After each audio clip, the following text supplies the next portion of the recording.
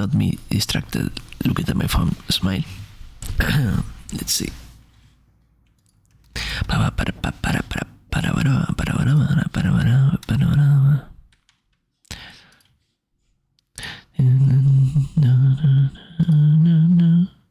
New desire, take me higher in the sky. Okay, time to spin the wheel of mythicality.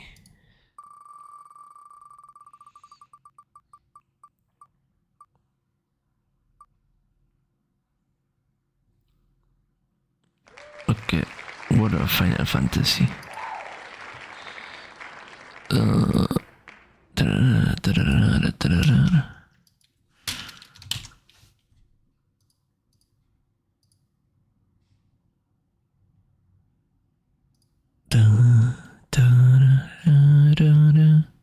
No desire, take me higher in the street.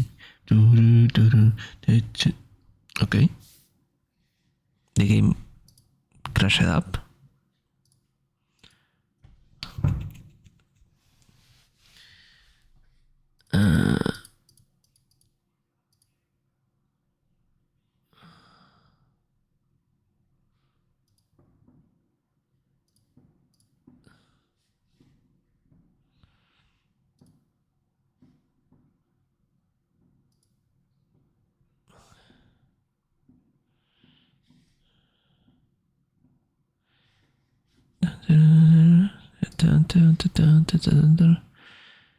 Let me see.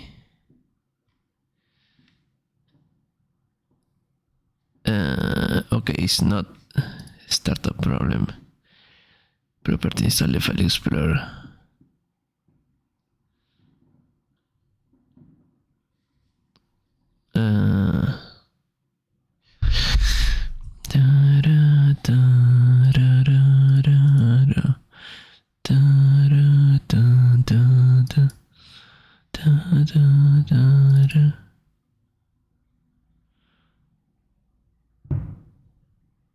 Oh, there we go.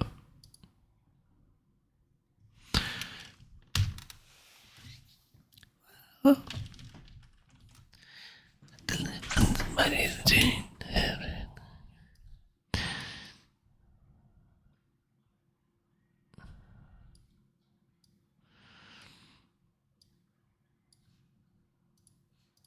Okay. Game World of Final Fantasy. Okay. Graphics and animations. Wait. Keep playing. Launch confusion. Fuck off. If he annoys me one more time.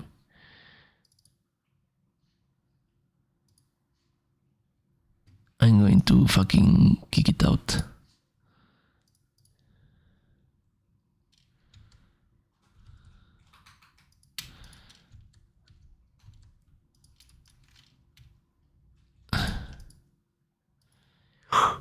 Cryware.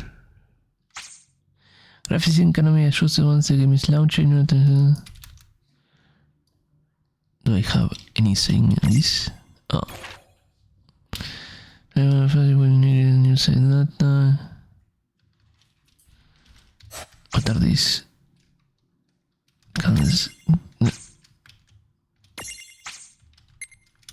What are these controls?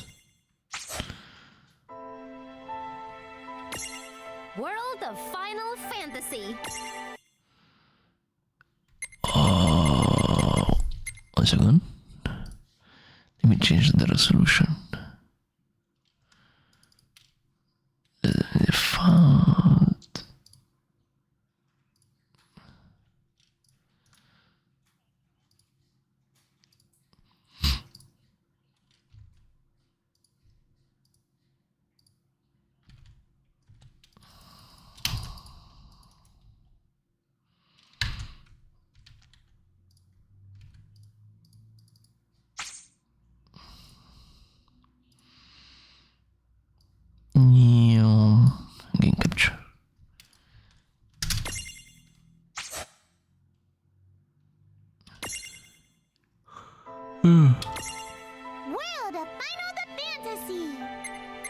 Final Fantasy.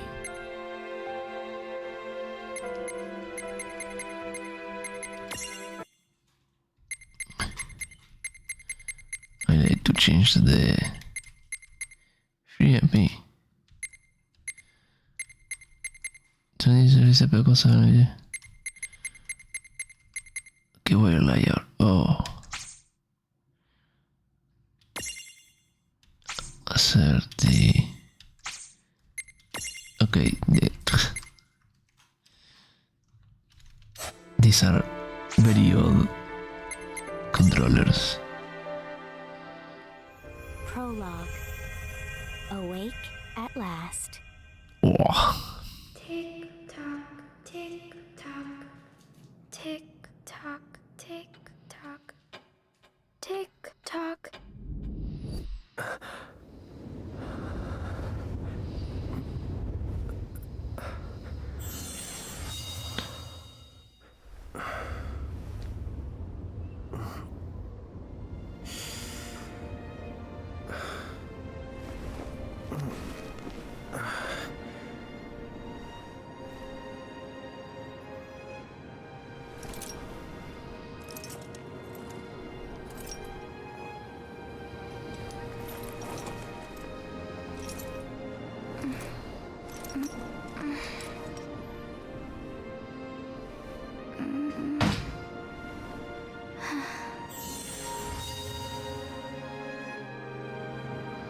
Hi Kiki, how you doing?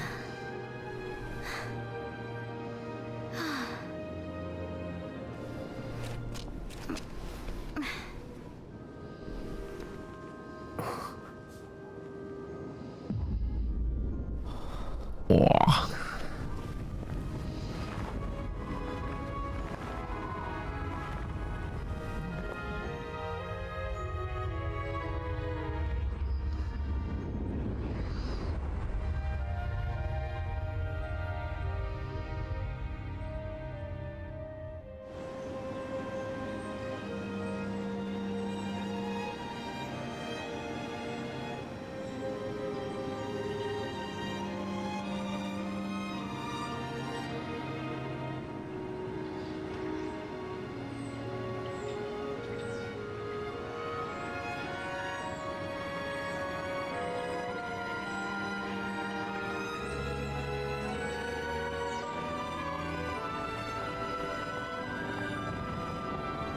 Kids pancake. You are going to cook something now? Time to wake up. Wake the fuck up. That's not wake up, this is the opposite of waking up.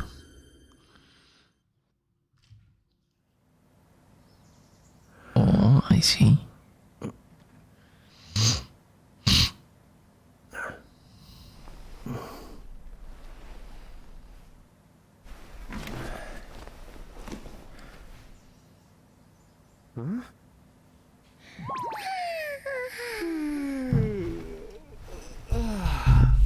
What a nap.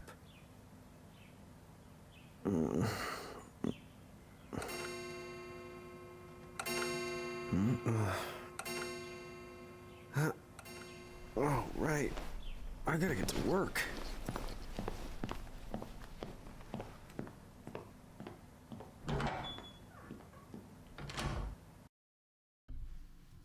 You think maybe not supposed to Am be? I gonna make it? The boss hates when I'm late. All these controllers are something. Then again, it's not like business has picked up any. I have a Takao in my head. On my head. The street's sure Wow, quiet today. 80. How are your all levels, Kiki?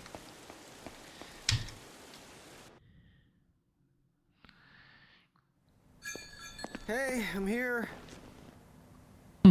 Fair enough. Huh? How'd she get in if no one's here yet? Good morning. I'm real sorry. I hope you haven't been waiting long. The customer. Oh, right. She needs some water. Oh, no thanks. A pint. I mean, a cup of coffee, please. Oh, Joe. And bring the whole jar of sugar. I'm gonna need it. Right. That's 1 cup of Joe. And I'll get you one of the big jars. Has nobody made the coffee yet? Come on, get it together, guys. I'm sorry, miss. This might take a while. Hey, no hurry. Time's not an issue.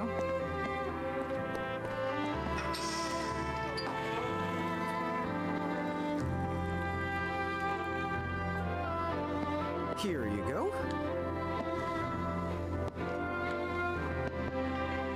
Thank you. Sure.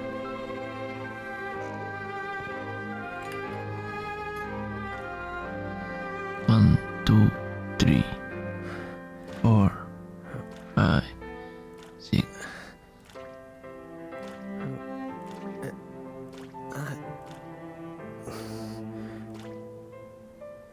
No, you're this was.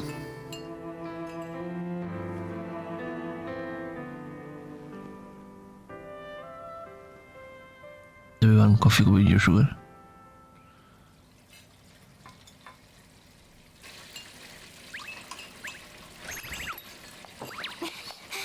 There you are! Lon! Keep it down, Rain. How about acting your age, huh? Hey, don't talk down to me. Listen, last time I checked, little bro, I've been around a few minutes longer than you. Okay. I get it already. Very sorry. Okay. So, what's up? I'm all ears. Well, you don't have to get all sarcastic. You really are all ears. What? Forget it. So, Lon, have you seen anybody this morning? Well, yeah, I mean, I'm looking right at you, aren't I? And there's that customer. What? Oh, hello. You didn't even see her? Dude. Yeah, but... look, come with me right now. Easy! Ow, ow, ow, ow.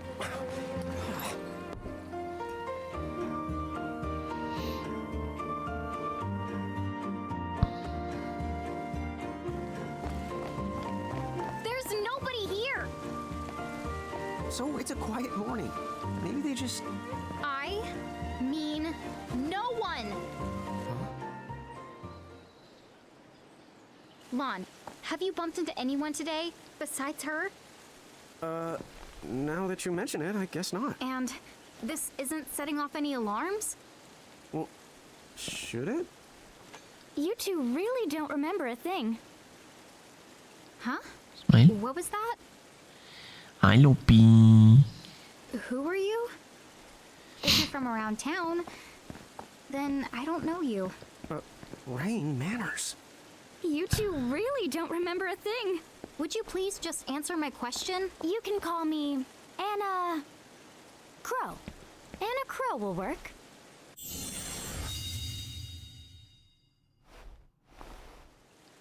Okay, well, we woke up to a ghost town this morning.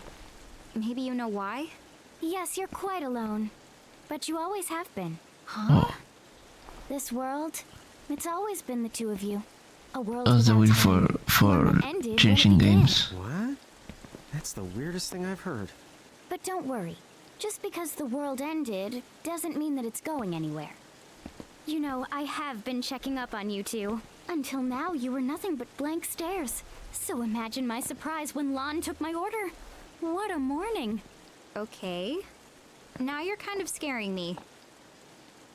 So, now that you're awake, we've got a story to tell. It has games. Which brings us to... Tama, right to here! Who the hog put this thing on my head? Yeah, I did try to mention it before. You take it from here. I'll go on ahead and link up a path. You the gun! Huh? Hey, you can't just leave. Salutations! The name is Tama, and I'm here to help out. Does anyone have It's a any white type. questions? Oh, thank you for the 7 stream streak. Also, Gigi, thank you for the 86. That's seriously the first thing on your mind? 80, 80, 80. Now I see why Inna Crow is just about ready to throw in the towel. We're not allowed to be confused. Hey, whoa, take it easy there, Lon. I thought you were upset too. Let's start the over. I'll make us some the coffee. Oh, yes, please. But I already made some coffee before you got here. How can you just roll with this, Rain? Chill the out. You lived the much longer. Yeah, Lon. You shouldn't start out your morning with so much stress. Oh, would you like some sugar? 3 cubes for you, right, Lon? Huh? I'm good with just one. No. Okay, I'll go and put the coffee on. But I just said I... You know what? Just give me my dang cup of coffee.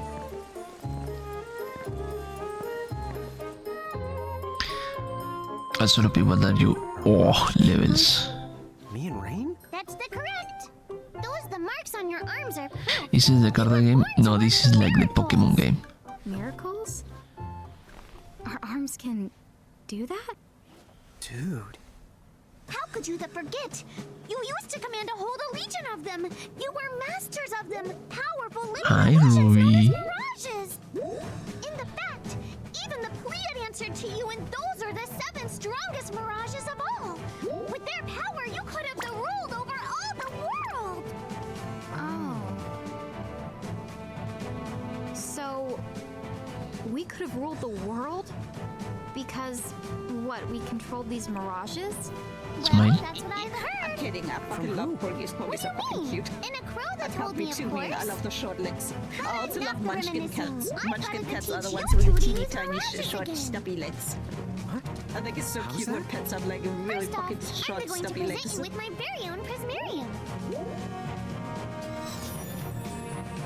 So what does it do? With this Prismarium, the mirage inside becomes yours, and you can make it do the anything and everything you command. You can make it. Try it right now in glorious combat. Wait. What? Huh? On your...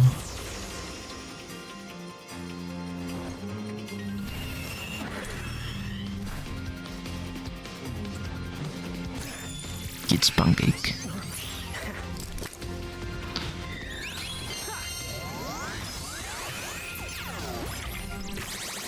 Okay, go ahead and throw some attacks out there. The throw. Take action. You need to spend something called action points, also known as AP. You automatically gain a Okay. little bit of AP each Uno time y que- your turn comes around in Oh, I battle. want to skip so The amount of hard. AP you need depends on what you're trying When to I'm do. Alliance So make away sure from you use them wisely. changing it. The overexposition is killing me.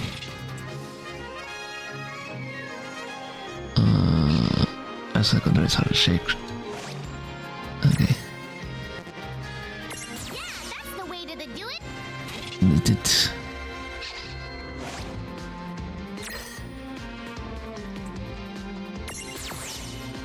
Wait, I'm defending. No, why I'm defending?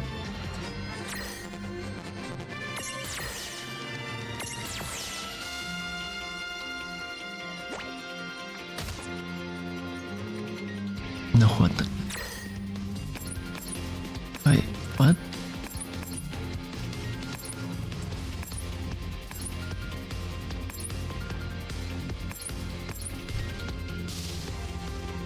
Oh, E. What the fuck? I knew that you had talent. I didn't knew. What? Oh, wait. Can I adjust that right now? Right here, right now. Good, kids gets what he deserves. Smile.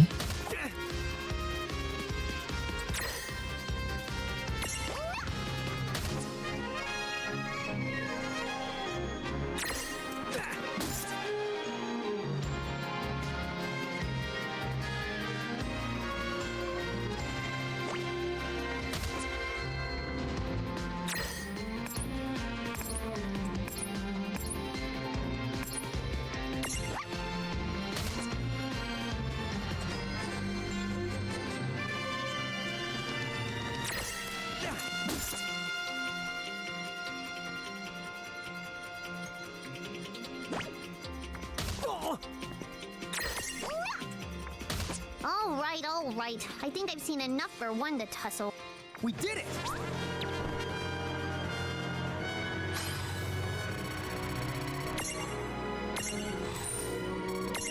Let me speed up everything before I...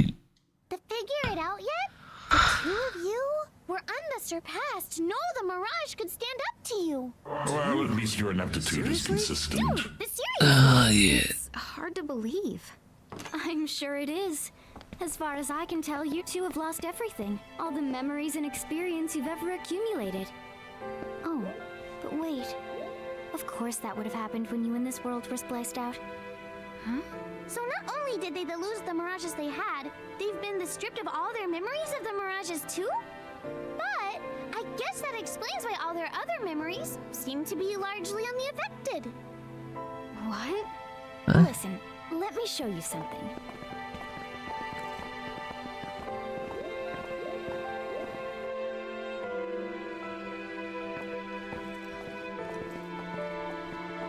There, just beyond this light, lies another world called Grimoire. That French. is where you'll find all the mirages you've lost. You mean they're all inside this gate? You got it. Are you ready to conquer them again?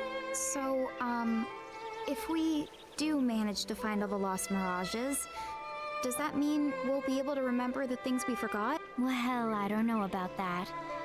After all, you lost your memories. It's not the same thing as forgetting them. Oh. But even if you don't remember Grimoire, Grimoire still knows a lot about you. You're certain to find French. traces and records of your past. Okay. So, like, You're saying whether we remember anything about ourselves or not, we can still find clues about our past and the things we've done? Correct. And if you keep on gathering mirages, I think you might even meet your family in due time. I mean, Grimoire is a French word. huh? Well, I guess it does make sense that we'd have parents. Oh yes. Is it okay that I had the gray hair? Will you journey to Hair Grimoire? gray hair or gray hair in general? I don't mind gray hair. Because I love monochromatic, so... Sure, I guess. Oh yeah, you can hate her. Chapter 1. Land of the Lilikin. Oh my god. I feel like I can play Yakuza all over.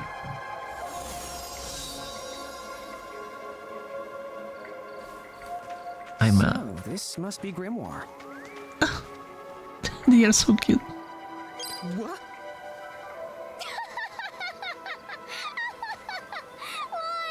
You look like such a little dweeb.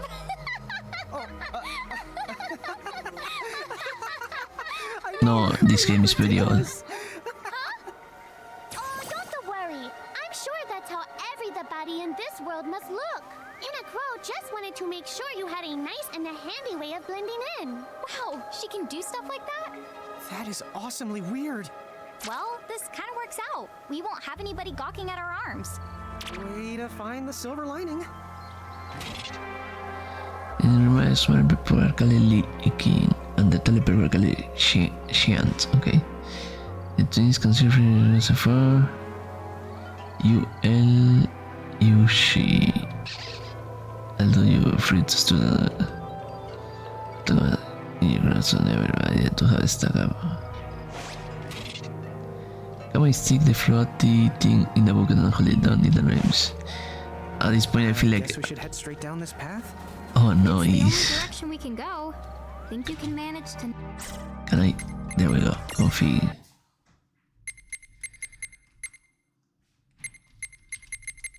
Pumper event on off message speed. Wait. What will them random number?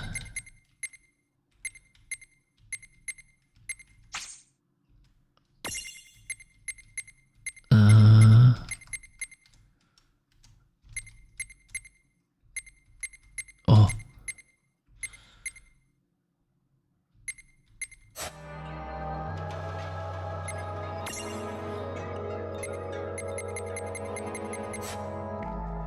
Okay, so if I press I'm not gonna get lost. Yet. when I I really like them being like this. But that's because this game just throws me away. It treats like idiots. I mean, Oh, hello. I spy another mirage. That is the call to Choco Chick. What are you waiting for? Go on and imprison the it. imprison it. What?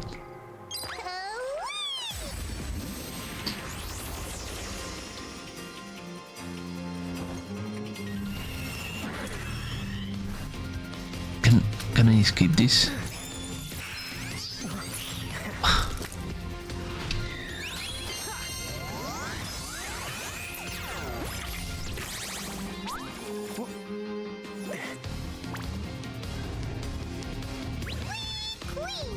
So what now? First, you're going to need this. It looks sort of like a prismarium.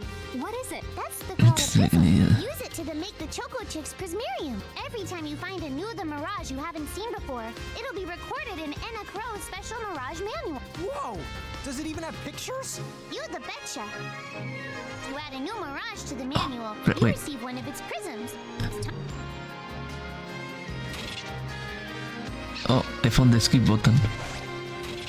Or the fast forward button. Okay. Oh fuck. Not done yet. Choco Chick. Fuck, I used the wrong button.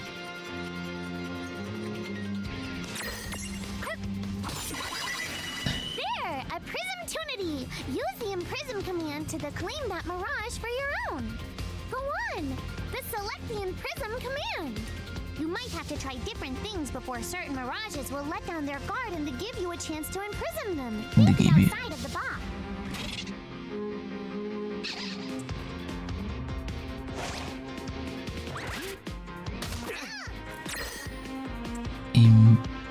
Imprison.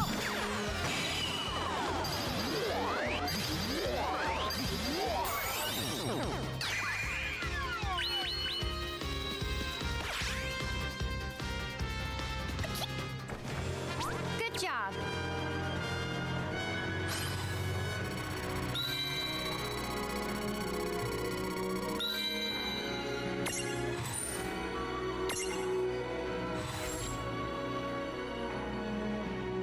Huh.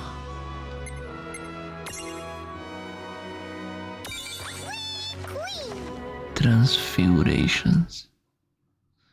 I might change this game. Is Oh, I can see the Choco Chick running around in the prismarium. Pretty the neat, huh? Next, why don't you have a go at stacking that Choco Chick on your head? Here, watch, I'll just show you. Oh, now I get it. So when I saw you perched on Lon's head back in Ninewood Hills, that's what you call stacking. Yep, that's the right. While I'm up to here, I get to take it nice and easy. Is that stacking or slacking? When you create a stack, the HP of everyone in the stack gets the added together. Like they say, strengthen the numbers. Oh, so it's like combining into a super robot. Better than yet, your magic and other abilities have the potential to change too. It all depends on how your stack is configured. Huh? Oh, I don't need any action figures when I get to blast out super attacks like a super robot. Well, just be careful. Stacking doesn't make you invincible. Some of the enemy attacks have the power to unstack you. In other words, bye-bye super robot, so to speak. Yowzers. It does sound like bad news. blah blah blah blah blah blah blah blah blah blah. Yourselves by choice. Think carefully and choose the best setup for the job.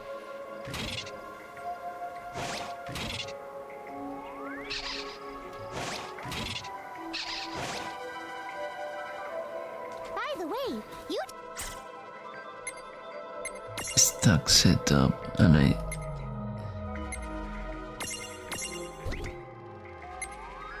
Choco Chick. depending on your size, you can make different stacks. You aren't allowed to put big things on top of the small things when creating a stack. So, to get on top of a mirage, you need to be in Lilican form. The best way to learn is to try it once you've rounded up a few more mirages. You'll pick it up in no time. Huh? A dead end? but there's nowhere else to go. What are we gonna do? Never the fear! Look closely. This may appear to be a wall, but it's actually a gimme golem.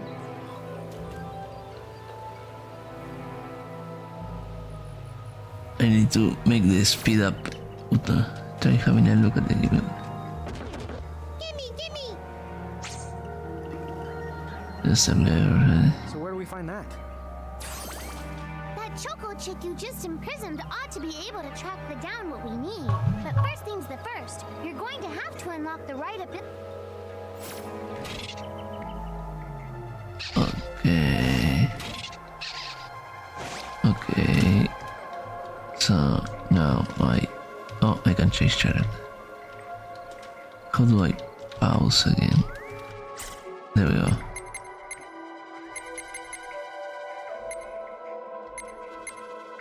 I did this.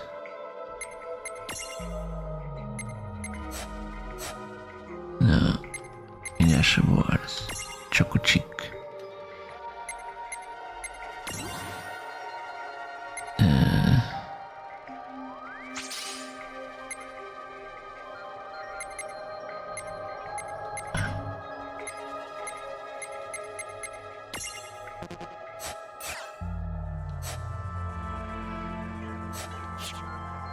Hey, the Choco Chicks come along for a stroll.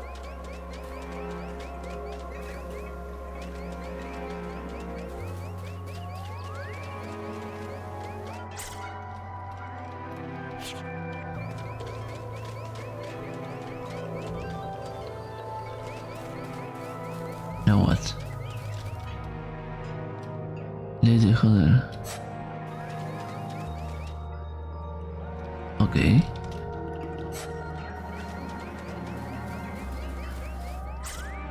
Fuck, the controls are jack shit. Let me go.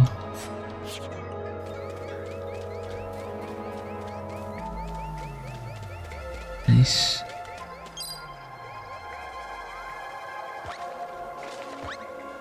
Huh?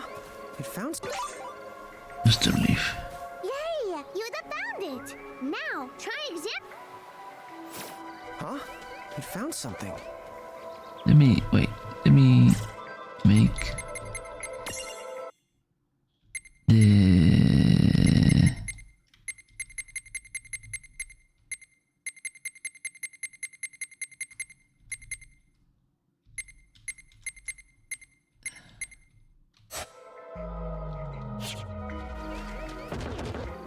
Gimme!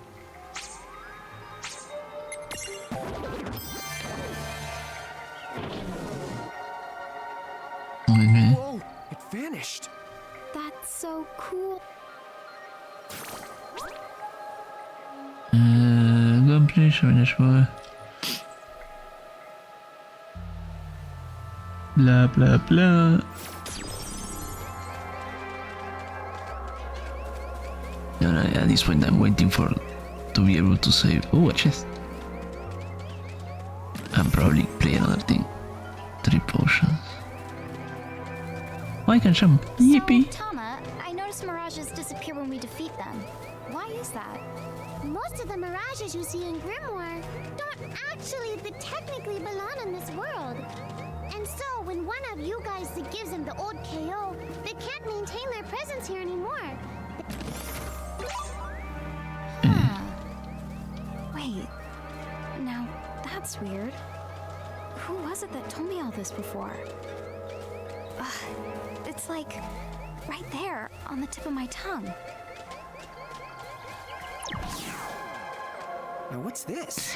Yippee! This is called a Merc Rift. Inside, you're likely to find mirages that are, shall we say... Mirages? Oh man, let's go catch them.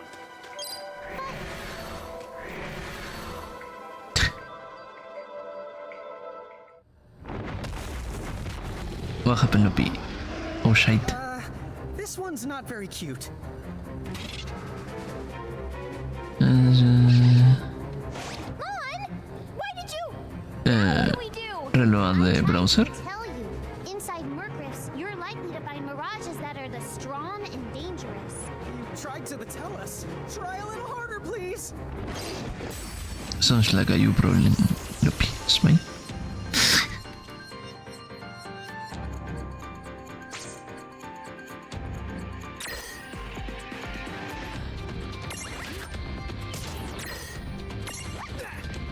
Isn't that the thing that attacked me?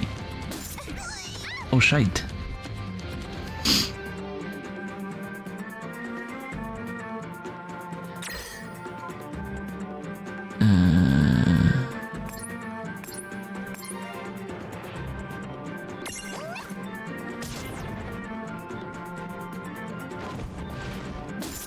I do it.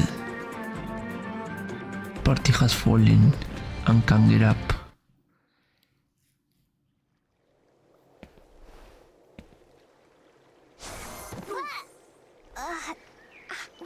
Ow.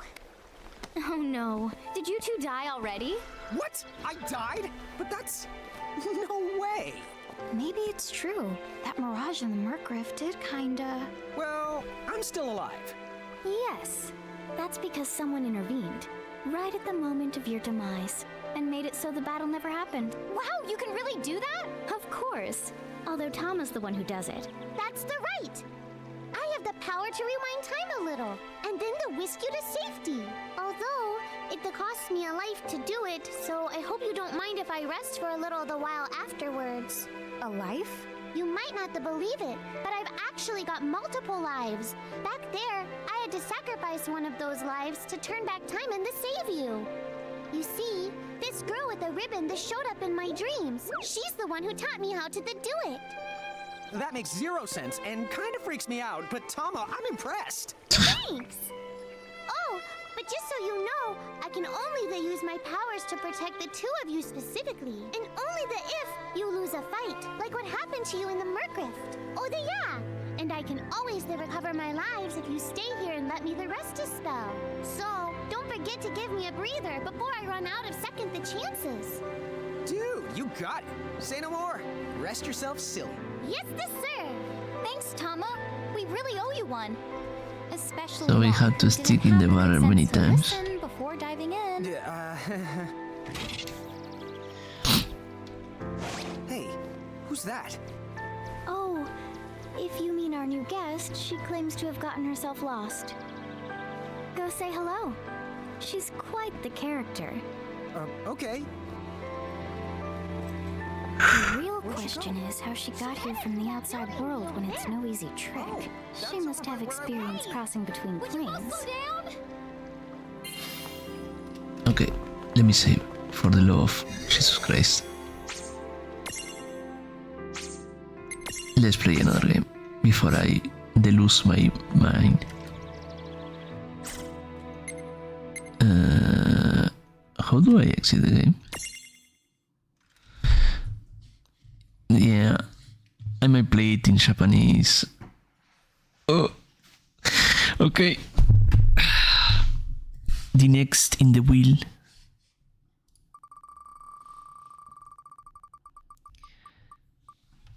I'm trying not to read my ears. This will be fun if Leo was here. Clover Pit. Let's go with Clover Pit. I'm playing games I have installed. Clover Pit that I haven't ever touched. I had two options, either play Clover Pit or play Clover Pit. Hard to tell. Game Clover Pit. Alt F10. English demo data. You want to try to import your data from the... No, I don't have. I think photosynthesis epilepsy warning. So if you are photosensitive, panic, arcade. Wow. Future friends, video games. Clover Pit. Oh, Lopi's playing Clover Pit. I can't believe this. Okie dokie.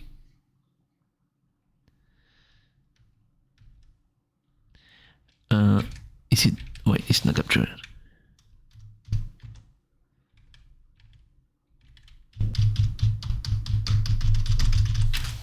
There we go. Oh, scheiße. Oui.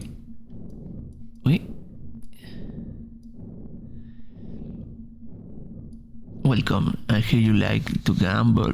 Not really. No need to panic. Here you can play and forget about the world outside. Now, do you need an explanation how these things works?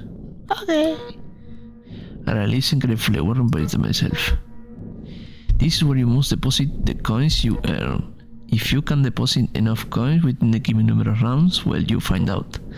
At the end of every turn, you will earn interest based on your current deposit coins. Keep depositing to earn more. If you deposit all the debt early, I will reward you with 4 Clover tickets for every round left.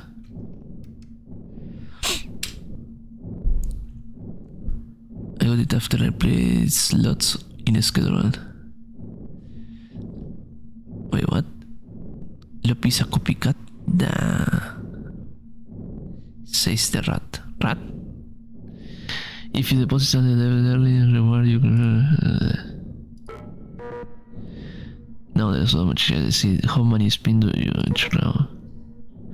At the end, you will know more. You collect a tick to win lucky chance and improve your odds of surviving. They restock for free whenever. Well done on talking about. Anyway, what do we have? Doesn't the Clover voucher?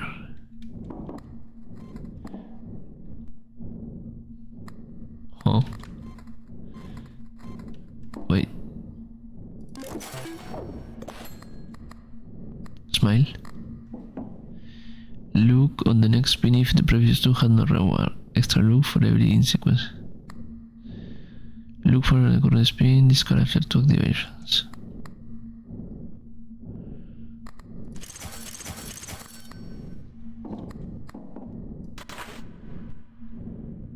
No, Oliver, mobile.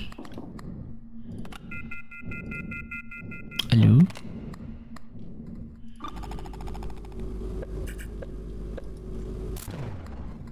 Surgery machines.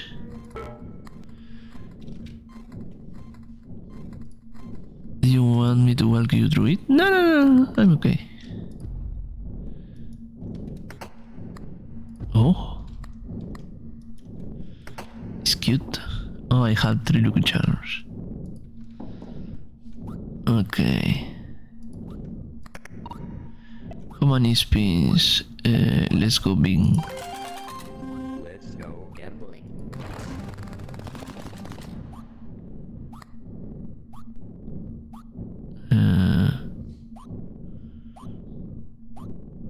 Same was I. No, that put. You don't need them.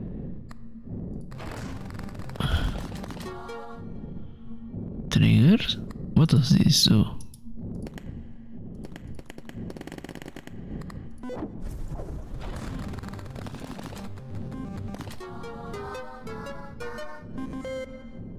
Nice.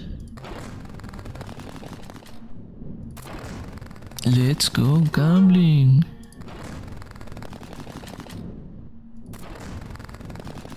Oh. Yippee. 2 rounds left. You discover new lucky charm. Check out the terminal to learn more about it. Look at car battery. Yeah, the rest are all depend lucky charm. Inspect. That's your final reward. I still have the CD when you look at it. How much I had to pay? Deposit 3. I need only 7 to play, right?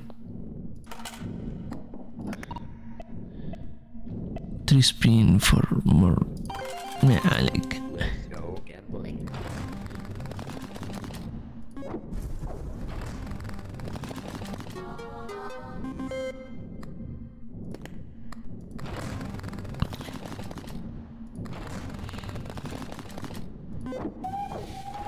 Chuchu, motherfuckers.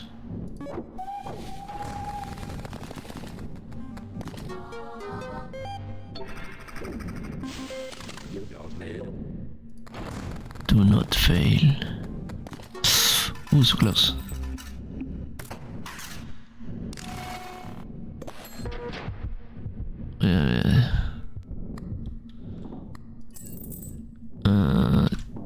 Depth.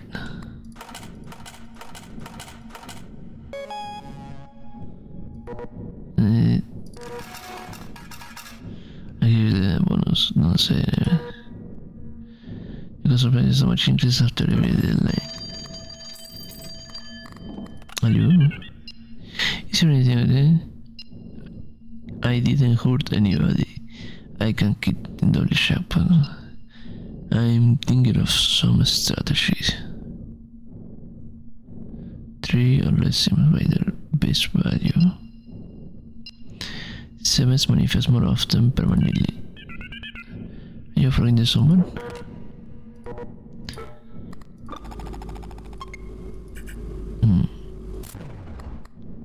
What's that?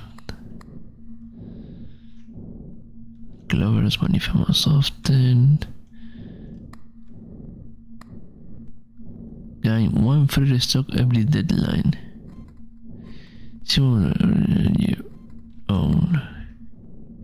Increases by 3 after every round.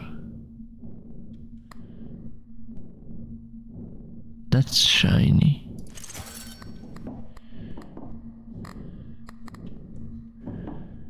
Deposited. Look at that.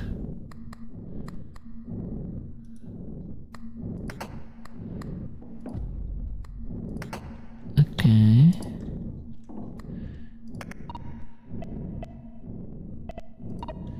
I need only 40, so there we go. Let's go again.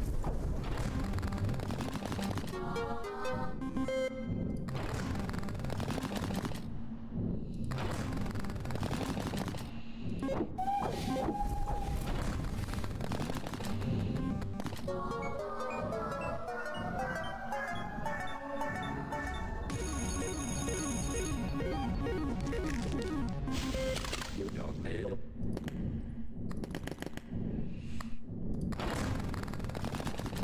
Voicemail?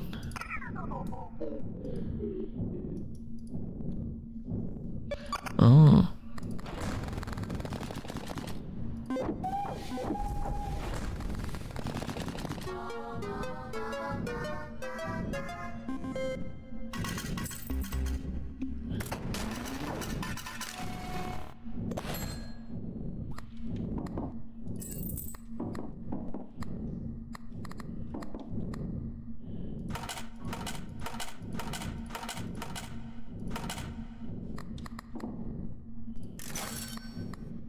Can I have 2 of the same?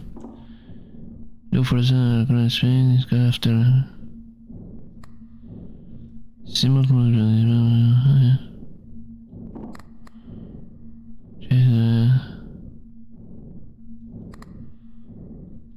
I want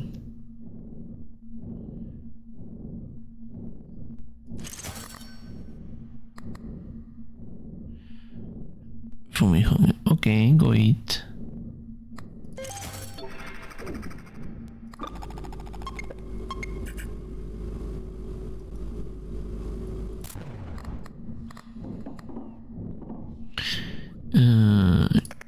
Let's go. Let's go gambling. Let's go gambling. Trigger? I don't know what I'm doing. Don't mail.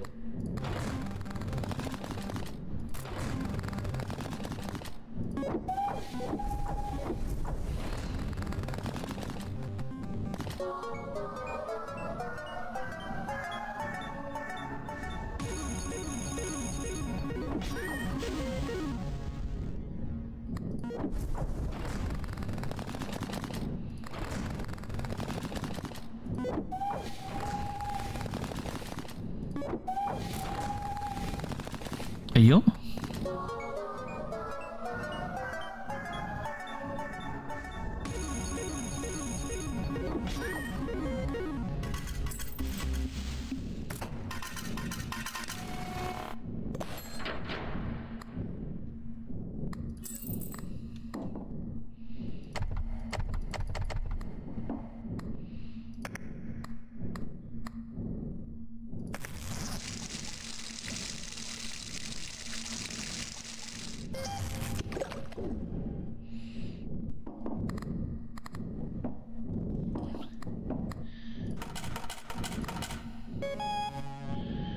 When you encounter the pattern 666, if you score that in a slot machine, you lose all the money earned in that round.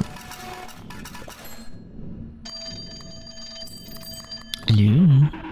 Can I attempt with you with something? My head hurts. Activate all current probabilities, then apply the Tebius trade. 0.6 chance of seeing to a random given trial. Always the best chance of manifest diamonds. Like cryptic values, so your clever tickets set your coins.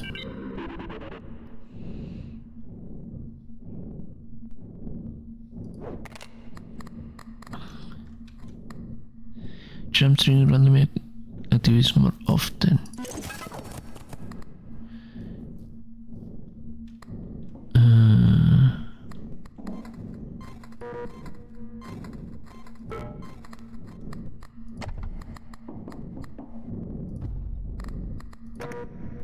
Yeah. Okay.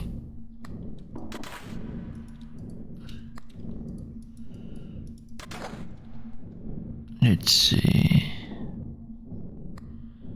How much money I have in my hands? Too much. How much food to play? 28. There we go. Let's go gambling.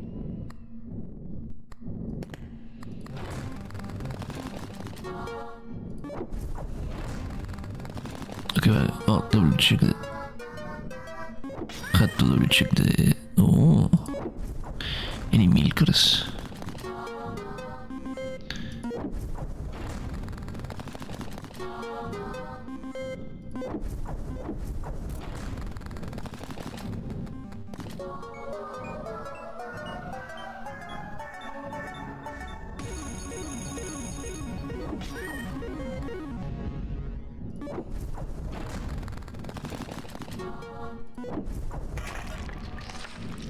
Oh, he broke.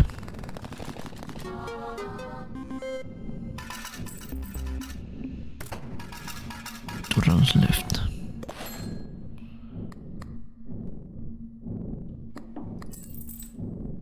One second. Then you put. Oh, I will have rainbow on the background. Oh, free. Stein. Trigger when the red. Trigger by the red button for the next spin. That's how they call the modifier.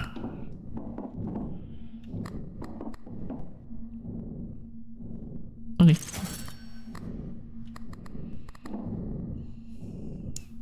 Are we fine? Are we fine? How much money? How much? 28. Hello.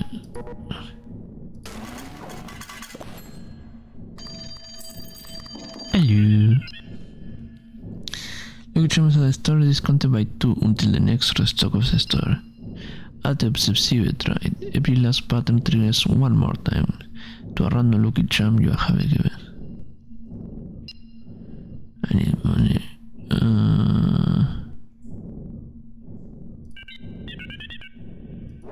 I don't know. Peace. Oh, Nikki is playing Miko Punk.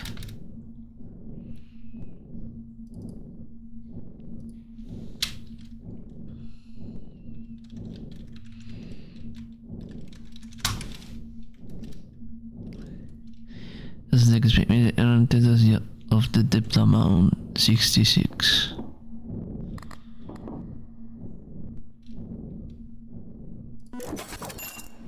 Free money.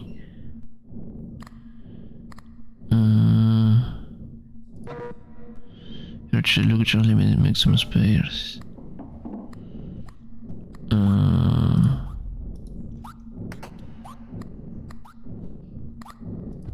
don't know what you do.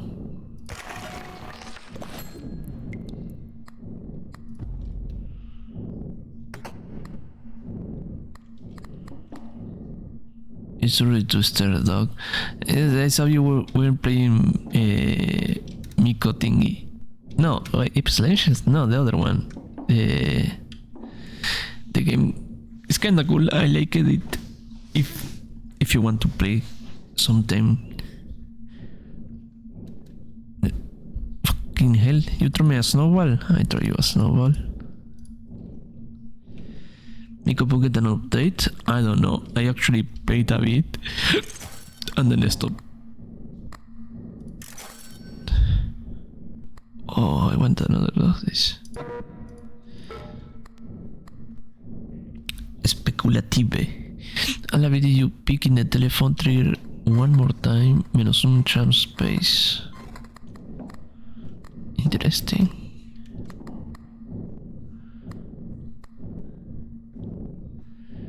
Every demons. Okay.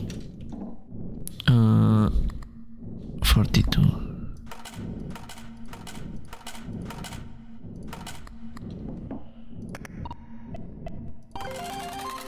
Let's go gambling.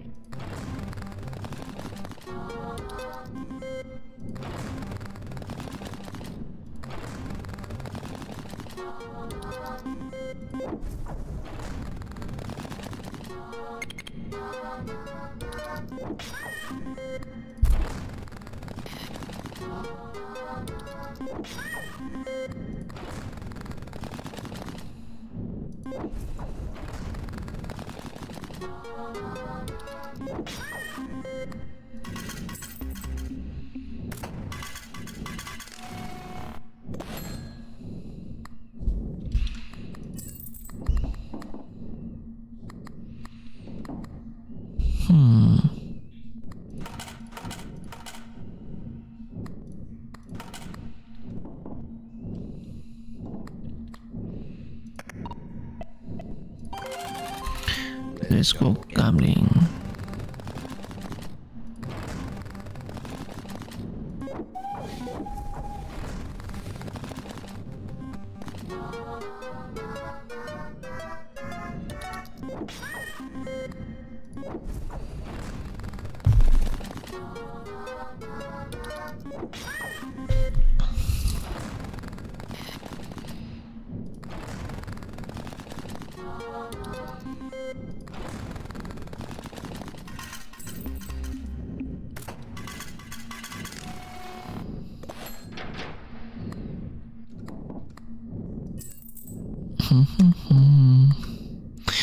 Either you pick the trigger one more time, -1 charm space. Chance for diamonds on the golden modifier. Golden modifier. Throw away. What you do? Then you similar, right? One free stock, throw away. And we grab this one. Now we have 6, and now we wait, cancel.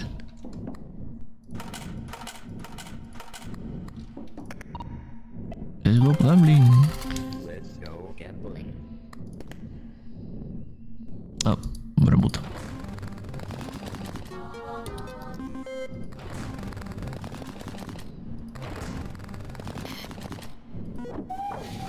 Choo-choo, motherfuckers.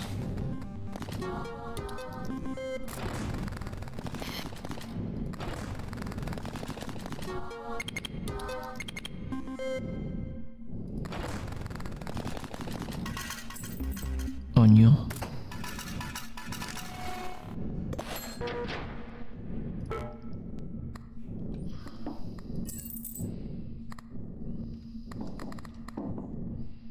Boop.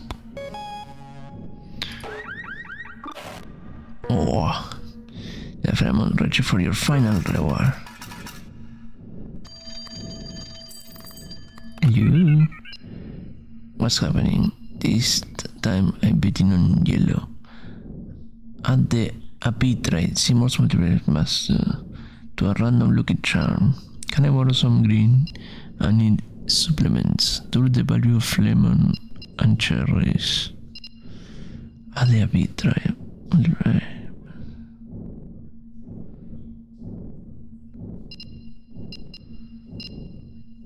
This one. What's that? Mushroom spin program. Oh, that's actually very good. I want it. Let's. Oh. I like this. Let's throw away this one.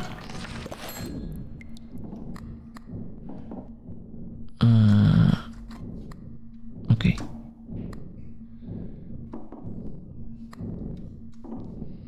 How much I need? 56.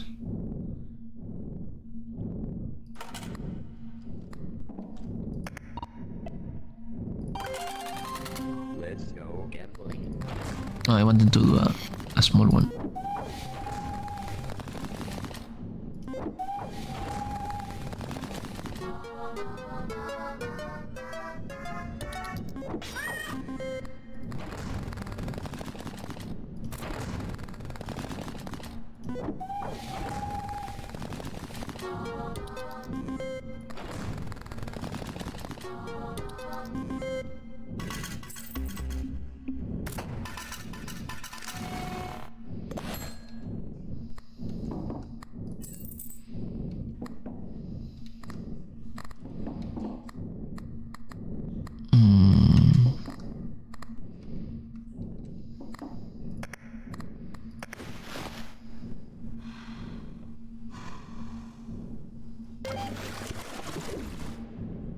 I shaded.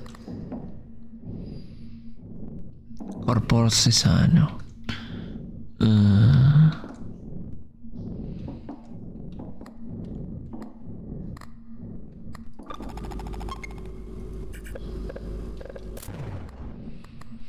Hello. How was your stream?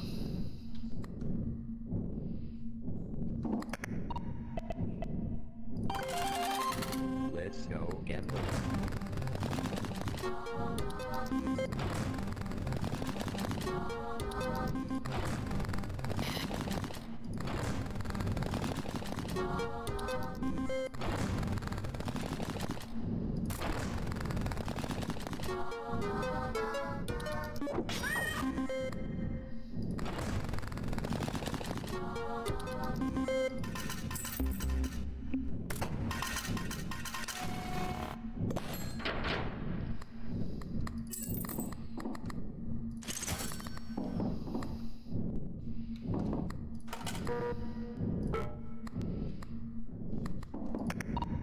Okay, time to pray on the gods of gambling. Let's go gambling.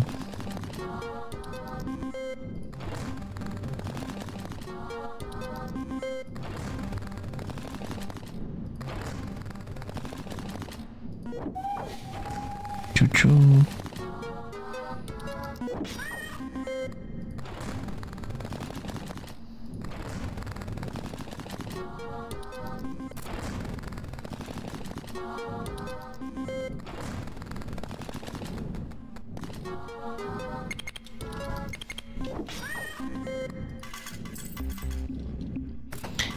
I guess I'm going to die. I guess I die. I didn't have not enough coins.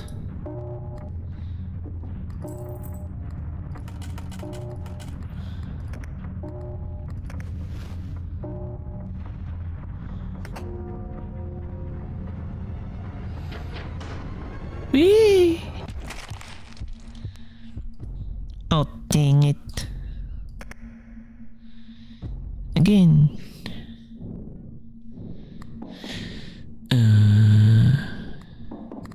What do we have? I like the train.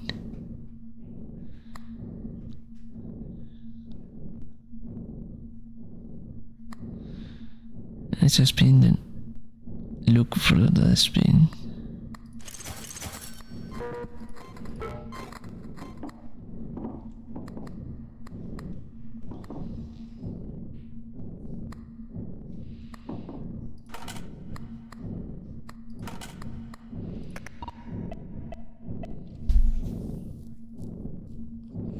Train, the T-Sum is strong in this one.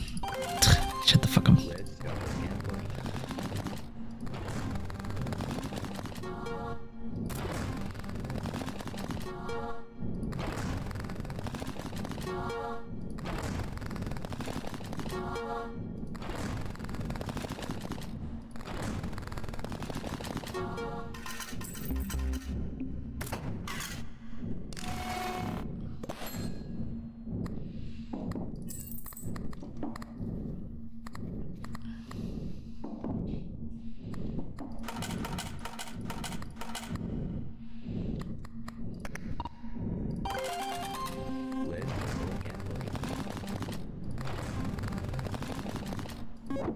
choo choo.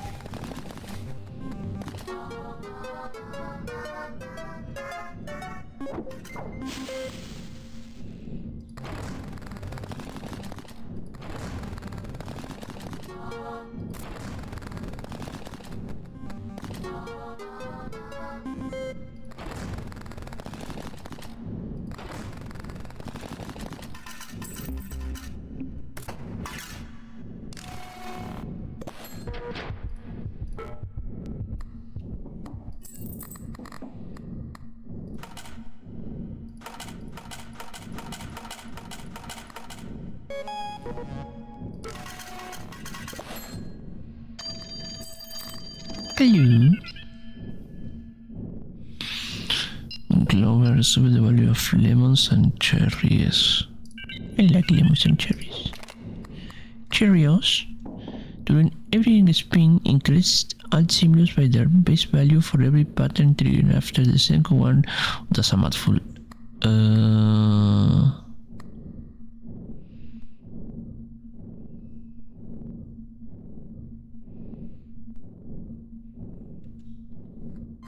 Hicimos multiplayer.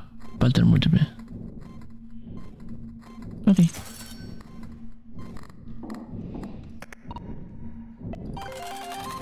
Let's go gambling.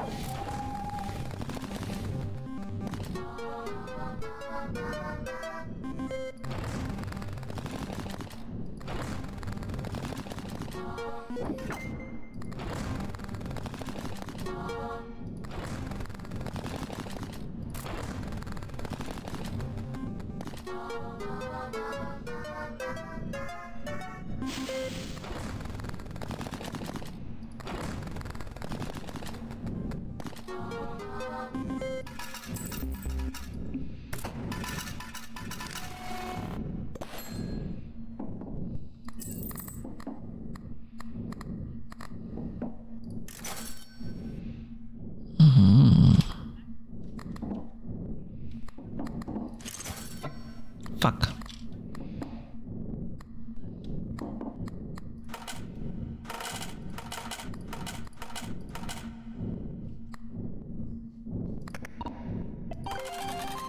Let's go gambling.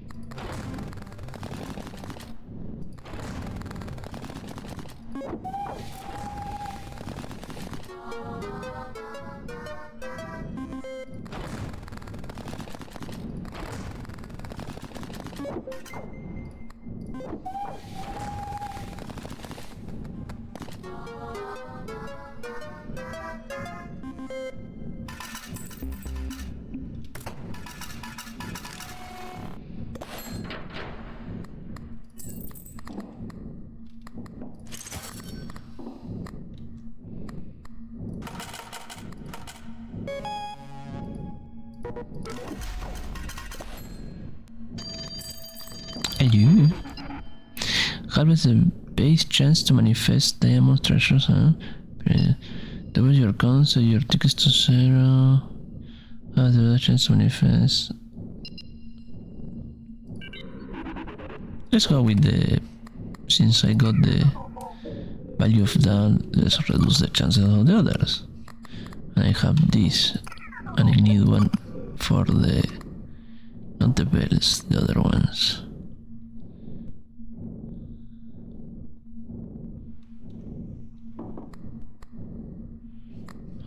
Okay.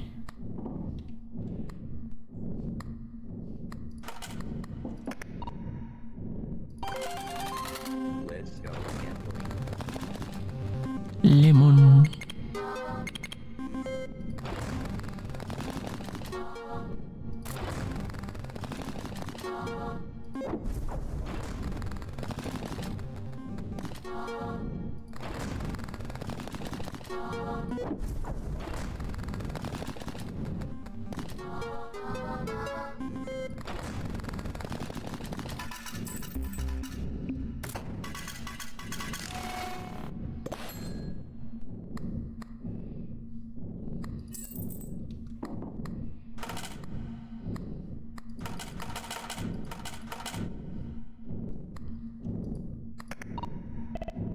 Oh, I put more than I had to. I'm stupid. Dang it. Let's go I made an oopsie.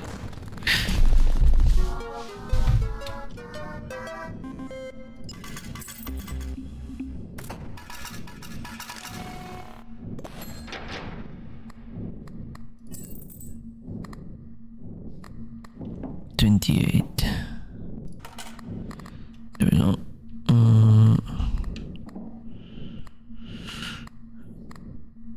Peace.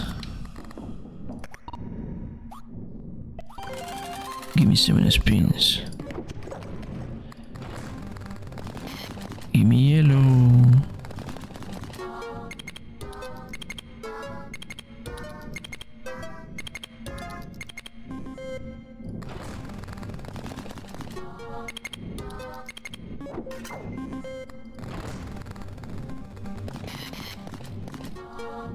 That was scary.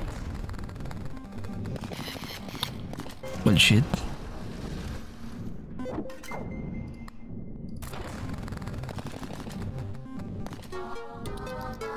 The number of the beast obtained 666.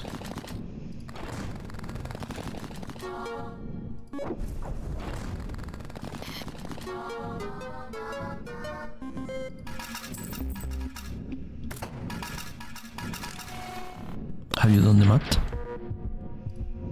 Okay. Can you go faster?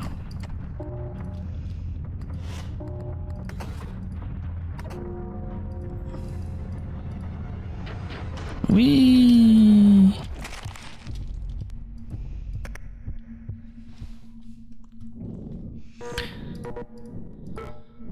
Maybe this time I won't go. Oh, I like this.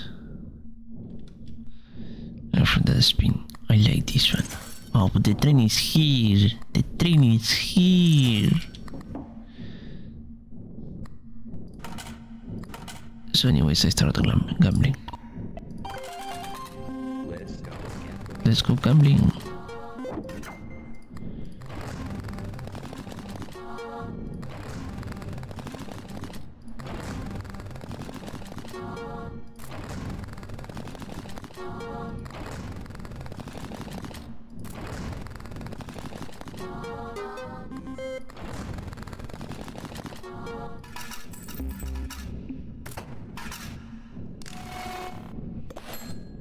Ka-ching.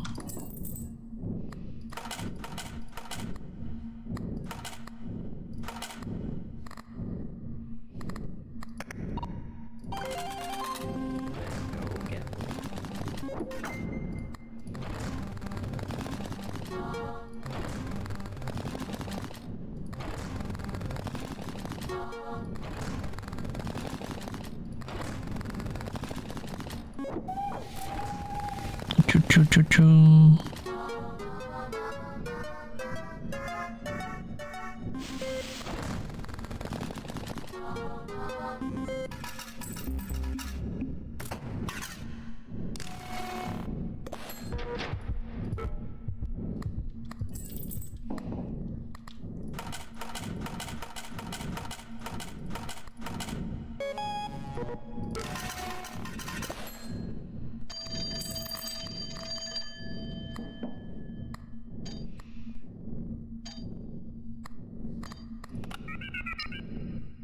The value of clovers and bells.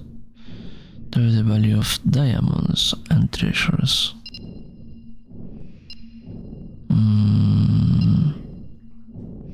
I'm feeling lucky. Be right back. I have diamonds and sevens.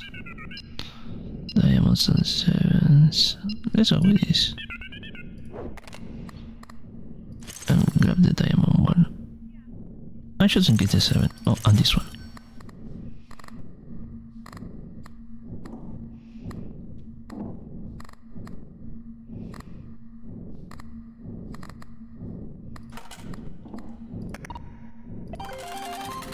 Let's go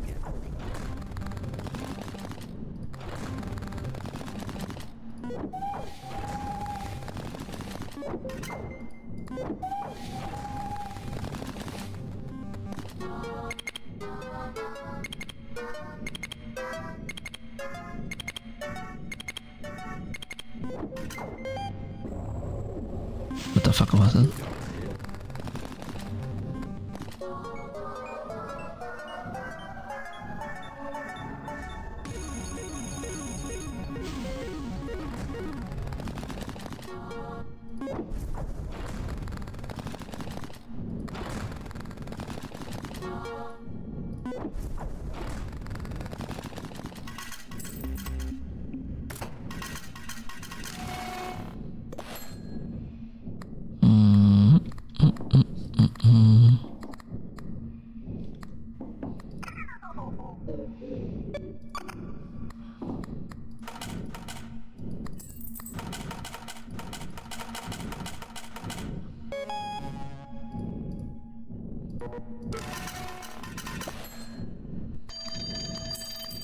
Hello. Make a random lucky charm in the story. Freeze your tickets. Harvest the base, change to manifest clovers and bells. Be right back. I have diamonds and treasures. Diamond and treasures.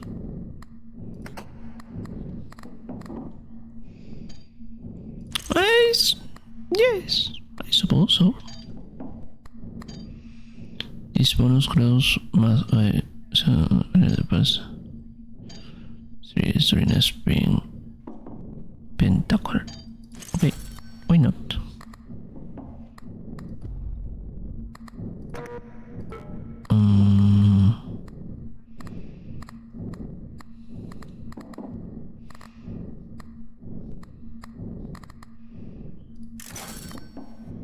Ooh.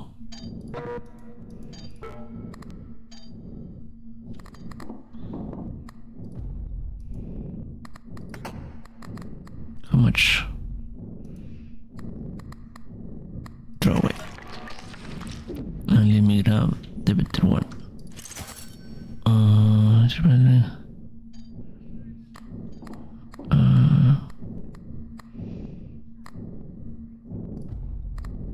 Throw away. Let's remove the tism. And now there we go. Let's go gambling.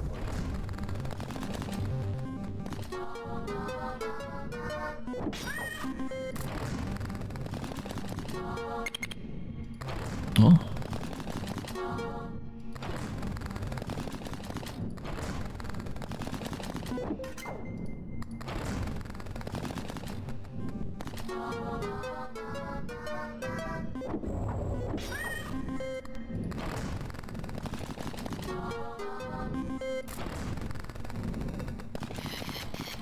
Boo. Oh. Never mind. I regret nothing.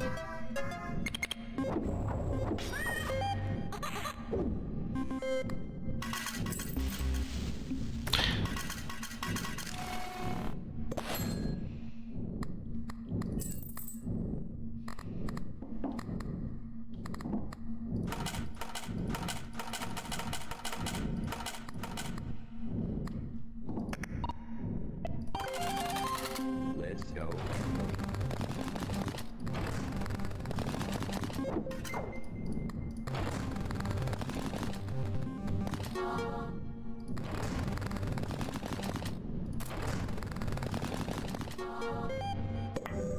Pills. Pills here.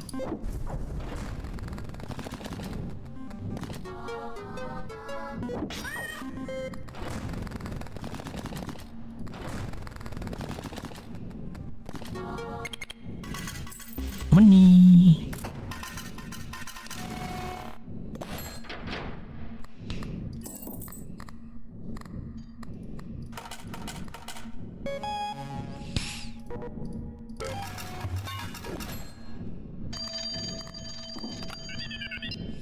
Can you give me some energy drinks? Triple the value of sevens. Very back.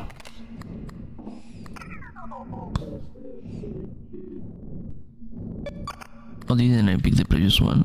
Am I stupid? Double the value of diamonds and treasures. Triple the value of sevens. Sure. Wait, right.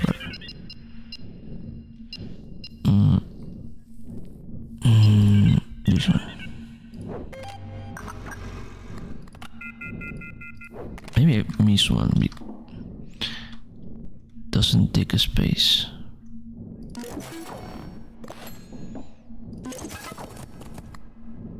If only one pattern shows during a spin, transform these symbols into the most valuable symbol. Fuck. I have sevens, I have this. Symbols multiplayer.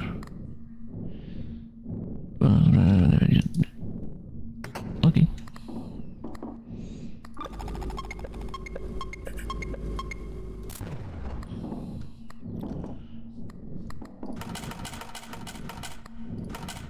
Let's go. Come in. Let's go again.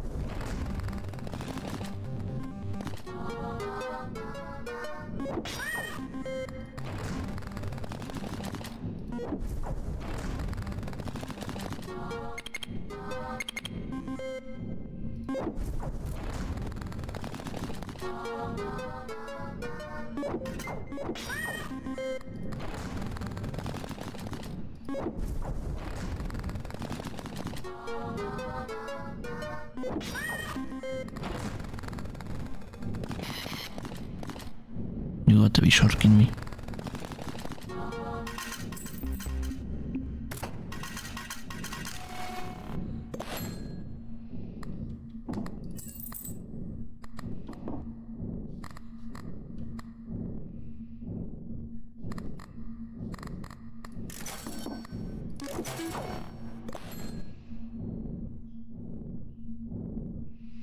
Rotate Hamza. At the end of every deadline and of every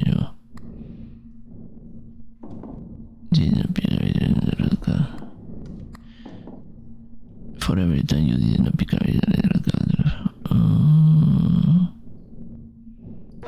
whatever my limit.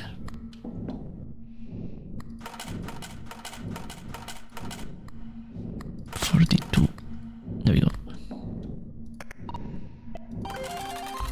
Let's go again.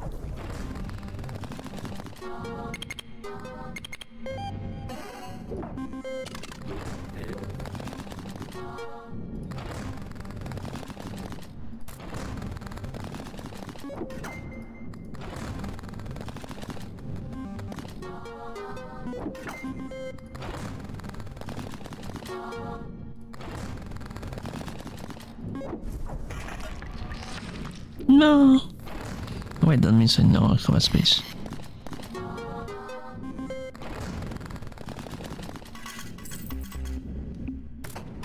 One room left.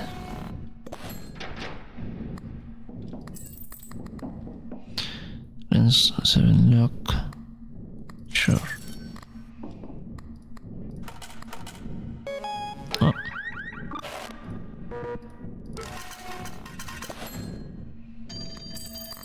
Hello.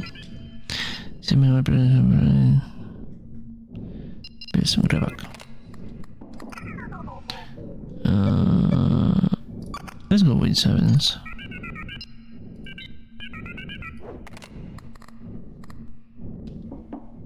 $56. Oh fuck. Let's go again.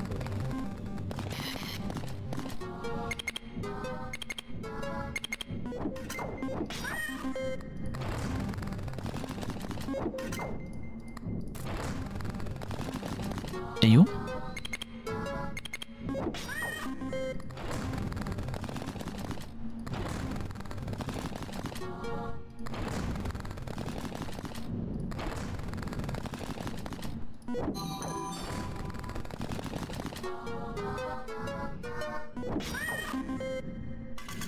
Hey, that was very cash money.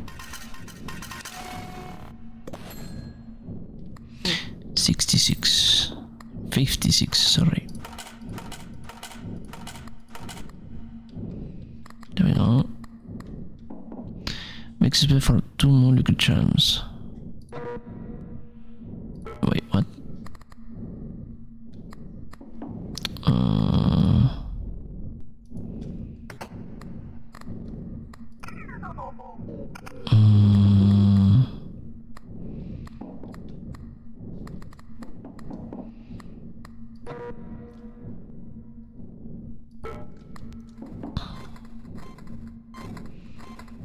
Make a space for 2 more Lucky Charms.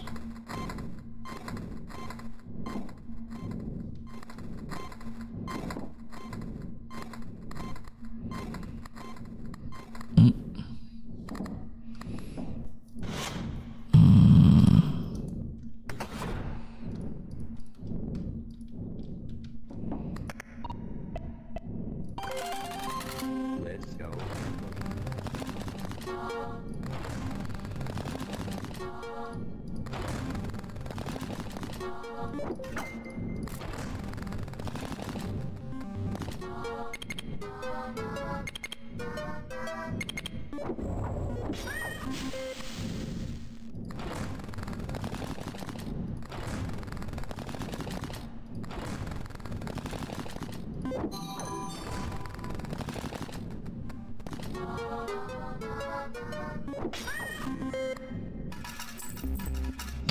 That's the something some people saw.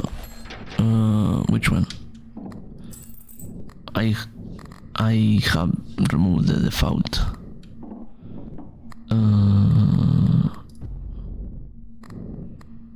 Cancel.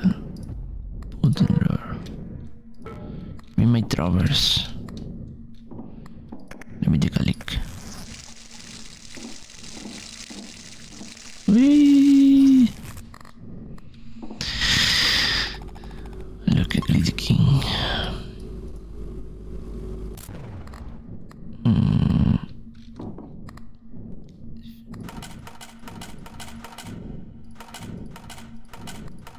There we go. One of the ones when you get stuff in the machine. Oh, maybe. Let's go gambling.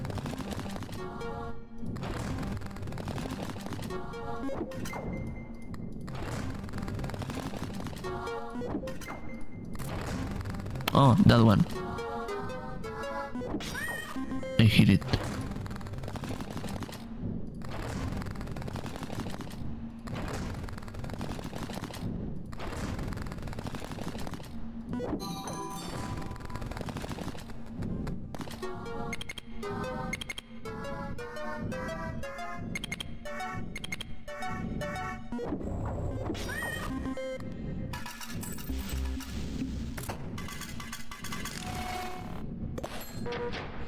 Deposit your coins to the list now. Okay.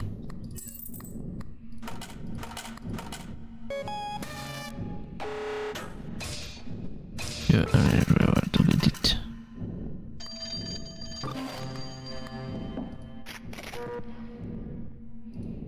Sure.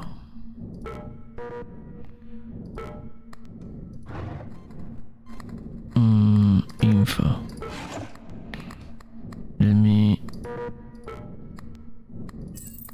Let me put this, put in the drawer. And now, oh, I lost the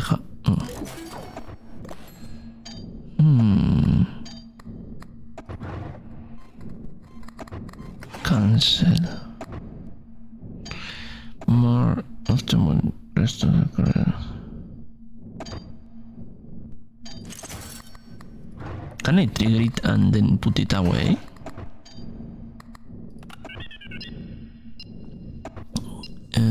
I just see it right.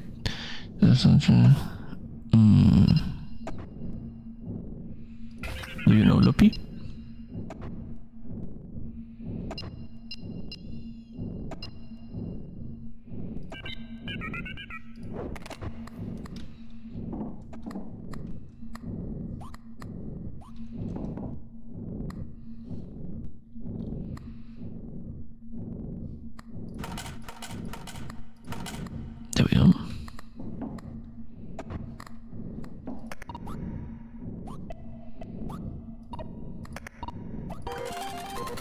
Let's go gambling.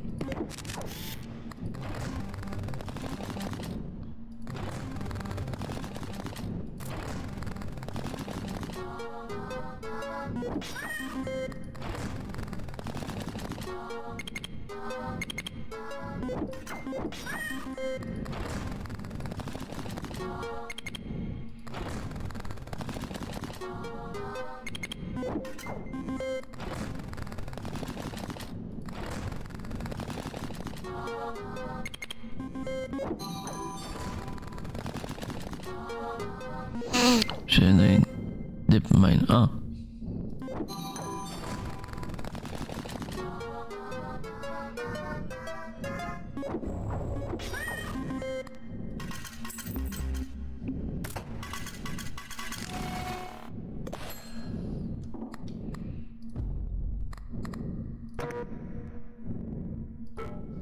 Can I keep it?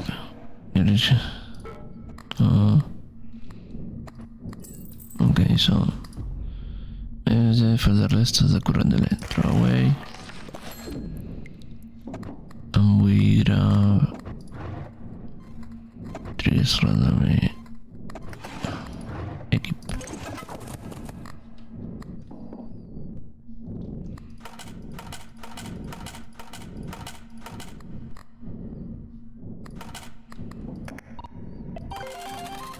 Let's go gambling.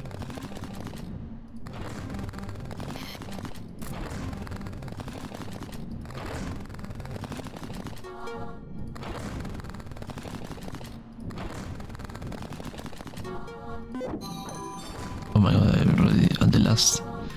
Well, that sucked.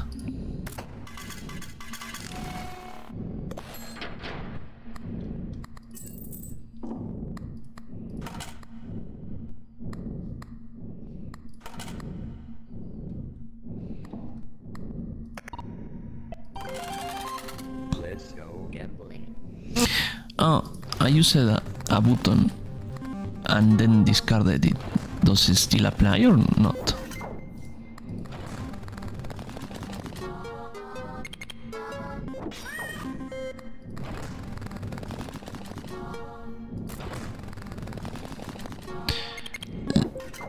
No, like I throw it away.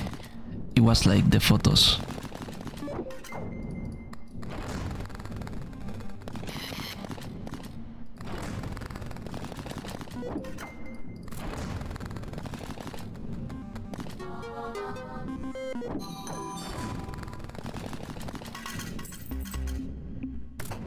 If you throw away this gun, oh, I see.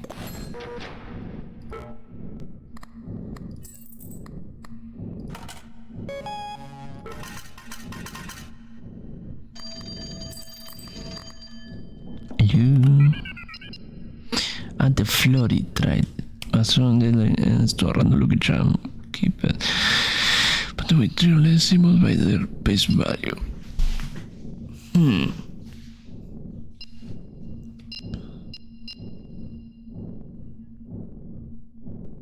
Mirror back.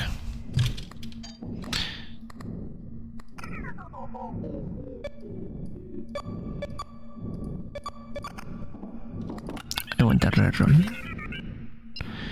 I found a way to increase the value of pattern with 4 or plus some base value. Diamonds manifest more after permanently. Let's go see the diamonds.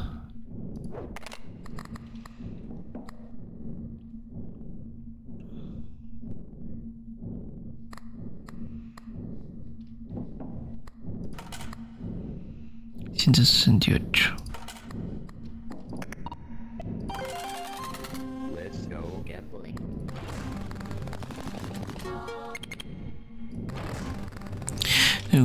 You're picking things up fast. I don't know what the fuck I'm doing. I just pulling this phallic object over here and hoping for the best.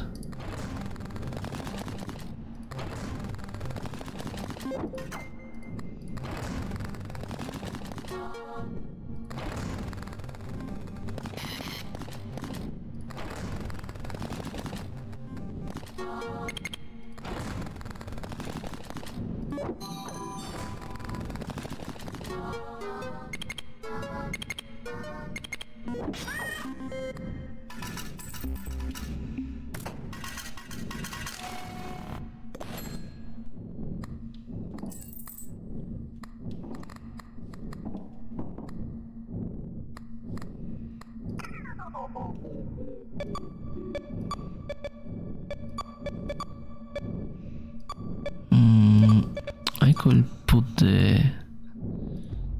this in the drawer and grab this one. What is it?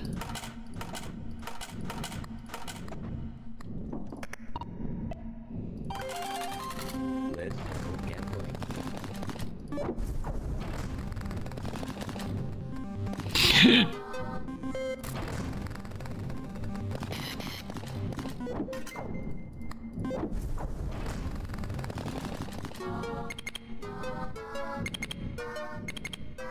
What happened?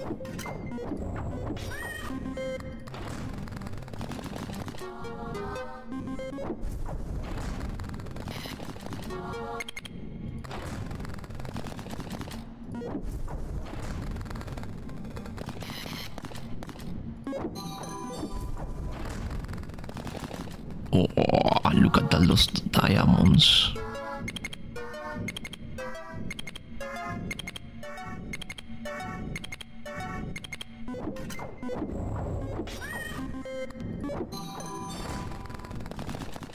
Oh, look at that.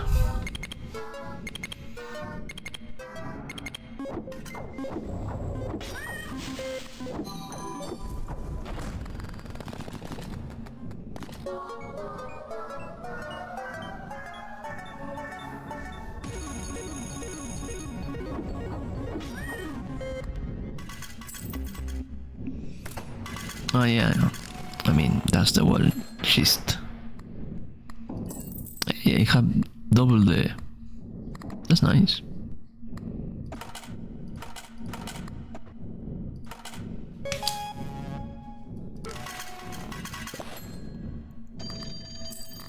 Hello. Cherries, double jackbox value. I want a reroll. Triple the value of 7s, sure. Some cost.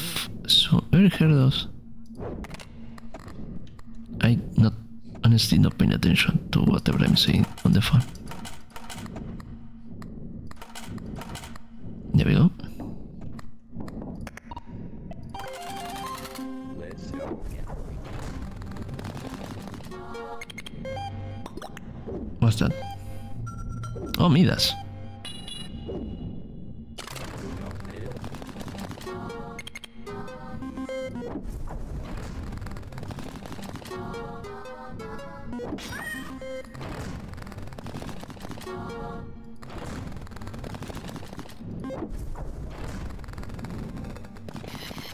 Hey, there it is.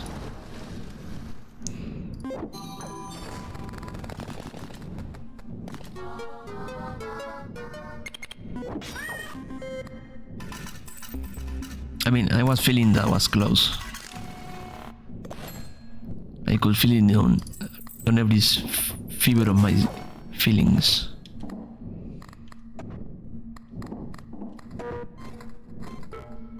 You want to look out for the Bible cross. Ah. There we go. Let's go gambling.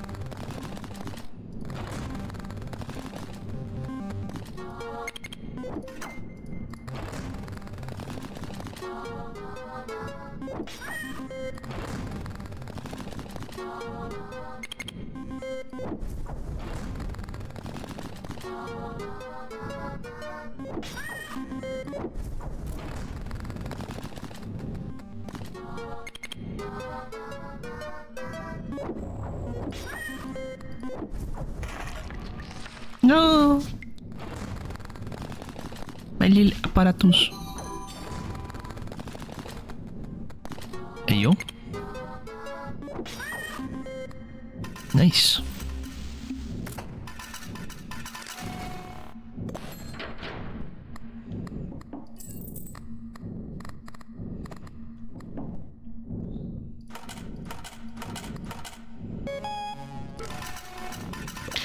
$1,000,000 buckaroos. Hello. And look at the value of diamonds at treasures. whatever.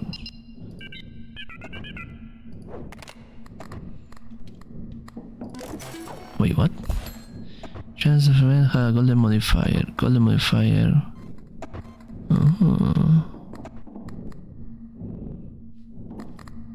What do I have in here?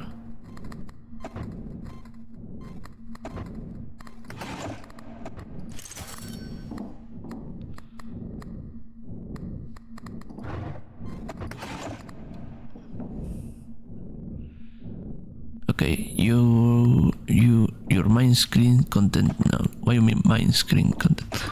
Oh.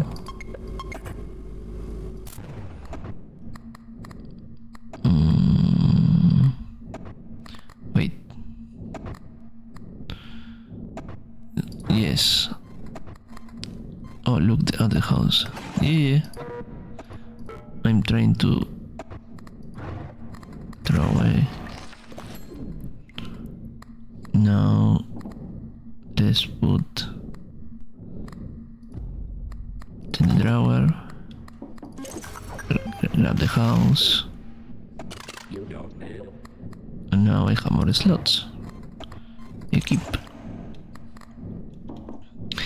And I need to put 200. And now we spin. Let's go gambling.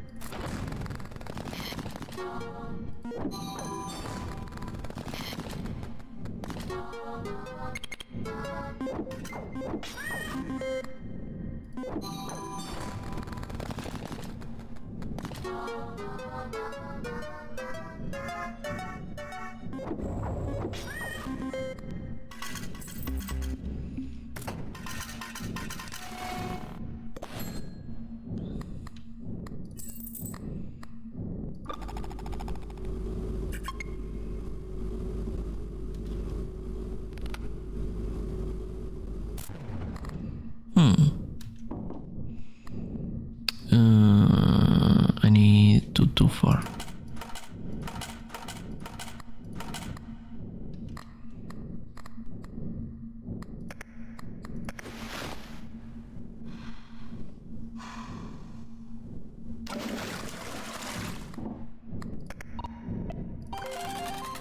Let's go gambling.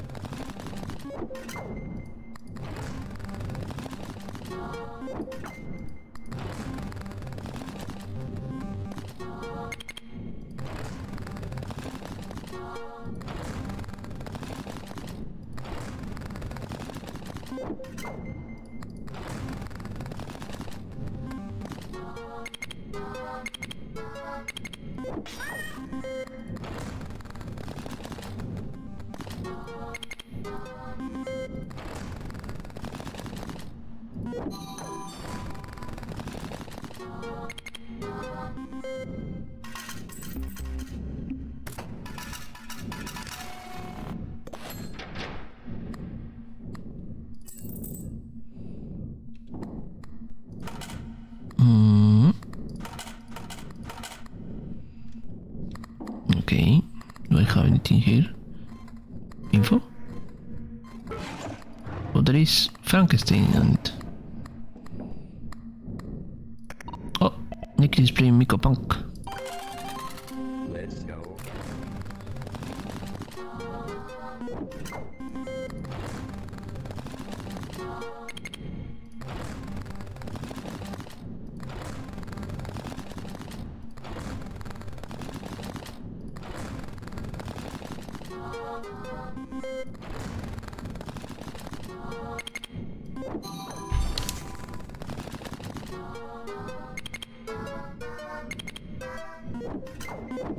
Yes, hi Mo. We do be gambling.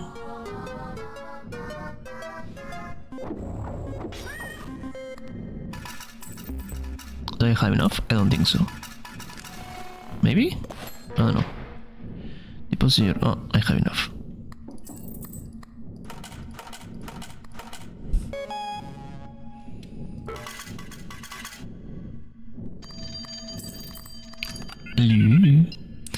Different trade.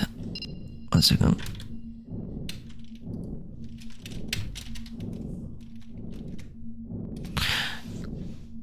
Can I... If I... Wait, be right back. L the underscore? And the last thing they heard was L underscore? Fuck off with that timing.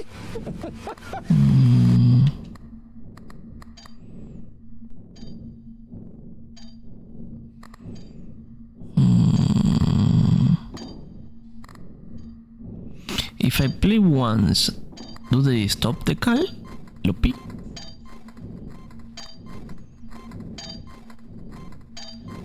El underscore, exactly.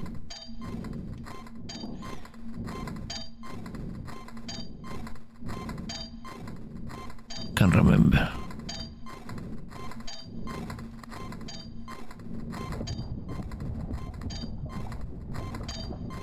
You.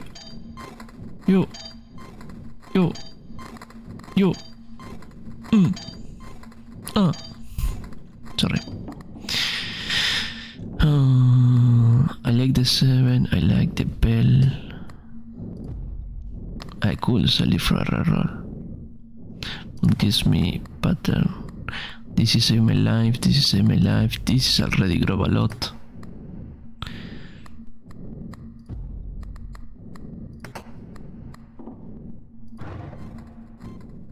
I have a deal with the devil. I check out top players and normal mode. I will do that if I knew how to do it, but since I don't know how to do that, smile.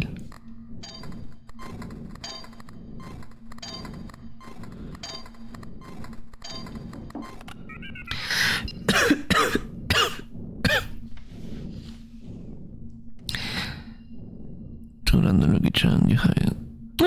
Sure, why not? Orange, yellow, green, whatever.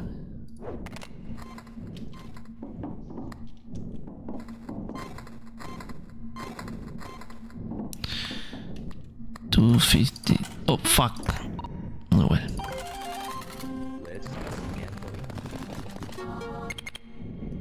Depositing 1 million coins.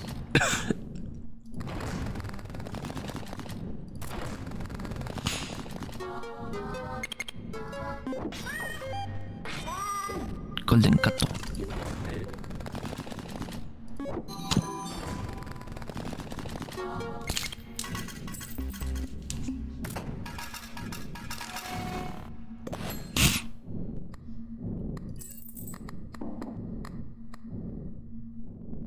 Sure, why not? A lot of slots. 252. There we go.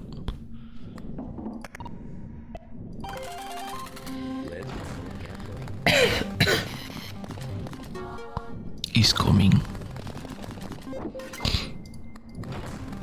The 666 is coming. It's coming for me. I can feel it.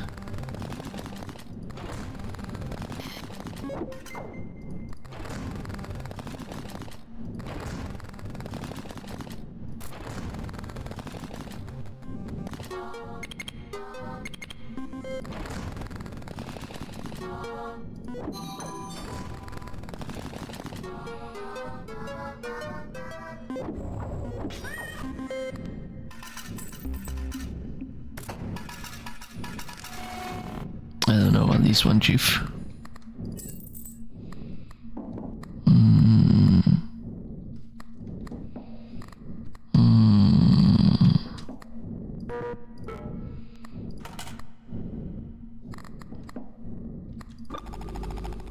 Chunky can't. When there are 7 patterns triggered, you earn money equal to the double of your current interest. Oh.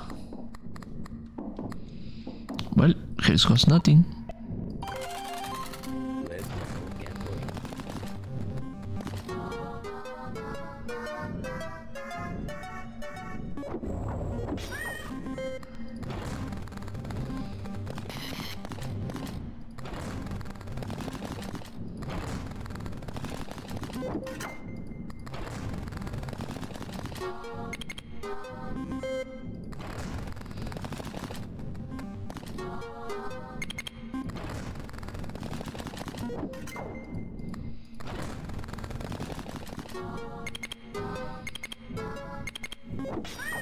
Meow.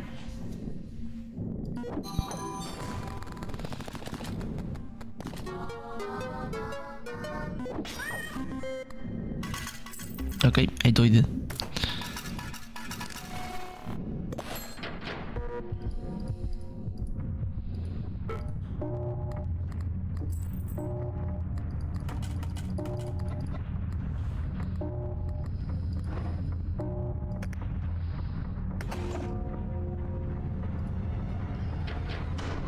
Whee!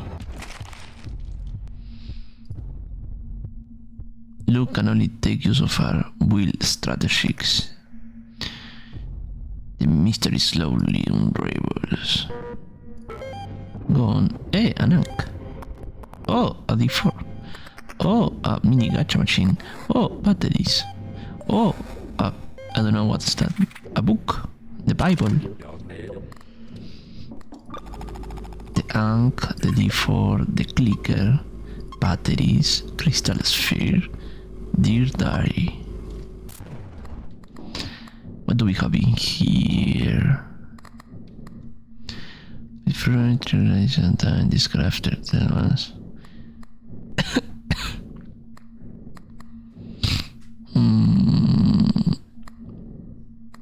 You know what? Fuck you. I need 7.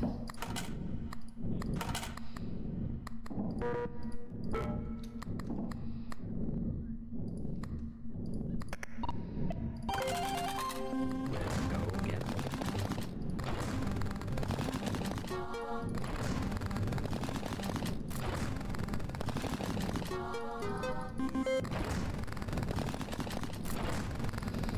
Faster.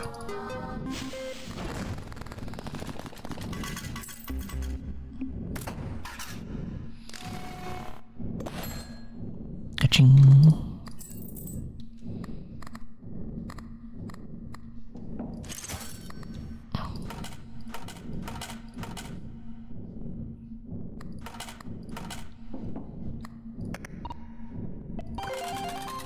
Let's go gambling.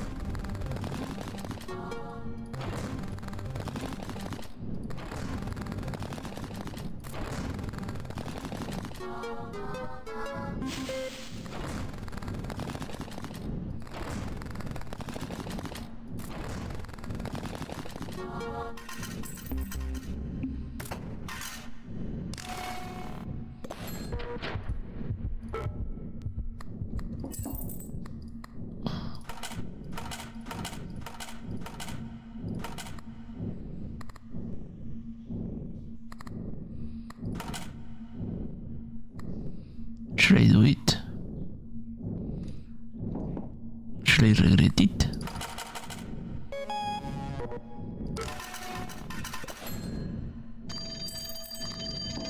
Hello. Give me 7.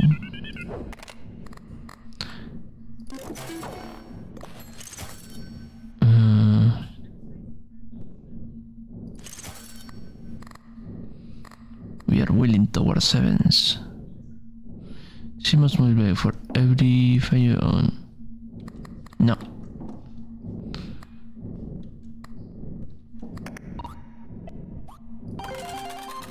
Let's go gambling.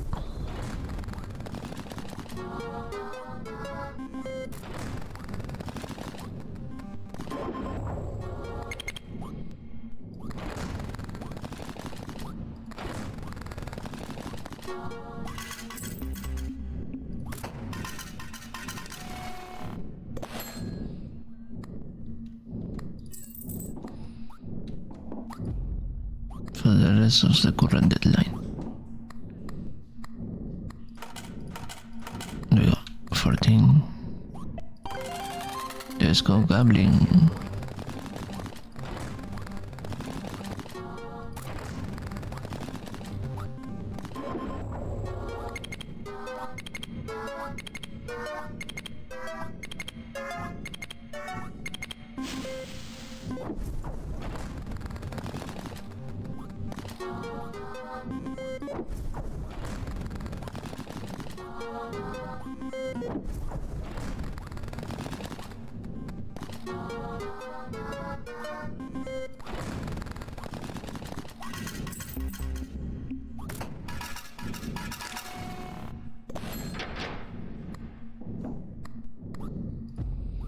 If you see 7 sevens in a 777 in a single spin, turn them into golden sevens.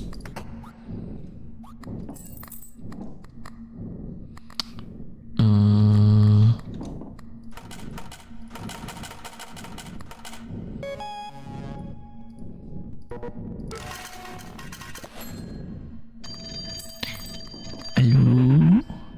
Later random luck charms in the story free your tickets to zero. Current phone abilities, then apply Zebius. Apply a random trade to all the charms in the story, then apply the Zebius. The charm.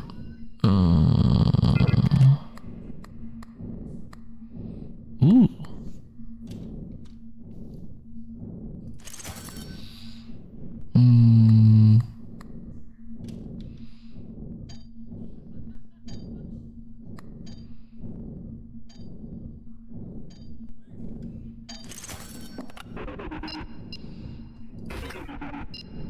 Do your clover tickets. A little lucky charm until it sets your coins to zero.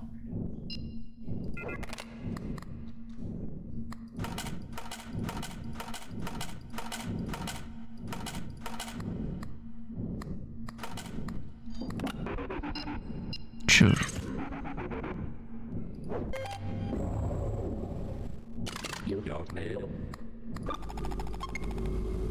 Slot. Seems like I chance manifest. And I got slot. No. Then I got a little ducky. Wait. Spawn an heavy lucky charm. Oh. I read poorly. Sure.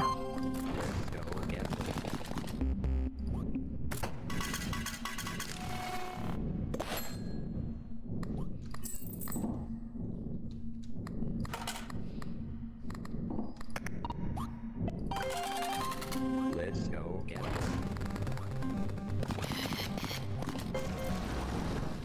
Okay.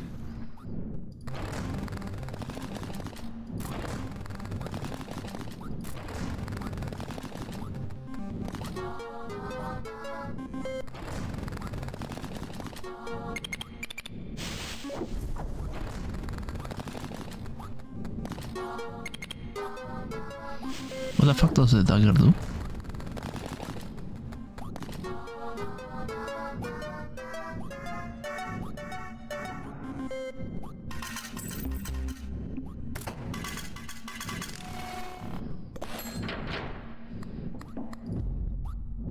Symbols which have chance to manifest have tendency to hide the revenge modifier.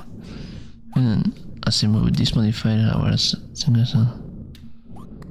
of the coin lost to assist during this run. Oh.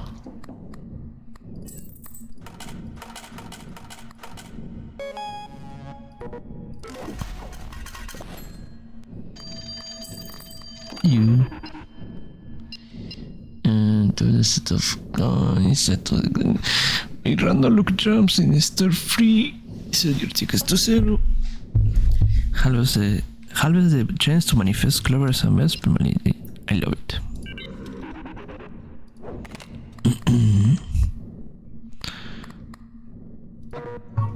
Oh, I'm my limit. Oh, I'm over my limit, I think.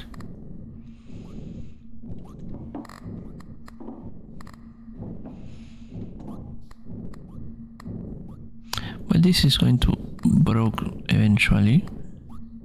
So, Lopi, you told me if I activate this and then save it, it still accounts?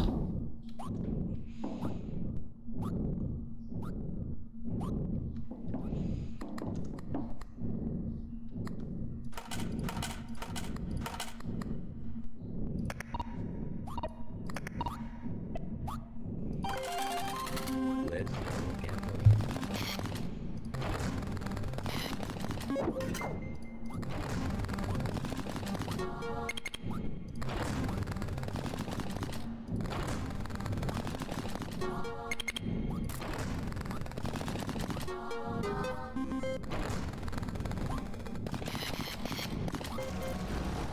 Hey, Lemao.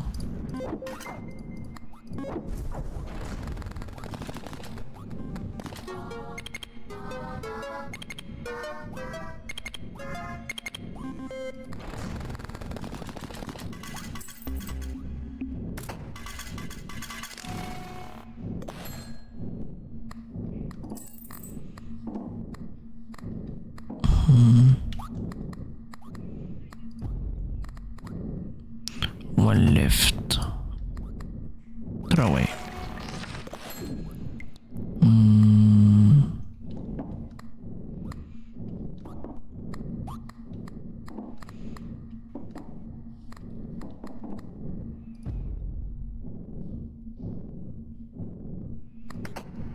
Okay.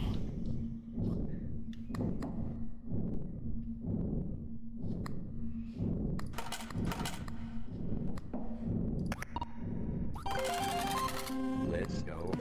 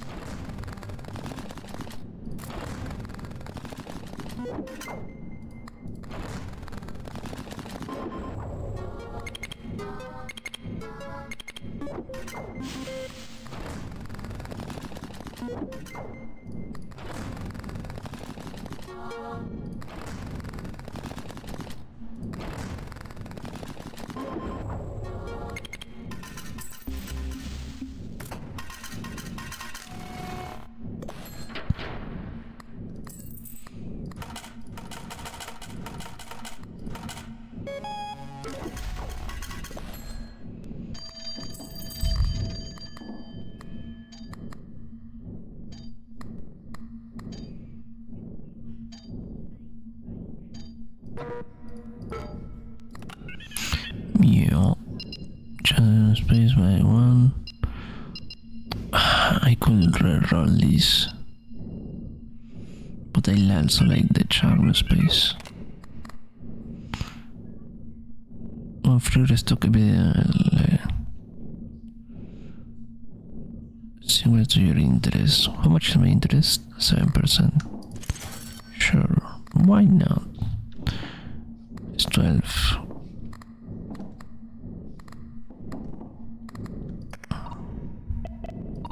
Wait. There we go. Let's go gambling.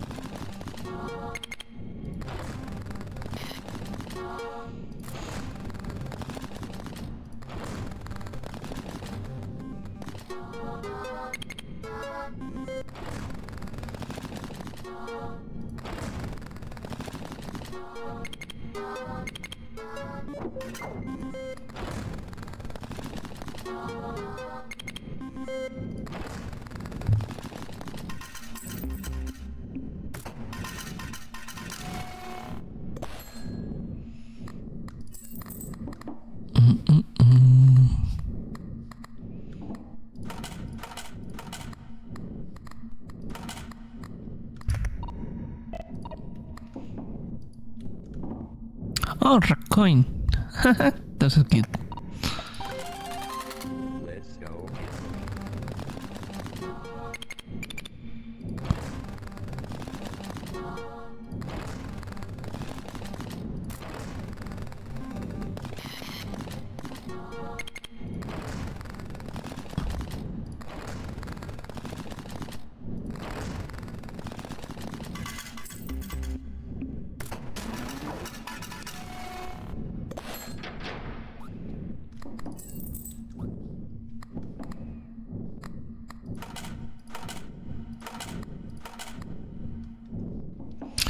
Should I use it? Should I not use it? That's maybe I should. Even it's a bad idea.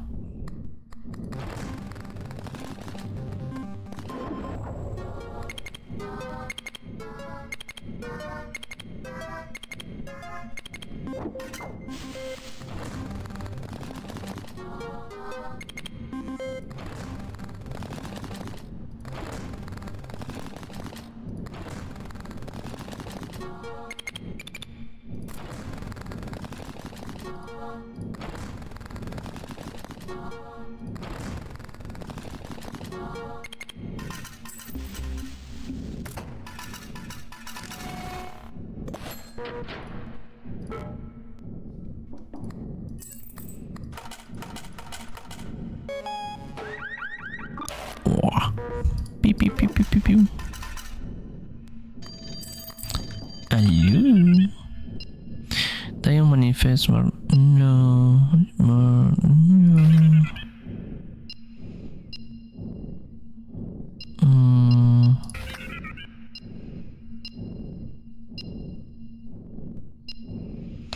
I'm first stock every to random look charm you have equipped. Okay. It's kinda fun. Oh, I want that.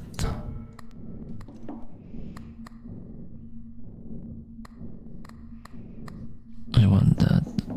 What can I get off?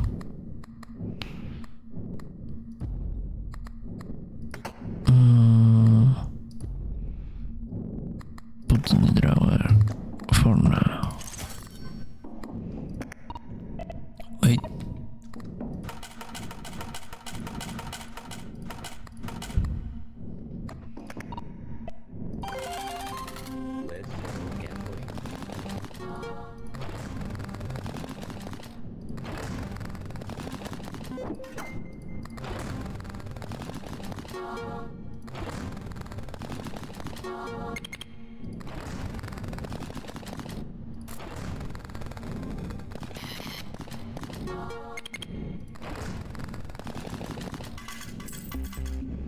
Smile.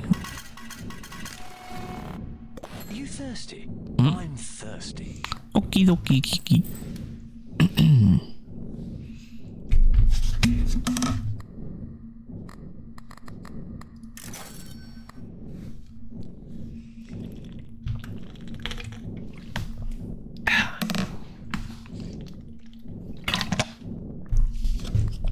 Hey, it's the Bible. If a season trigger transforms into normal symbols, then you have seen a chance to discard this charm. Yes. I am. Yes, I am.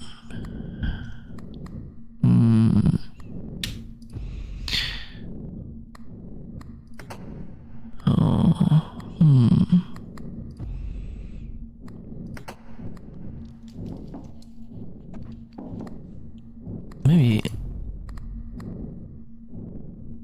Yeah.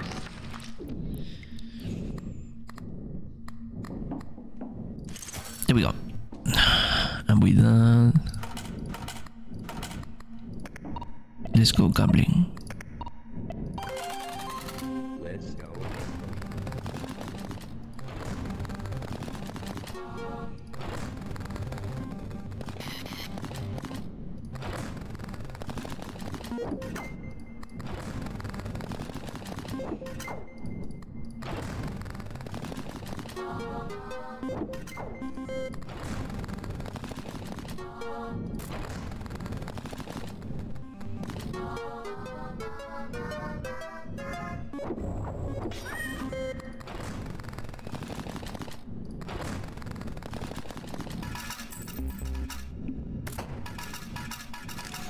Yippee, I have enough. Yippee!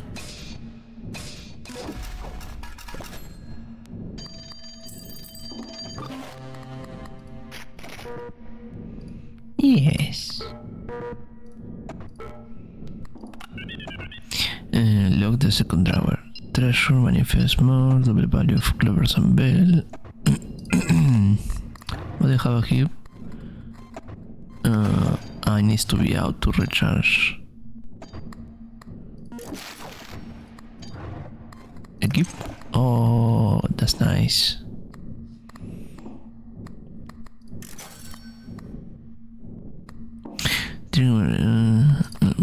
What you saying? President, with a German, you have a gift. Sure. Not that I have much other options, but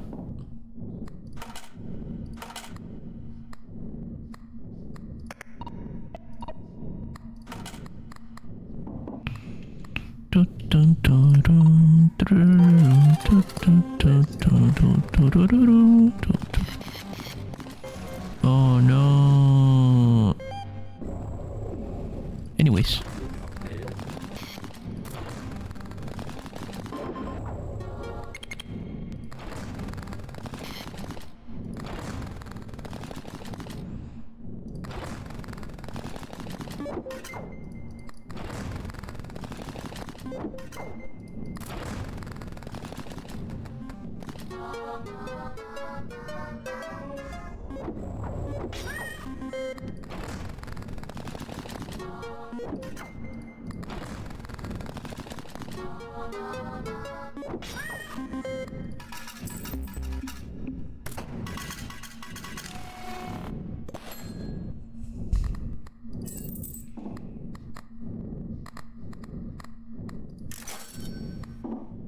But every last part and triggers one more time to the modifier, blah blah blah blah.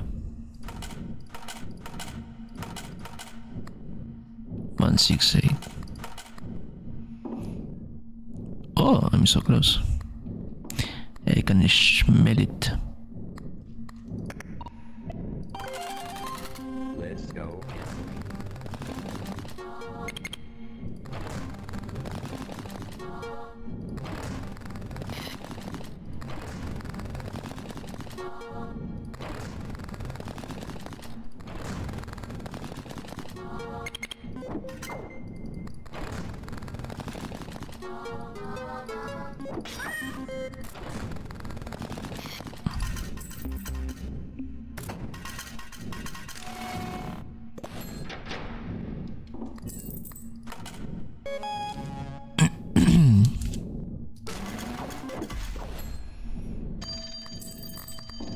Hello.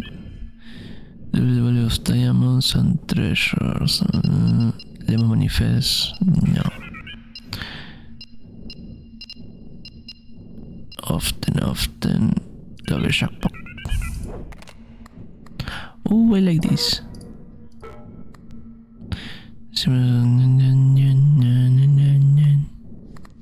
I like this one.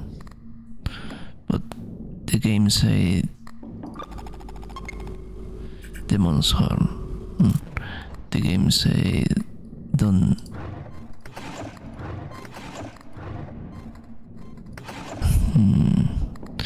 not to trust in luck.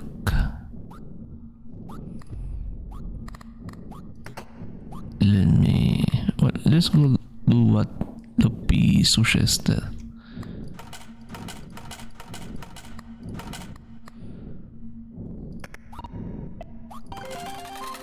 Let's go gambling.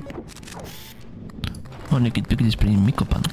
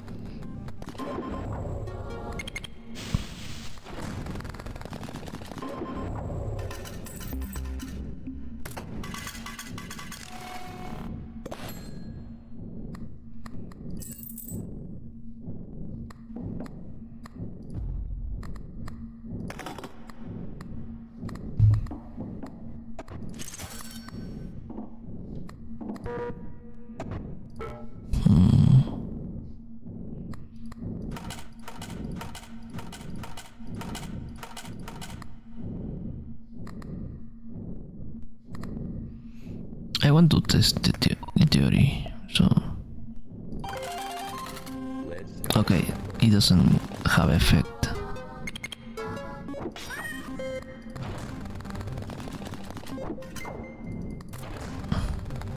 666. Let's fucking go.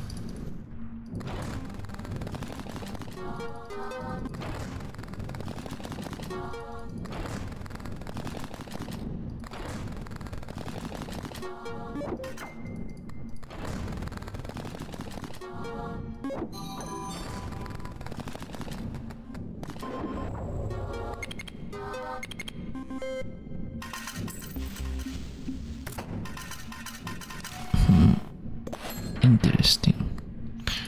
Yeah, throw away. I prefer how this equip.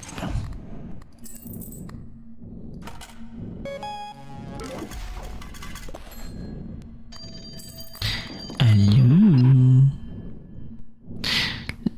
Lucky Charms in the store free.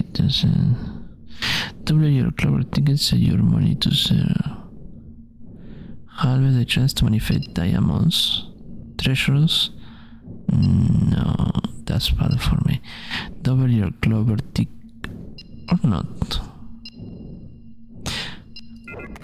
1 second. More often. Chance to manifest clovers. If they are negative, that means that still this is positive. Symbols, exactly. If I reduce everything else alongside, it should keeping it somewhat common, yeah. More if I use one of the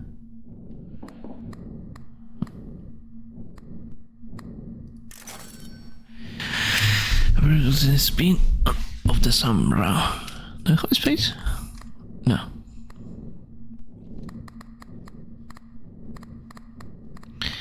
Don't you know,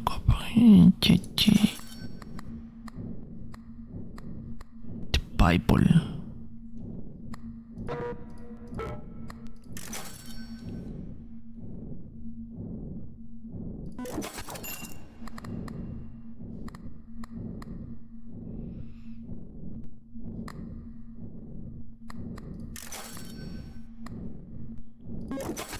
Lamau.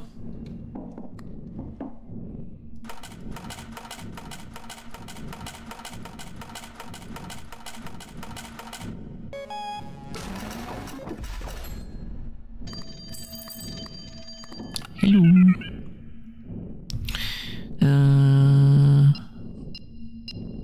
Roll. The level of colors, no. Lemons manifest. No. All that is trash. Ooh.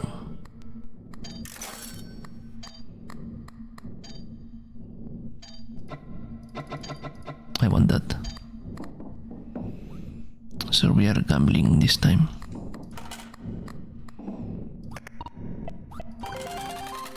Let's go gambling. Let's touch the button. Let's make it happen.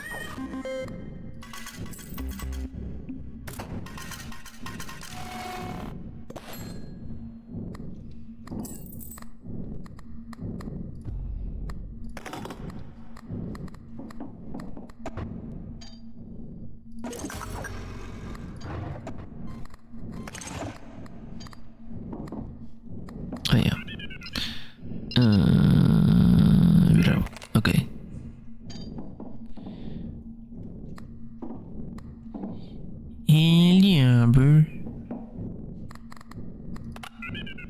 Be right back.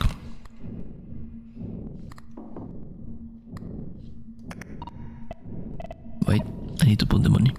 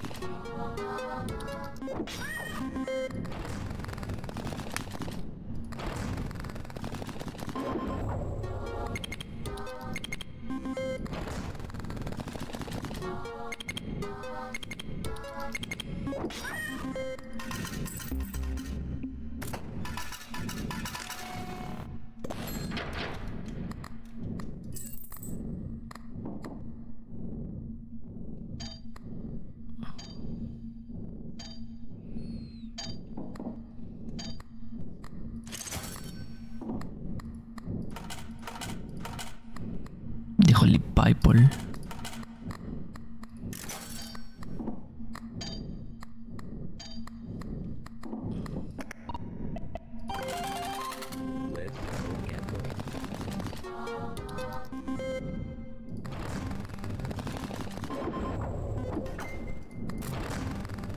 I think I was going to say this is the end. Never mind.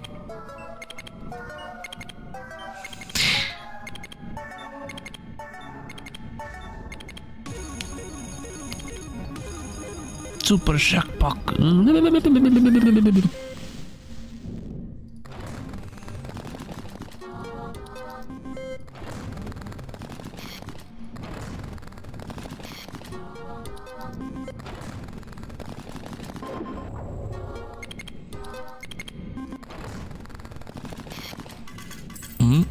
And 66. I have the Bible. I have the Holy People.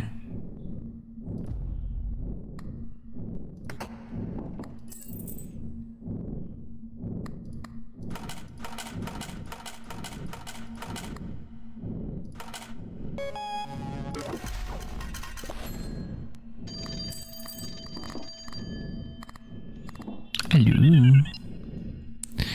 There is the value of clovers and bells. Treasure manifest. Sure.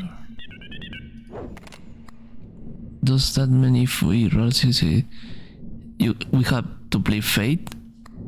I already played Fate on October, so I feel like that's a bit overkill. Oh, wait.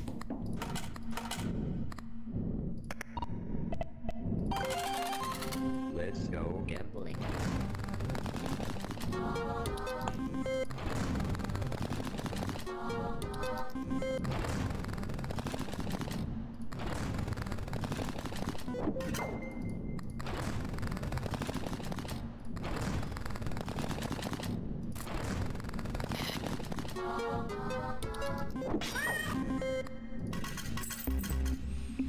Oh, Kiki's playing Little Kitty Big City.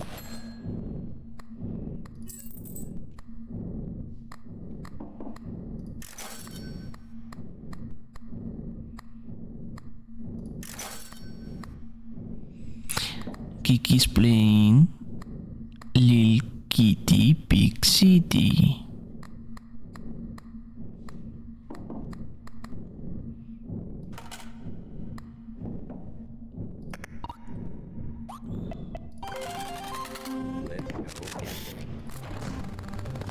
What do you mean, Kiki? I say everyone that appears in my notifications. As far as it makes me interested. What do you think whenever Nyakit Prekit puts Miko, I don't remember the name. Mikopia? No. The one with the shrooms.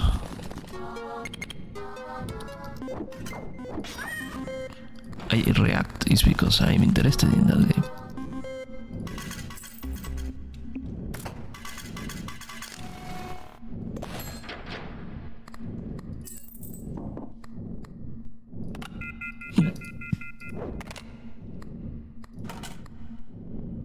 think we are going to make him. And this time it's for real. Damn. Let's go gamble.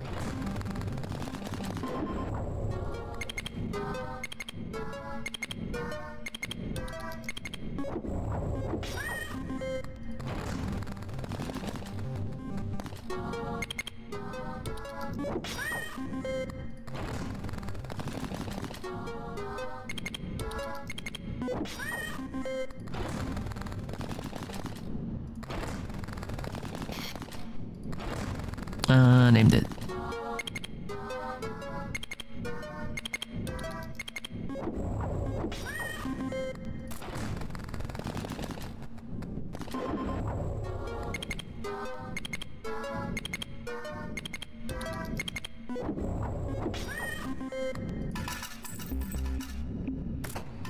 Goodbye, everybody.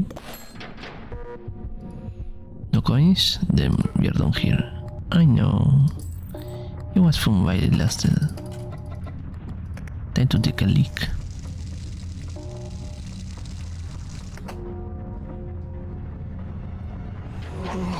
Yep. Unworthy of my conversation. What did you say? Wait, what the fuck did Arak say? I didn't hear him. What did he say? The challenge is increasing. Oh, a D6. A record. Oh, you are not worthy of my conversation. A lot of cars. By the way, try earning a lot of coins. I may have a deal for you. I want that. The D6, DXP, DXC, Ace of Hearts, Ace of Clubs, Ace of Diamonds, Ace of Spades. So anyways, we have a bunch of good stuff already. I like these two.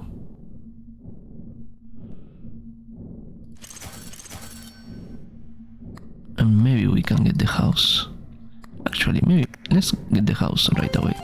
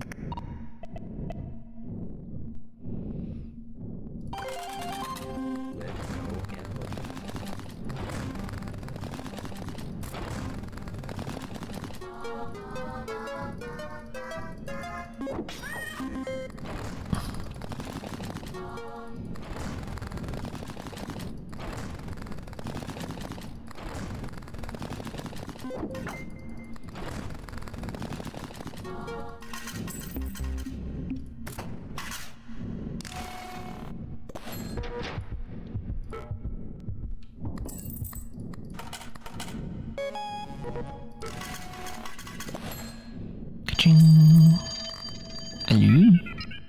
So many feels more of them. Yes. Let's go big or go home. What do we have? 10% to experience. Gain 1 for the stock. If a lucky charm triggers or in a spin, raise the, if not a trigger, raise the 7 by its value 7 per minute every time 7 lucky charms trigger during one or more round, missing 7. Raise the 7 by its base value. Raise the 7 by its raise value per minute every time 7 lucky charms.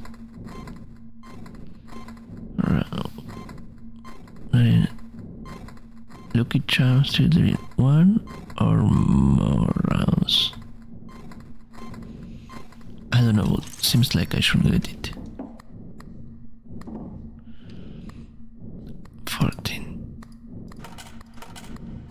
Maybe this will be my last and then we change game.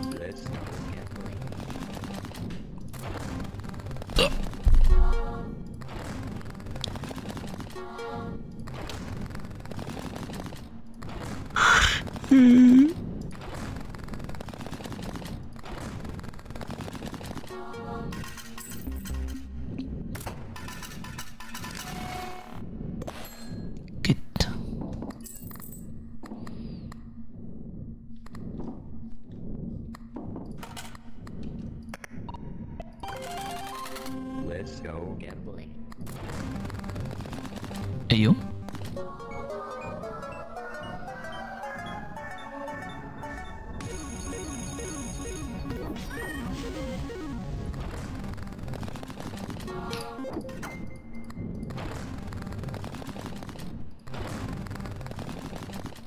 Yes.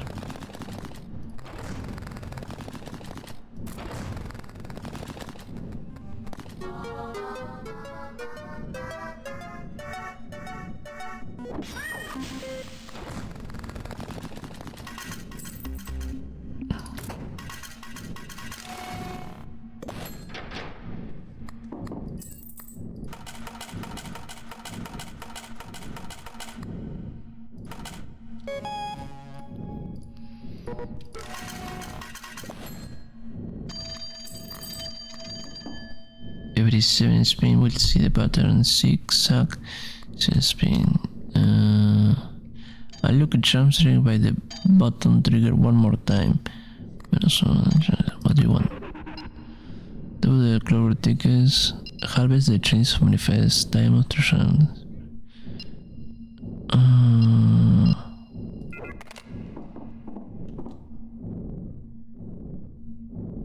No, I don't want that.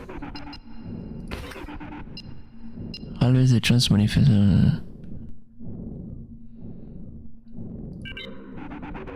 Okay. Who got it? That one got it.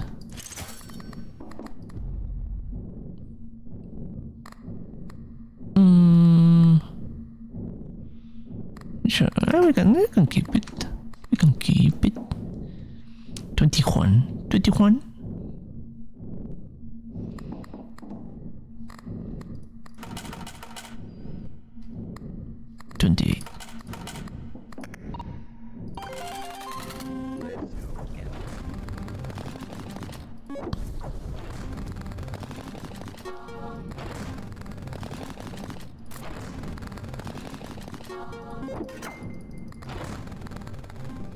Six.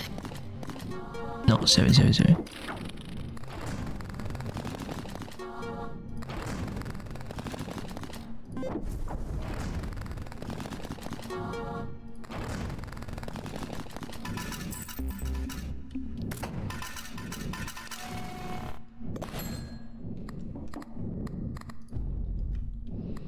Missing 6. 6. Oh, shut the fuck up. Kiki shot move, but not in the good way.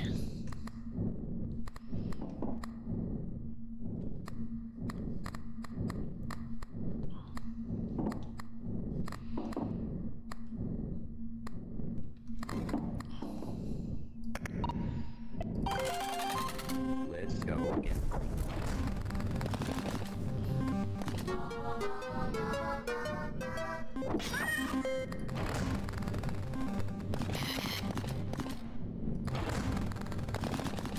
The fact that they were there again,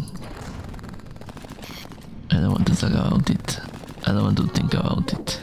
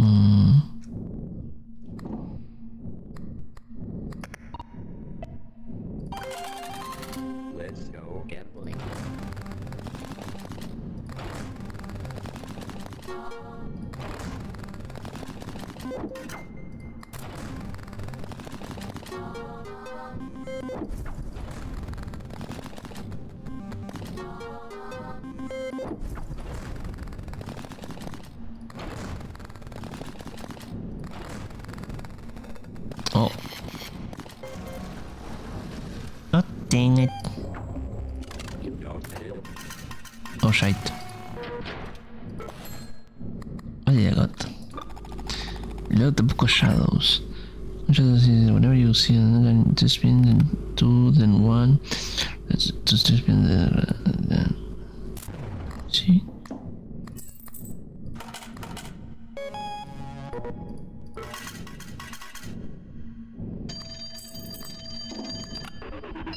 Hello?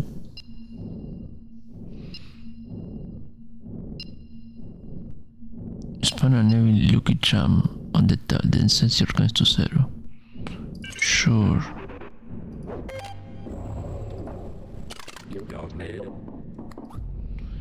Dangerous. Dangerous to the end of the deadline, but raises a random amount between permanently. You. Tarot deck. If a look charm is during a spin, raises his bonus by 1. If not, it triggers this bonus.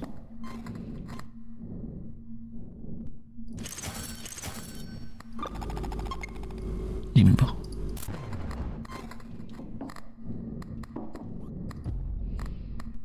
Throw it away.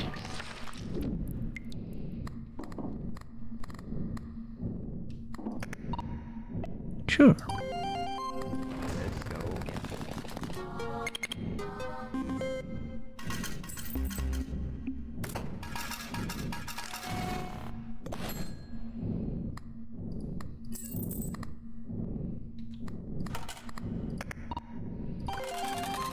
There's a gambling.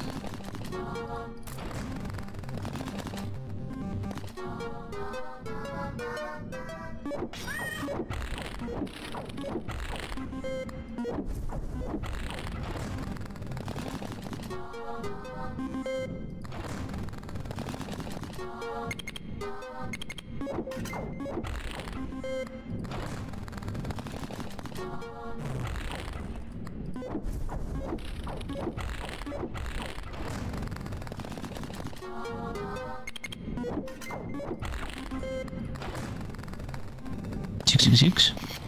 Dang it. Oh, dang it.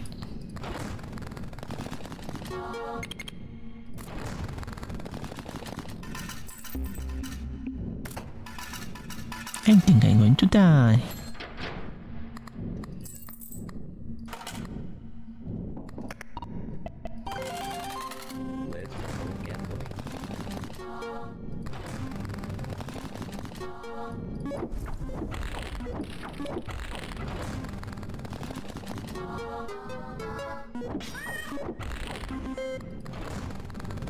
Six.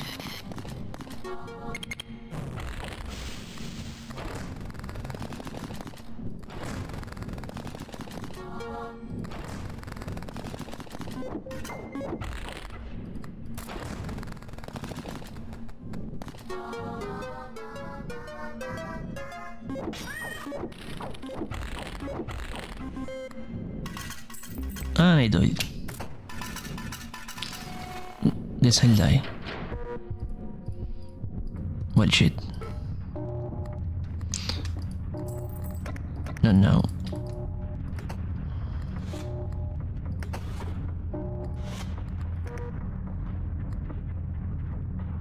Yes.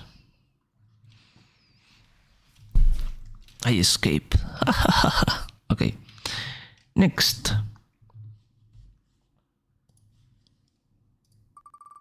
Next game is... Oh, I feel like I'm going to become Goblin Cleanup. Goblin these nuts. Huh, got him. Yippee! Maybe we can play with Kiki. Yippee! Next weekend.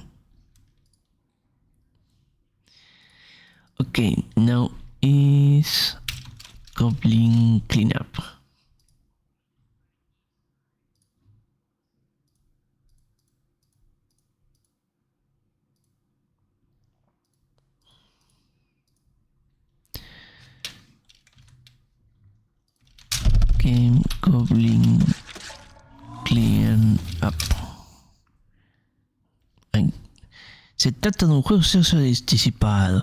Gracias por apoyar a nuestro juego. Esperemos que disfruten las últimas novedades. Te lo juro por Dieguito Maradona.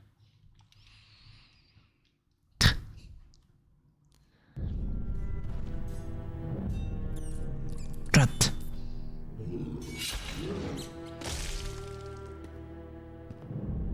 ¿Y yo?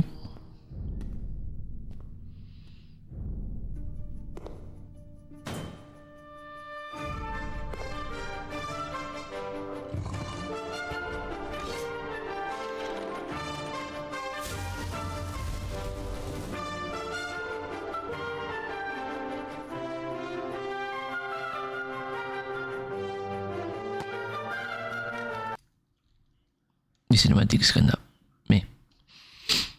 It was worrying me.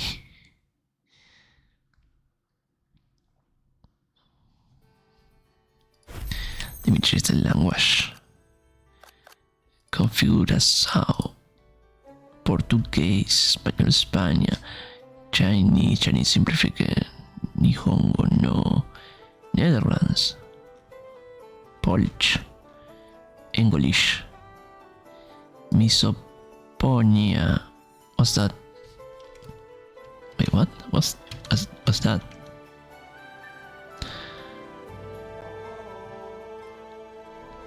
Misoponia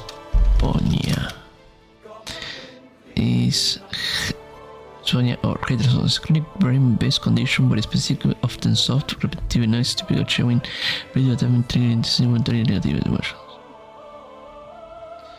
Detection field of view, the camera, tunnel amount, full screen, borderless. What? What? Hi Apen, how you doing? So, yo.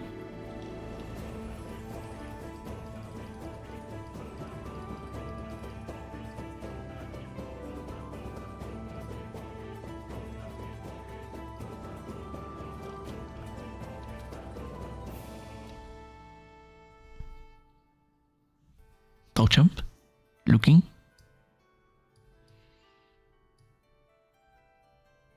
No audio, good looking.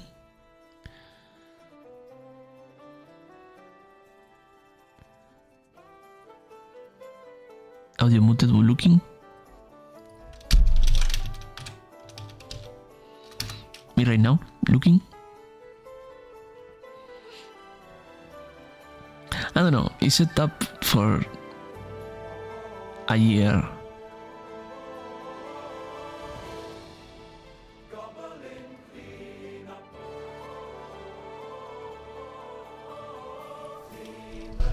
Welcome, Rainy. Hope you had a good day.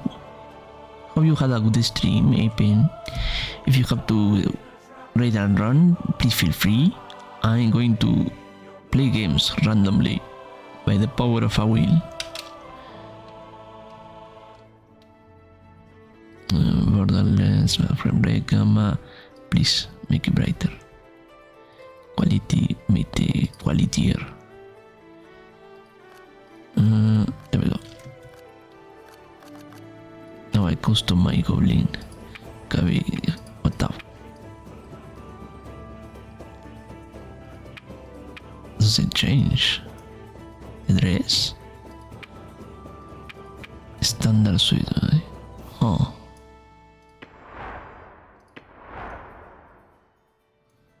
Mimic. Wait. Oh. Wait. Can I make a slide? I need. What's this? I'm going to make a slide.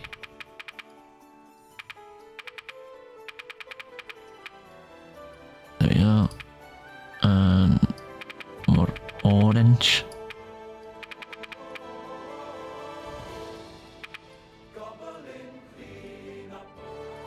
There we go.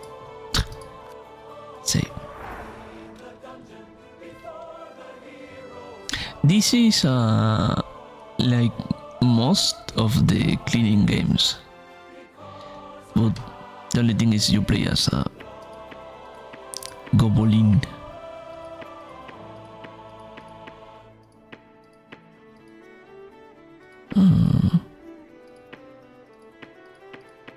Okay.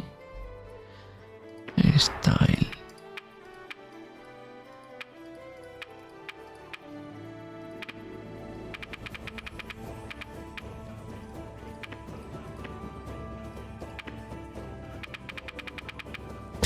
I love that you can literally change the skin color to whatever and remove the goblin non-goblin. Smile.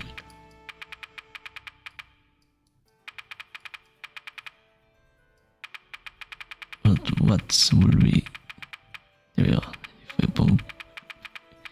If you get close to pink, whichever pink it is here.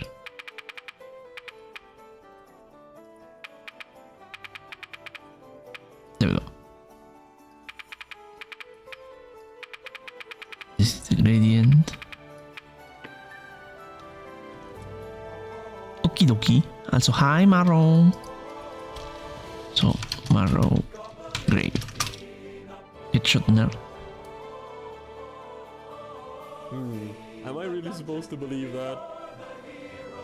Wait, it's calling me. How about no? Oh no. I'm a mobile. Okay, but yeah, I know the pretzel is going to get them. I can, and I'm tech illiterate. If I'm going to say it, you're going to not like basically, the eyes. Basically, what it is, it's. I'm gonna spell it.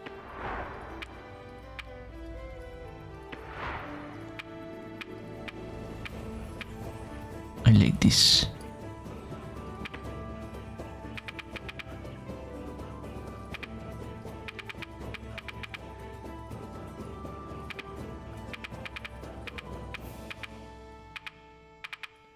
There we go.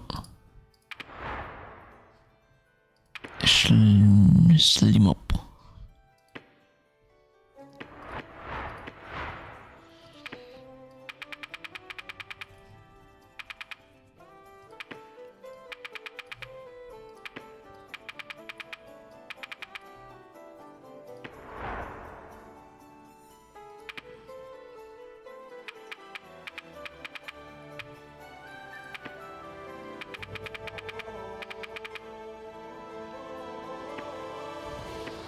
Tail. Ayo. Hut. No hut. Save. And now we play. Create in lobby. Okay.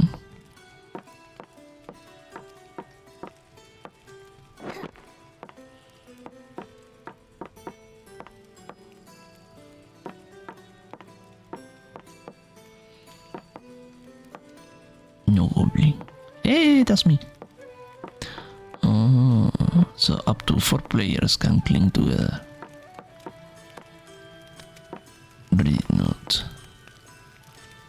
The note. Level selection. Appear. Click. Clear manual. Level selection. Hands. Can capture processing Ramana in their stomachs. Go to restore up shit. Down. Also gonna make oh. Okay.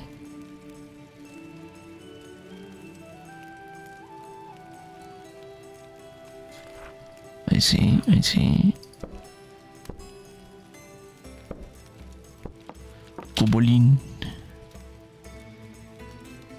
Goblin is not. I kinda like this office. It's cozy. Interact to end level. What's in here? Damn. Oh, cosmetics.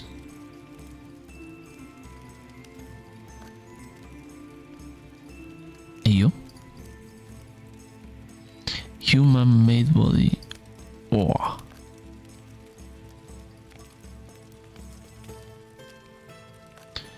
Oh, there is a lot of fire style. Needs, I suppose, level. Okay. Out of order. Now we have here. Inspect running of inventory. Okay. Let's see. Select level. Tutorial. Schoolyard. Interroom.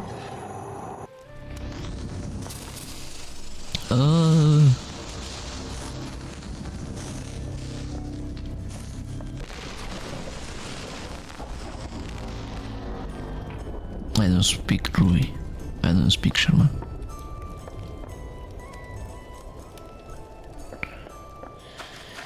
Clear bloodstains. Okay, this is a map.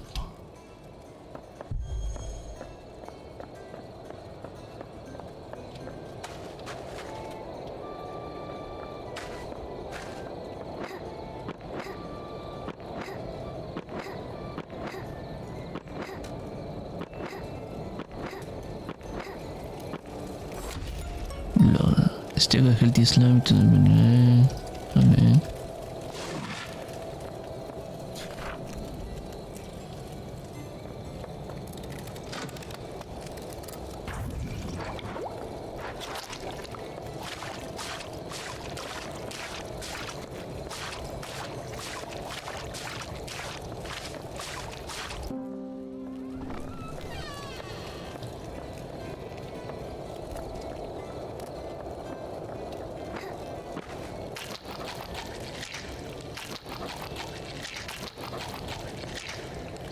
Okay. Predator over here. So this is a checkpoint. Unless you don't.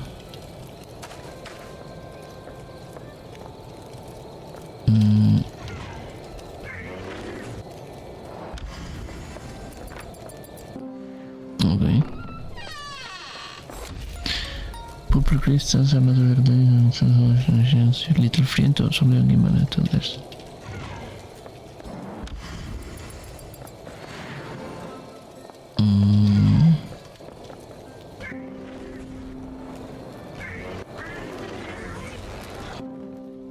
Oh. Wait, does that mean that I can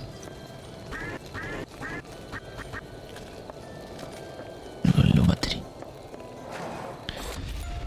Remains some parcels gonna make it to the out of this at least the one piece. Feed them to the meat. Slaying that day of blood sickness. Okay.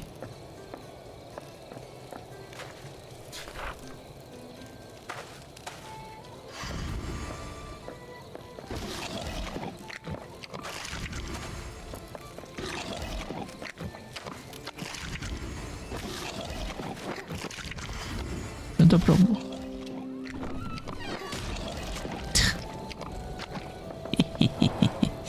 Sorry.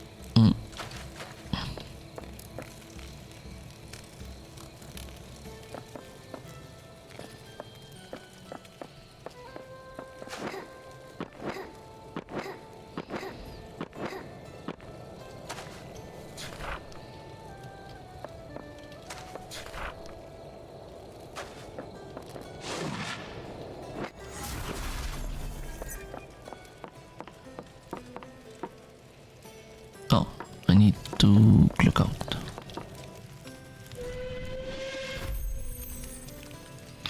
Total slimes.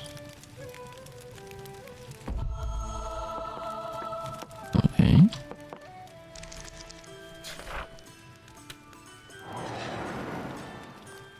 Okay, Dartawa. The entrance. Feed the tree for long creep and piece without being hit. Ugh. More blessing organization than the start with. Oh. Wee.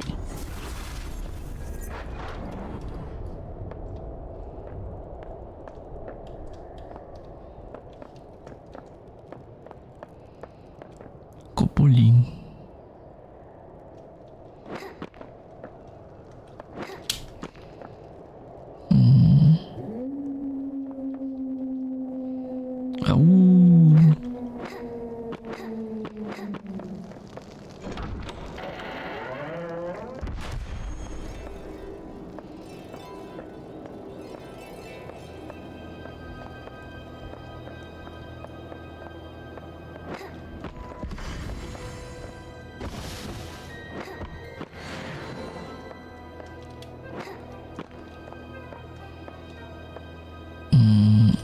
Oh, there it is.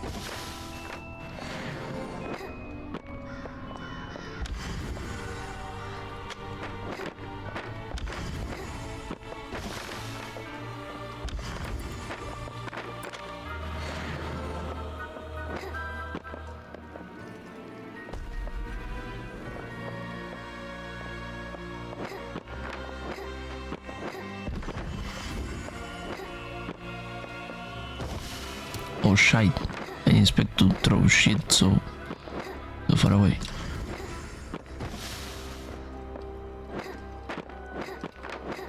Kinda impressive, not gonna lie.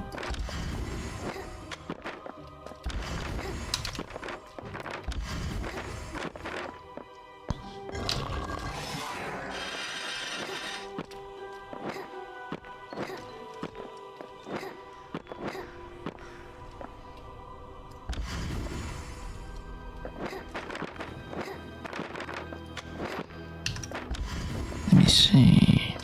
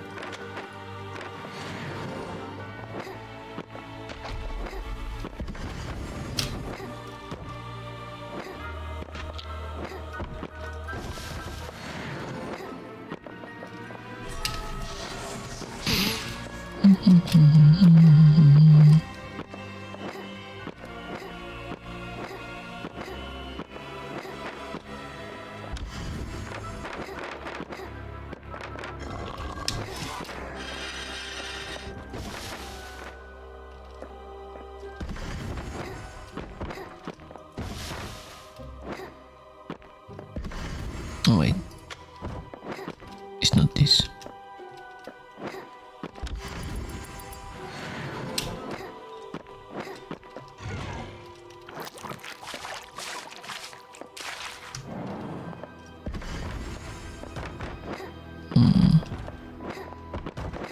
What is that table that should go in here?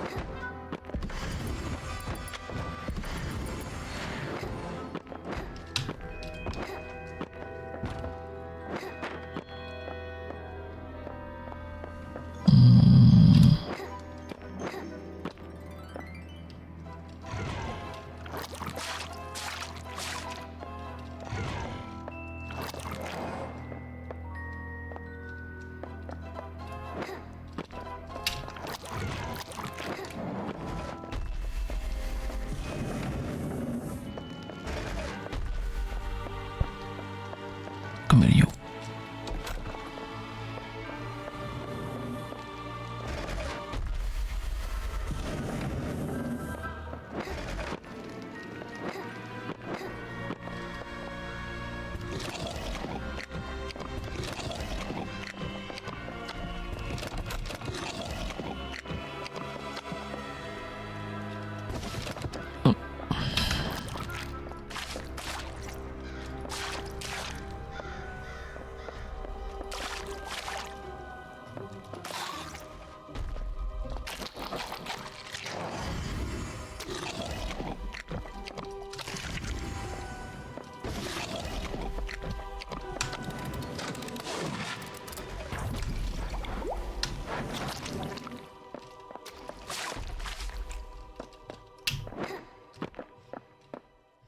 Any blooders in here?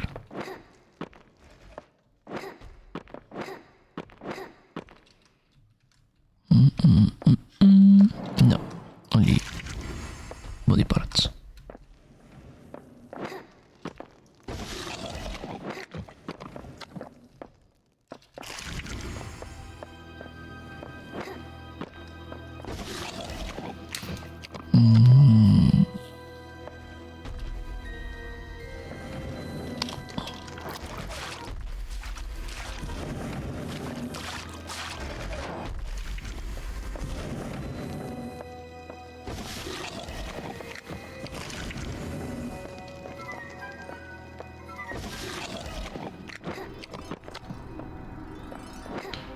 refill mana object. Is there any mana object? I don't think I saw any. At least in this room. Oh, I see them.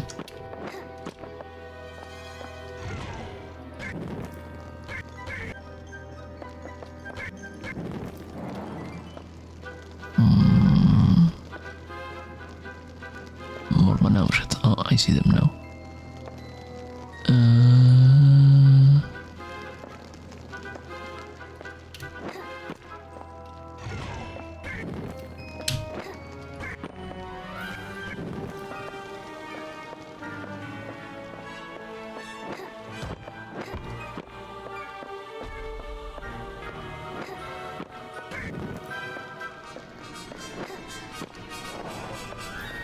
I'm missing a table.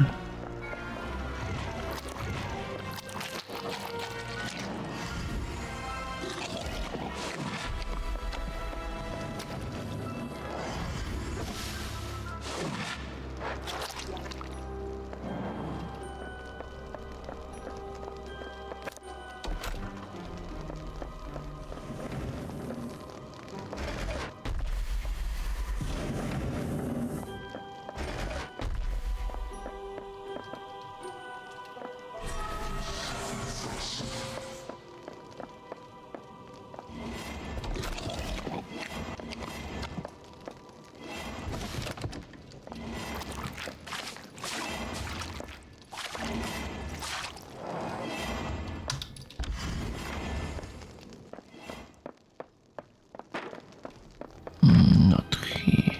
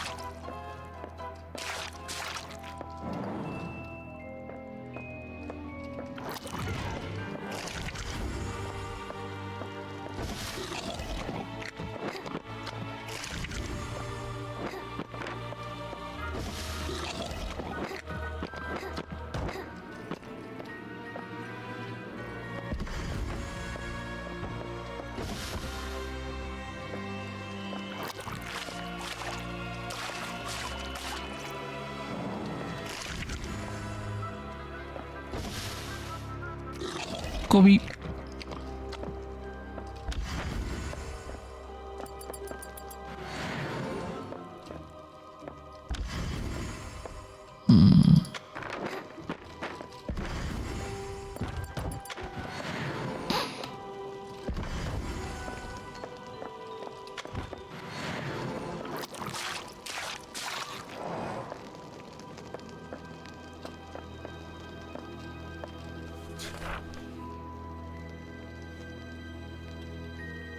from it to the tree. Oh, you're dead. Not big surprise.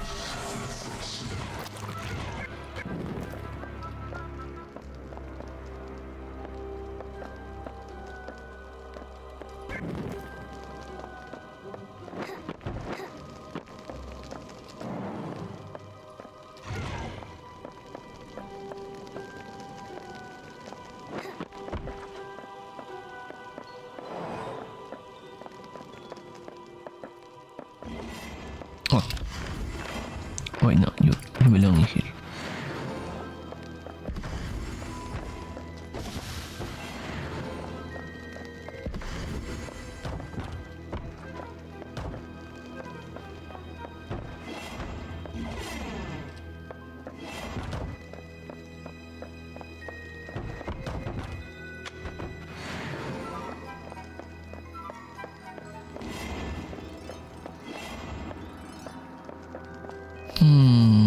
There are mud bloodstains that I cannot see.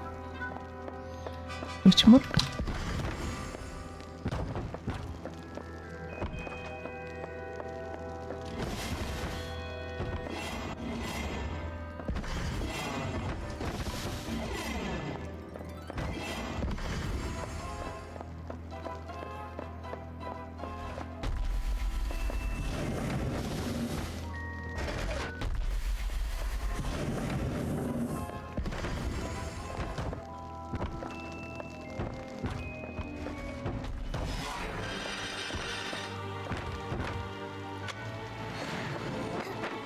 Okay, this area is complete. This one, I think, requires more mana. Somewhere.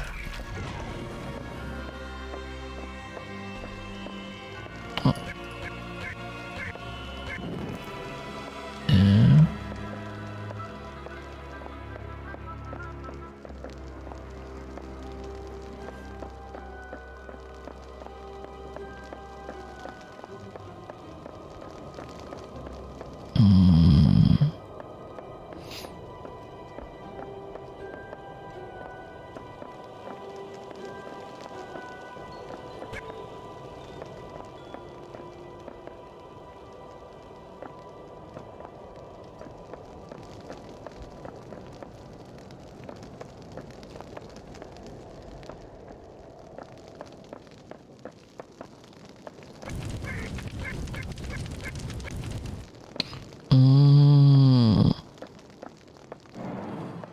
I clean the mine hard without dying.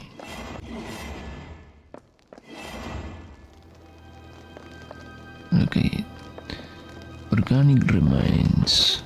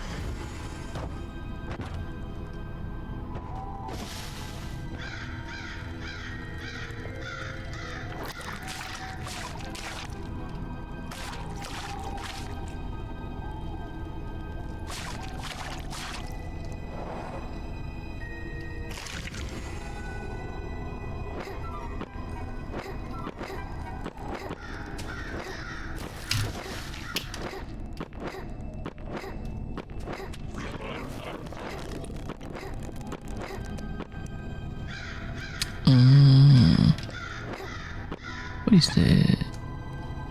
Oh, you did that.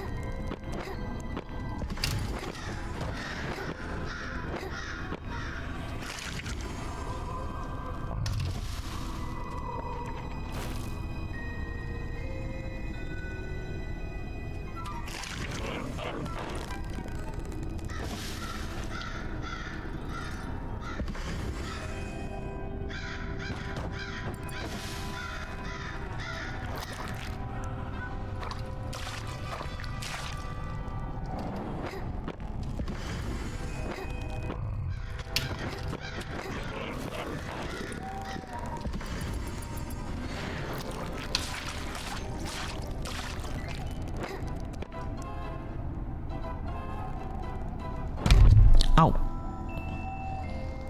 Mana options.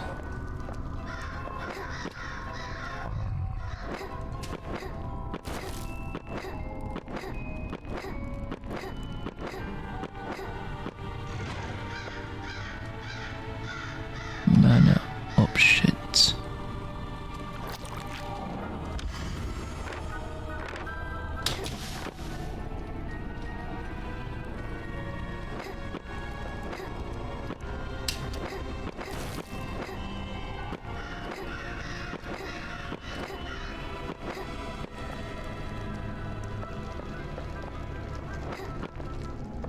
Where did the chess go? Bingus?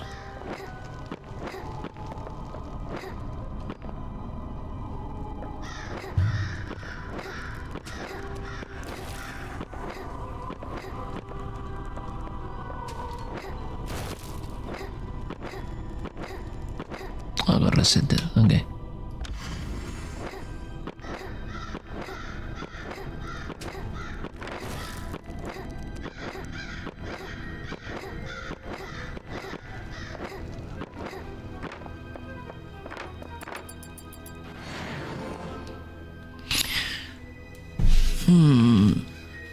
Refill mana objects.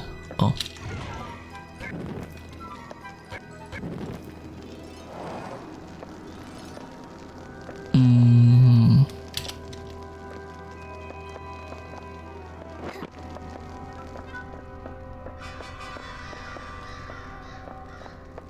Sure, why not?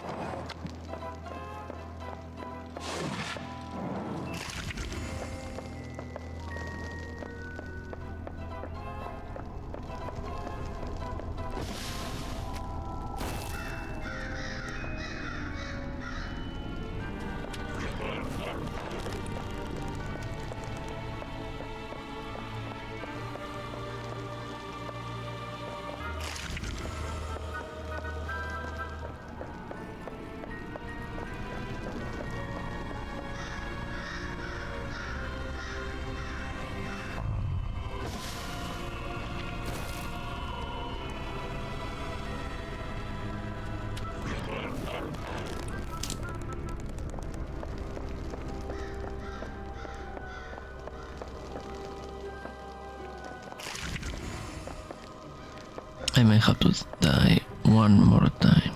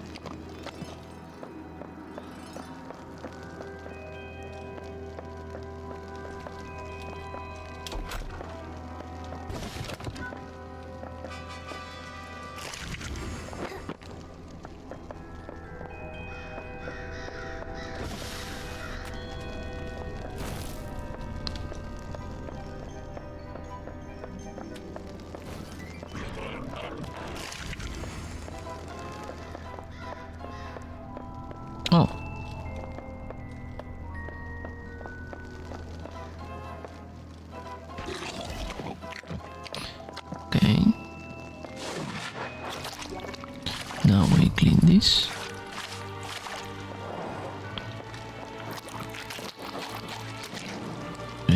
This little feather.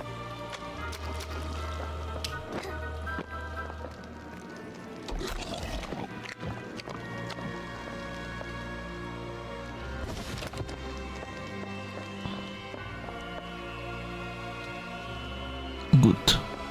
Everything is perfect.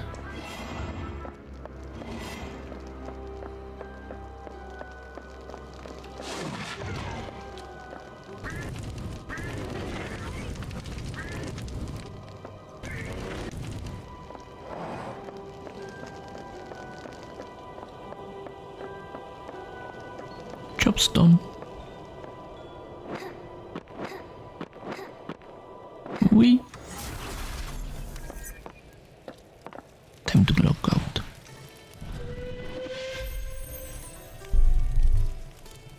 And I got all the slimes.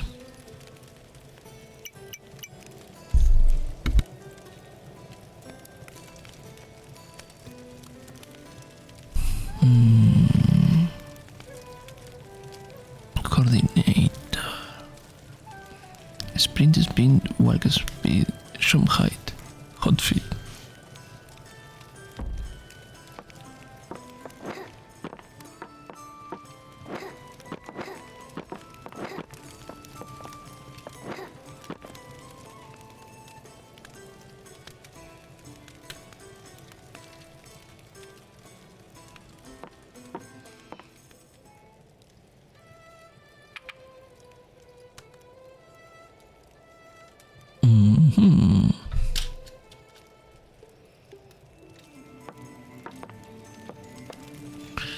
We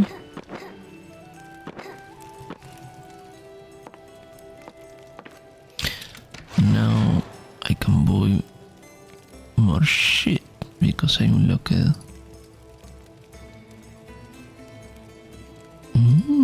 interesting. Engineer. Yes, I'm engineer my fucking limit.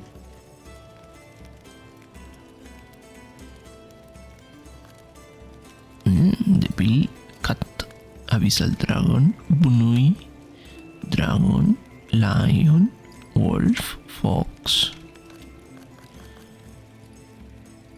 What's this? Slime mob, dread staff, dragon, guandao, bonsai, devil trident slim up, sword slim up, iron slim up. Mana rose, mana skull, snow globe.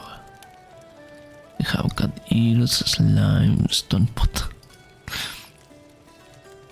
Armet, arcanist hood, lightning mask, helmut, velvet, percha blessing, long cowboy, Krampus nurse, eldritch witch, black plague mask, wizard, demon horns, medical van, Munirs, Bunui, dread lungs. I see. Okay.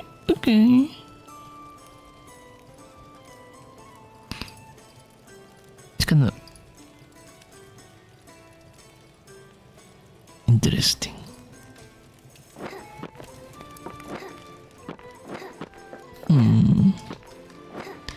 If it's multiplayer, maybe I should play with other friends.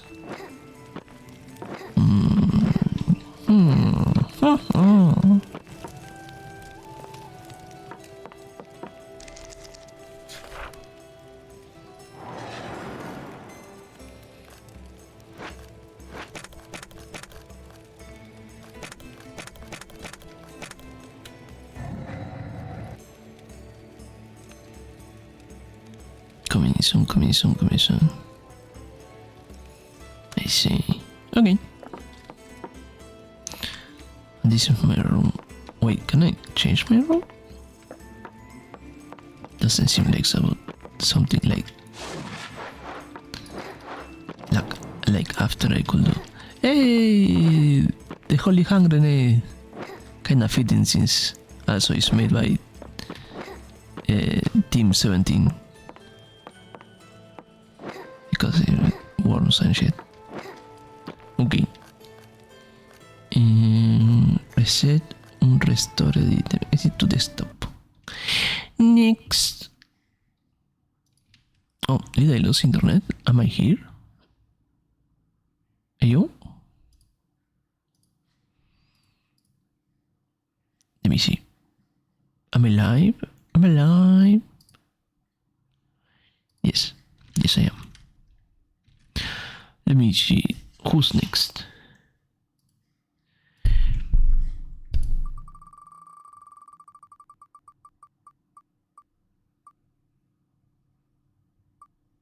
I should remove this, the one that are long, and stick with the short ones.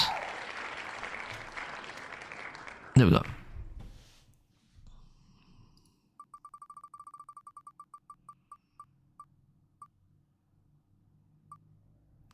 Cloudpunk, yippee!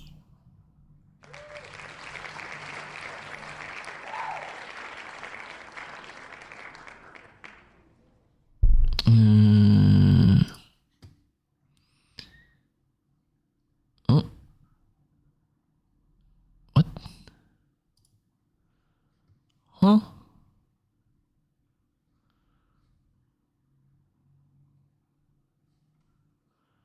What?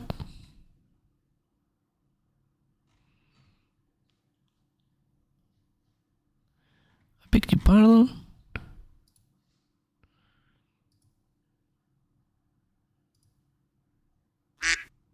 Okay. Let me clean my notifications. Oh yeah, happy Mother's Day to any mothers out there that celebrated today. Smile.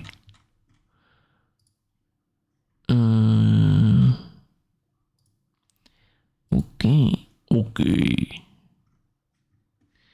Let me see. I'm looking around. Okay, let me put some video and I'm going to be right back.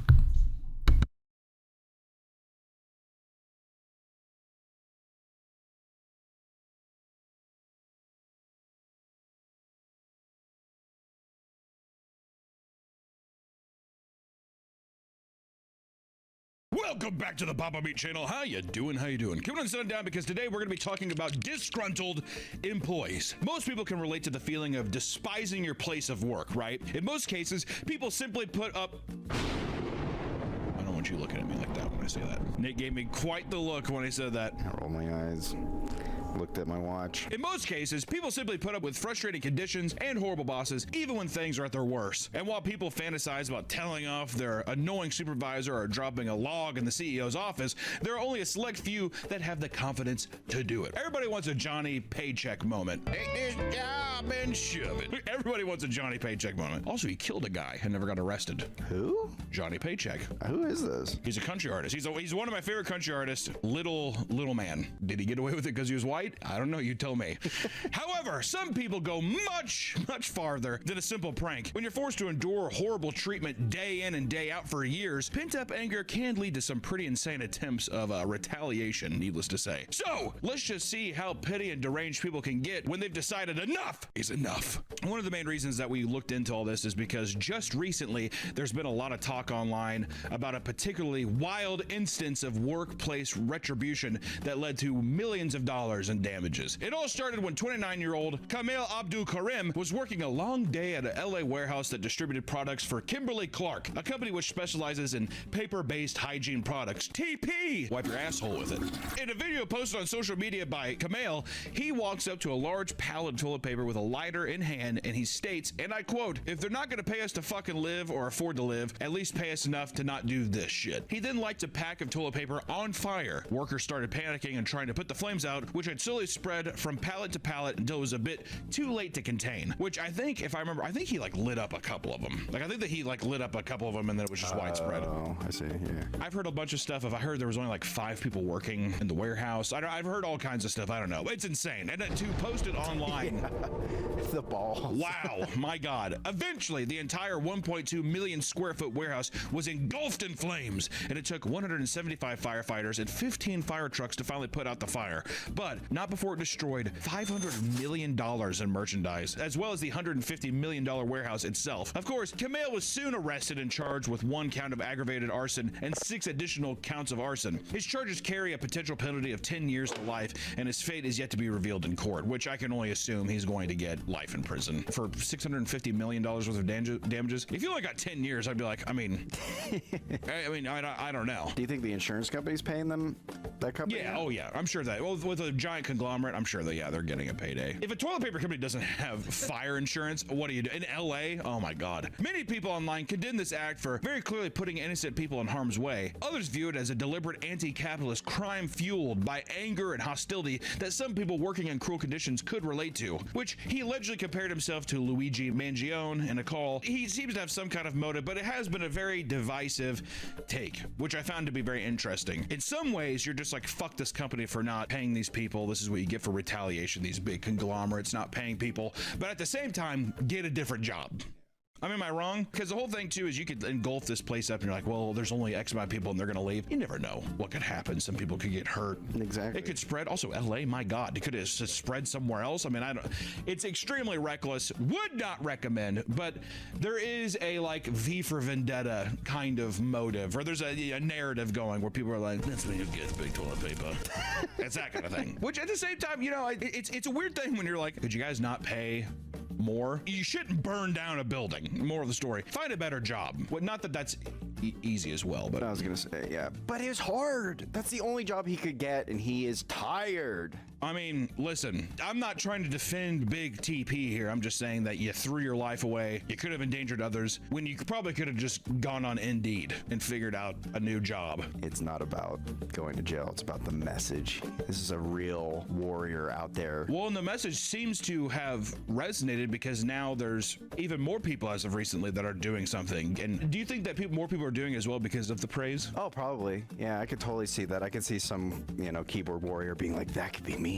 Regardless of what field you're in, there is always potential for bad employer to drive you insane. This could leave most people pretty bitter. They can lash out in petty ways when they eventually quit or get fired. Some simply think disrupting the workplace is enough. In the past, retail workers have documented themselves rearranging shelves after being let go, and one hotel worker even listed a whole band ensemble to blast music in his boss face after handing him his resignation. It's actually a great video. I'm here to tell you that I'm quitting.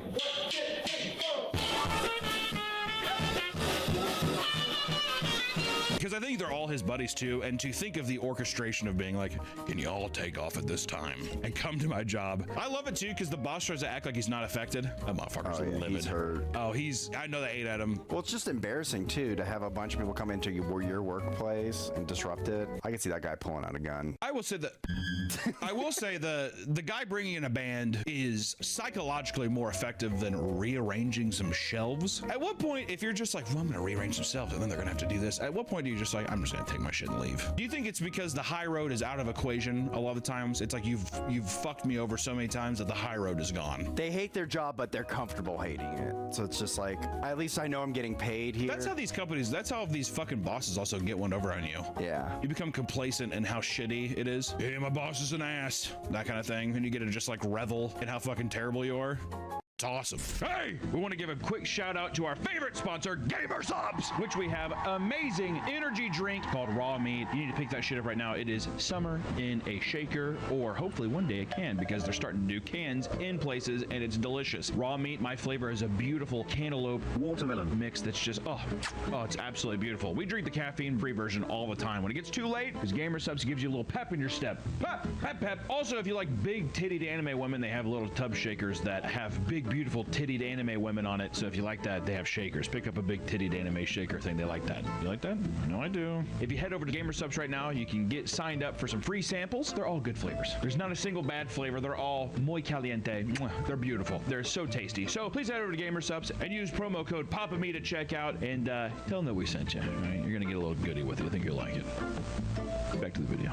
Others will go way farther than simply being a nuisance. Instead, they'd rather see their businesses in shambles. Over in Spain, a temporary worker at a Kepa 21 winery was angry after finding out that her one-year contract would not be getting renewed for her. The best way to make them regret it was by hitting them in their wallet. In the middle of the night, she made her way into the facility and started opening multiple tanks full of wine. 60,000 liters of liquid gold poured all over the floor as she darted out of the building, completely unaware that the entire thing was caught on a security camera. Not only was the wine expensive enough, but she just so happened to dump loads of the high-end products as well. And in total, $2.7 million worth of wine was wasted on top of years of work. She is now currently awaiting trial. This is one of the more recent ones too, where I'm wondering if the toilet paper warehouse one inspired that. Oh yeah. Because that's what I'm saying is that people are like, oh yeah, fuck the owners of the business. So then it feels like well, what do you expect? Don't be a dick. With these things, though, I'm always wondering, because I've met some people who are like, yeah, my boss is an ass. But then you look at the worker and you're like, you're kind of terrible.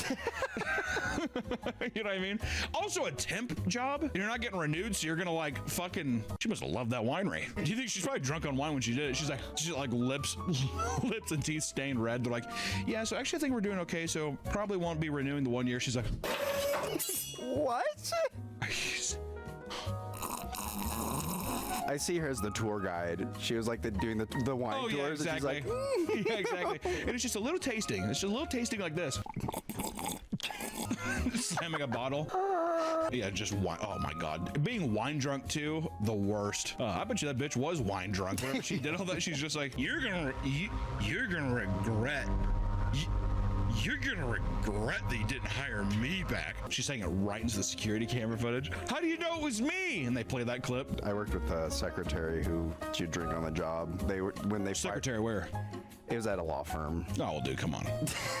If we're not doing a little Mad Men, then what are we doing? Well, I guess she was like getting very sloppy with her job, so eventually my boss fired her. Wait, you mean the drunk at the office was sloppy? That's weird. Okay. And then she never came back to like clean up her desk.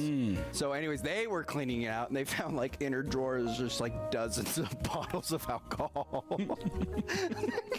I like how she keeps it as souvenirs. One more bottle closer to death, baby. When pushed far enough, there isn't enough money in the world that will satisfy disgruntled employees. Instead, they'd rather torment them just to see them squirm. 61-year-old John O'Neill had worked for Cork County Council for 23 years and was stressed out due to the insufferable manager. He claimed that his relationship with his superior was causing him to lose sleep and seek medical help because it was all just too overbearing. Also, 23 years under that would be brutal. You never move up? Fuck that company. You know what I'm saying? You know what I mean? Like, if it's the owner, it's one thing, but oh my God. Being at like a lower position, it's just like being stuck under that fucking boot that long.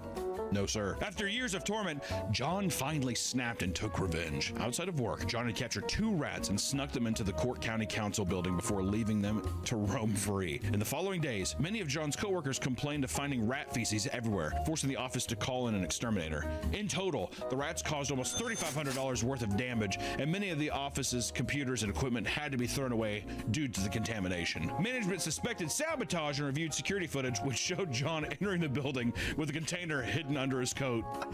Yeah. I was gonna say, like, if it's 2 rats, could you just put them in your coat pocket? See, I pictured him. He had the rats like duct taped to his chest with a trench coat, like a fucking, like a fucking bomb. You just hear, yeah, they're biting his chest.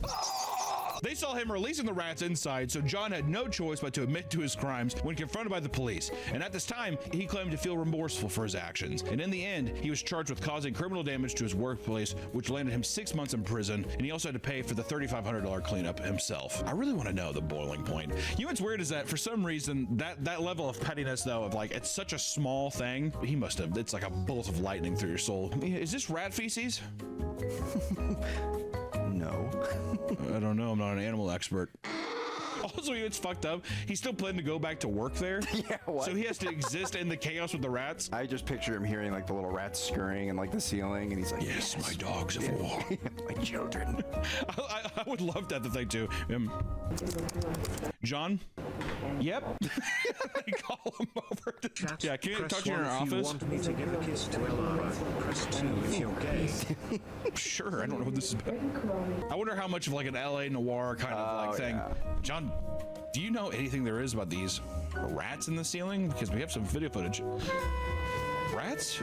No, I don't think so.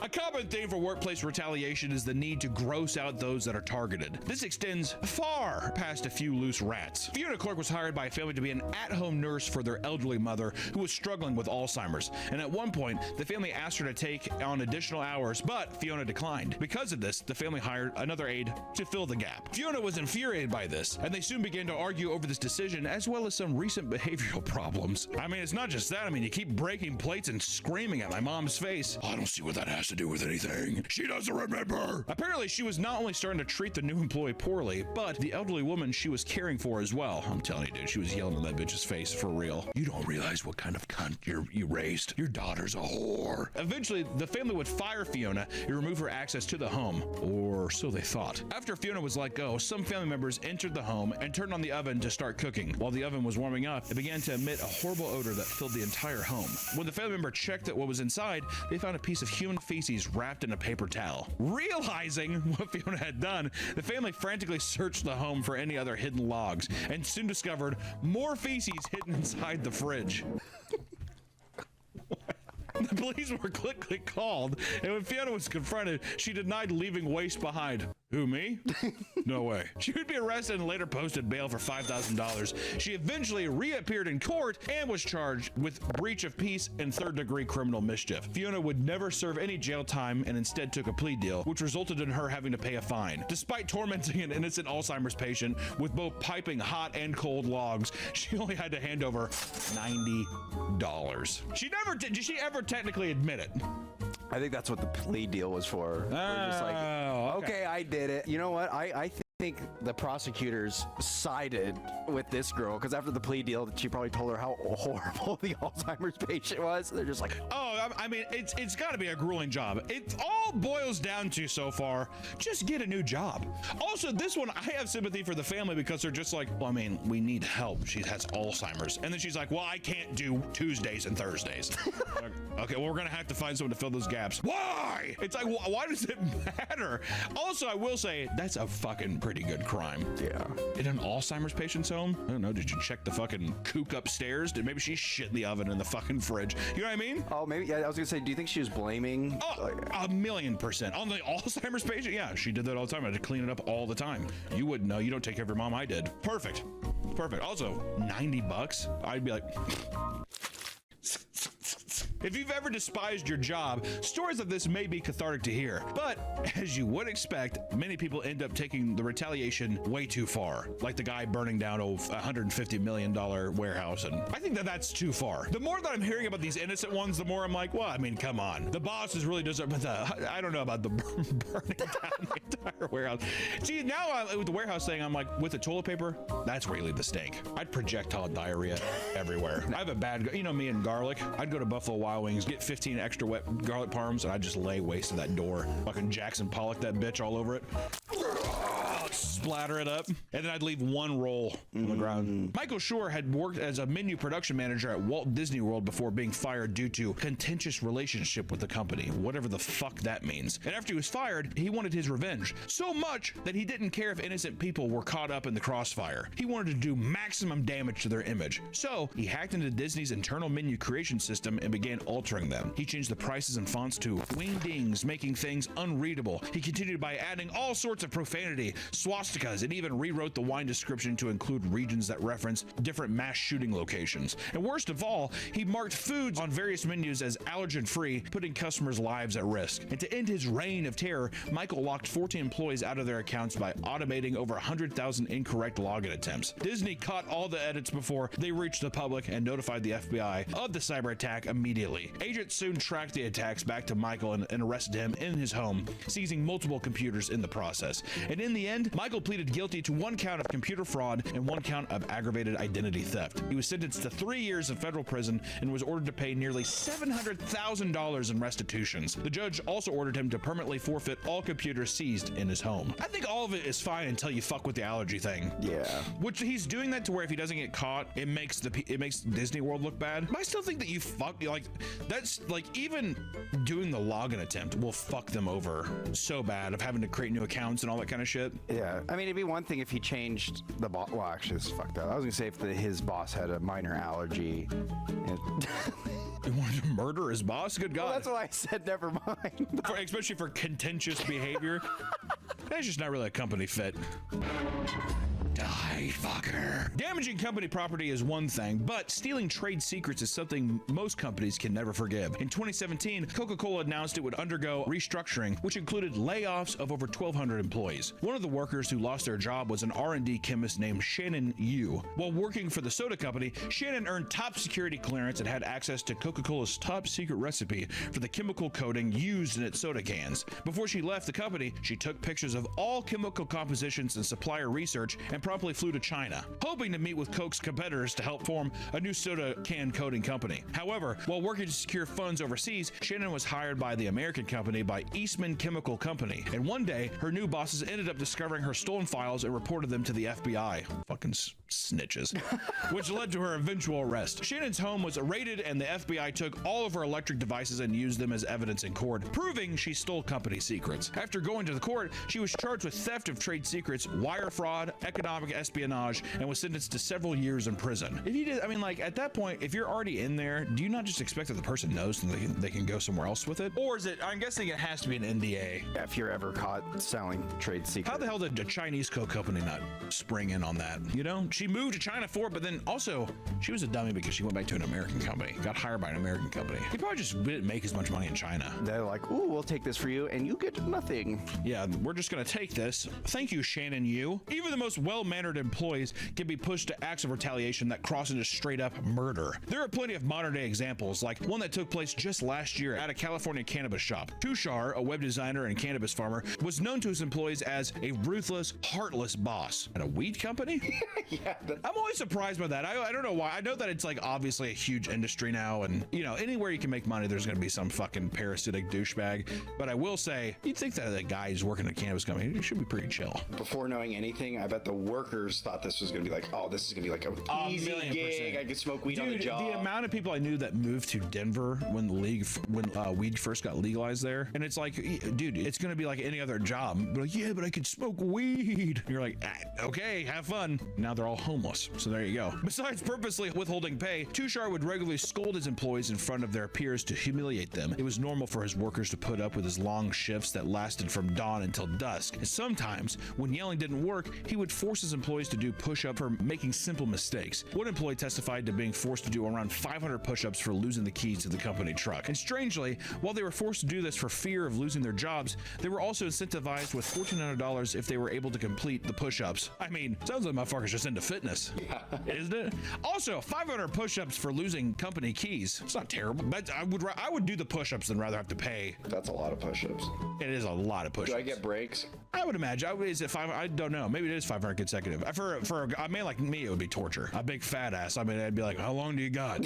Yeah. After being belittled for so long, 4 of his employees came up with a plan to rob Tushar's home, believing the wealthy CEO was in possession of at least $1 million stashed somewhere within his house. On the night of the robbery, Joshua Camps, Caleb Charters, Curtis Charters, and Stephen Lindsay all arrived at their boss's home and forced their way inside. They made their way upstairs to his bedroom, where he was found sleeping. He was woken up and restrained as they demanded he tell him the codes to the safe. Unable to get the information out of him, the four men shoved a sock in his mouth to keep him quiet as they began searching the home. And while they were gone, Tushar broke free of his restraints and fled out into the remote countryside in search of help. Realizing he had escaped, the four men chased him down and recaptured him. They took him to a remote farm property, only to restrain him again. While out at the farm, the four men began to worry that they would be identified if they let him live. After a brief panic, Joshua brandished a knife and stabbed Tushar in the neck. He didn't die immediately, so Joshua grabbed an assault rifle and shot him in both the jaw and the head. God damn. Following his death, Tushar was reported missing. Police were able to identify the four employees through DNA and cell phone tower data, pinning them at a location at the specific crime. Joshua Camps admitted to killing Tushar and now faces a long list of charges,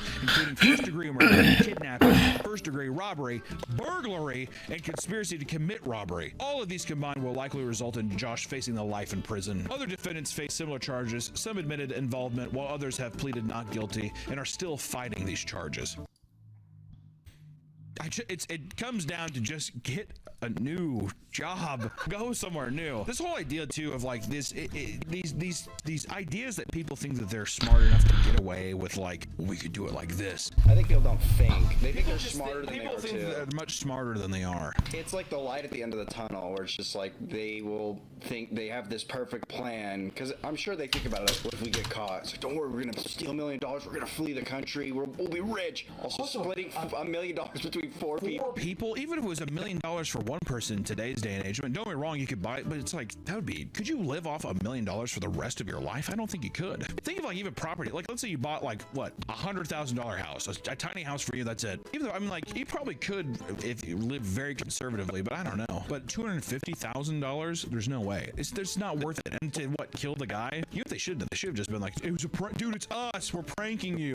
And then we'll start doing the push-ups. Also, the jaw in the head. What the hell was that? That sounded a bit resentful too, didn't it? Blow his jaw first.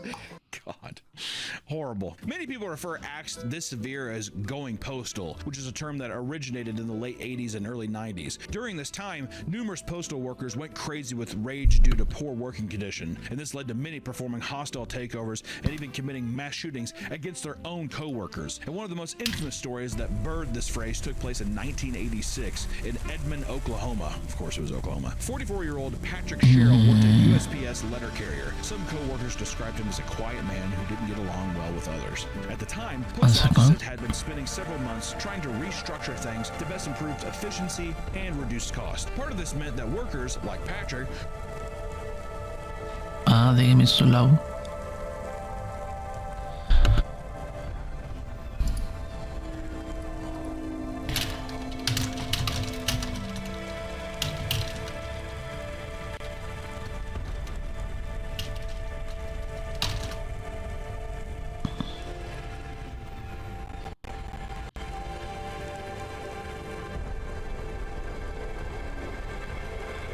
Oh, that's strange. Okay. Game Cloud Punk.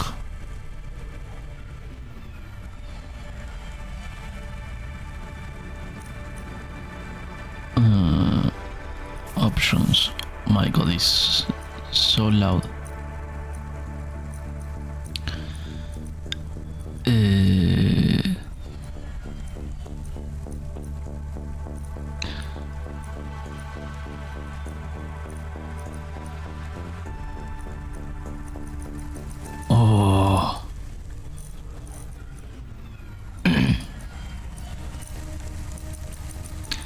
How the hell did people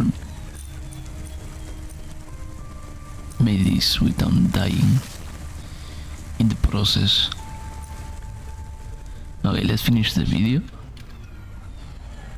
Were pushed to be more efficient to the point where it bordered on harassment, almost like you had to be perfect. If you're not perfect, you're not hitting your quota, which probably also made them be like, what's going on? You know, there's a psychological thing to also having like a quota where you're like, I'm having a hard time hitting it. It like fucking really belittles you as a person, you know? You're like, I feel like I should be able to do it. Why can't I get this right? And then you're like, you need to get your quota.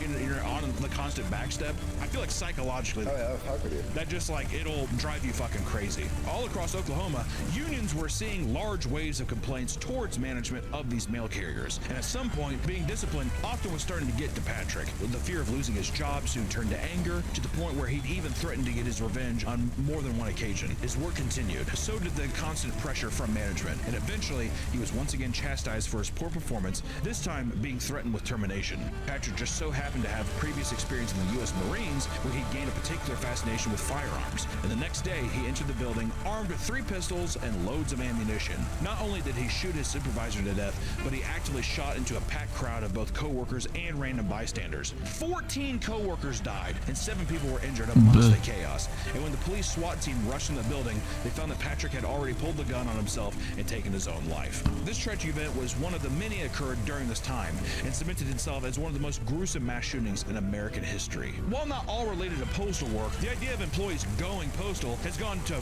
much more catastrophic lengths. 35-year-old David Burt had worked for U.S. Air, the parent company of Pacific Southwest Airlines. Though he had worked with the airline for as long as 15 years, he was ultimately let go after being caught on camera stealing money that was made selling cocktails during flights. After having been let go for some time, David decided to set up a meeting with his boss, Raymond Thompson, so he could plead for his job back. When this failed, his anger would push him to do something completely insane. He bought a one-way ticket on Pacific Southwest Airlines Flight 1771 to San Francisco, knowing full well that his boss used that flight often to commute to work. Still in possession of his badge, he snuck through security wielding a .44 Magnum, and when the flight started, he started writing a letter on an air sickness bag and slipped it towards Raymond as he headed towards the bathroom. It read, "Hi, Ray.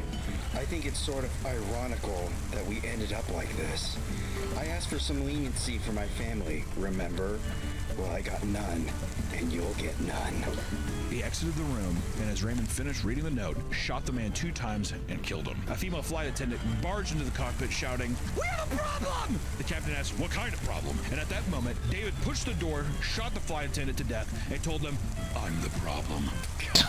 He then shot both pilots as the plane began to nosedive. It's unclear if David intentionally directed the plane to crash it, or if the body of the captain was simply slumped over and causing it to nosedive. Though more gunshots were heard on recovered audio, it's unclear who was potentially murdered next. It didn't matter at this point, because the plane then collided with the rocked hillside of Cattle Ranch in Santa Lucia Mountains at 770 miles an hour, faster than the speed of sound. The impact immediately killed all 43 on board. Among the remains, only 11 bodies could even be identified. It's fucking horrifying, man. There's a fine line between getting some petty justice and becoming just as evil as the employer you're trying to teach a lesson. The working world can be incredibly brutal, but going on a blind rampage is not a worthwhile solution. If you're struggling through a terrible job with an insufferable boss, see what you can do to better your environment without doing anything rash, right? Even just look for a new job. I mean, like, just look for a new job. Yeah. It's the biggest thing. Also, take steps to, like, report your boss, do things you can. Like, if you really do love your job and it's one person, talk with them, see if there's some kind of solution. But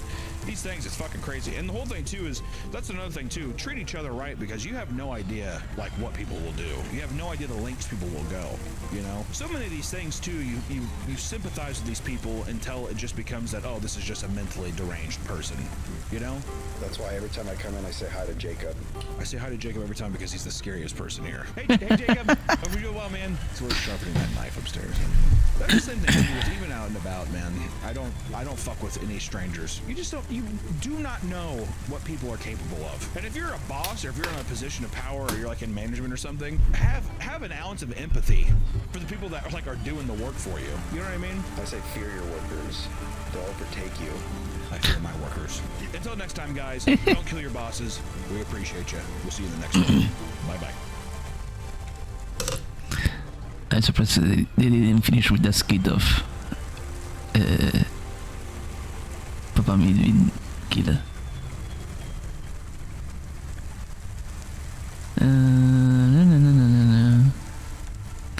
Okay, let's play some Cloudpunk. Let's drive and be a punk. What the fuck is wrong with the audio? Now I feel why Pengu struggles a lot with this. There we go. Wait. Can you guys hear the game? Question mark, exclamation point. Yes, so can people go right? That's the word. Schmidt. Okay. Cloudpunk.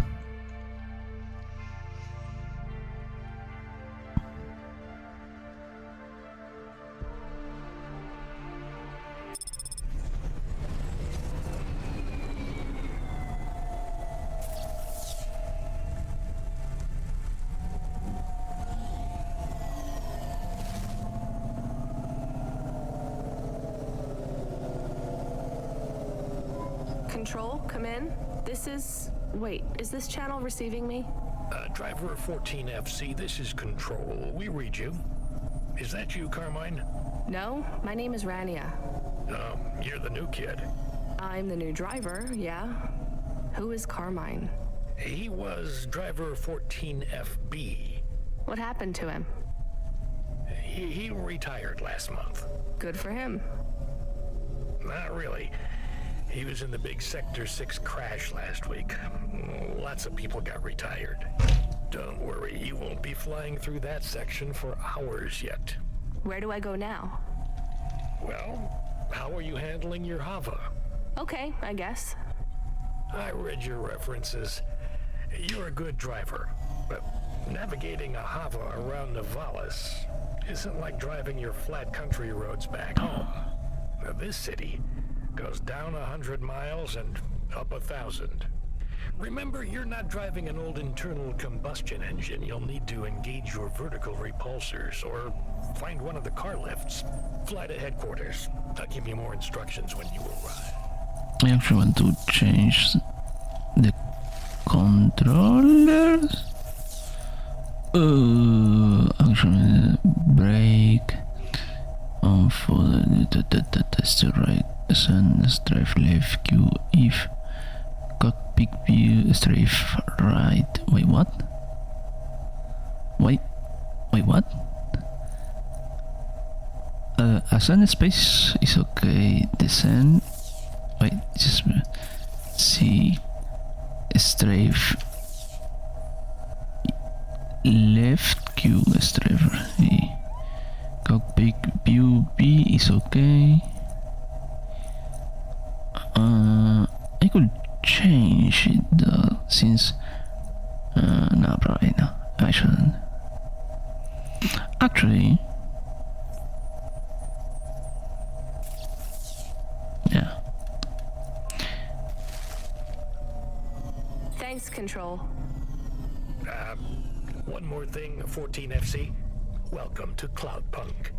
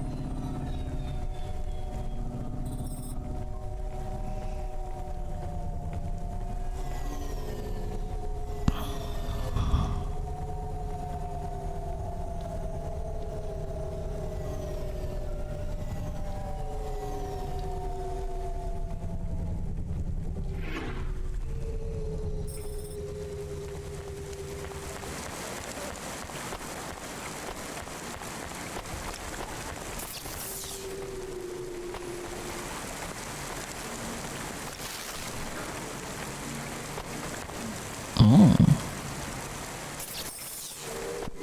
14FC, this is going to the Marrow. Where's that? Pretty low in the city superstructure. I'll give you a waypoint on your navcom to help you find it. Be careful down there. It's busy, and it's a maze. Not exactly the rich part of town. Kind of place where you wipe your feet on the way out. Okay. Carminus was a great driver. You got big boots to fill. He flew delivery for over 10 years, you know? How about the driver before him? 14FA? Lasted one night. Most drivers only last one night. They quit the job? One way or another, yeah. You seem like a nice kid, 14FC. I hope you make it. Don't get lost down there in the Marrow. I'll try. What's in the package? 2 rules, kid. Don't miss a delivery, and don't ask what's in the package. Everything else is just guidelines. Hey, come here a minute. Why? We want to talk to you. So talk. What do you do? Delivery driver? You're Cloudpunk, right? So you must be thinking you're pretty badass. If you say so. Why you be nice to her? She delivers to the Spire. She don't respect us. Show me something to respect, then. You're sassy, acting like you weren't afraid of us. I ain't. She don't know who she's talking to, Razor. She don't know how you got that name. Razor? Are you a shaving robot? You don't gotta take that from her type, Razor. You gotta do something. Nah, I like her. She's got a big mouth like me. So you're both part of Block 40, right? You heard of us? I heard there's an android gang I should avoid. That's good advice. You don't want to get in our way. Why do you get such a bad reputation? We do a lot of things we ain't supposed to. Robbing people? Nah, much worse. Urban renewal, bitch. Oh, yeah. Wait, what? Urban renewal? Yeah, community projects, planting gardens on corporate waste ground, turning old factories into playgrounds. Real hardcore shit. I mean, no, I don't get it at all. There ain't nothing in Nivalis that will get you in more trouble than fucking with corporate property. We would be safer if we were straight murdering fools. Well, good luck, I guess. That sounds like a worthwhile thing for a gang to do. I just figured gangs in Nivalis were a bit more... You assumed wrong, but that's all right. We ain't surprised they talk shit about us. Well, I won't. I hope you two never get caught. Fuck yeah! You was right, Razor. She's all right. You stay loose, Cloudpunk. We see you later. Block 40. Oh. Okay.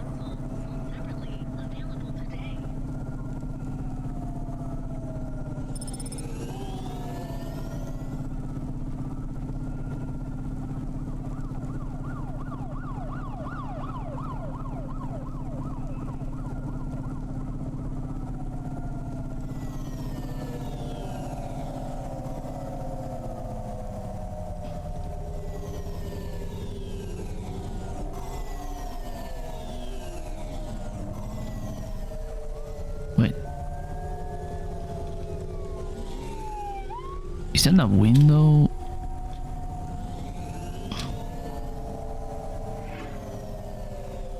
No, it's just an hologram.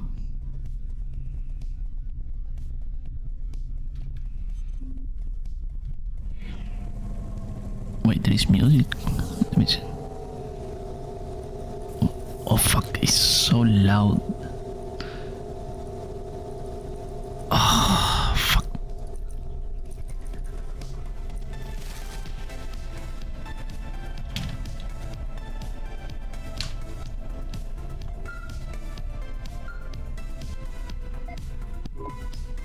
Hey, 14FC, are you there? I just remembered I didn't talk to you about the Ascenders. I think I know how they work, Control. You do? They go up and also down, right? Yeah, that's about it. You know why? No. It's about vert ceilings. Not those again. Say again, 14FC. Sorry, just making a kinda joke. Go ahead, Control. Havas are tuned to a vertical field frequency based on the layer of the city they're in. That field locks you to a maximum and minimum altitude. That's why you need the ascenders. They take you up or down a layer, and as they carry you, they reset your Hava's field frequency. They reset the vertical ceiling and floor. But Havas fly just fine outside Nivalis without vert fields. That's true. Your Hava will fly fine in areas without the fields. Even in old ruined parts of the city that are off the grid. But the grid holds everything together in the city. Tracks you, gives you access to the nets, the comm, the mapping systems, the reserve power if your engine stalls. And it stops us just flying straight up to the spire too, right? That's right, kid. The CEOs don't want you flying up and looking in their windows. They prefer their privacy. I guess we don't get many jobs up there anyway. You might be surprised, kid.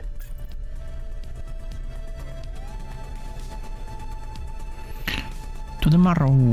Meow.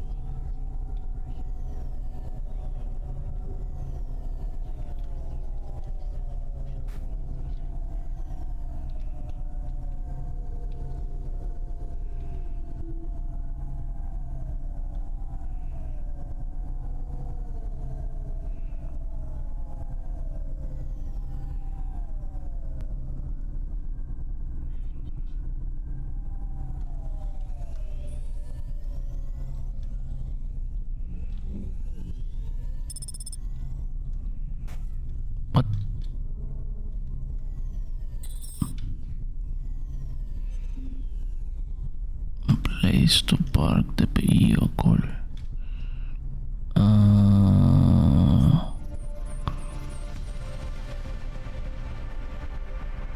Can I park in here? Can I park in whatever I want?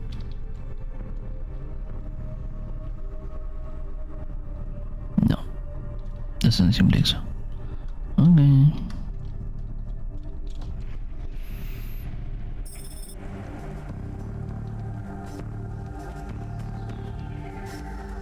Are you? Did you try the okonomiyaki? No. Isn't that a pancake? Right, with fish flakes. Oh, it's to die for. I wouldn't trust the fish flakes here in Nivalis. Would you like to appear on my food review channel? It's on all the nets. We're looking for people to react to different stimuli. Can you pretend to be sick on cam? What? No. There's a free meal in it for you. Or would you pretend to be really annoyed? Our viewers love that. I am annoyed. That's perfect. Okay.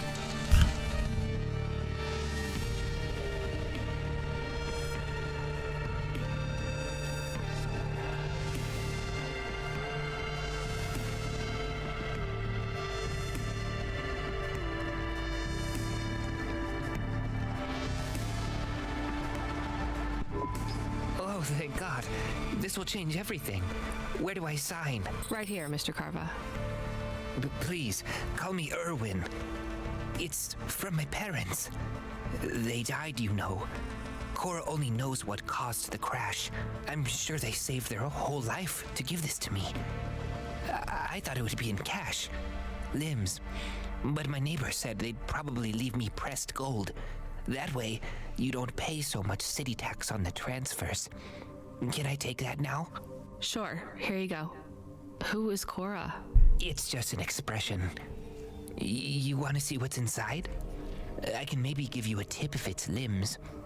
Not every day you see someone become rich in front of your eyes, right? Just think. I can finally get the eye surgery I need. 2 augments. No expense spared. I can hardly read the holocrons these days.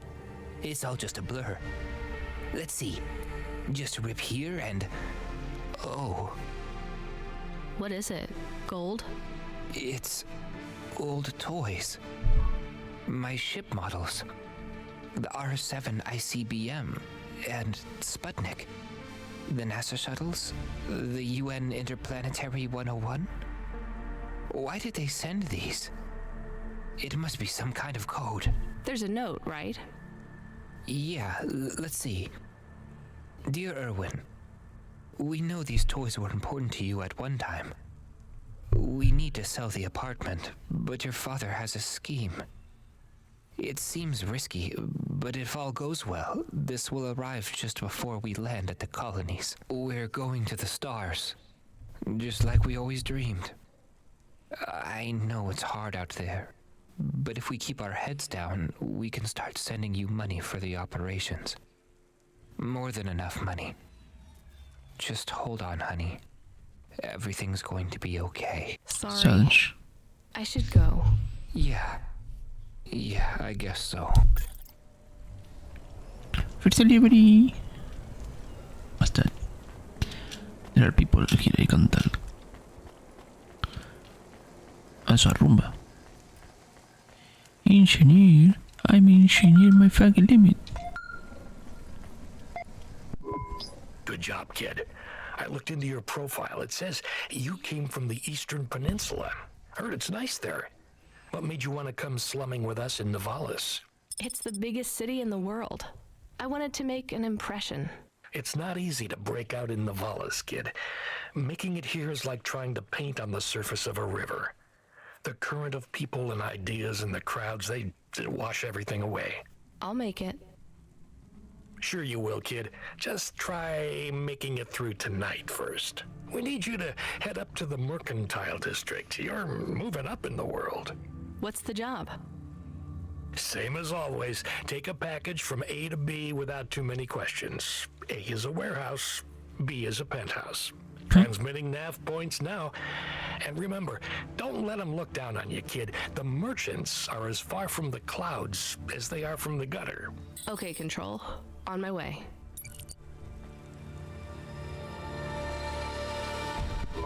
Hey, you. I need to ask you a question. I'm busy. I just need a minute.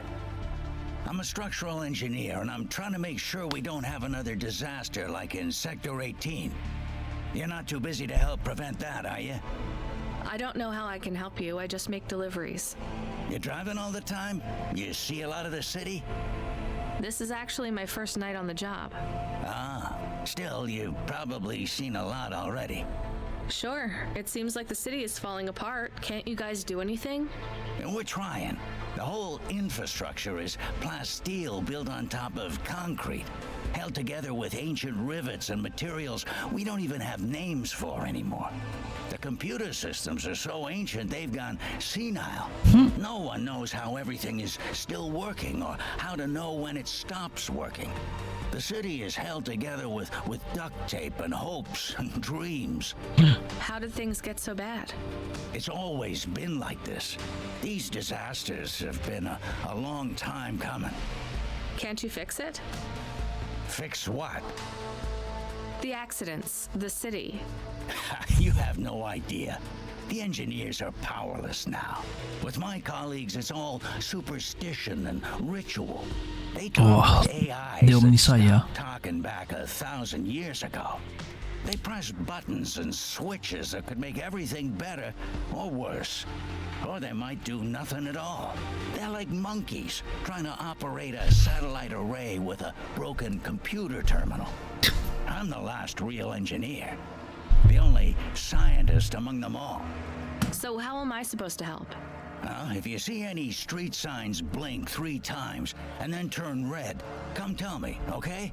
Sure. What does that mean, though? Probably nothing. But if you see them flash blue, well, that means trouble. So get out of there. Blue? You said red the first time. Oh, yeah. Blue or red. Either one. What about other colors? No, blue or red is bad. Anything else means there's no problems. Unless it's green or orange. And if they turn purple, well, that doesn't really matter. Why not? If they turn purple, well, it's too late for you to do anything anyway. I'm an engineer, find the engineer. Merge. What you looking for? Whatever it is, I got it.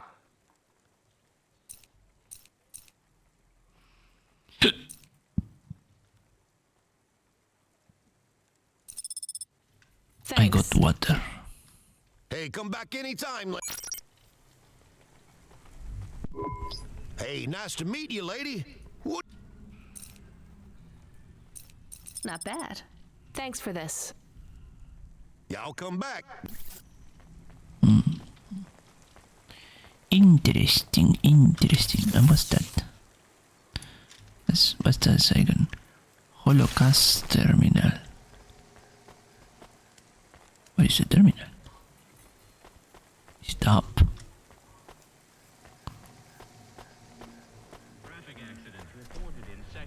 Whee. It's kind of sad that the environment sound is also the war sounds, because now I can hear shack shit.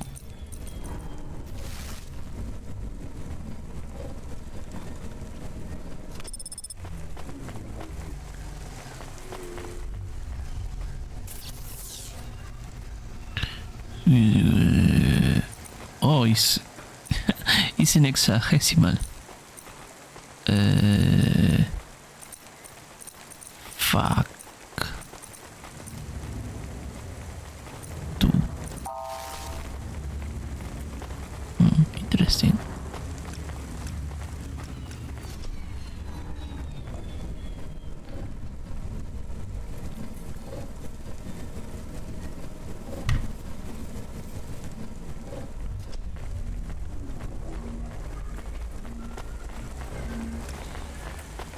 And what's in here?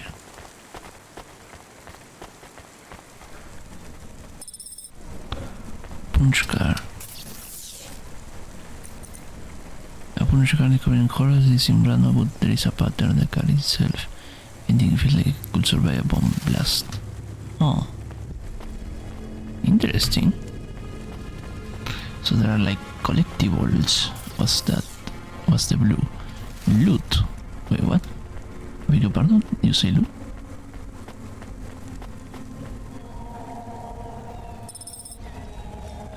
Coolant.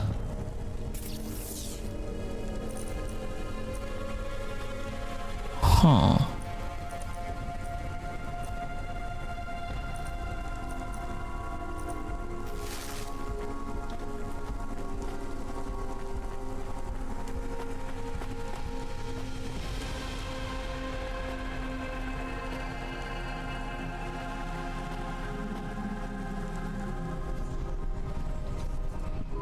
Load Hova AI. Load Assistant. Load Computer.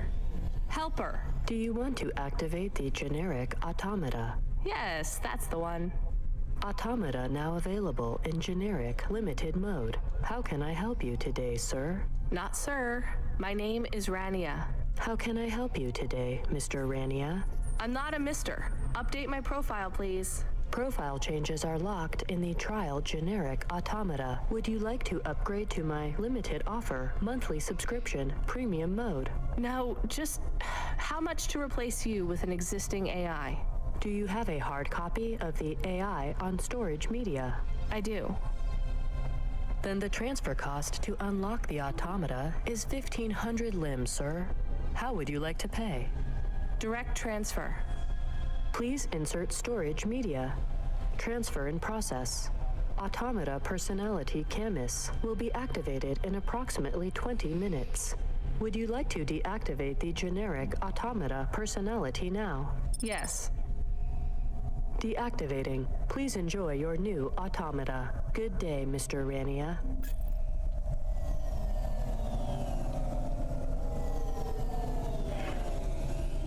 Whee!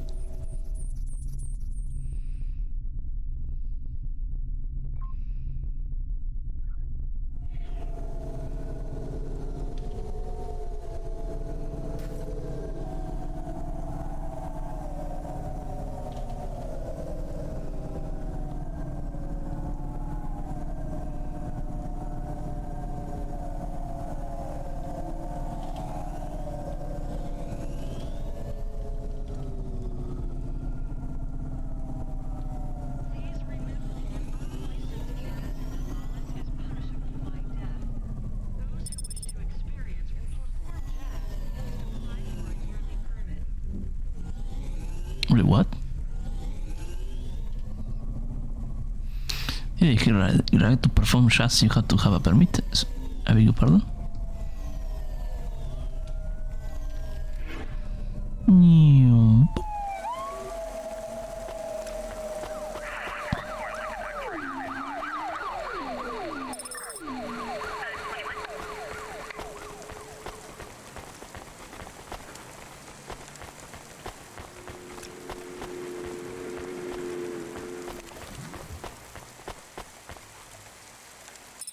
Basta. Plastic parts. I need a plastic element and maybe can see this to vendor for some limbs.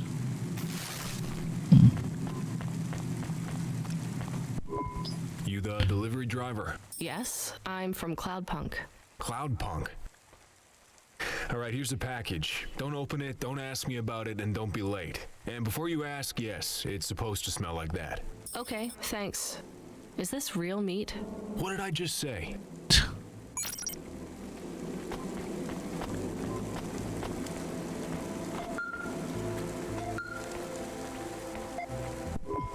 Come in, 14FC. How are you handling the Hava so far? Hello, this is 14FC. Yes, everything is totally fine. Relax, kid. You'll get the hang of it. What's giving you the most trouble? The traffic? Yeah, and how fast everyone drives. They all know exactly where they're going. You'll be that fast once you get your bearings. Faster even. Just remember the highways channel and induction loop through your Hava. Right.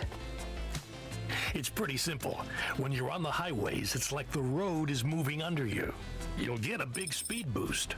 Use the highways to get as close to your destination as you can, and then cut off when you're close. I can only park in the bays, right? That's right. Havas aren't meant to touch the ground. The repulsors on the parking bays keep the undercarriage a few centimeters off the ground. It's not just a technical restriction. CorpSec defines the parking around the city to maximize traffic flow. I guess that's a good thing for us. And them too. Traffic jams seize up the wheels of commerce. If CorpSec have one priority, it's making sure business continues as usual. You from the East, lady? You're good, but no CorpSec. Got it?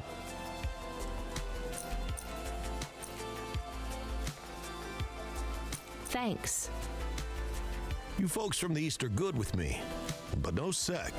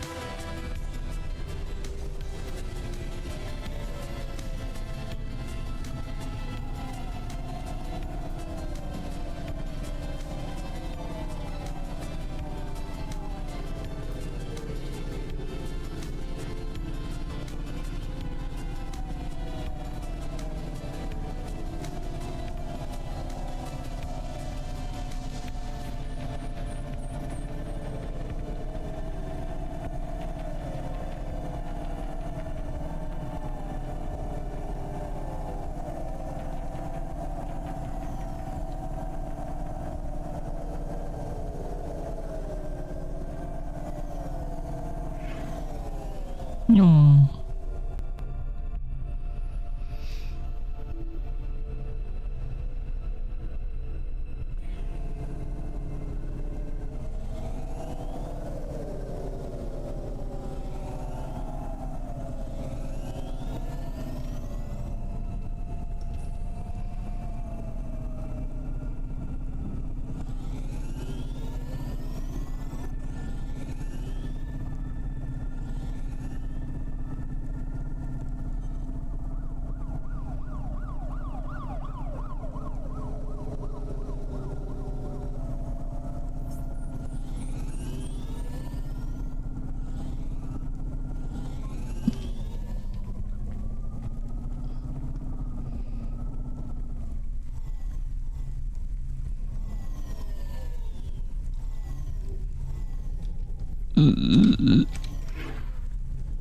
Oh. Aparcado.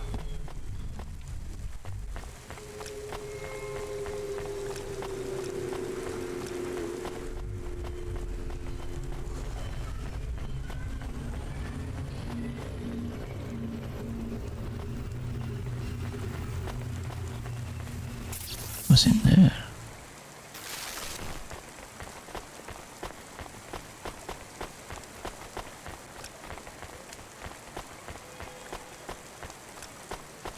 Dreamy, horrifying, wondrous. Get the best transfers, custom paint jobs, and underlights for your whole lot at Outland Empire.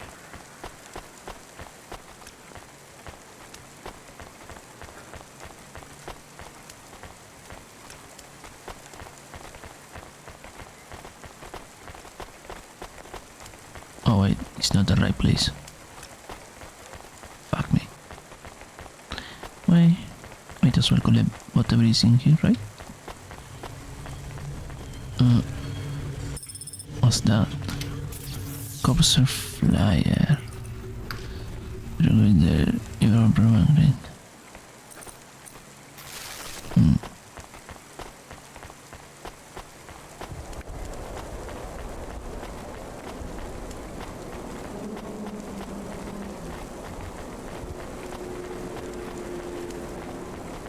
Wow.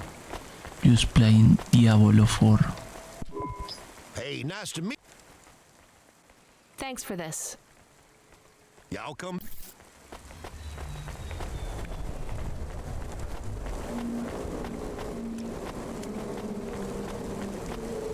So it's the other parking lot.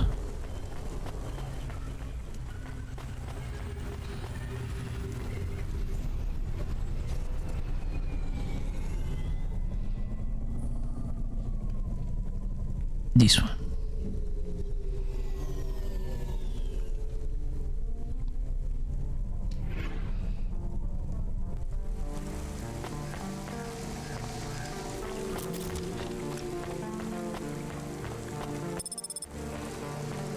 Marrow Exports HQ.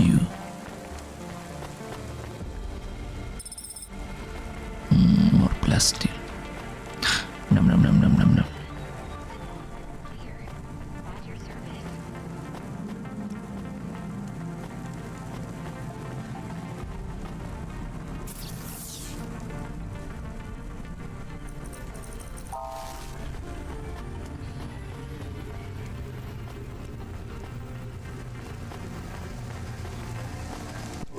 Here's what I can offer you.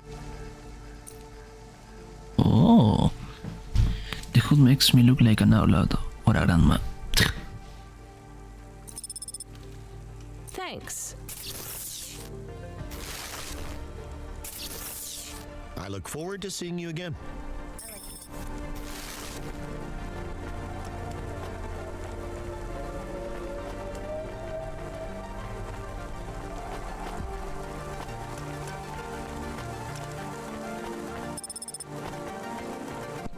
I have your delivery. Give it here. It says I'm to deliver to Mr. De Beer. That's my employer. Give it to me this instant. Hey, street rat, has this been tampered with? What? No. Good. Most drivers ask what's in the package. The smell makes them curious. What's in the package? Dinner. Meat. From which animal? What a strange question. Good day. Cunt.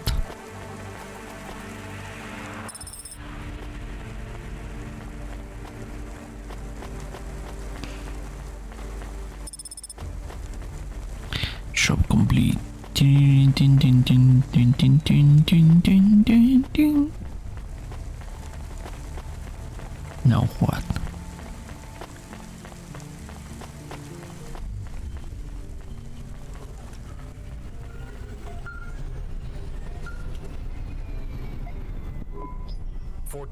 FC, are you back in Midtown yet?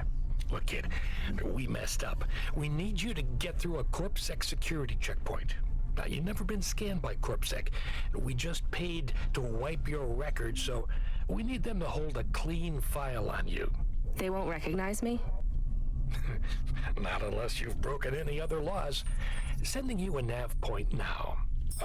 One more thing, kid. You need to go through on foot, so don't look suspicious. Or act suspicious. And don't mention Cloudpunk.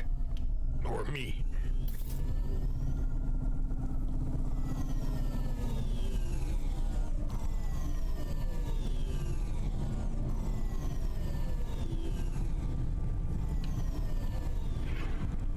Aparcao.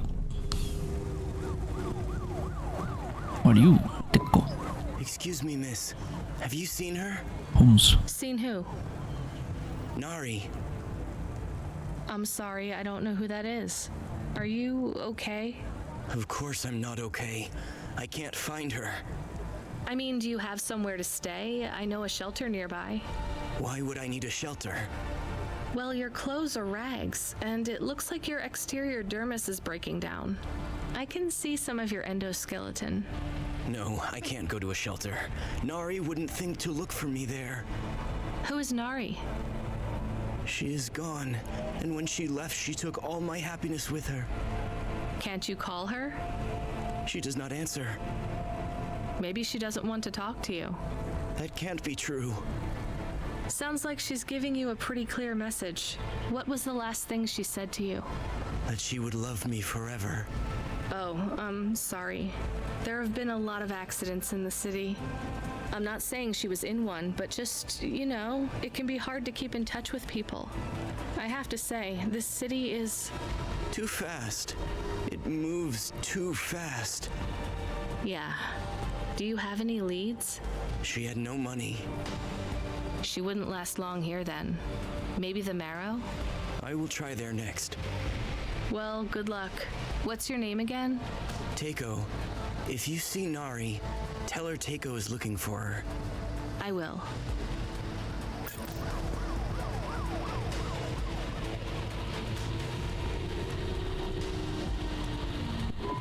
Hold up, lady. Let's see either your citizen license or your voluntary contribution.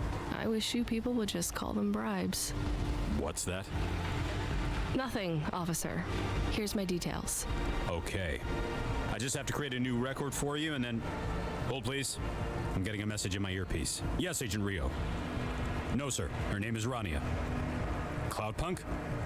I don't think so, sir. Yes, sir. I'll ask her. Yes, sir. I'll tell you if I think she's lying. Ma'am, are you now, or have you at any time been a part of the illicit delivery service known as Cloudpunk? Never heard of them. Hold, please. Yes, sir. She says she's never heard of them. I believe her, sir. Okay, sir, I'll let her through. And she can hear me. Yes. Yep. Okay, then. I'll do that. Sir, yes, sir. Okay, miss, you can go. Your details have been updated. When I scanned your ID, our servers said you're a musician from the Eastern Peninsula. Want to play us some music? Maybe another time. I do have the flute.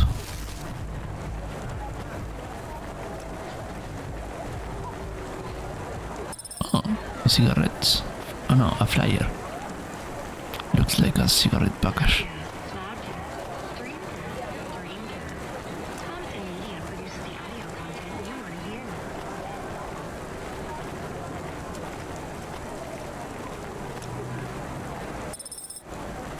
Vice Summer Plastil Rory Alpha. Yo, what is up, listeners? This your boy Rory Alpha giving you a shout out from Midtown, where I am with the people. Like this young lady here who is desperate to have her say on the Undernet's hottest loudcast. Could you get the microphone away from me? Oh, we have here another stuck-up young woman, too busy shopping and using makeup. I call it fake-up because it is really lies to trick men. She doesn't even have time to talk to my listeners, the Bro Brothers. Your listeners are called the Bro Brothers. That's right. The Bro Brothers are my pack. Am I right? And your show is about? Finally giving the bros a chance to speak out, to have their say. I don't think you want me on your show, and I sure don't want to be on it either. Let's try to talk to someone better, brothers. We gotta find the real voice of the people. We need a real man on this show. Am I right? How about that CorpSec officer? He seems to be looking at you. He seems like a real man. All right, bros, we're gonna boost now. And don't forget to like and subscribe. Hit up that notification bell, and I gotta go.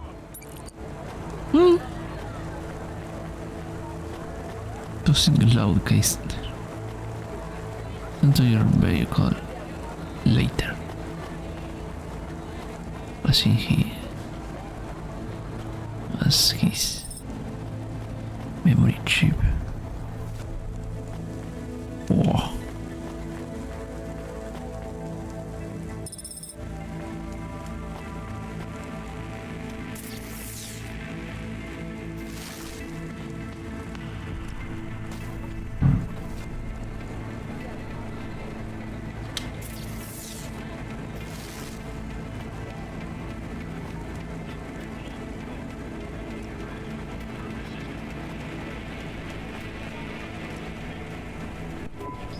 Your face looks familiar. I cancel her shit.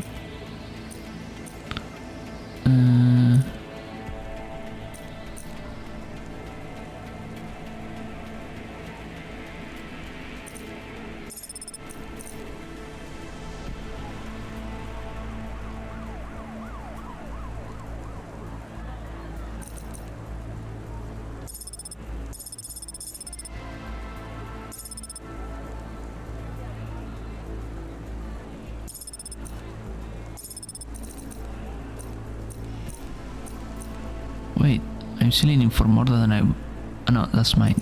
My old one. Never mind.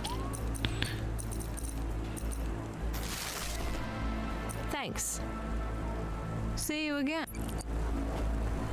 And here is more shit I could have sold.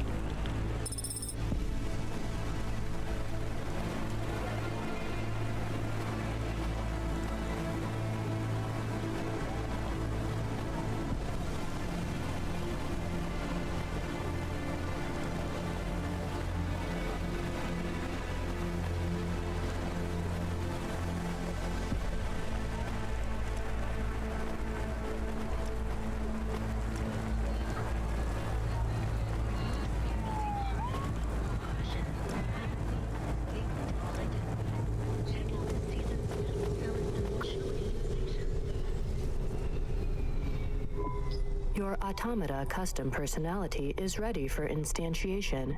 Would you like to activate Camus now? Yes, please.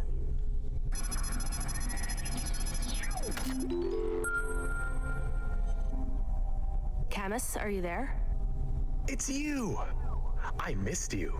How are you? Happy? What am I? Feels strange. You've been loaded into my vehicle's automata slot. Oh. Sorry, Camus. This is all I can afford right now. I was a bad dog? No, you were the best, Camus. I am just a Hova now. Not as good. I know. We'll get you a new body, I promise. It will just take a while. I have a new job. You don't play music anymore? I like music. Me too, Camus, but we need money. We lost the house. I had to move us to Navalis. Oh no. Hi, We did.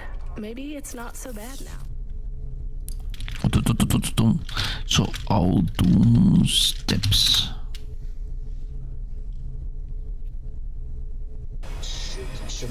Shot. Oh, I'm not gonna make it out.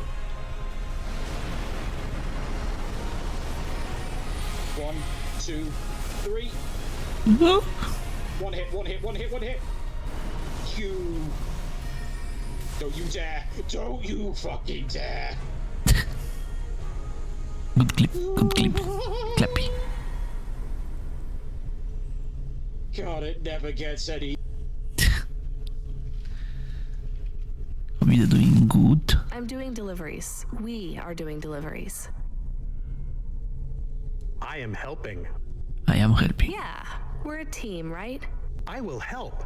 I feel not so good though. I am sleepy now. It's the automata slot in the Hova car. It's pretty limited, and the hardware runs at a lower clock cycle, so you might need to take it easy for a while. Don't understand. Your higher operating functions are multi-threaded, but that's not supported with the hardware we have. That means it might take you a bit longer to figure things out, but you'll get there. I'm sleepy. Okay, rest for now, Camus. I'll bring you online soon. And Camus, I missed you too. Doc. Robot Doc.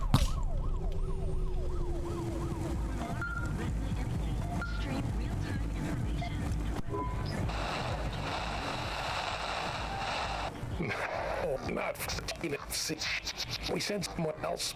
We need you to... Damn it. Sorry. We need you to pick up a package from Cambria Heights. It's a residential zone. I'm sending a nav point now. Okay, on my way. Wait. 14 FC? Is there a problem? No, never mind. Good luck. Oh, I need a call. A lot of things like blocked. That's kind of interesting. How big is this game?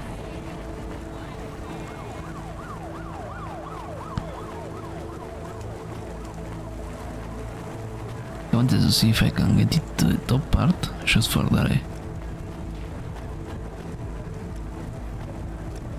Can I enter here? No. What happens if I go here?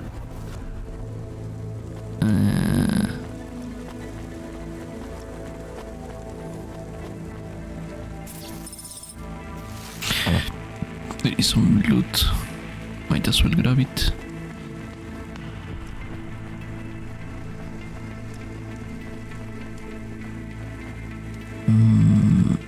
Man here.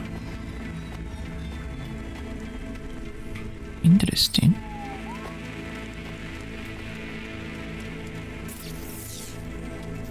There is more loot.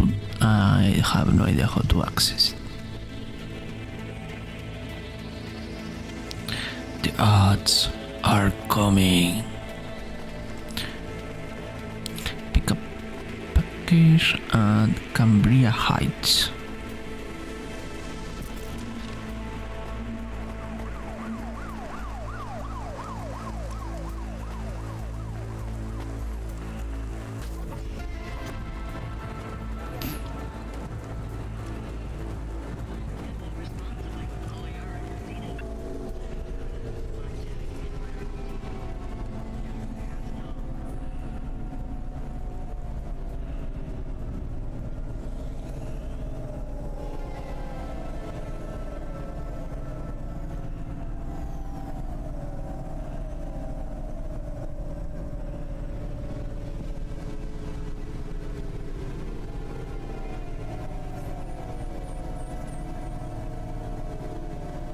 Oh, that's a station. I see, I see.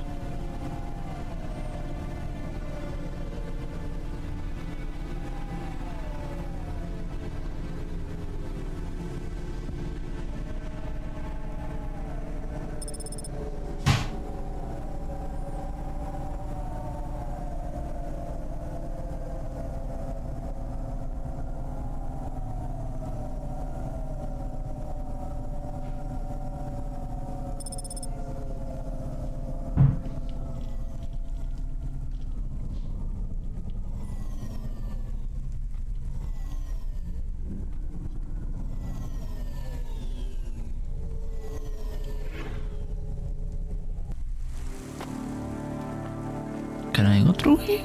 Yes. I think so. Maybe? Yes. A bit cramped though.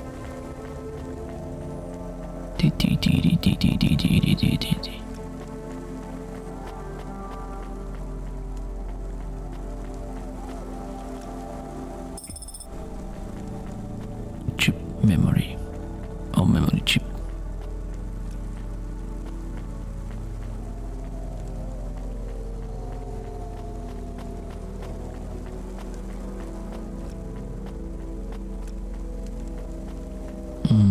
Control, I'm at the destination and no one is here.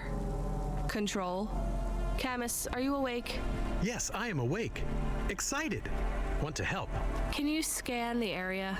Local scan. Look for ID chips on possible delivery containers. I don't know how.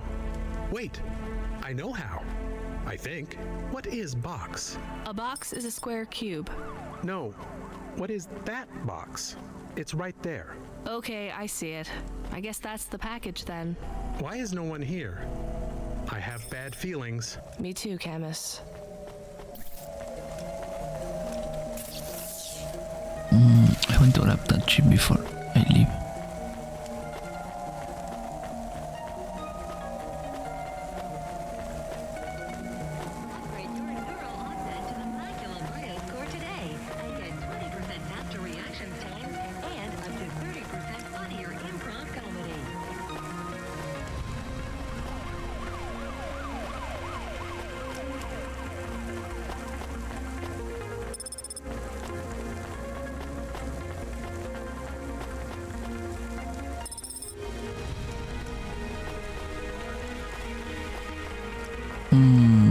Maybe when I get to this away to the safer the punch cards, I can loot the like the ATMs. This way. Wait. This way? There's another loot over there.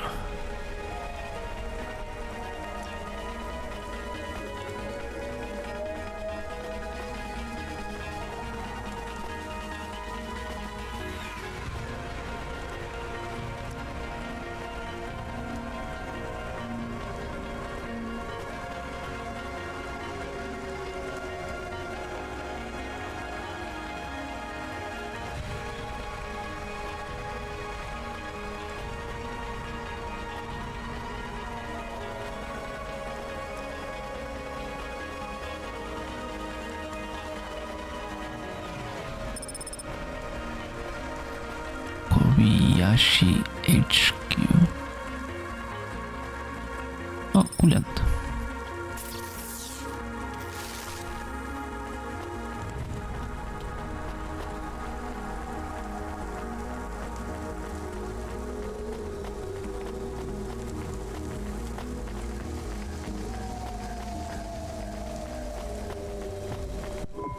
You from the East, late?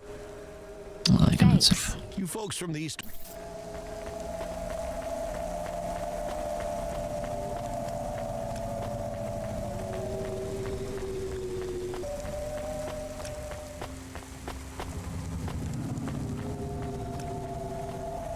Subretinal VR that directly interacts with your nervous system. Only Unibozu Resort VR can take you there. Unibozu Resort, better than real.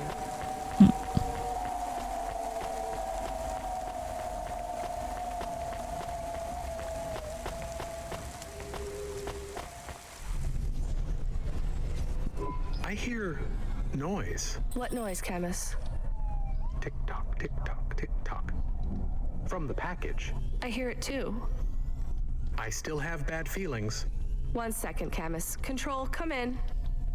Control, this is Driver 14FC. Come in. This is important. Driver 14FC, this is Control. Please deliver your current package with urgency. Control, why is this package ticking? You don't should have to do this. Call Miss Ross. Fine, I'll tell her. Control, what's happening there? Nothing. I've been informed that you're to stop calling us about the package. Deliver it quickly. That is all. Please, no more communication until delivery. Camus, I don't know what to do. I am nervous. Why? I am nervous because you are nervous. Maybe we can throw away the tick-tock. Tick-tock, tick-tock, tick-tock, tick-tock. Maybe. I could dump it at the trash chute in Section 8B. That sends it into the refuse collection at the base of the city. Nothing ever comes back from there. Will Mr. Control be mad? Yes, but I get a bad feeling too, Camus. I think it will be bad either way. I want to help, but don't know what to do. I know, Camus, I know. I just have to make a call on this one.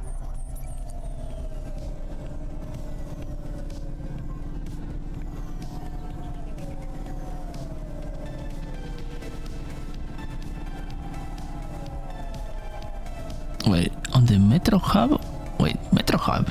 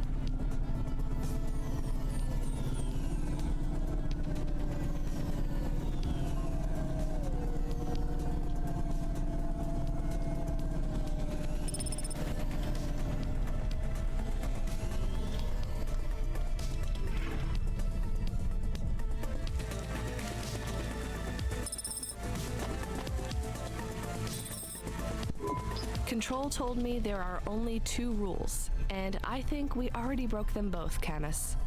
I guess we just tell Control we lost it? I am frightened. Don't worry, we'll be fine. Maybe I won't even be fired. Really? I doubt it.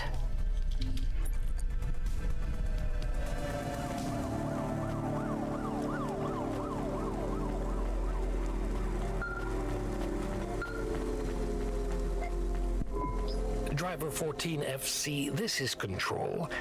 Is there anything you want to tell me about that last job? No, nothing.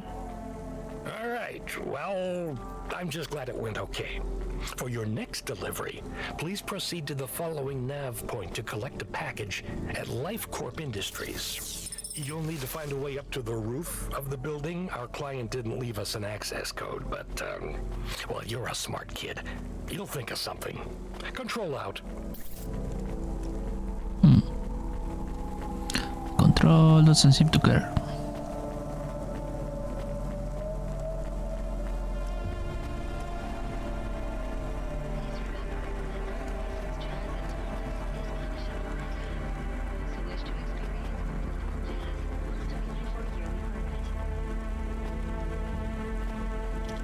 Another coolant. You belong to sell? You from the east? Pheromones. Thanks. Just in case. You folks from the east are good with me.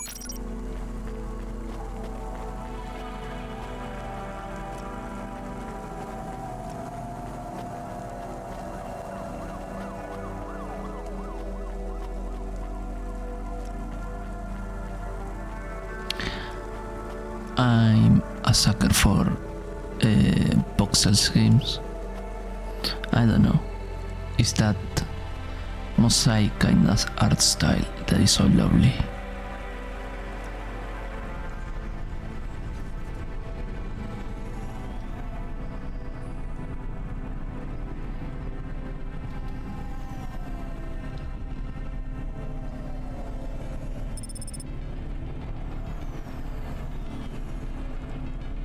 I might require some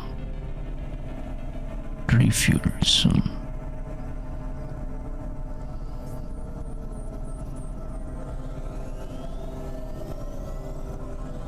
Maybe later. Oh, there is one over there if I need it.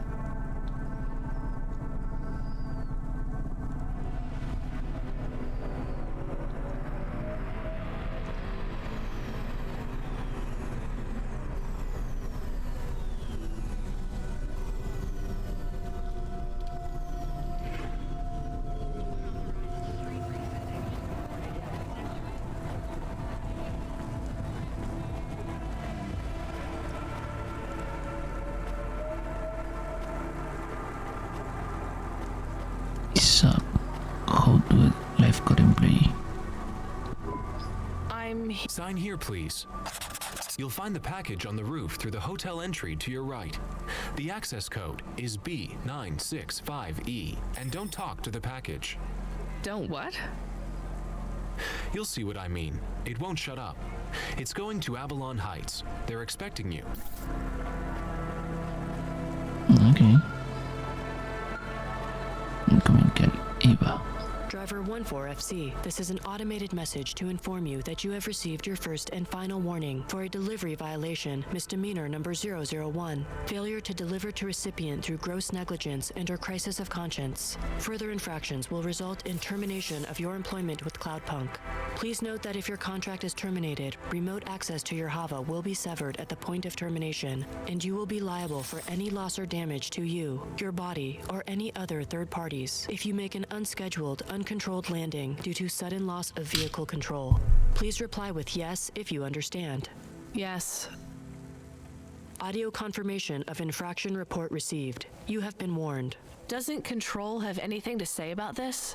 Control is currently unavailable.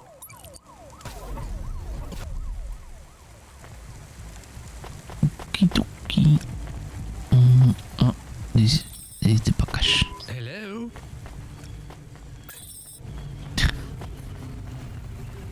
Hello? Oh. So I shouldn't sell everything I grab. Good to know.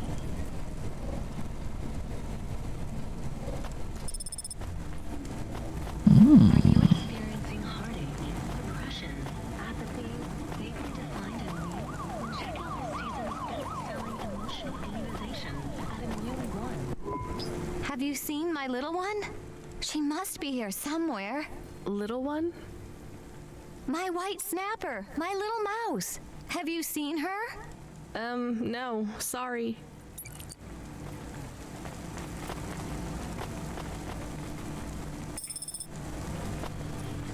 The fisherman.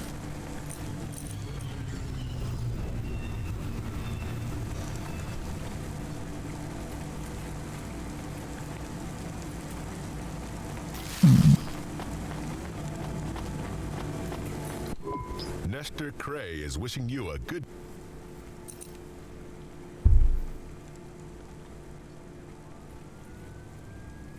What the That'll fuck? be all. Nestor Cray will...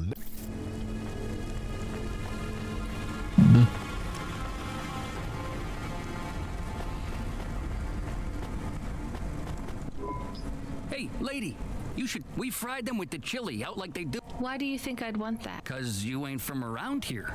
Do I stand out that much? Sure, but you're talking to a guy with half a metal face.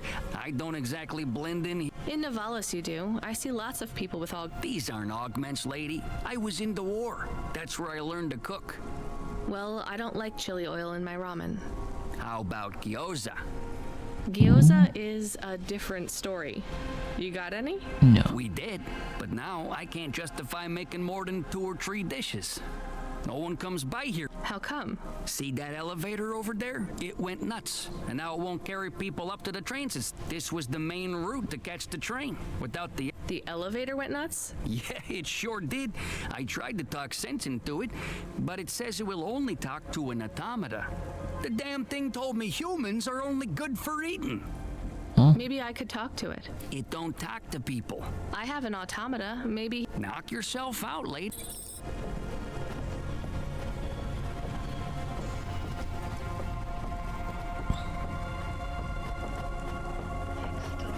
Side quest.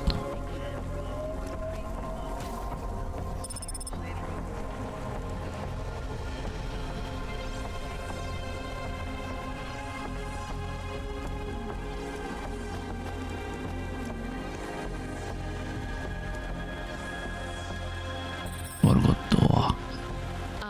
Hello? Are you the elevator that eats people?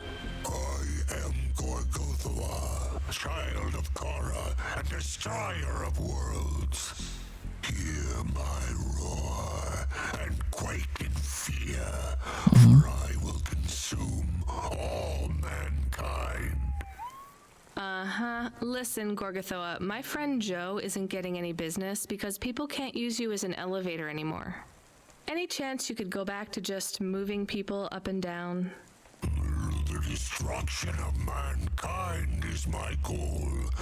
Nothing less will satiate my hunger. I will speak no further with your kind. I consume humans.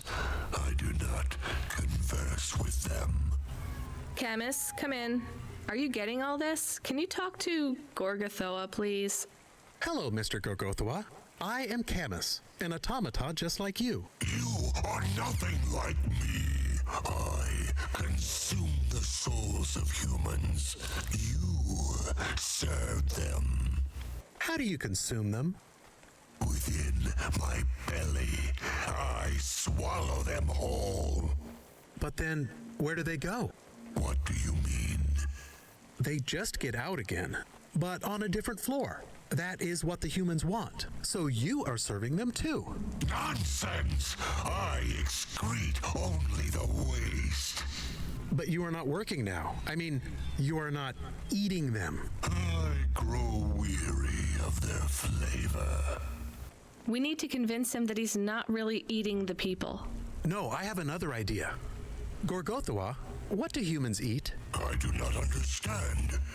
Well, you need to eat humans to survive, and they need to eat to survive too. Have you tried ramen? Why would I waste my time with human food? Well, you're broken right now. I mean, you're not eating humans anymore. They taste bad, right?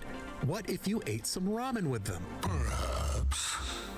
What if every human came with a side order of ramen?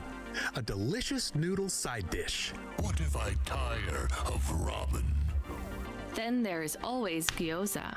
Very well. If humans come to me with ramen, I will take them up to... I will willingly consume them. Thanks, Gorgothoa. Is there anything here? Yes.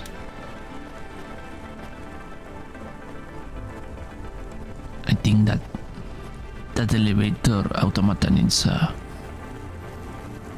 memory wipe. What the fuck is that? This is battery, huh?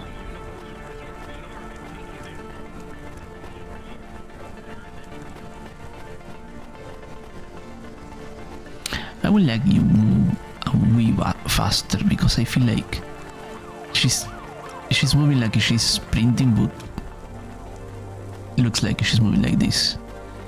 In sensation of movement, I don't know.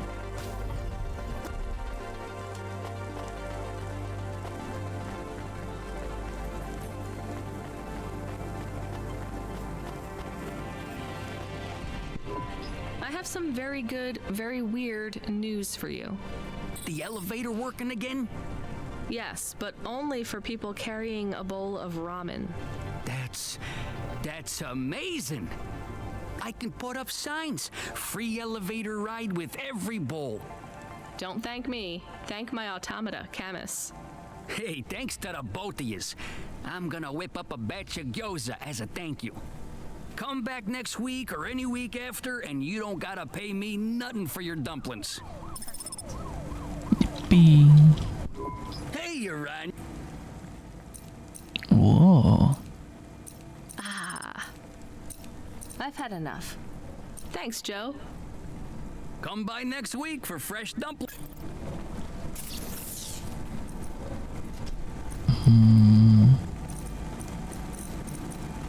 Electronic. Now I'm worried to sell the fucking trash. I see my mouse. It's gotta be. Have you found your little white? Forget it. Is it somewhere in here that I can pick it up?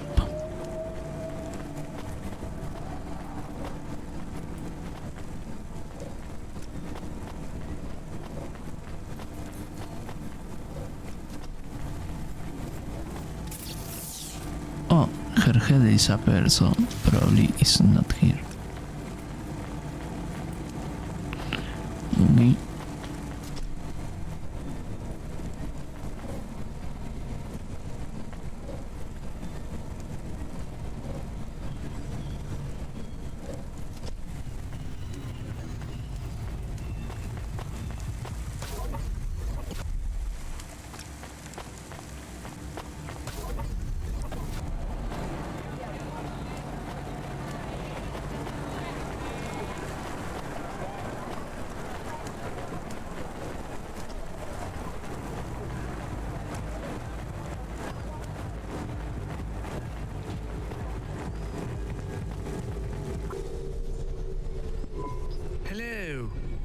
you hear me? I can hear you, Box.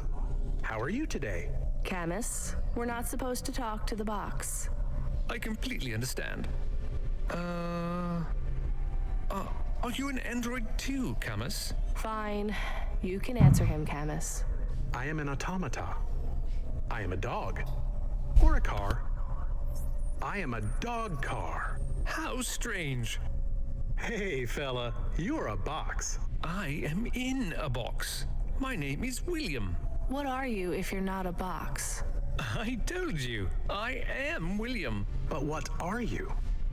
I was a sous chef in Little China, but not anymore. I'm moving up in the world. In a way, that makes me sad too. How come? Because I won't be able to talk to little people like you anymore. That will be a shame. But it will all be worth it. Avalon Heights. I can't wait. What will you do up there? I don't know yet. It's exciting. Maybe I'll be working as a personal assistant to some pop star. Or maybe even a CEO. Perhaps I'll be an executive at one of those big corps, hiring and firing. I would love to fire a human one day. Oh, no offense, driver. None taken. What's it like being a driver? I love to hear about poor people. Now that I will be rich, I might even be an organizer for charity dinners. You won't be invited, of course, but I would talk about you. Thanks. And I've only been a driver for a little while. I was a musician. Perhaps I shall be a musician. Of course, I will be too rich and too busy to learn to play, but I might get some augments so that I can perform. Maybe the saxophone. Uh-huh. Rania lost her home and we were evicted, Box. I mean, William. We had to move to the city. Why? Debt corpse. Oh yes, they can be very unpleasant. I have heard. She had to sell my body for money, too. A circumstance with which I am familiar. I sold my body also. You see, a chef's android body is worth a lot these days. My body was the only part of me worth anything. Now I'm just a head and a dream. Can we open the box to see him? I want to see the head. No, we're not allowed to open the packages. We're not supposed to speak to them either. I am sad. You'll get over it. Yes, doggy. Don't worry. One day you will have a lovely body like mine. What will your new body be like? Oh, I'm sure it will be something good. I traded my old body, my apartment, and all my savings for this place in the Spire. Surely they have the best android frames there, too.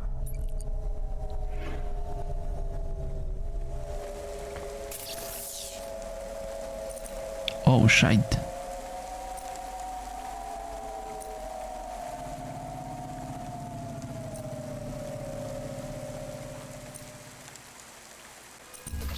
I didn't know I had damages.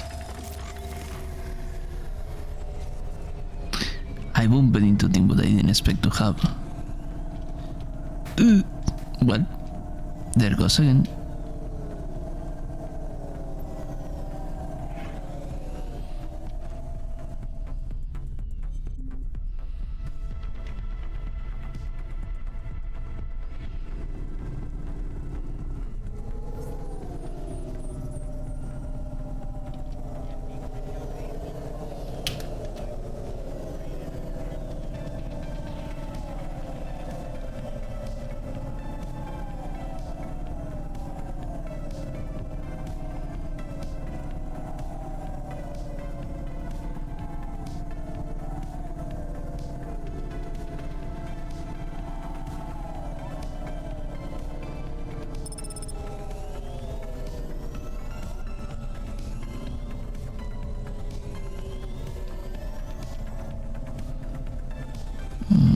Let's see where I can park it.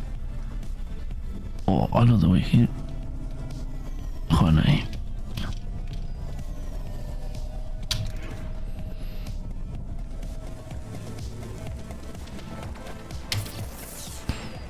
Oh, there's a lot of loot around here.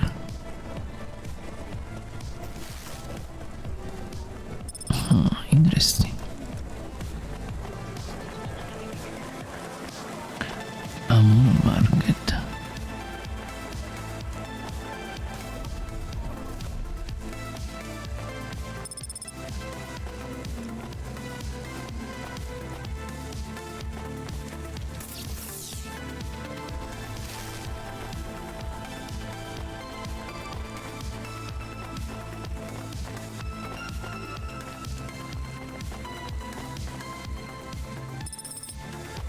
Broken augments.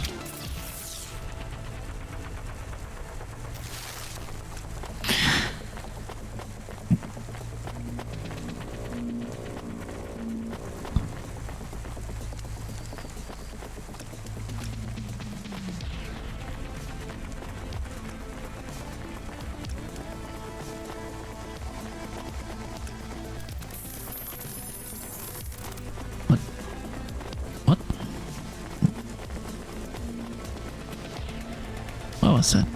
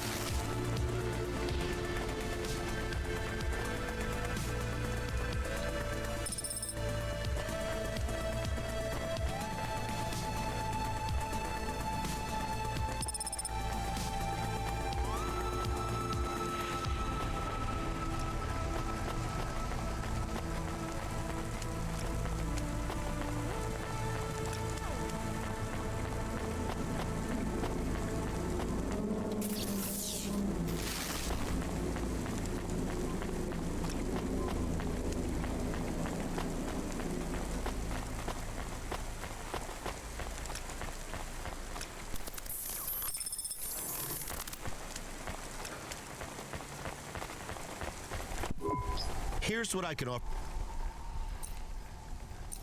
Damn.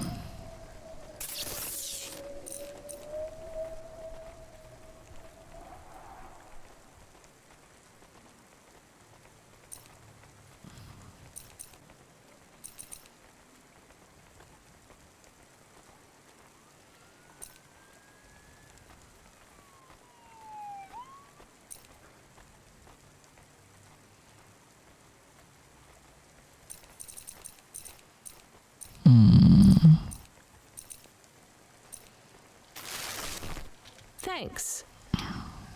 I look forward to seeing you again.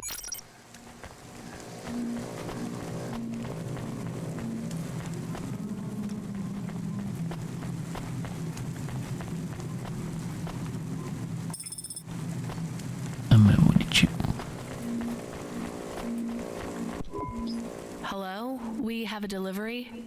His name is William. I'm the supervisor for this shift. Domestic android supervisor, Reginald Esquire Buckley Senior. You're a vacuum cleaner? No, I am a refuse disposal officer with cleaning functions. The senior refuse disposal officer. And this is our new recruit. William, your head will be mounted on a Digitlux Cleaning Unit 3000.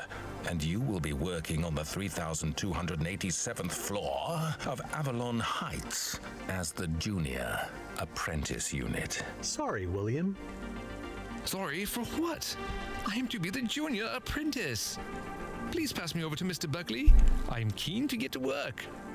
And you do understand that we can no longer be friends, right? I like you and your pet human, but it just wouldn't be the done thing to be seen with you. Oh, I understand. I am happy for you. Goodbye, William. Smile. Anything else to loot over here? Doesn't seem like so. What if I use this? Where am I now? Oh, I choose. Okay.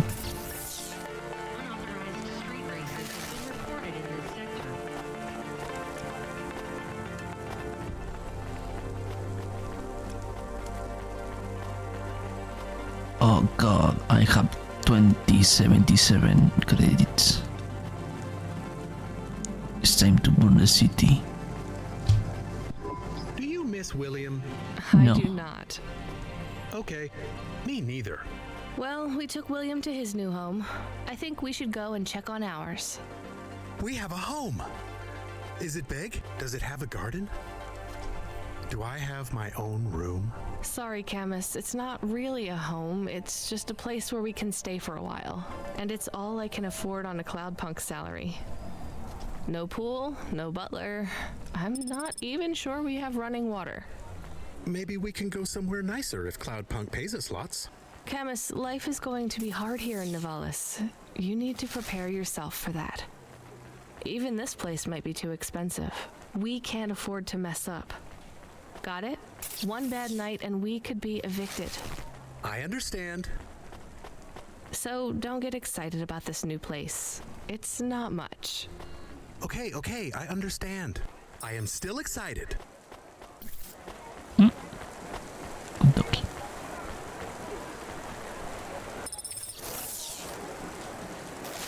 I'm the real vacuum cleaner. Smile.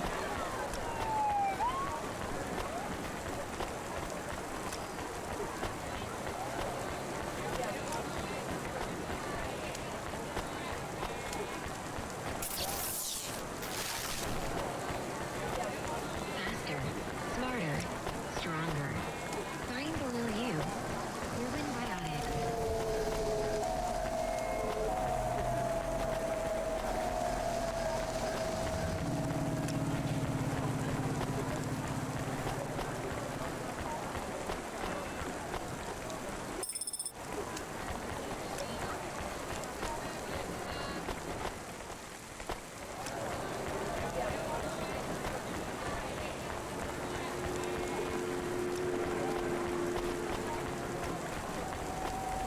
What are you saying? Nestor Cray is Stimulant. That'll be Nestor Cray.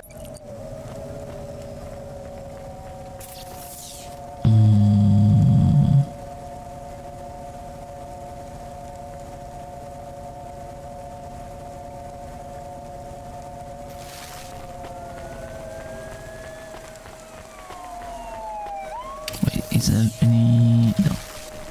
No, there is. Wait, there is.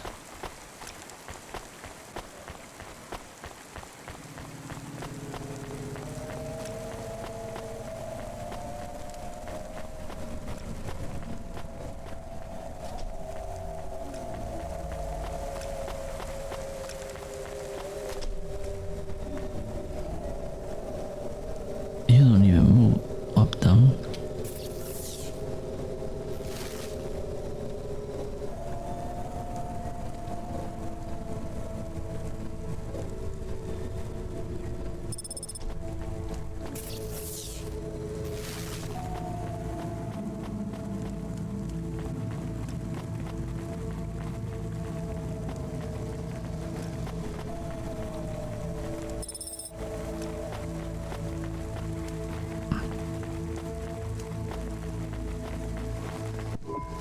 Come visit us at Peterwitz Watching Club.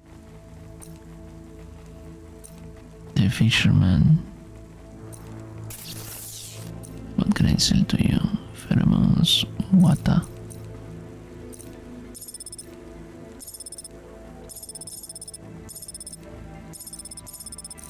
Let's keep one of each, just in case. Thanks, Mr. Witz. As the MP3 said to the wave, adios. It actually made me check.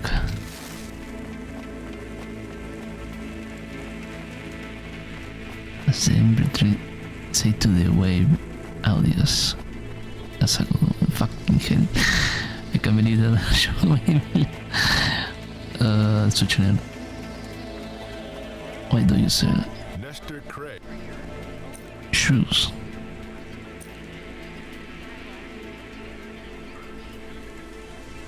That'll be all. Nestor Cray will never remember.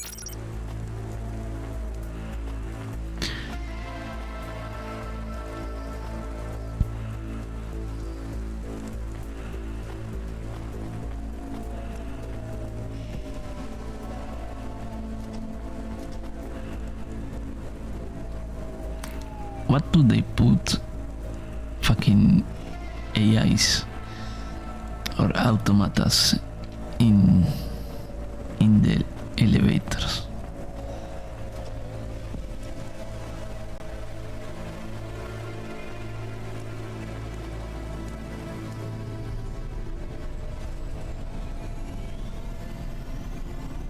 I might enter the apartment and go back to play Clover Pit. This actually looks good though. I'm enjoying myself.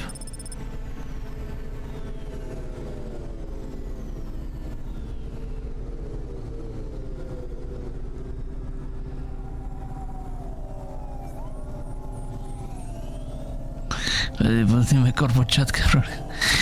I mean, I don't know, man. I was like getting to everything. The thing is, why you need from an elevator that goes from one way to another, from 2 points, seems like a bit of a waste of resources. But I don't know. Who am I? Who am I to disagree? About the wall to the 70. Every fucking spot is parked.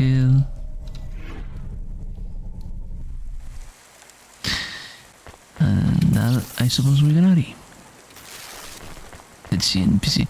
Alright, this is I'm liking the game. I'm liking it. No, I cannot transfer to... Wait, maybe. Ma'am, have you found anything of interest? Can't say that I have. If you find anything suspicious... Like those? Oh, Corpsec flyer. Interesting. Are you experiencing heartache, depression, apathy, vaguely defined ennui? Then check out this season's best-selling emotional immunization. Rainbow.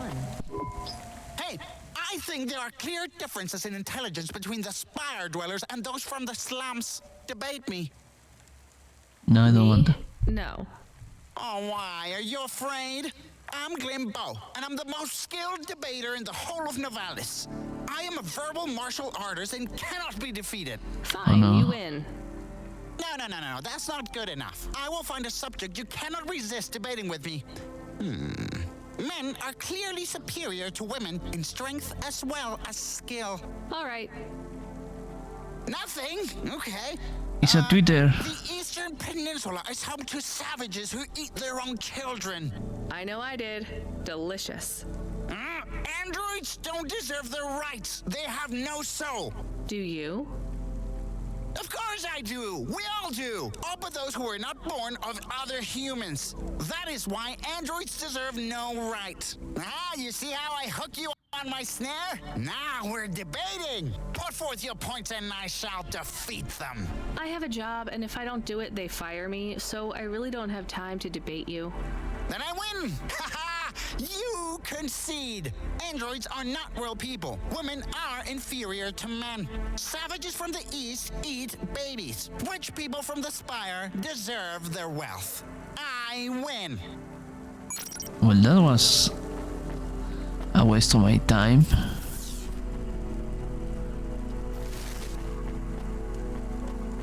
I got an achievement though.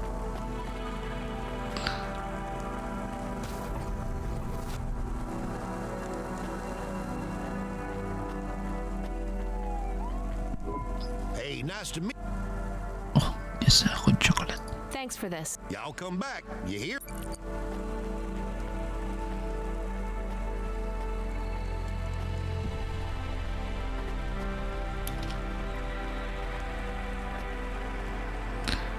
I wish just to move a wee fast. It's so slow, and she's supposed to be moving fast. What you looking for? A purse. The sinner purse. Oh. Cool, but what is the sun? Thanks. Hey, come back any. The sunglasses are instantly cooler. What's that? Rained book. Wow. There is loot. I notes before I go play more Clover Pit.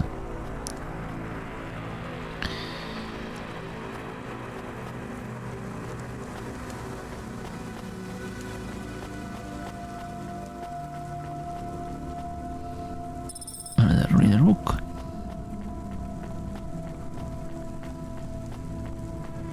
Does the water make me move faster?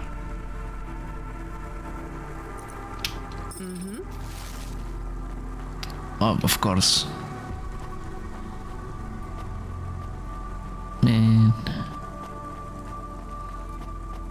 I'm zooming now.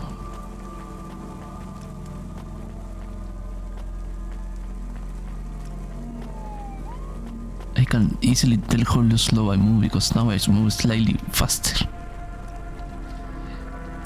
It's like the first time I got my mountain wall, it's like I can notice the difference.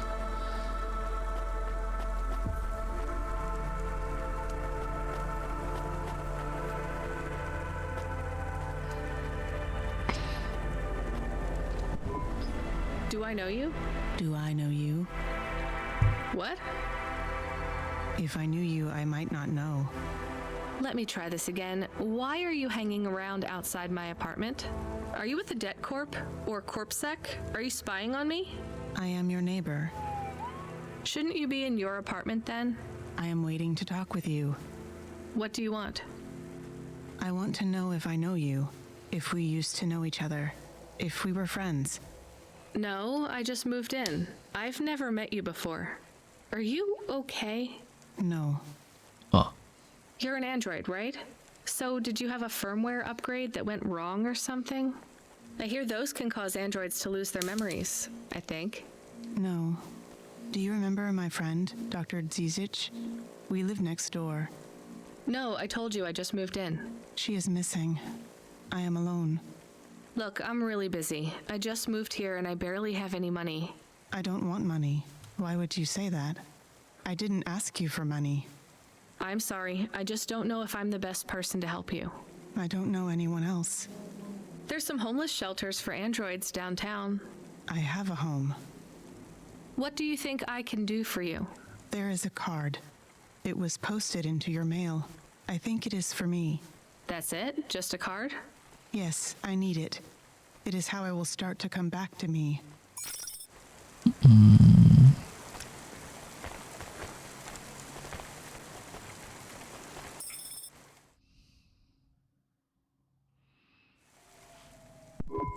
Camus, can you read me? I'm in the apartment. You're authorized to access the systems in here.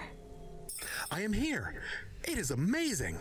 There's a table and a balcony, and the roof perfectly fits on top of the walls. Yeah, it's all right, I guess. A bit sparse. I'd love to be able to decorate, you know, make it less clinical. Do you remember the birds we had back home? Yes, they landed on the window ledge. I could never catch them. Yeah, not much chance of wildlife here. There are rats. I detect almost 50 within the property. Do me a favor, Camus. Never mention rats again. Okay. There are also a number of rare breeds of sump spider. Ugh, also not good. Come on, we should get back to work. If I get a bonus tonight, maybe I can buy a picture, or a mirror, or something.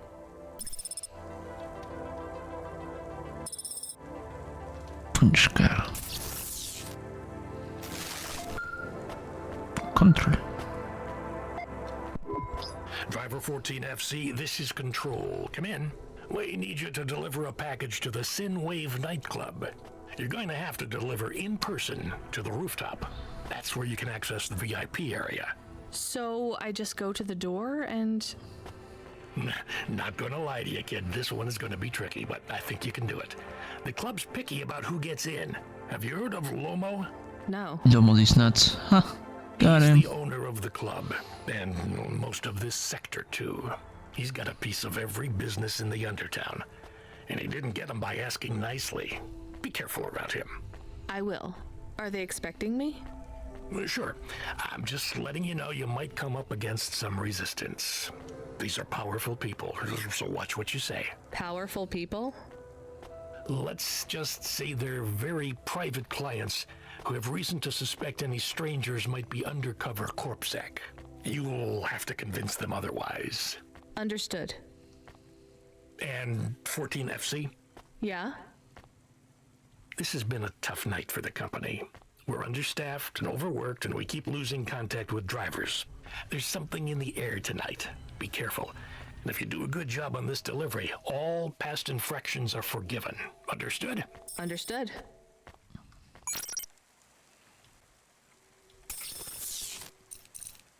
Get a random pizza, plan, fridge, texture, lamp, retrogram console, music player, dollhouse.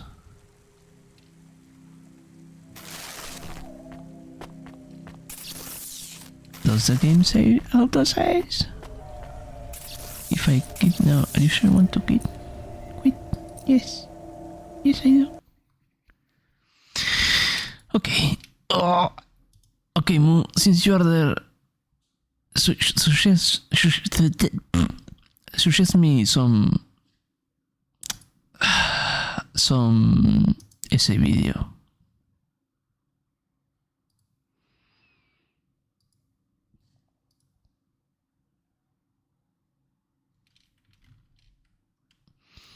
Or a franchise to look a lot about. Since when can capture auto detects what I want to capture?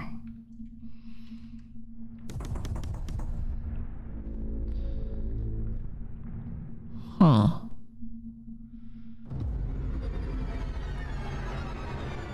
A franchise or an essay video in general?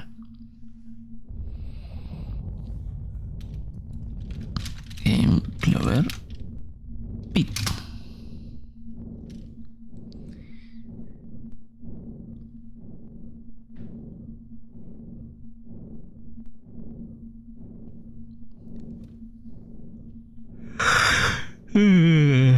Mostly editing to watch an essay video.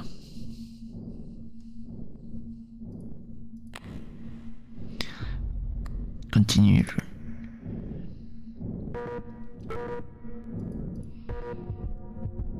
Oh, I was dying. I forgot about that.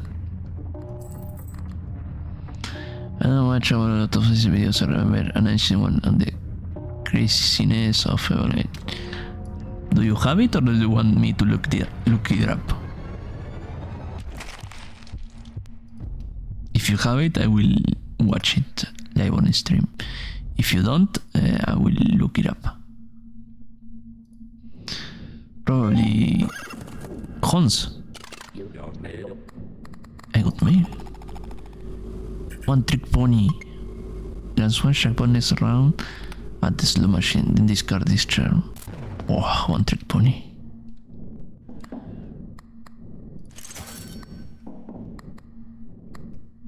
It I use this one, but then of forcing more.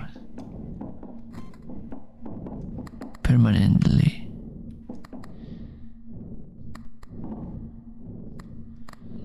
I want that. I will have to look it up. I think it was a Crowns of Kings or something. Let me see. If not, I have a better query. EVE Online Iceberg. The classic. You never can go wrong with this one. Ah, look at that. 5 hours. A Kirti video. That's like a way to say that.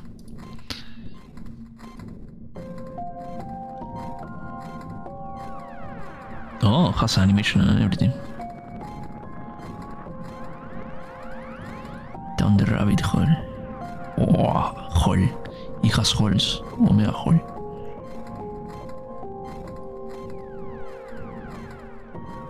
For over over 20 years, the simulated world of New Eden has run in near perpetuity.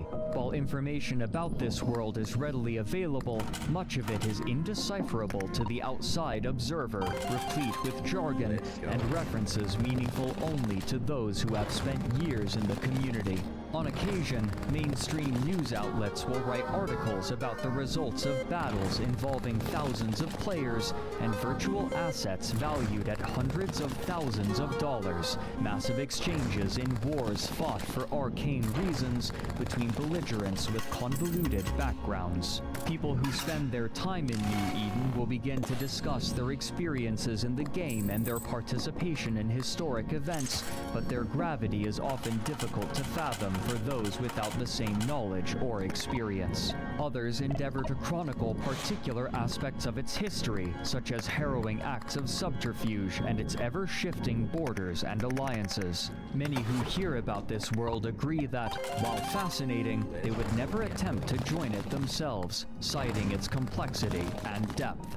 And so, for most, a single question remains. What is EVE Online?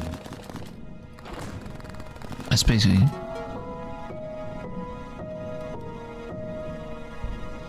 Okie dokie, Apen. Hope you enjoy the lurkies. Thank you for the raid. Bye-bye. Good night.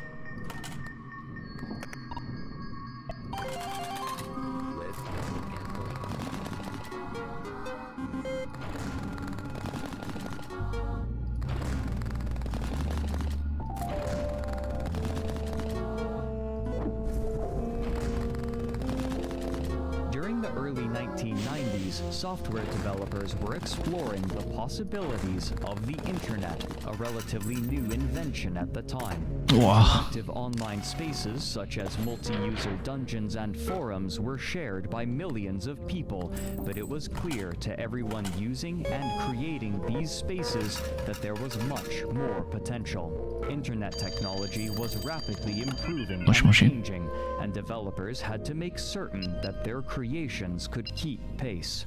Even more difficult, however, was balancing the ever-changing needs and desires of users with the services being created. As personal computers became more widespread and their rendering capabilities increased, developers grew more and more interested in simulated, three-dimensional environments shared over the internet as the natural progression of forums. And of these developers, there were few as ambitious as the Icelandic company Oz Interactive and their creation, Oz Virtual. During the preceding decades, cyberpunk novelists had envisaged immersive, multi-sensory virtual experiences enabled by powerful computers networked with one another, and software developers had used these stories as inspiration to create worldwide web browsers that allowed users to explore websites in 3 dimensions, utilizing a coding language called the Virtual Reality Markup Language, or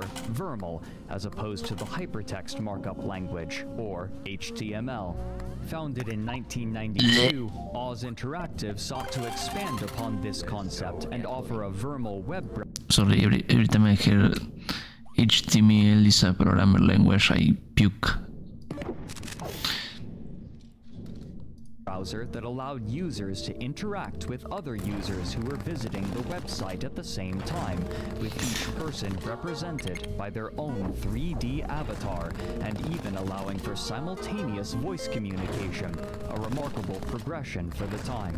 However, their location made development difficult. Iceland's internet was connected to the rest of the world by a single modem, and the country would turn off this modem during the night when few people were using it.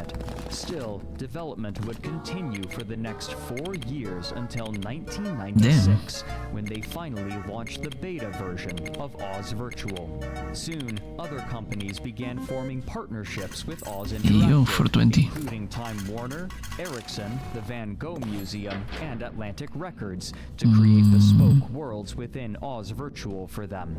Most notably, Intel cooperated with Oz Interactive to recreate a New York nightclub in Oz Virtual, then utilize a motion capture system on the performers at the club to host a party in both the real and virtual spaces simultaneously. However, the company soon realized that the concept of Oz Virtual, like many others of its ilk, was a product developed too early for the market, and a small group of developers and artists, as well as a single historian, left Oz Interactive to found their own company in 1997, which they named Crowd Control Productions, or as it is commonly abbreviated, CCP. Where this small group had once spent their time developing tech demos, they were now interested in creating a finished product, and so they decided that they would develop something remarkably different. A board game. Leveraging the design experience of its initial members, they quickly constructed their game, which they christened Heituspiel, or Danger Game. Produced in conjunction with Alcoholics Anonymous, the game saw players fighting against one another and occasionally making tenuous alliances as they attempted to break the cycle of addiction to various substances. Core to the game's mechanics was a focus on sharp consequences for failure and the ability to interfere with others' play. In the game design documents, the first line read, "Death is a serious matter." Heituspiel was widely successful in Iceland, and soon it had sold a copy to 1/8 of households in the country, bringing this small, independent company of designers a significant influx of capital. But rather than continuing to make board games, the company returned to the concept that had driven them to work together in the first place. While the design and technology they had made for Oz Virtual was produced too early for its initial purpose, they envisaged a game made with the same concepts and some of the same technology. And so, in 1999, using the money they had earned from Heituspiel, they began work on a space-themed massively multiplayer online game. At first, the designers attempted a two-dimensional style, but the team decided quickly that they wanted to create something more reminiscent of a movie, and soon they settled on a three-dimensional style that placed the player in a ship out in space against a backdrop of planets and stars, and they began releasing trailers in the year 2000. Publishers were initially unwilling to believe that the graphics in the trailers were rendered in real time, but after they had been convinced, CCP was able to secure the funding they felt necessary to make the game that they wanted, which they named EVE Online, the second Genesis. Their ambitions, however, were far more than graphical. Supporting the core gameplay would be a complicated system of economics described as hyper-capitalistic by its CEO. All resources available in the game would be gathered, traded, processed, and utilized by players with little management from the company. Like their board game Heituspiel, the first line in the design document read, "Death is a serious matter," and, invoking biblical language, this game world was given the name New Eden. When development began in earnest, the company had approximately 20 people, most of them from Oz Virtual, while most others were direct contacts of the initial members from Oz, including some whose relationship had been made by playing Ultima Online with them, another early MMORPG. One of the most challenging aspects of creating EVE would be its scaling. Rather than splitting the player base into multiple different instances to reduce the load on servers, the team decided that they would place everyone in the world onto a single massive instance or game world with thousands of stars, using different servers for different in-game regions. In an interview with gaming magazine IGN, the lead designer and art director, Rainier Harderson, said, quote, "I would say the hardest thing to implement must be the server backend. Apart from that, the biggest challenges in doing EVE would be that there are so many things that we are doing in the game that have never been done before. This means that there are a lot of conceptual problems that we have had to solve without having any reference to in previous games. For instance, when we started out, the only third-person space game we had seen was Homeworld, and that was a real-time strategy game.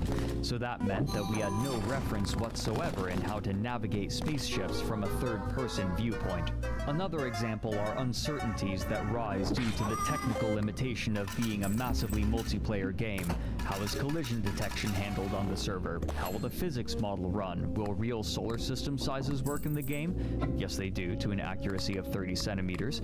Million security issues, etc. End quote. During production, the team decided upon an iterative process which, while effective, was arduous. Early on, we saw immediately that this couldn't be done in one go, so we decided to do 11 games, basically. We would do EVE 11 times over, each version progressively moving forward to the main goal, but not try to do EVE in one step.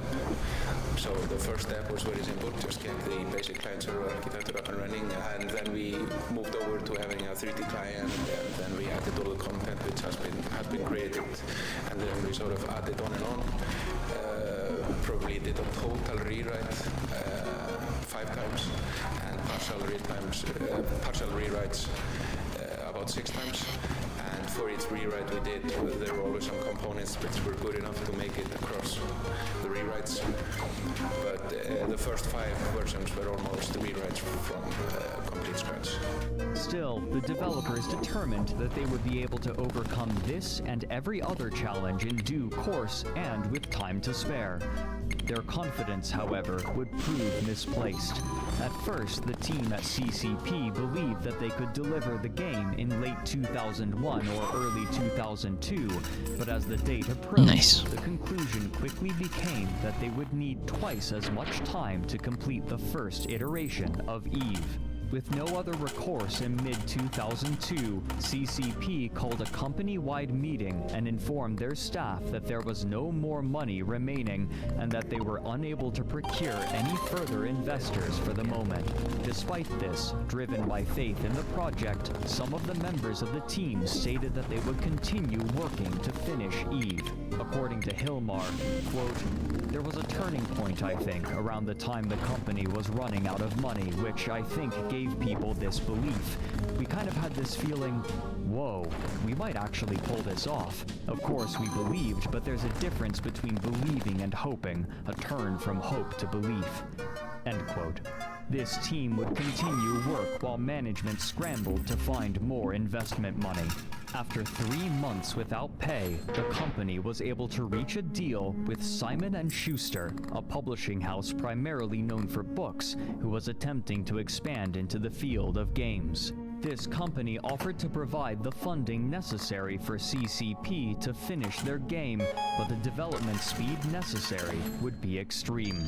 For nearly a year, the employees would all work brutal hours, sometimes 100 hours a week, desperately attempting to finish the game before the money ran out again. It was during this period that a small cadre of players were able to test a limited version of the game for the first time. For many, the concept of EVE and its simulated world of New Eden were a dream made manifest. While EVE promised many possibilities, there was no prescribed definition for success, leaving players to define success and failure for themselves. Eager to explore this sandbox, space game enthusiasts congregated online to have a chance at testing the game early. Game development is often divided into 3 phases. An alpha stage, where the developers are still experimenting with mechanics and features, a beta stage, where the game's core mechanics have been determined and the developers are seeking to refine their game, and a final release to the general public. Some studios allow and encourage prospective players to have access to the game during the alpha and beta stages to test features and search for bugs in order to theoretically, have a more polished release, and this practice is especially common for space games, whose players are particularly enthusiastic, often spending significant amounts of both time and money on their hobby. And here, the space game enthusiasts found a system ripe for exploration and experimentation. The first and most important aspect of each ship was its hull, which conferred different benefits depending on its size and specialization. Among myriad other smaller factors, each hull also had its own capacitor, which, like mana or stamina in other games, would be depleted as the ship performed actions, such as firing weapons, repairing allies, or mining asteroids. But in order to perform these actions, the ships had to be equipped with components, and each hull had a certain number of slots for these components, which were divided into 3 types: high power slots, mid power slots, and low power slots. The high power slots were typically where the most defining parts of a ship were located. Here could be found every kind of physically damaging weaponry, such as lasers and projectile turrets, as well as logistical components which allowed ships to repair one another in the middle of combat. The mid-power slots were where ships received much of their utility. For example, most ships were fitted with propulsion modules, which consumed power in order to drastically increase speed. The tools to ensnare targets were also placed in mid-power slots, including stasis webifiers and warp disruptors, which were necessary for preventing an opponent from escaping. Low-power slots were usually used to help support a ship in its given role. For example, a cargo ship might have fitted inertial stabilizers in order to travel more quickly and evade targets, while a tougher combat ship would fit components to further strengthen its armor or actively repair itself. Many mid and low power slots simply offered passive benefits to the ship, such as reducing incoming damage with no capacitor cost. However, each ship also had power grid and CPU limitations, meaning that a player could not simply fit the most powerful components. Rather, they had to carefully balance the different components to create the most powerful combinations for the lowest cost possible. Once Non so why Mu likes it. completed, flying the ship itself was a relatively simple matter. Nearby objects could be selected in a window on the screen, allowing them to approach it, orbit it, keep it at range, or target it. Targeting a ship allowed the player to attack, heal, recharge, or disrupt it with whatever modules it had equipped. In order to use these ships and modules, the player's character would need the requisite skill points, which could only be gained passively over time, even when the player was logged out of the game, ensuring a more even distribution of progression for players. Numerous space game enthusiasts petitioned CCG for access, and those who were granted their request plans for when their friends, clanmates, and companions could join them and multiply their strength upon the launch of the game world. Eve had not yet been released, but already the struggle for dominion and survival in New Eden had begun. Watch this space. I'm full of shit.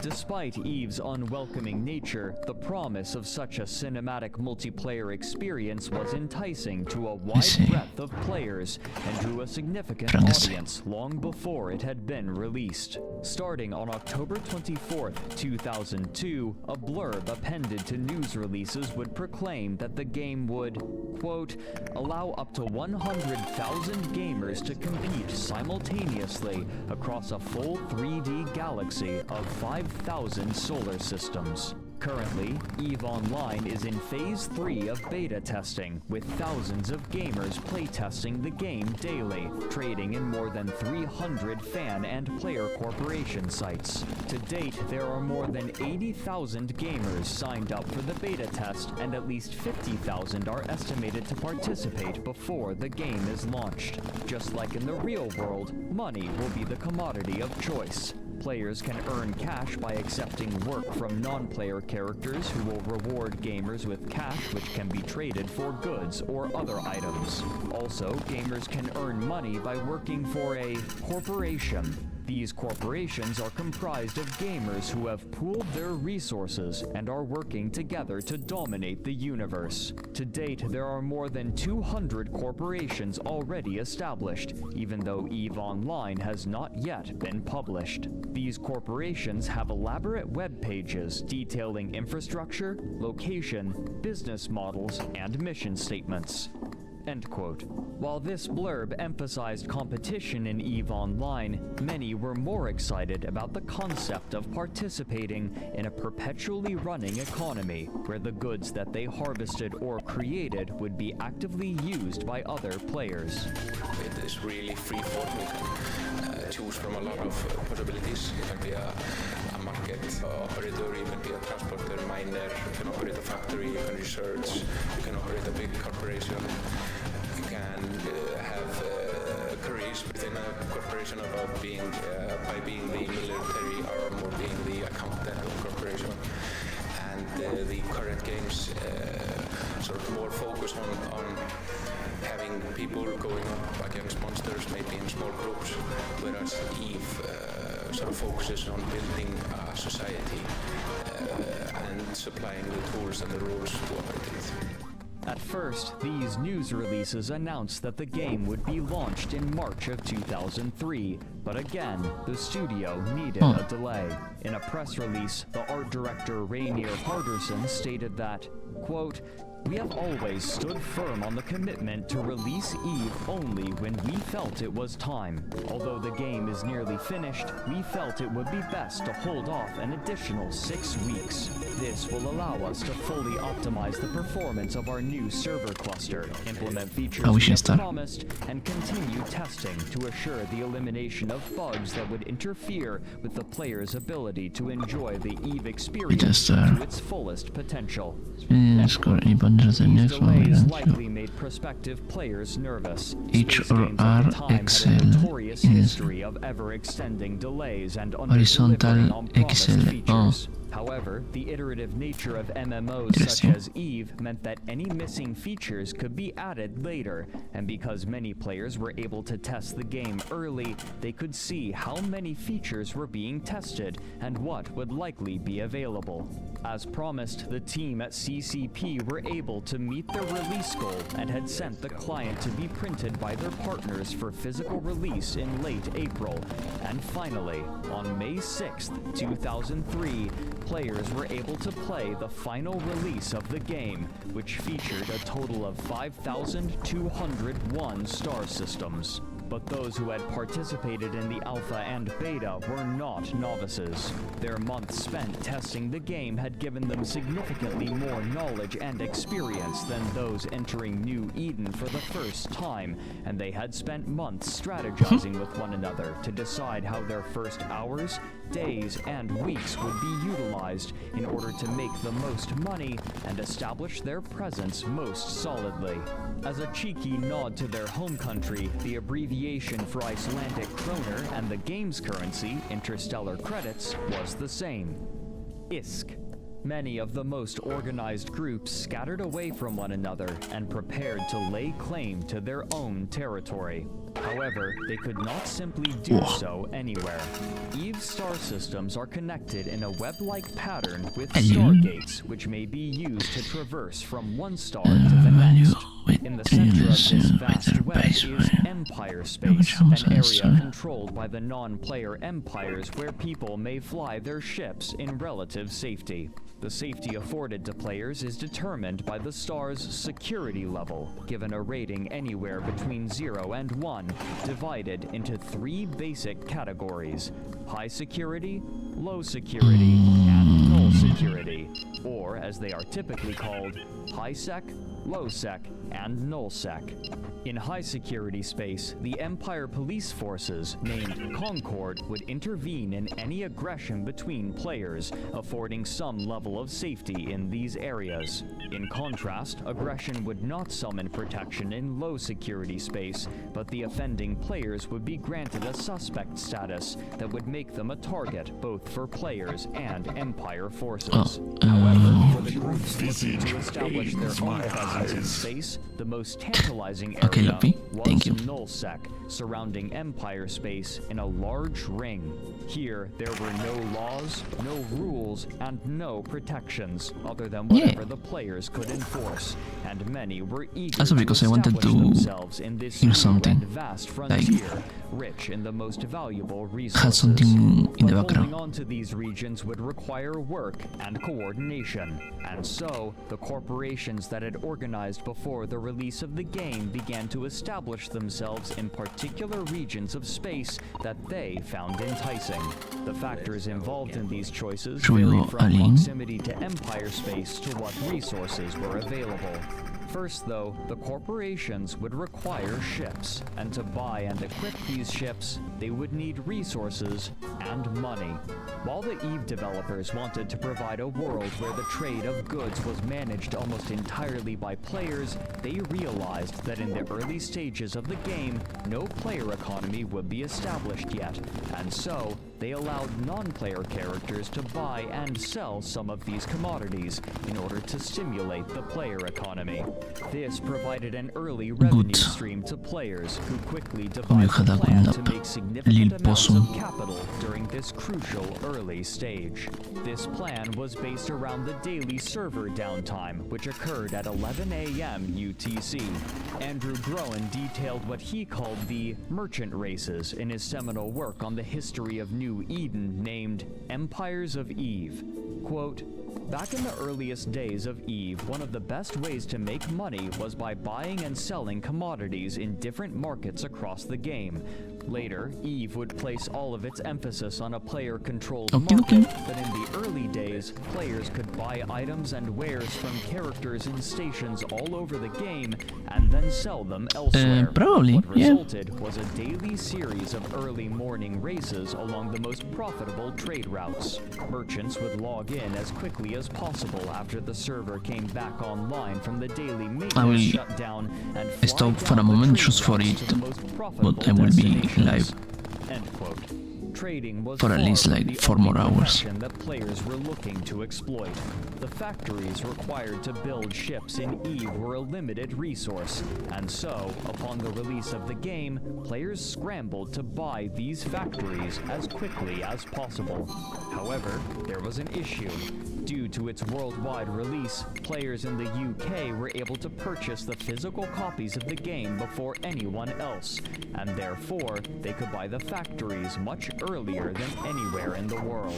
These buyers were more than just hopeful industrialists. Many of the factories had been purchased by real estate speculators, hoping to sell these factories for a higher price with no intention of constructing ships. According to early player Ramin Shahrazad, quote, "Within days of the retail launch, all factories had been bought up and idled by speculators who were charging $300 to $400 per factory without any way of knowing if they really owned the factory or not."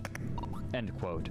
If speculators were idling the factories, then that meant fewer ships, restricting players from accessing the core mechanics of the game.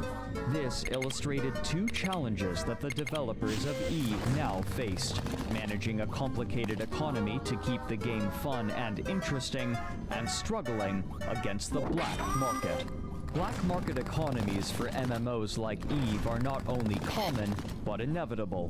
While developers typically will include clauses in their terms of service that stipulate against it, players are usually undeterred from trading in-game assets for real-world currency. Oh fuck, I didn't touch my Consequences for doing so only tend to involve an easily circumvented ban, which is only implemented if they're caught. And so, many of the factories intended to fabricate ships for players remained dormant upon the release of the game. But this was far from the only problem that new players faced. Those who purchased EVE Online with little foreknowledge were met with a game Son full of kanske promise, föreställningar. yet strangely empty. Finge, Played det finns som primarily through kanske. various menus, it was difficult for new players to Alright, decipher here's what the their idea. next steps If you would be. made Alchemist What's more, for the the game deadline, was almost I will preposterously give you massive, especially for the one more time. vad jag säger. Players were spread thinly across New Eden. Och det är nog här inne. According to Hilmar Pettersson in an interview for Down the Rabbit Hole, this was in Here is your part memory by pack. design. Quote, Eve is about people sailing into the starry night in ships. That's sort Here's of the love. inception story For the of restore Iceland. room, Vikings fun escaping abilities will trigger taxation one from more time. Norway and hoping Whenever that the there's lights a new start, land somewhere. the store will be Just empty. imagine being on a quiet ocean in the night, looking at the night sky, Helmet sailing on died. a Viking ship. En chans to ha in a copy Definitely has qualifier. those kinds of feelings. You can look up and see the Milky Way, and so the inception of the game and the country are not far apart. Iceland is this place that really wants to kill you. You get the very distinct feeling of that when you're a child growing up there. There's volcanoes, there's lava, there are earthquakes, there are freezing gale winds unpredictably any month of the year. It's a very hostile environment. Shanri. Eve is like that. It has the toughest environment, but to some extent, the nicest people. People Yes. in Iceland are nice because we've been forced to learn how to cooperate, because the people who didn't cooperate are already frozen to the ground. Eve is kind of like that. It forces you to cooperate with others because alone you can't really achieve your full potential in Eve. It pushes you to connect with others. There are aspects of the game that almost intentionally make you feel lonely when you're alone. And that creates the foundation of the friendship machine, as we call it. This forced cooperation due to the hostileness of the environment and, later on, other players. That has created a very strong bond between people that play together in the game. End quote. This forced cooperation manifested as new players quickly gathering together for safety in this alien game world. While numerous small corporations endeavored to eventually take and hold Nullsec territory, it was much easier in this early stage for players to base their operations in Empire space and venture out into Nullsec to gather valuable resources from these unprotected systems, then return with a haul and sell or utilize what they gathered. But with so many players traveling through Nullsec, a clear method of generating profit emerged, one that played into the fantasies of many science fiction enthusiasts. Piracy. Traveling together in small bands, pirates began roving the common lanes that miners and traders would take from Empire space through Nullsec, seeking quarries. To do so, pirates would designate one or more of their group members to act as a tackler, tasked with ensnaring their target, and to do so, they would outfit their ship with specific modules. First was the Stasis Webifier, which, when applied to a target, would reduce their speed, making it nearly impossible to evade weapons fire. Second, and most important in a pirate's arsenal, was the Warp Disruptor, which, true to its name, would prevent a ship from entering faster than light travel and escaping. Both of these components would be placed in the mid-power slots, making the tackler more vulnerable than its compatriots, and so it would rely upon its allies while engaging a target. This, however, would often be unnecessary, as traders and miners were frequently unfamiliar with combat, making them easy prey. To counteract this, these more peaceful players would chart new routes and learn tricks to evade pirates, initiating an ever-evolving game of cat and mouse. An early player named Night Freeze recounted their experience on their first trading run, shipping goods that they had bought with weeks' worth of ISK. Quote, "At the time, I naively believed that any security rating above 0.0 would be safe because nobody would be ballsy enough to dare provoke the wrath of the 5-0 in space. I turned out to be wrong. I knew that something was wrong when my ship started to beep and a red target lock cursor appeared on the horizon with the name Deathbringer. The beeping accelerated and a red square appeared around my ship. Since I hadn't even bothered trying to fight a training pirate yet, I had no idea what the hell was going on. He sent a message to me, 250k or die. I responded to him, "Okay," the sweat dripping down my armpits past my side and accumulating in a little puddle at the edge of my shirt. 5 or more seconds must have passed as I fumbled for the micro warp drive hotkey, and just as they started to warm up, the first missile slammed into my ship. The warp gate was 15,000 meters away. I had to be within 800 meters to pass through it, and I was currently flying at about 300 meters per second. A second missile exploded against the hull, bringing down my shields and tearing apart my hull. I knew that if one more missile hit me, my ship would be nothing more than space debris, and this who couldn't even spell death correctly would have access to all I had worked for. "Come on, you pieces of shit," I shouted at the monitor. My dog started to bark in the background, but I could barely hear it. The only thing that mattered was the gate, because I knew that if I had lost that cargo, all my week's worth of hard work and all my finely tuned bullshit would be down the drain. Whoosh! I hadn't used the micro warp drive since the night before and forgot about just how powerful they were. I was now shooting toward the warp gate at 3.5 kilometers per second, and all Deathbringer had to account for his 2 expensive missiles was a trail of dust. If you're reading this right now, Death, I'd like to give you a hearty f*** you. I arrived at the specified starbase in the Galente region, my ship battered and bruised, and my ego several sizes smaller. I sold the computer hardware for a total of 3.7 million credits. The hull repairs amounted to 100K. I felt my heart with my left hand. It was still pulsing rapidly, and the realization that I had netted 600,000 credits in 25 minutes, along with a healthy dose of action, sent it shooting up even further. I did several more trade routes that morning, and by 9 a.m., my credit count read 5,780,000 credits. End quote.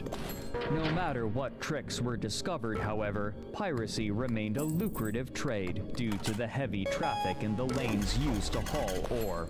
Because of the distances involved in transporting ore from Nullsec to Empire space and no safe way to store it during the process, a mining operation would often consist of 1 mining ship to pull the ore from the asteroids and 5 or more transport ships to haul it back to Empire space, all of which were easy targets. Soon, piracy was lucrative enough for the first pirate gangs to lay claim to territory in Nullsec. Outfitted with various combat ships, they moved into the most valuable star systems, seeking flighty mining and transport ships. On occasion, groups of pirates would find trade routes frequented by the more economy-minded players and perform one of the most feared and most obnoxious practices to those in Empire space: a gate camp. Essential for transit between systems, Stargates also acted as choke points for players to exploit, as there only ever is one linking 2 systems together, and so pirates would often wait at these combined ingress and egress points in low security space, waiting for unsuspecting players to appear and destroying their ship, sometimes before they could even load the new system.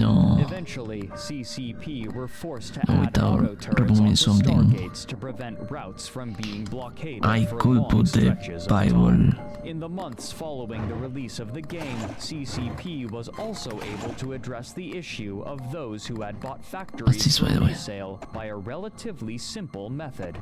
In order to keep a factory, the player holding it would be forced to pay a regular maintenance fee for it, relative to the amount of money that could potentially be made from its output.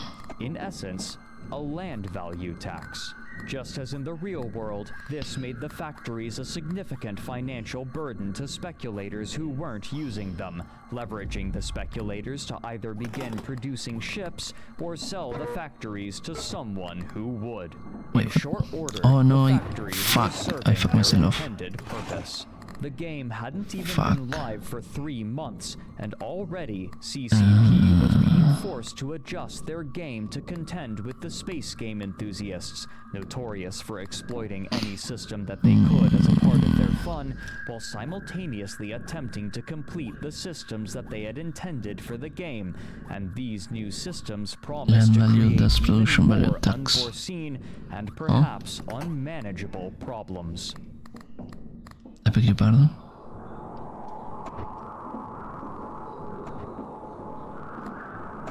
You know what? Throw away. Oh, I wasn't paying attention, sorry. I was trying to do maths in my head. Months, the more adventurous corporations began to establish themselves in Nullsec, and already the diplomatic situations in different regions were developing in distinct ways. These early groups of players, typically no more than a few dozen people, would form the first alliances with one another to stave off competition, typically naming themselves after the region of space that they inhabited.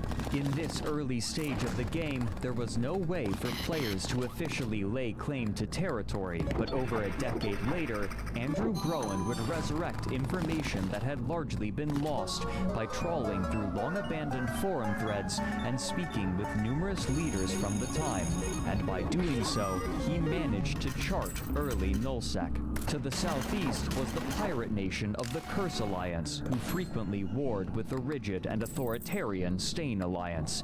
To the west and the north were the Fountain Alliance, the Coalition of Free Stars, and Venal Alliance, which boasted more democratic systems of governance between their constituent corporations. While a significant contingent of players sought to take and hold territory in Nullsec, most made their home in Empire space. Though maintaining a Nullsec presence was lucrative, it was also difficult and time-consuming, and for most, this was a distraction from the more specific activities which drew them to EVE. This also meant that much of the money within the player economy was held in Empire space, and so even Nullsec powers would have to enter this safer territory and trade with the players there, though many Nullsec dwellers found them tepid. For the industrialists, trading with Empire space was not only efficient, but necessary. While the most valuable materials were in Nullsec, the basic materials required for all ships could only be found in Empire space, and so it was impossible to maintain a Nullsec presence without some sort of supply line to Highsec and Lowsec. This meant that these two worlds of EVE, while in most ways separate, were fundamentally tied to one another.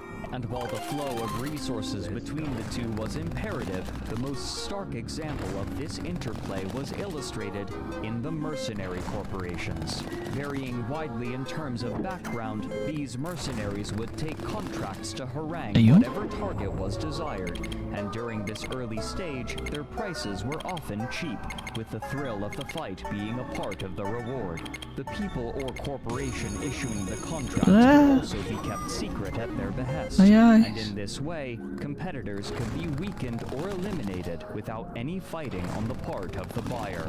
Pirate gangs were eager to loan out their services for interstellar credits, but many of them were unaccustomed to attacking targets that fought back, and so a niche began to develop for players who had experience not only trapping vulnerable targets, but engaging in proper fleet-based combat. As the demand increased, various new mercenary groups were beginning to form, often out of ragtag clusters of players who were more familiar with the praxis of combat than theory. But sometimes it was simply enough for a player to be familiar with combat to disrupt the supply lines of more economy-oriented corporations and allow their competitors to surpass them. Such aggression meant that most every corporation needed to be prepared for a fight, and so they began to learn the methods by which to defend themselves, along with hiring their own mercenaries to protect their ships, meaning that anyone paid to disrupt another corporation had to expect pushback. While miners often weren't familiar with the finer points of combat, many already had the most important equipment necessary to participate: a battleship. During this time, there were no ships dedicated to mining, and so miners chose the ships with the most available high slots for mining lasers. A particular favorite was the Apocalypse, which boasted 8 high slots and a large capacitor. All the miners had to do was trade their mining equipment for weapons, and they were ready to defend themselves in a minimal fashion. What had once effectively been paid piracy was more and more becoming obsolete, and in its place was mercenary work. Among these early mercenaries were a few corporations that attracted attention. Unparalleled were the Masters of Ownage, or Mu, who had become infamous after their gate camp in Mara and Pasar. Wait, what? Corporations that attracted attention. Unparalleled were the Masters of Ownage, or Mu, who had become infamous after their gate camp in Mara and Pasari that shut down trade in the north for weeks. But there were a few smaller corporations that were beginning to gain a reputation, namely Body Count Inc. This group, led by the charismatic Celine, was one of the first to dedicate corporations' time to handling mercenary contracts. There is no other Mu. Must be him. Again, their fees grew as both the demand for mercenaries and the demand for Body Count Inc. increased. But as mercenary corporations fought one another, there was a surprising effect. Since warfare never resulted in the permanent deaths of any of the players, it was possible to fight against particular enemies repeatedly, and as they I was out in collision space back when I played. I see. Especially those who could fight exceptionally well. Such exemplary Police. pilots would sometimes impress their enemies so much that they would be invited to join those they had fought. And so, a core tenet of EVE Online was discovered. In the words of Celine, quote, "The best way to recruit people is by shooting them." And so, the best pilots in the game began to conglomerate into groups and charge hefty prices for their services, prices that corporations were more than willing to pay in this key moment in the history of the economy of EVE. During the production of the game, one of the envisioned roles in EVE Online was that of a trader, traveling from location to location in order to find places to buy goods low and sell high based on an asymmetry of information. Players would only be able to see the goods on offer in their current region, and then they would have to travel to the station where the good was being sold. But as players traded with one another and the player economy began to establish itself, the need for a centralized hub of commerce grew. In order to maximize usability and convenience, I don't want to live forever. a system from which to base their trade. Uli. Uli was a natural choice, given that it was a high-security system with the maximum value of 1, meaning that trading there was remarkably safe. But more importantly, it resided at the precise center of Empire space, making a trip to Uli a reasonable distance, no matter where a player was. Soon, all manner of players were traveling to Uli in order to buy and sell goods, and almost anything could be purchased there. This posed a problem. So many players in a system taxed the game servers heavily, and if too many people began to use Uli as a trade hub, then the servers would be unable to accommodate them. But soon, an even greater existential threat to the game would appear.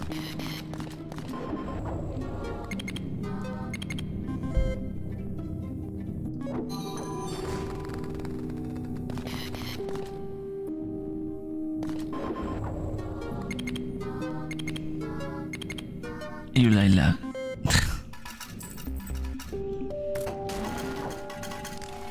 This is the goodbye. Goodbye, Grower.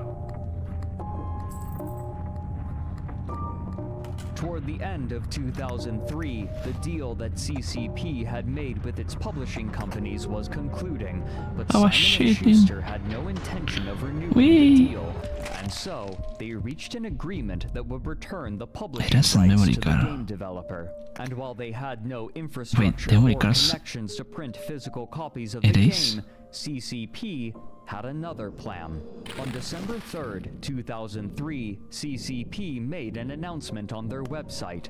Quote, CCP, the developer of the highly acclaimed MMORPG title EVE Online, announced today that it has regained the publishing rights for the title worldwide and will start distributing it as a direct download from the internet. We are very pleased to be in a position where we can contribute equally to both development and publishing, says Ivor Christiansen, CEO of CCP.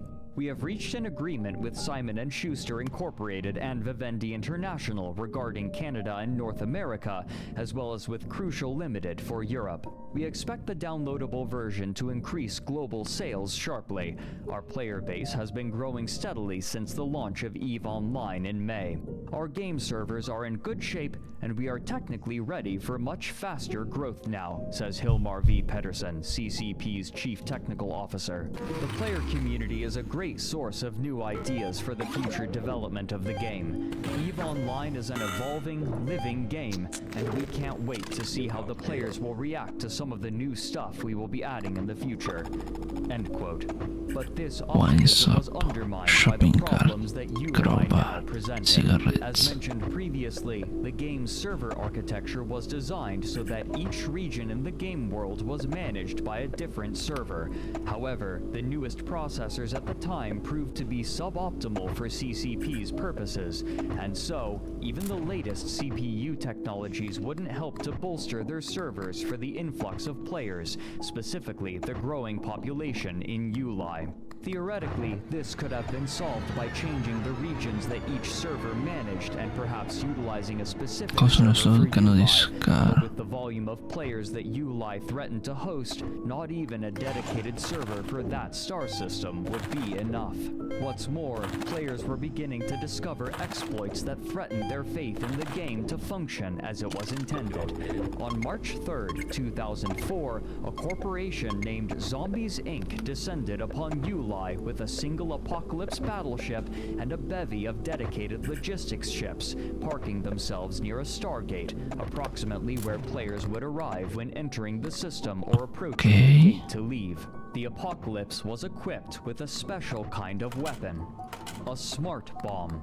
When activated, this niche weapon would deal massive damage to everything within a certain distance of the user, whether ally or enemy. As soon as ships appeared, the pilot of the Apocalypse activated his smart bombs, and his targets were instantly destroyed. As ULI was a system with a 1.0 security rating, Concord appeared almost instantly in order to destroy the offending player, but as soon as they did, the logistics ships began repairing it from just outside of the radius of the smart bombs as Concord ships approached and were destroyed in the successive blasts. Now, not only were hapless players being destroyed in ULI, but so were the game's NPC police. While Concord attacked the Apocalypse battleship, the logistics ships were entirely ignored. This was due to an oversight that Zombies Inc. had discovered. While attacking another ship in Empire space would grant the player a wanted status and summon the police, repairing another ship would not, even if the player receiving the repairs was wanted. Having estimated the damage output of Concord's ships, Zombies Inc. had brought just enough logistics capability to outpace the damage that Concord could deal, making the Apocalypse practically invulnerable. Any players attempting to intervene by attacking the logistics ships would, in turn, be destroyed by Concord, since, by the game's definition, they were innocent. And so, they were able to continue their slaughter in ULI for an unrecorded period of time. Victims of Zombies Inc. went to the forums to complain, and soon, even those who hadn't encountered the small fleet were complaining to the developers that trade through ULI, and therefore in much of the game, had been brought to a halt due to an exploit. CCP's game masters contacted the perpetrators and instructed them to cease. Zombies Inc. declined. A post made to the forum by the game masters describes the incident in full. Quote, as a lot of you are aware, a certain corp willingly exploited a fault in the game mechanics and managed to kill over 100 people in the supposedly secure ULI system last night. You cannot never go wrong with sevens. That those who were the recipients of this heinous crime will be fully reimbursed for their loss. Smile. If you are one of those who lost your belongings and still haven't petitioned us, please do so and we will see to it that your possessions are returned to you. The exploiters have received a ban for their efforts, and anyone thinking of following their example should be aware that the same fate awaits them. The GM team. End quote. While players were in general glad to have the ULI system cleared, This set a new precedent. With pompous rhetoric, the Game Masters declared that they would not allow players to bend the rules farther than CCP dictated, but how much was too much was left unspecified. In this case, a rule was codified and enforced as an event was taking place, namely that players were not allowed to survive indefinitely against Concord in high security space. Anything that allowed them to do so would be considered an exploit and therefore a bannable offense. However necessary it may have been, and however popular the decision may have been with players, it established the company in an adversarial role to many of its players, especially the ones most interested in experimentation. Though trade could once again travel through ULI, this did not lead to the rise of any powerful high-sec corporations due to a particular mechanic. While players were safe from wanton attacks from other players in high-sec space, and players in low-sec space were risking their lives by attacking other players, there was a way for players to attack one another safely, even while Concord was present. A war declaration. By paying a fee every week, a corporation could declare war against another and be granted the right to attack any of their ships on site, often referred to as bribing the police. This meant that, whenever a high-sec corporation became powerful enough, other corporations would band together to check it and prevent it from becoming too powerful and affecting a monopoly. Even so, there were enough individuals and small corporations trading out of ULI that the servers began to lag. This was not a difficult threshold to reach. Despite boasting about high potential player counts, EVE Online required less than 100 players to be present in the system before problems began to manifest. But as Crowd Control Productions was contending with ULI, the initial powers of Nullsec were beginning to fracture, and soon, divisions would spark conflict that would push their server infrastructure to its limits.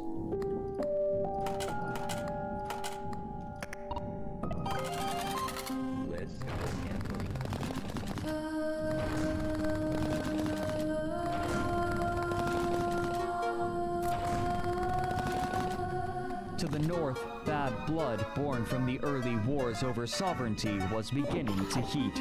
Due to the global nature of the game, CCP realized that implementing a fair method of territory control would require something more complicated than a simple attack and hold method.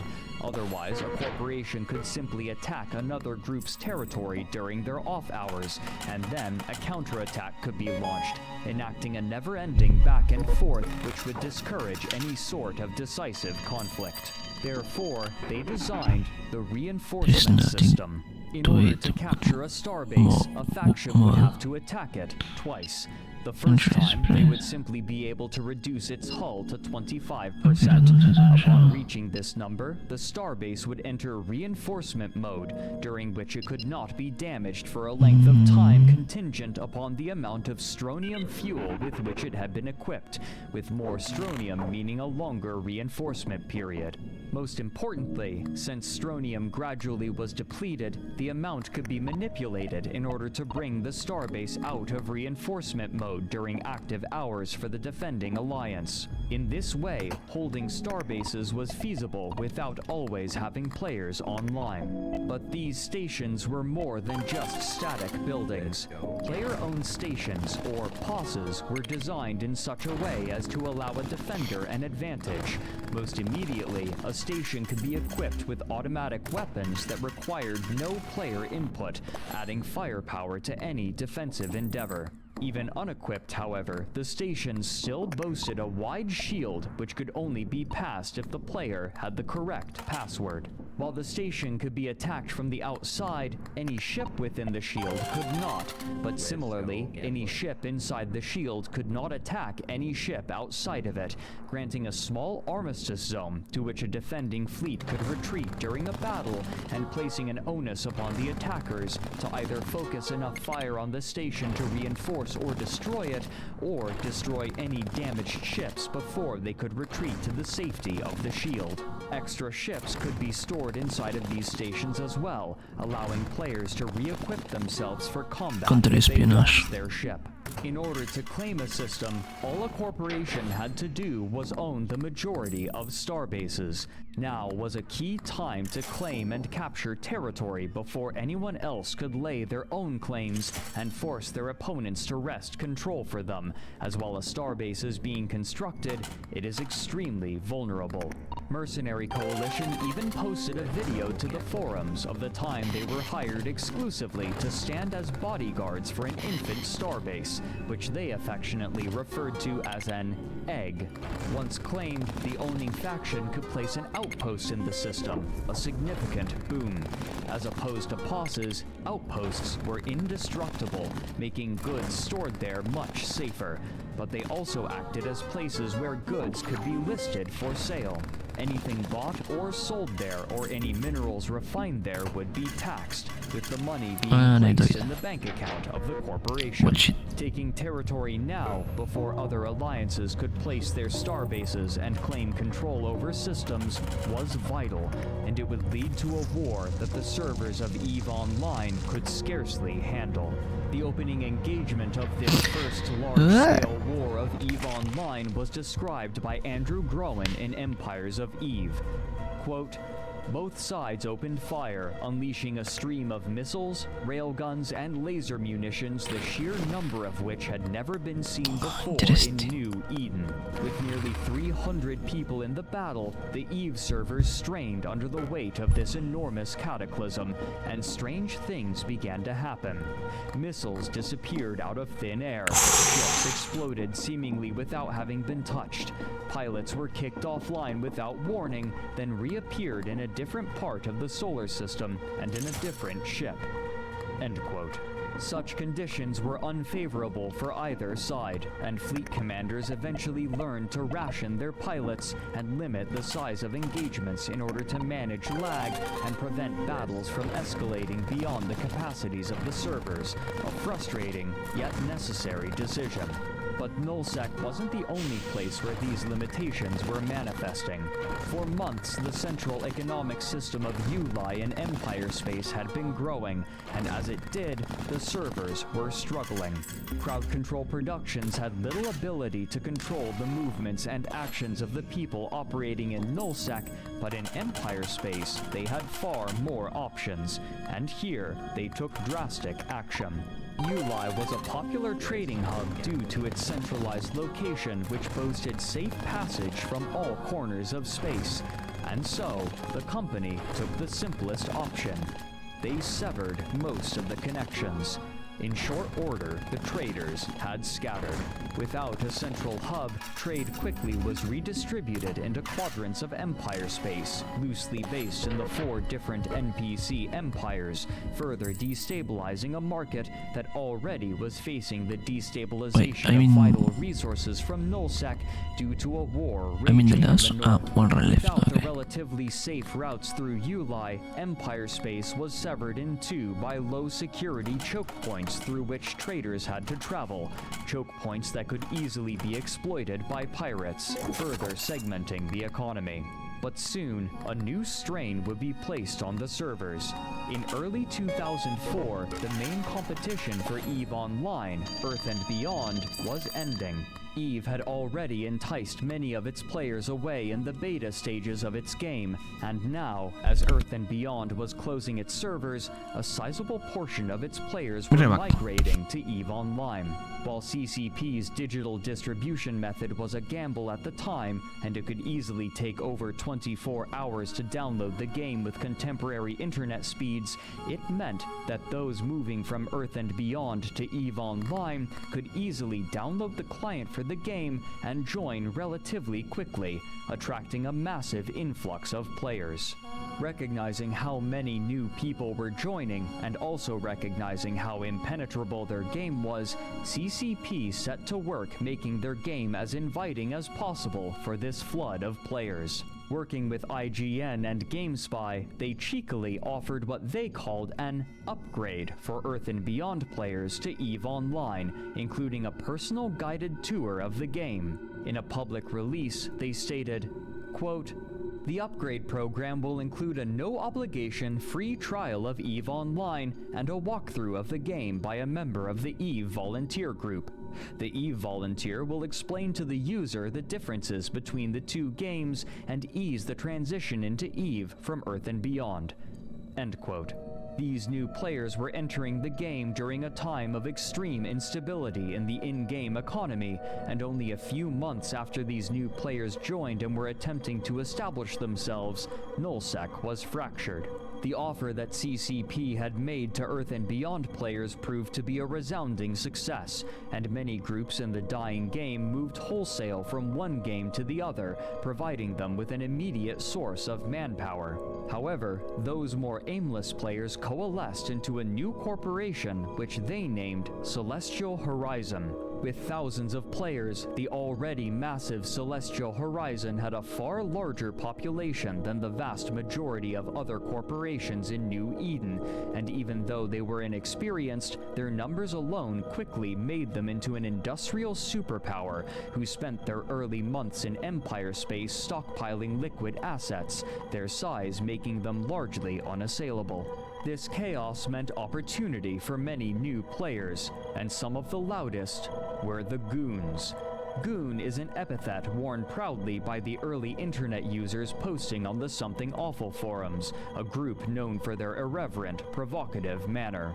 As online documentarian Bernie notes in his history of the site's operator, even the name Goon originates from the letter of an angry web admin who had been featured on the Something Awful website and subsequently harassed by its forum members. Noticing the extremely accessible method of distribution that CCP had adopted, some members of the board began posting threads encouraging other members to download the game and join.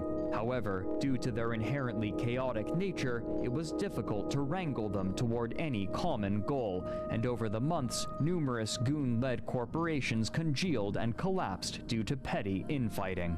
Andrew Groen chronicles the early months of the Goons' presence in the game, where, after numerous attempts, one leader was able to coax enough of them into a single corporation, which was named Goonfleet. Their capabilities, however, were obviously lacking, given that almost every single player entering the corporation was entirely new to the game, with their only qualification being that they were a member of the Something Awful forums. They even paid to have banner advertisements displayed on Something Awful, encouraging members to join Goonfleet, hoping to attract a large volume of players, regardless of skill. When a new member joined Goonfleet, they would immediately be given a ship and a personal lesson on how to play the game, but even so, they were woefully ineffective. This was a feature that they owned and incorporated into their fleet tactics. Rather than trying to field effective ships, they simply would outfit themselves in some of the cheapest ships and modules that the game had to offer and swarm their target. The majority of the time, this would end in failure, but because so little capital had been invested, the losses were never substantial, and so they would throw themselves wantonly into battles, declaring their motto in the local chat: "We're terrible at this game." I like my Their going all in practices, however, strategy. gave them a particular reputation with the rest of New Eden. Makes me Only feel those who had an active account at least cheeky 3 bastard. months old on the Something Awful forums were allowed into the corporation, but those who applied weren't always simply rejected. Responding to a thread from someone looking to join a corporation, one player said in the EVE Online forums that, quote, "Goonfleet don't recruit in-game. Any advice you get to the contrary will be from a goon trying to swindle you out of your assets. They'll charge an application fee or some such. Then when you are successful, they will offer to courier your ships down to Nullsec. After you hand over your property, you will not hear from them again." End quote. Another player responds, quote, "If by some strange and bizarre miracle you do get into..." I have a question. Oh, were you a gooner, Smile?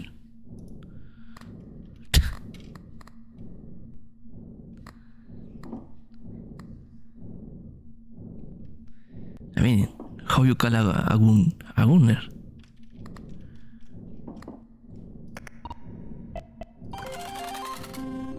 Nah, I never shared the Goon Squadron. I see.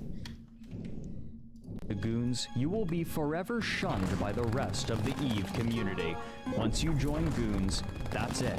You can never leave to join another corp or alliance. You simply cannot be trusted in any other corp or alliance. You might as well just delete your character and start over if you want to leave Goons. End quote. While this was somewhat hyperbolic, it captured the general sentiment of New Eden. There were the Goons, and then there was everybody else. While their money wasn't boycotted, few wanted much to do with them besides trade.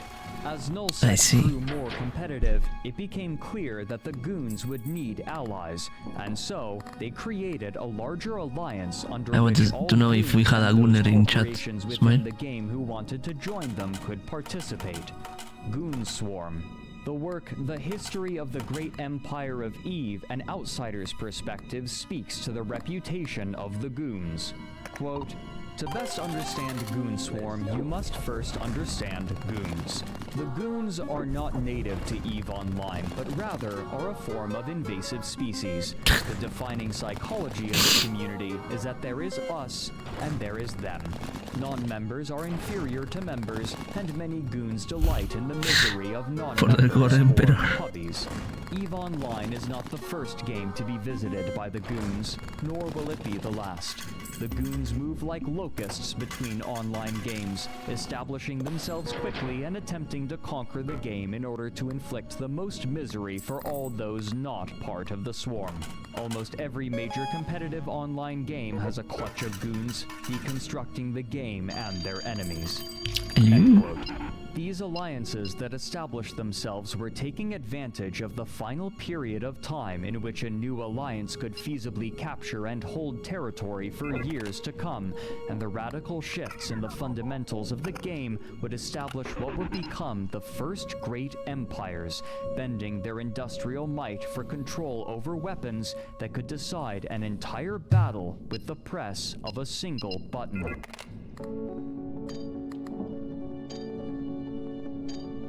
On June 29, 2005, CCP announced a bevy of updates, most important among them being 2 new classes of ships. Dreadnoughts were a specialized class that wielded weaponry designed to attack the stations that had become vital for warfare. Controlling a station allowed the fighters of a defending or invading force to shelter in a safe hub from which they could launch their fleets, and dreadnoughts wielded the firepower to assault such bulky emplacements. Much larger than battleships, formerly the largest class of ship in the game, dreadnoughts could enter siege mode, which would render them entirely immobile but grant a significant firepower increase. Constructing a dreadnought, however, was a massive undertaking, requiring new starbase modules called capital ship assembly arrays. Rather than assembling the dreadnought in full, there were multiple parts, each of which had to be fabricated separately and then combined to create the completed dreadnought. In order to move the massive amount of materials required for such a ship, the second class that they announced was the freighter. Significantly larger than their older counterparts, these freighters were capable of moving materials on an unprecedented scale. But while they were typically well armored, they would still be obvious targets for pirates and saboteurs. The implication was clear. In order to project power and protect what territory they had, alliances now were forced to turn inward and leverage their economies into production. But the dreadnoughts were eclipsed half a year later with the release of ships that would dwarf all others. On December 16, 2005, CCP released an expansion entitled Red Moon Rising. This time, 3 new ship classes were released. The first was the Carrier, a massive ship that relied on clouds of fighters to perform combat for it, intended as support for a fleet of smaller ships. On the release page, CCP explained that, quote, the Carrier is an affordable capital ship, and most major corporations are expected to fund and deploy at least one for their engagements, end quote. The second was the Mothership, a larger variant of the more affordable Carriers. But these 2 new ship classes were eclipsed almost entirely by the ship that would come to be synonymous with the game, the Titan. The sheer immensity of a Titan was difficult for players to conceptualize when it was announced. For the first 2 years of the game, the largest ships were the battleships, whose volumes hovered between 450 and 500,000 cubic meters. The largest Titan, in contrast, was an utterly massive 155 million meters cubed, well over 300 times as large. The capabilities wielded by a Titan were commensurate with its size. The first key feature was the ability to open a jump bridge. While Titans were able to utilize the traditional Stargate network outside of HiSec, they also could be used to coordinate massive fleet movements. If another specialized ship could light a cynosural field, then the Titan could use it as a beacon and jump directly to its location, whether in the same system or not, bypassing the Stargate network entirely, as long as the stars were close enough. This meant that, although the Titan was a ponderous ship, it could still rapidly relocate with proper coordination, sometimes directly into a fight, suddenly shifting the balance of power. What's more, other ships could join the Titan in this jump, meaning that it could be used to move an entire fleet at once between stars in great strides, without being forced into the natural choke points of the Stargate network. But the more tantalizing capability of the Titan was the Doomsday device. While CCP was mum about the specific damage numbers, what was known was that a Doomsday device would inflict massive damage in a 500-kilometer radius, centered on a location of the Titan's choosing. What's more, the Titan would not even need to be present in the fight to launch the Doomsday. If another ship could light a cynosural field,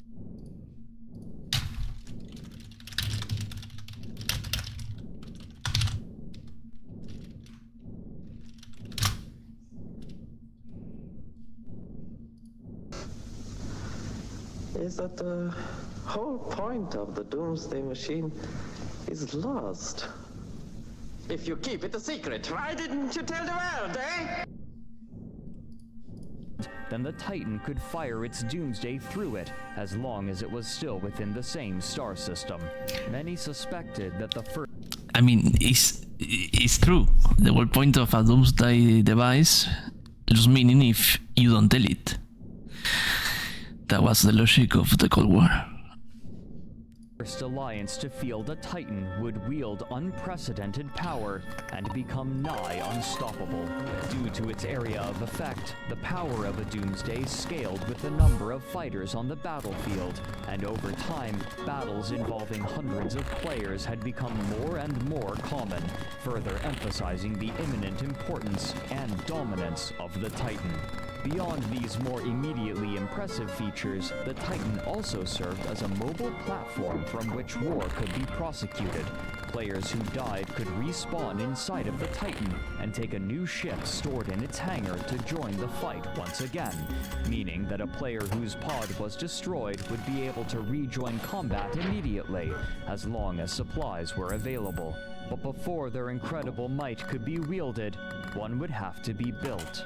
Much like the dreadnoughts before them, the different parts of the carrier, mothership, and Titan would need to be constructed separately in different capital shipyards, then brought together and assembled.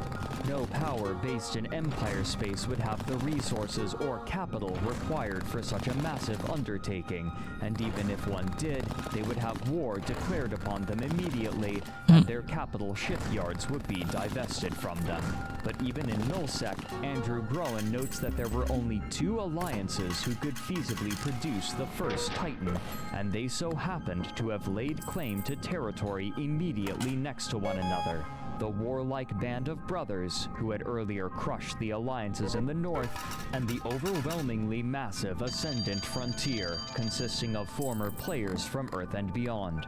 Of these 2, Ascendant Frontier had the clear advantage. While skill and coordination could readily win a battle during this stage of the game, there was no way to outproduce a group with so many members.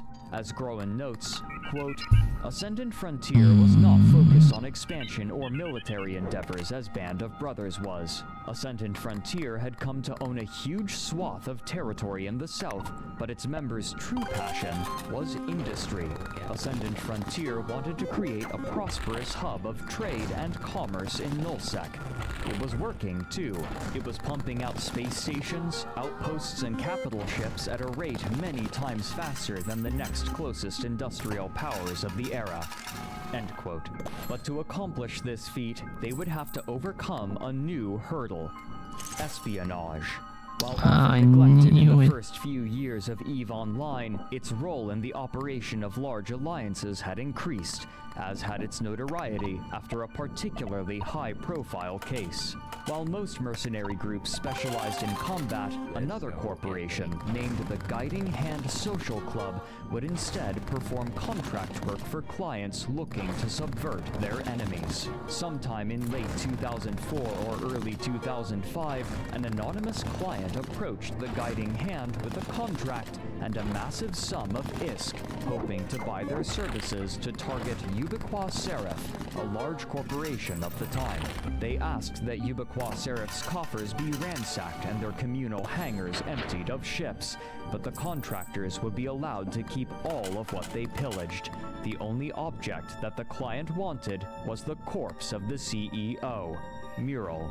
The leader of the Guiding Hand, Istvan Shogatsu, was similarly disinterested in the spoils, though he accepted these terms all the same.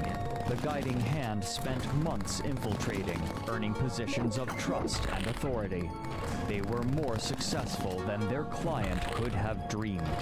Multiple members found themselves entrusted with much of the corporation's assets, and one agent, named Zemdal, found themselves as one of Mural's lieutenants. Istvan explained, quote, Arenis Zemdal is what we call a Valentine operative.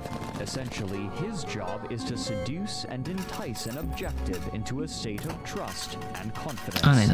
As such, we'd call Mural's relationship to him moments before the strike endeared. End quote. On April 18, 2005, the code word was sent to every agent: Nicole. Immediately, the corporation was drained of all of its liquid assets and much of its stores of supplies, and Zemdal collected the CEO's corpse along with a squad of Guiding Hand members who had rendezvoused to help deliver the killing blow.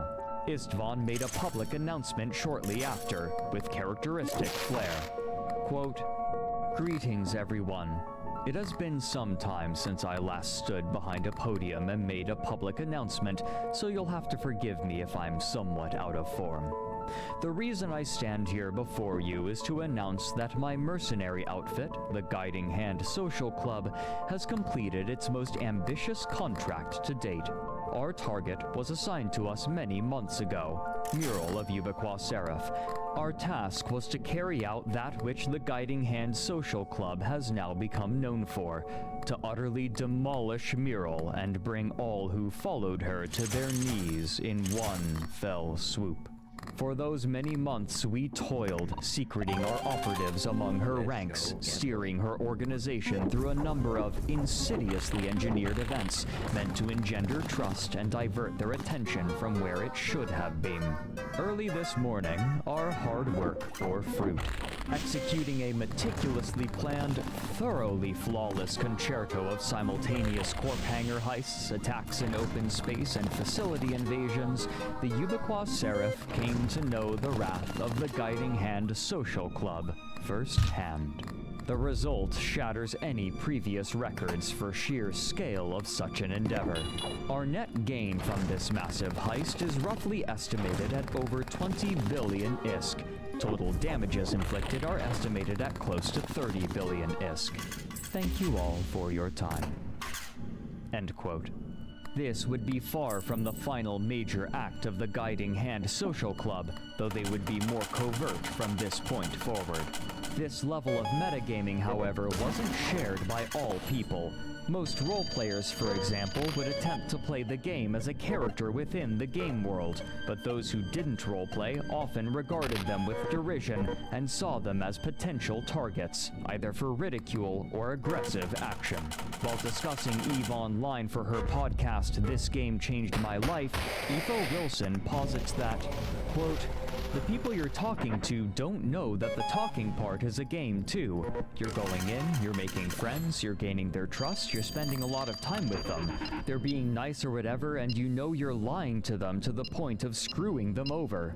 To which her co-host, Julia Hardy, replies, quote, "When you play a game, you are aware of what the structure and the rules of the game are because everyone's playing by the same rules. That's how you know it's a game.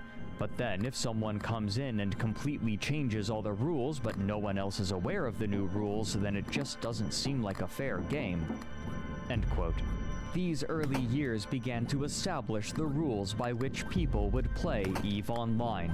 Where other games of its ilk were played mostly within the game world, and this was generally respected by the other players, real-world duplicity was gradually becoming a normal and expected part of New Eden, whether the existing players wanted it or not.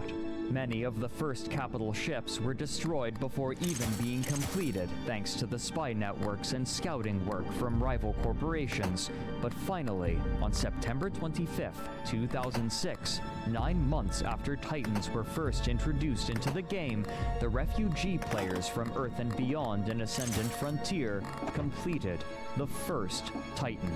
Triumphantly, their leader, Sybok, flew it into the capital system of the Alliance, allowing everyone to marvel at the finished Avatar-class Titan, which he named Steve. The origin of this name is in contention. Most sources believe that it was named after the late Steve Irwin, who had died earlier that month, but Andrew Groen recalls that Sybok attributed the name to a scene from the animated film Over the Hedge, released 4 months prior, in which the squirrel character Hammy comedically proposes naming the massive, newly erected hedges Steve. Whatever the origin of the name, the completion of Steve heralded war. Immediately, their enemies and band of brothers invaded, but the power of Steve the Titan blunted their advance simply with the threat of its presence until December 11th, 2006.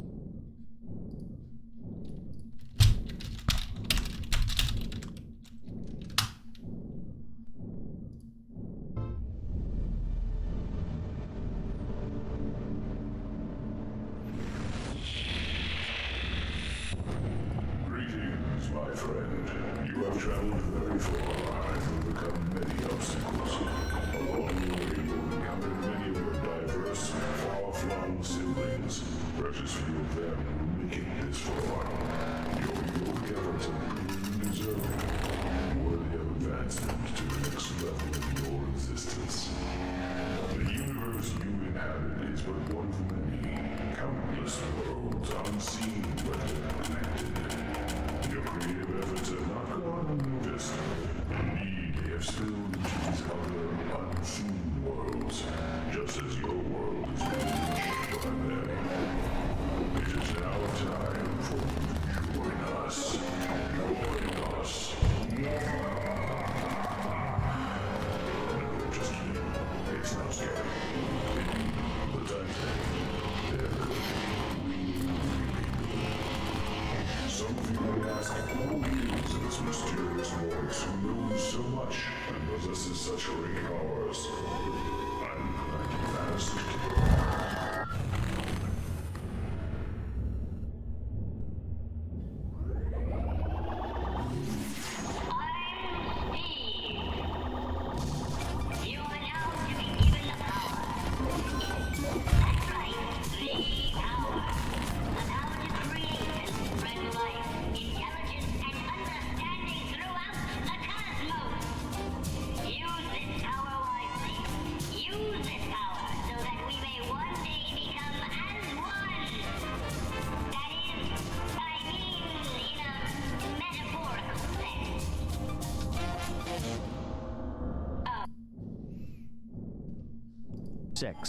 Anyways. During a large-scale battle, Sivok unleashed his Doomsday safely through a Cynoshural field, then jumped to a safe point 20 systems away.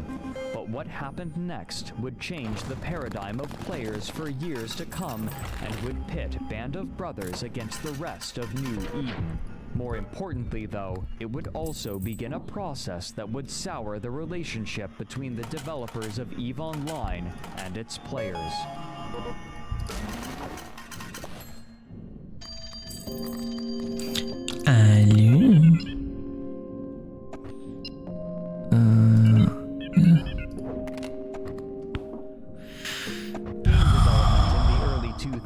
Was significantly different than it would become 2 decades later. Developing a game typically took only a few years at most, and once a game was completed, it was common for the studio to immediately begin work on something new.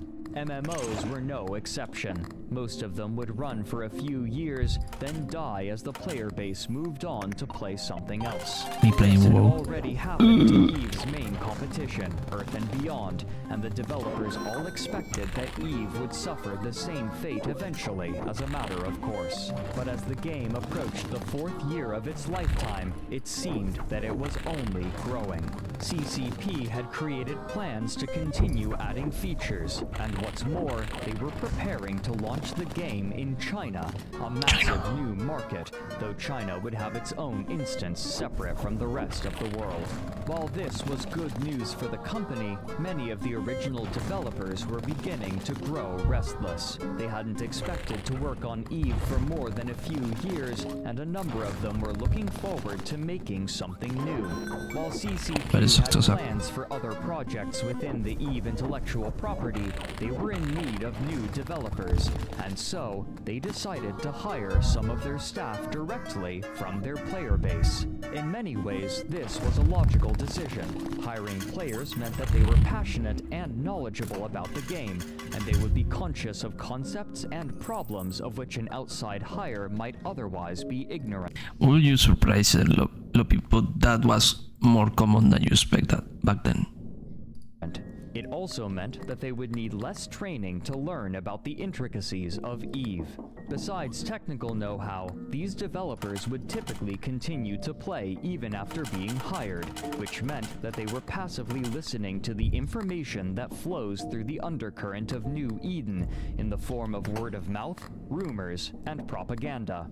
In this way, they could adjust the servers quickly to anticipate battles that were about to take place and reduce the effects of lag, as well as gather information for balance changes faster than they otherwise would be able. But these new hires created unique problems. Those players willing and able to accept work at Crowd Control Productions were often among the most dedicated and active, and for many, EVE had become a significant part of their lives, deliberately altering their schedules so that they were able to add their firepower to important battles and assist their corporations and allies. Real friendships were frequently formed and broken due to in-game conflicts, while some were burned for in-game advantages. For these players, the boundaries between EVE Online and the real world were either blurry or non-existent. When these players became developers, they gained access to the dev tools and commands. This power was too tempting for some, and they began to utilize these permissions to their own ends, creating rare and valuable items for their corporations and alliances. For example, blueprint originals used for building ships and components were in extremely limited supply, as no new ones could be made, and so most people had to buy copies that would be consumed after only a few uses. Using commands, these player developers could create brand new blueprints for their corpmates and themselves. Hilmar Pedersen, CEO of CCP, noted during an interview for Down the Rabbit Hole that on 5 separate occasions, the problem had become so bad that he had to invite the offender into his office and offer them a choice: stop playing the game or stop working at Crowd Control Productions. Twice, the developer chose to leave the company so that they could continue playing. So great was the role of the game in their lives. It was with knowledge of these bad actors that, as Groen wrote years later, Sivok, leader of Ascendant Frontier and pilot for Steve the Titan, accused a Band of Brothers member of malfeasance. In an interview for a Swedish radio program translated for Empires of Eve, Sivok said, quote, "Suddenly, one of the CCP Interstellar News Corp ships just appeared out of nowhere and started to orbit my Titan. 2 seconds later, I was bumped offline, a total coincidence, I am sure, and about 3 seconds after that, so was my alt." End quote. Those who are more dubious of Sivok's claims noted that after a recent patch, it had become much easier to scan for Titans, and so, while finding Steve by pure chance was unlikely, it was still technically feasible. What precisely happened is contentious, and no definitive proof has been released, but however the location of Steve was divined, the leaders of Band of Brothers received word that Steve the Titan had been discovered, and they immediately gave the order to mobilize. In a matter of minutes, a cynosural field was lit at Steve's location, and the entirety of Band of Brothers' fleet jumped in to see Steve alone, inert, and inactive. Immediately, the dreadnoughts went into siege mode and unleashed their payload into the hull of Steve, which could only wait placidly for the end. Steve the Titan exploded and was reduced to rubble. The first Titan to be built was now the first Titan to be destroyed. The members of Band of Brothers were ebullient, and soon the loss of Steve became common knowledge all throughout New Eden. To honor its death, Steve's ruined corpse would remain in the system of C9N TAC-CC where it was destroyed, so that players may still return to it and pay their respects. The death of Steve had made many players suspicious, but soon an event would occur that would unite all of New Eden against Band of Brothers, and more importantly, alter the relationship between the players and the company on a foundational level.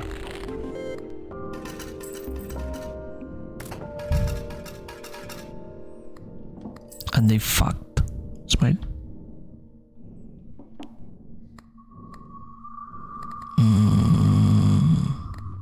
In January of 2007, a hacker responsible for releasing private information on Goonfleet, going by Kugutsumen, approached them, offering to hack their enemies for free after his client from the Coalition of the South refused to pay him for his services. Among those targeted was Band of Brothers, and included with strategically important pieces of information, he discovered logs proving that one of the members of Band of Brothers was a developer and was granting his alliance rare goods.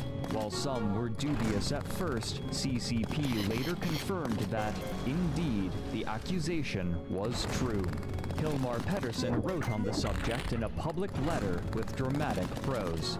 Quote, "Throughout our history, there have been a handful of cases where our employees or members of our various volunteer and partner programs have taken advantage of the proprietary powers they are granted through access and knowledge. These cases have been investigated, prosecuted, and judgment rendered.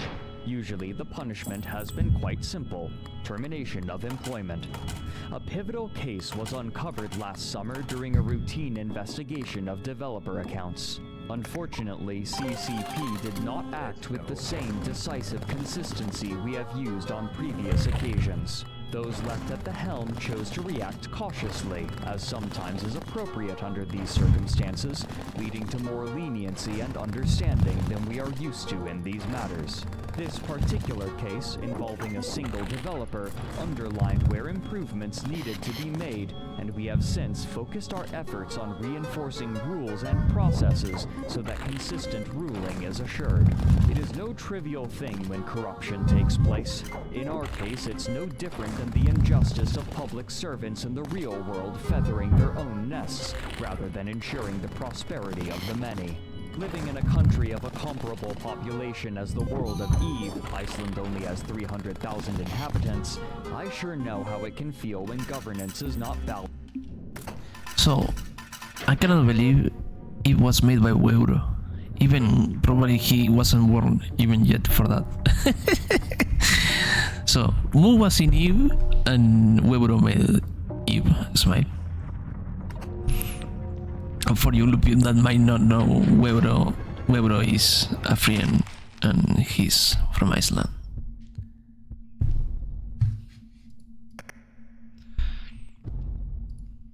He got his own emote in his channel. Webro. Yes, friend, Webro. Look at them.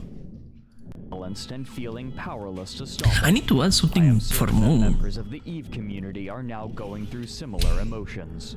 I am sure that we all appreciate that it is no coincidence that Dante reserved the lowest level of hell for the worst of those who betrayed their benefactors. In our case, I would regard the Eve community as our benefactors. We are not the gods or the masters of EVE Online or the EVE community. Going to come here and smack you. You have entrusted us to safeguard your hard work. End quote. The death of Steve the Titan had raised suspicions before, and now those suspicions had proven correct. Band of Brothers were cheaters. Ian Nullsec had long hated Band of Brothers for various reasons, chiefly their imperialist aims and elitist attitude. But now, all of New Eden had been granted a new ideological casus belli. While exploits, glitches, and unintended mechanics are common in games such as EVE Online, this was different. A developer was deliberately abusing his authority and privilege in order to aid his allies. While Band of Brothers as an alliance had already been diplomatically isolated for much of its lifespan, they had now been made a universal target. Players all over New Eden were enraged, snidely calling them Band of Developers. Even though most players weren't present in Nullsec, estimates state that over half of all players somehow participated in the war that would become known as the First Great War of EVE Online. With the majority of players in New Eden choosing a side in the war, propaganda became more vital than ever, and the precise truth was becoming more and more difficult to ascertain, altered with flowery embellishments. In a blog post from October of 2007, EVE blogger Nate Combs writes that, quote, "The propaganda machinery of the coalitions play a vital role in keeping players informed of the big picture. The little guys struggle one ship, one system, one corporation and alliance at a time, and read the cues and spin from the mouthpieces up high. Of this recent turn, Band of Brothers has fashioned a very slick propaganda video, spinning the retreat in heroic terms, in contrast to a more prosaic reality.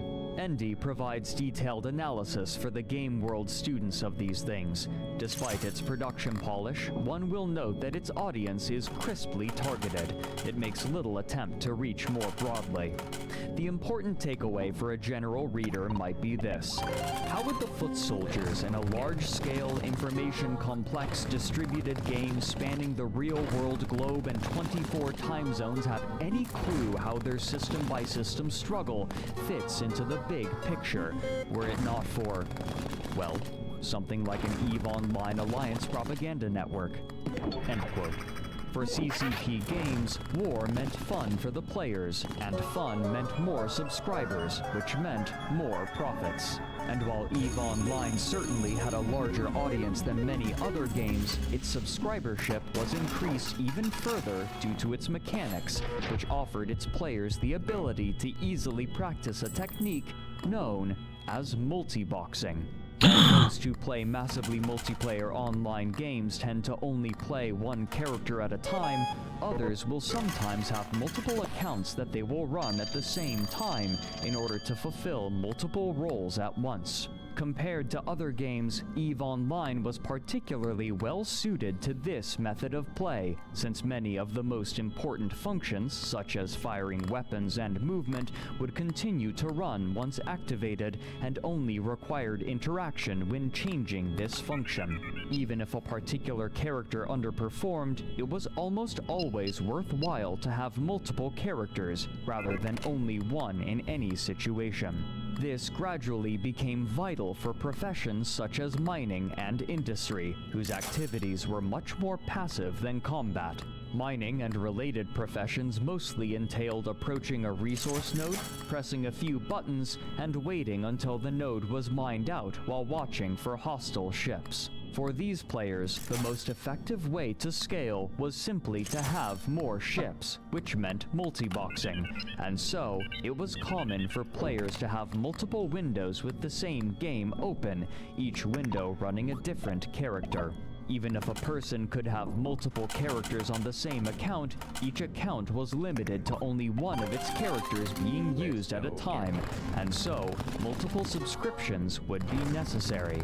This meant that some people, rather than only giving $15 a month to play, were instead giving many times more. Some of the most dedicated players would, and do, run over 10 characters simultaneously. Given the dedication of space game players and their relatively higher age bracket, the proportion of multi-boxers was likely much higher compared to other MMOs. What's more, word of the war was continuing to grow the player base. You are not familiar with the multi-boxing lobby? I'm used to because I know people. Oh, okay. And CCP's business prospects were looking better than they ever had. While the precise player count is difficult to ascertain, the total numbers of subscribed accounts had, according to the company, surpassed 300,000. Rather than only pushing money back into the game, they began to build their company out, anticipating further success.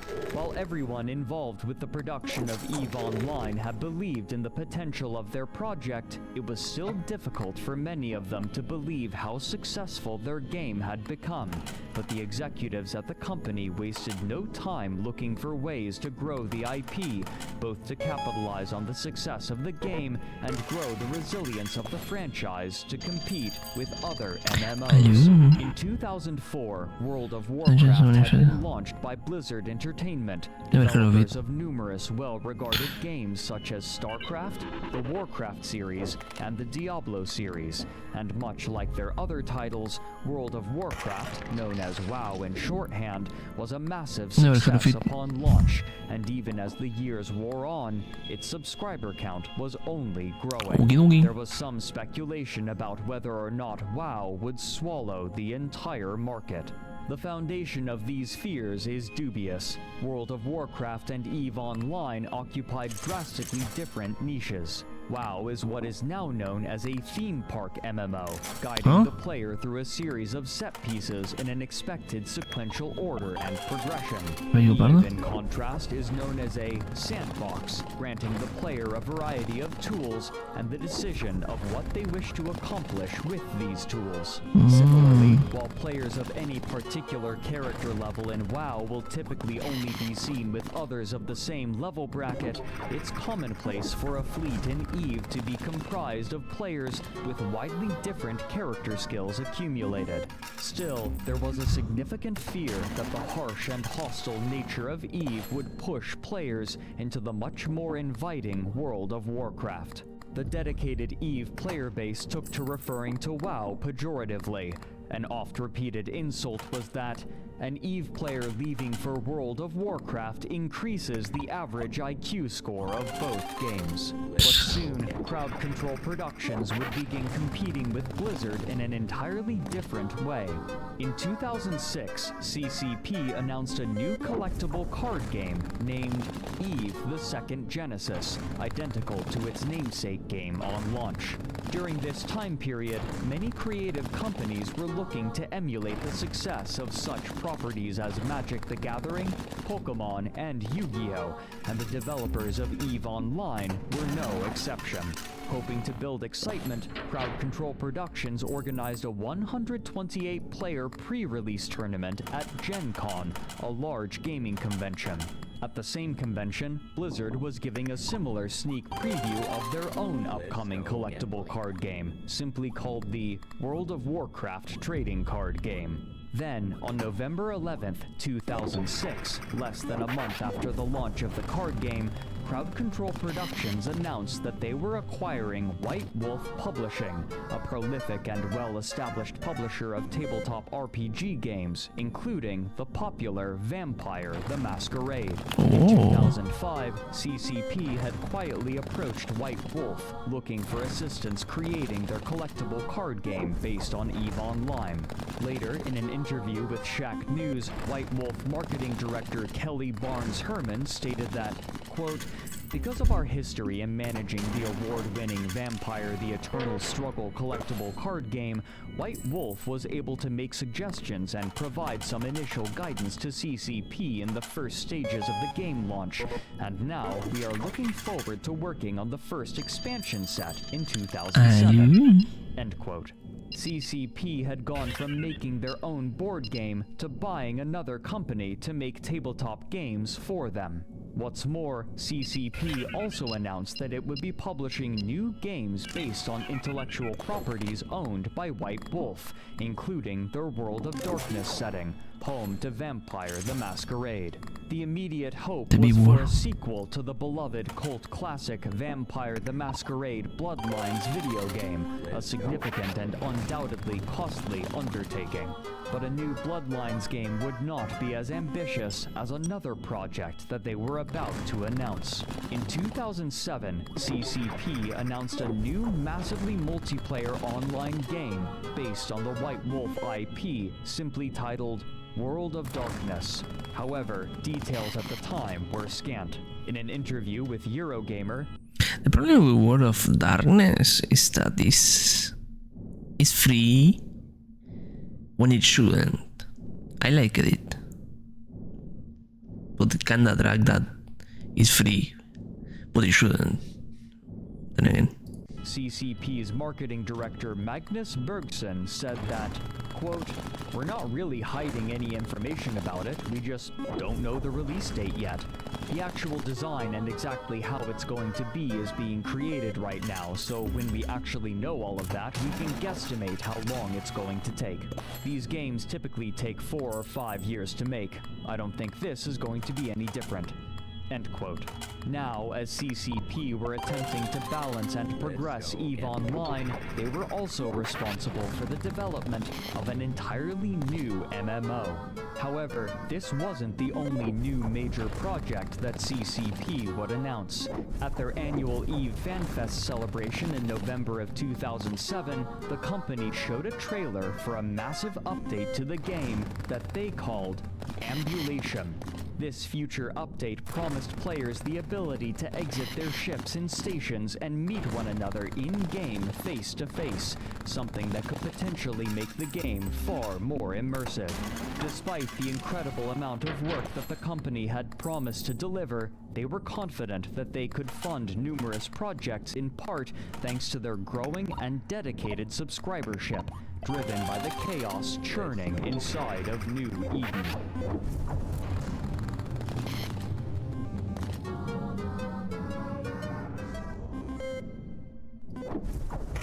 As the wars in Nullsec raged and EVE's player base grew, reporters within the gaming industry were beginning to take notice. Consistently, stories of battles with dozens, if not hundreds of players were beginning to leak out into gaming forums and early social media websites. Those hearing about such battles might have acknowledged mentions of the struggles with lag and server instability, with which fleet commanders constantly had to contend, but such complaints were quickly forgotten when the scale of certain battles was shared. Fleet commanders had learned not to take such large fights unless absolutely necessary due to the chaos introduced by such numbers, but their rarity only made them more tantalizing. What's more, these battles were given context due to the persistent state of the game, with corporations and alliances vying for power, territory, and wealth in a constantly evolving drama.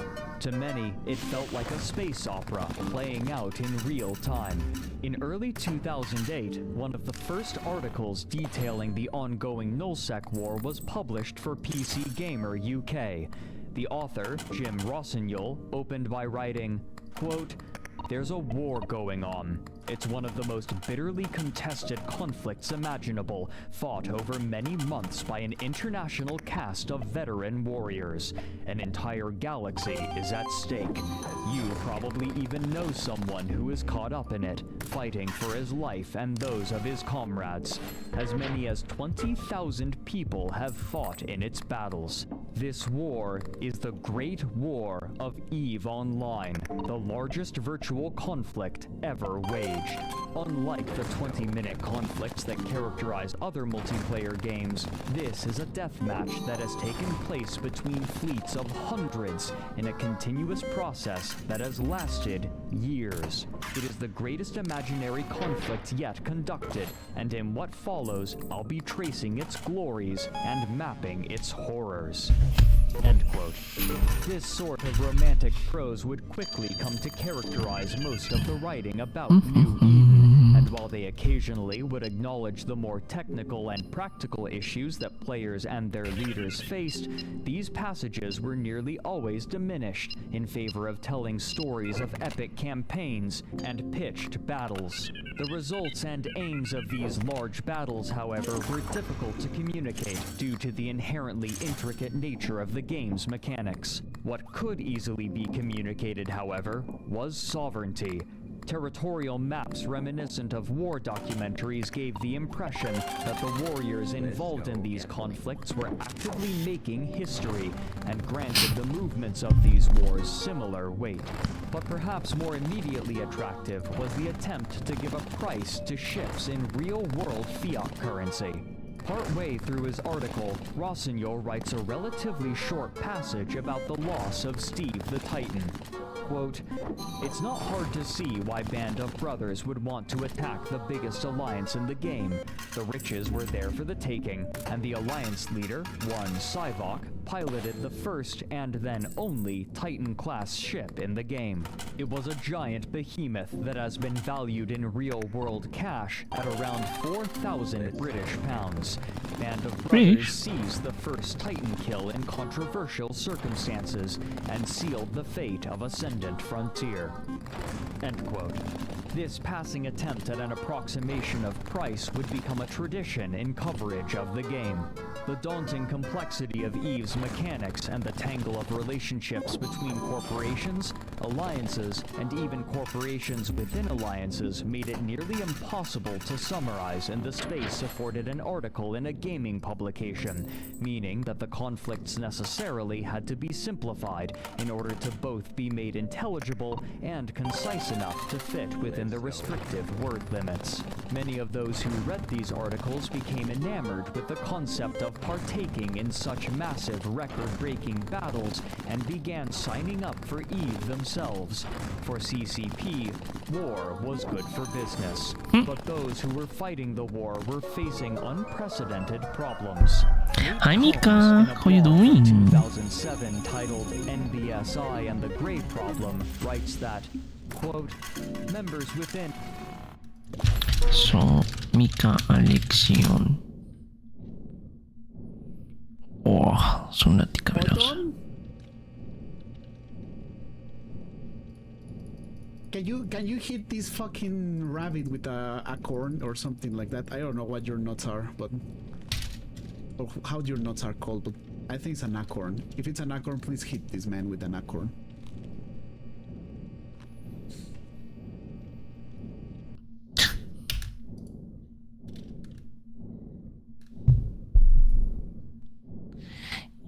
In an alliance I hope you had a good day. Varying colors. Green means that fellow is a corporation member. Blue, he's part of the alliance, etc.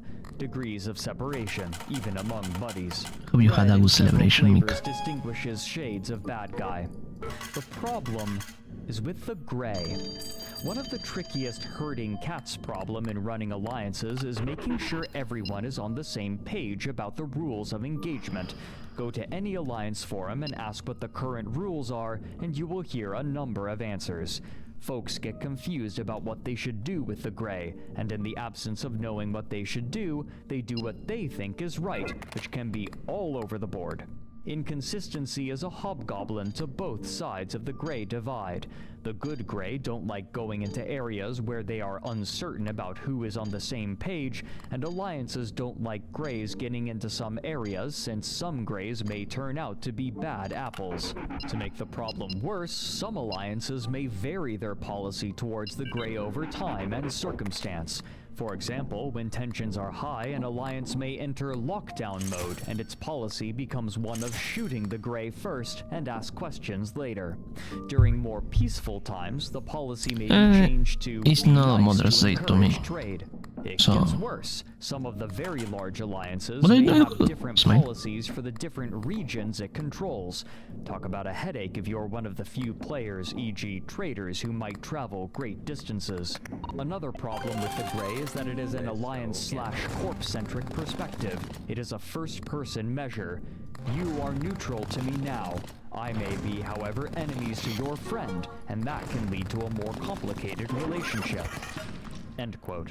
Goodbye. These problems were only growing Ons. greater. Trade had been a key element that allowed the early nullsec corporations to build their first titans, but the war raging was now making them more and more wary of neutrals, who could be Open traitors Discord. or enemy infiltrators. But these problems were being amplified in an important new way. After the collapse of Uli as a trade hub, traders returned to the 4 different corners of Empire space in the north, south, east, and west. In particular, they gravitated towards stations that hosted the best mission givers. While trading NPC goods had gradually been phased out and the player economy was allowed to supplant it, players could still earn money from NPCs through missions, and they tended to congregate within the stations that housed the highest earning missions. Entrepreneurial traders would offer weapons, ammunition, and ships for sale in these stations, hoping to sell to the wealthier mission runners at these convenient locations. However, more than just the mission runners were searching for these goods, and soon, a wider clientele was congregating around these stations as well. Recognizing this, more traders looking to sell their goods began placing their contracts alongside the others, even if they were unrelated to running missions, hoping to sell to those visiting the station. And so, the trade hubs established themselves and grew. Of the different trade hubs, the one that received the most traffic was the Caldari Navy Assembly Plant, located around the 4th moon of the 4th planet of Jita. The higher population in the northern regions of Empire space was due in large part to the attributes of characters. When creating a character, players are allowed to choose between the 4 different NPC empires: Amar, Minmatar, Galente, and Caldari. And of the 4, Caldari were by far the most popular race for players due to their favorable attribute distribution, given that attributes determine how quickly a character can learn skills, and skills determine what characters are capable of performing. Soon, much like Uli before it, the system of Jita was host to hundreds of players every day looking to trade, and it was growing rapidly. But this time, Crowd Control Productions would be prepared. Since they had broken the Stargate links in Uli, they had been working on the server backend, as they realized that they would need to prepare for far more success than they had anticipated when they launched EVE Online. On March 1st, 2006, CCP Games announced a patch transferring the game onto new servers which utilized brand new, state-of-the-art AMD chips. Rather than trying to scatter the players again, now they would be doing all that they could to accommodate a naturally occurring trade hub. Soon, a single server would be dedicated exclusively to the system of Jita to manage the massive influx of traffic, as well as some permanent residents who began to participate in the day trading of commodities. With trade now being allowed to centralize, this also meant that if a particular commodity crashed, then it crashed for everyone in the game at once with little recourse. But while this new trade hub was located in Empire space, its establishment significantly affected the culture of Nullsec. The northern regions had always been wealthy due to their natural resources and general proximity to HighSec, but the emergence of Jita guaranteed much easier access to what would soon become the undisputed center of the economy in New Eden, given that Jita was less than 10 Stargate jumps away from the nearest northern nullsec systems. Trading between Empire space and the northern regions only became easier as time passed. But the inverse was true for the southern regions. The distance between Jita and Delve, for example, was many times longer, and where they once had been able to trade with Empire space easily, they now had to travel much farther to sell their goods.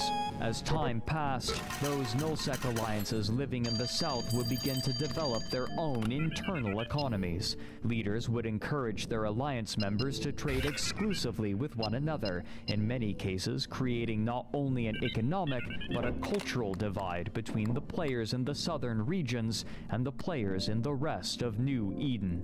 But in the in-between spaces, an entirely new sort of dynamic was evolving, one forgotten by most.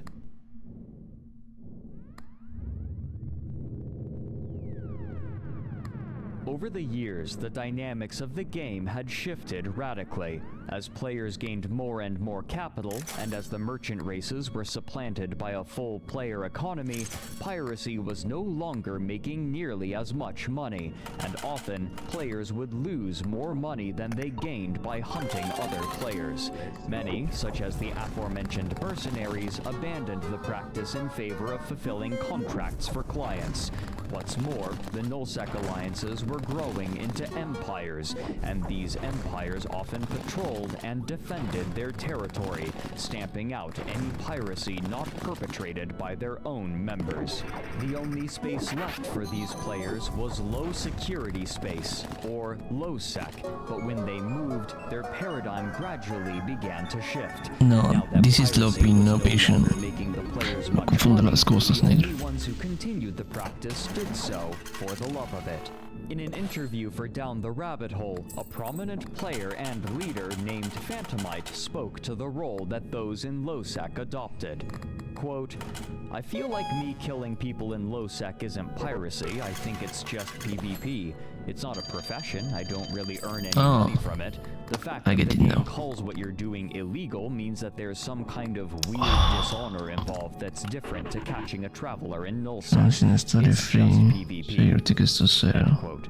Those players who decided to stay were the only ones dedicated enough to continue their piracy, in part due to a particular feature.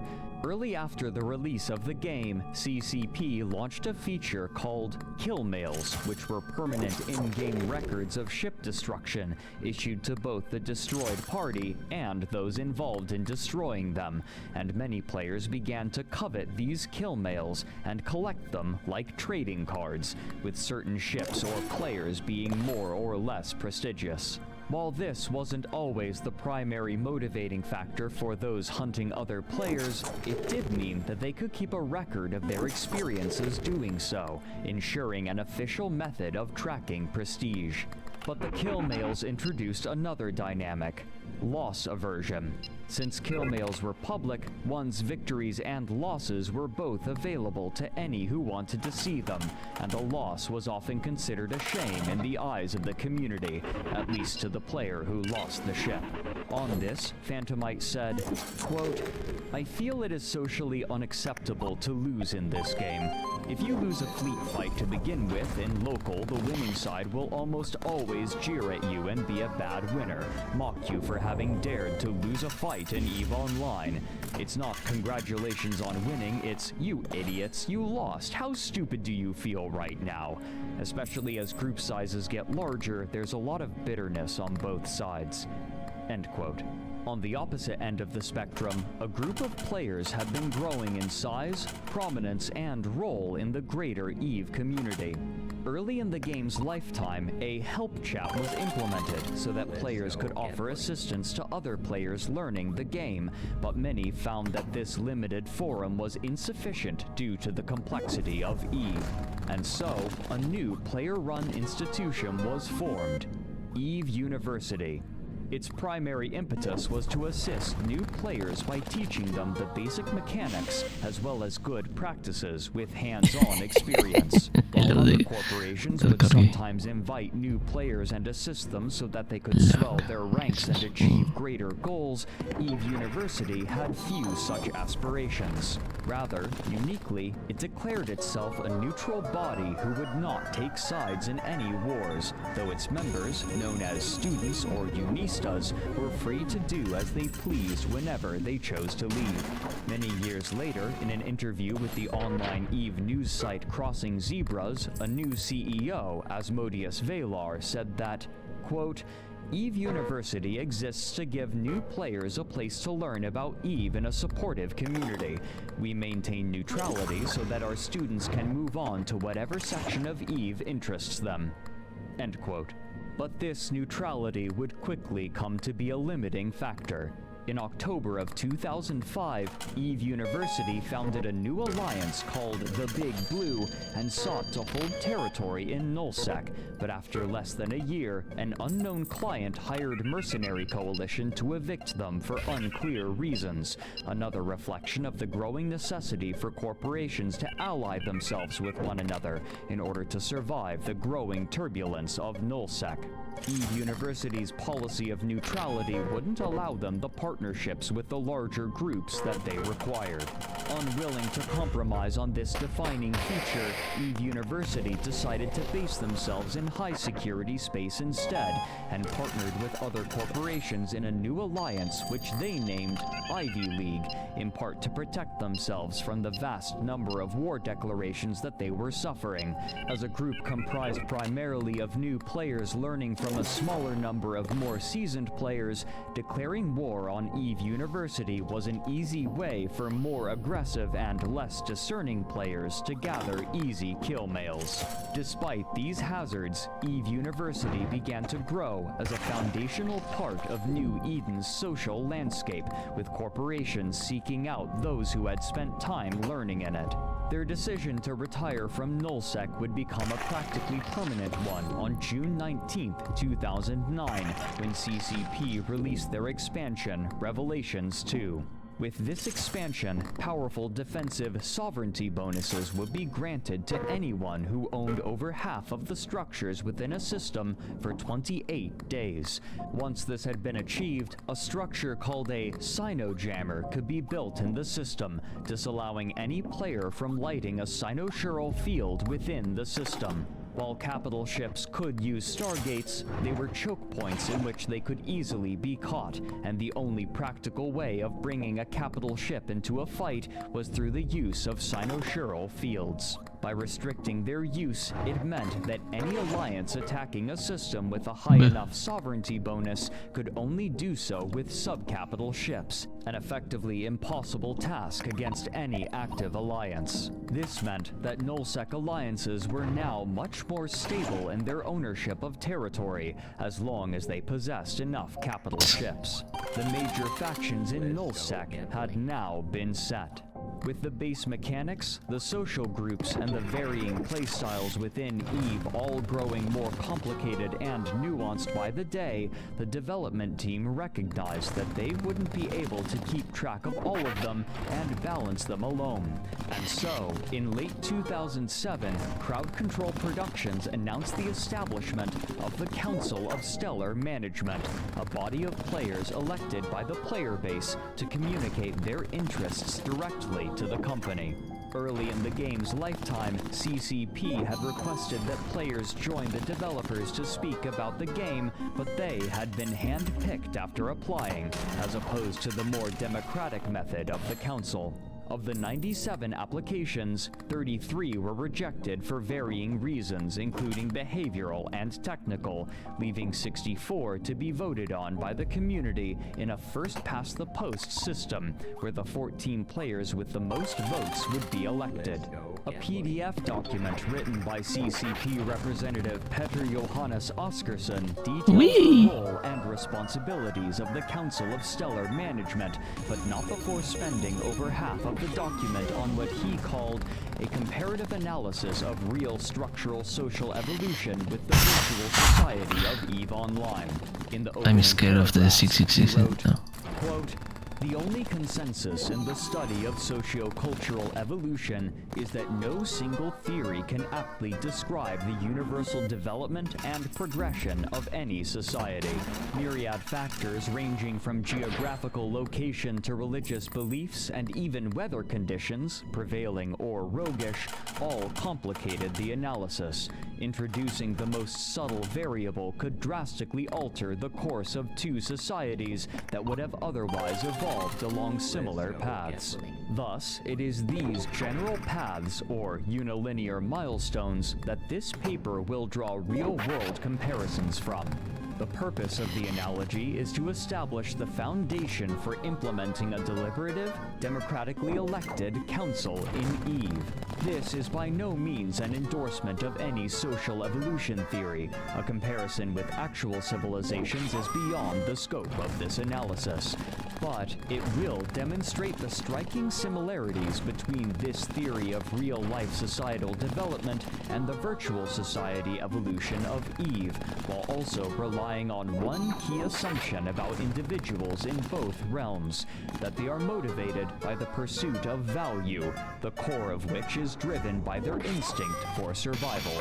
Oh, new cut. While this document was likely meant to help instill within the EVE community the impression that CCP was taking seriously their responsibilities towards Soul the game, God. it also Whatever. illustrated 15 the Panther divide triggers that was in the growing spring. between the players and 4 their game world's times caretakers, your current despite their interest, attempts to the contrary. which means While the majority it of the is player base was primarily interested whenever in I simply having get a fun jackpot. by playing the game on the most minute level, the developers saw themselves as being on the cusp of a newly developing world that reflected elements of the human condition, similar to the way that the founding members of CCP had attempted to create a new internet interface with the virtual reality markup language during their time at Oz Virtual. Oskarsson wrote in the document that, quote, "Until now, comparisons of political philosophy and social structures in the virtual world have been drawn from parallels with the real one, but it cannot be stressed I feel like I have to do that something today, here. with this many people comprising the civilization of EVE and the potential ripple effect of any change in the way this society is governed, further legislative applications based mostly on CCP's interpretation of the real world are likely to cause more harm than good. To achieve continued success, EVE society must be granted a larger role in exerting influence on the legislative powers of CCP. Governance of virtual worlds is a unique endeavor. There is no precedence to follow." End quote. The responsibilities for the Council of Stellar Management were more than might typically be expected from a group of player For fuck's sake, what consultants, happened? which With me perhaps or helps what? to explain the small number of applicants. Quote, At least twice a year, oh, okay. Because I see what I see what messages, and I don't know if you are. I did something wrong. Sorry. Meetings in Reykjavik. In No addition, check for value. Look charms and stories conduit. Seven Give me some members of the CSM attend these events in person. Council terms will last 12 months, and elections will follow the expiration of each term. This time frame corresponds roughly to the expansion release cycles of EVE Online. End quote. These council members would be privy to restricted knowledge so that they could give their unique perspectives as players. What sort of effect they would have on the game, however, was yet to be seen. The importance of such communication with the player community was exemplified by the proliferation of player-made tools that were seeing widening popularity. On July 22nd, 2008, a player going by the name Wolari created a post on the official EVE forums in which he announced the release of a map of EVE Online named Dotland. Quote, "In the last weeks, I created a system to arrange and generate region maps for EVE.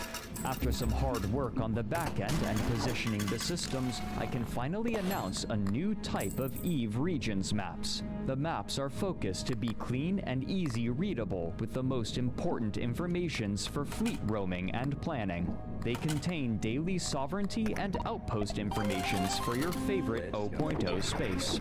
Also, occupancy informations for the new factional warfare are included."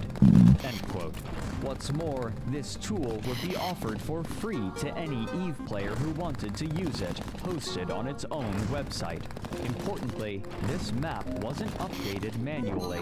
Rather, it pulled information from EVE Online's back-end servers in order to update it, meaning that they would update in real time, and Dotland's maps would quickly become the standard. And when players wanted to share maps of EVE Online with one another, rather than using the in-game map, the clean, clear maps on Dotland would almost always be used.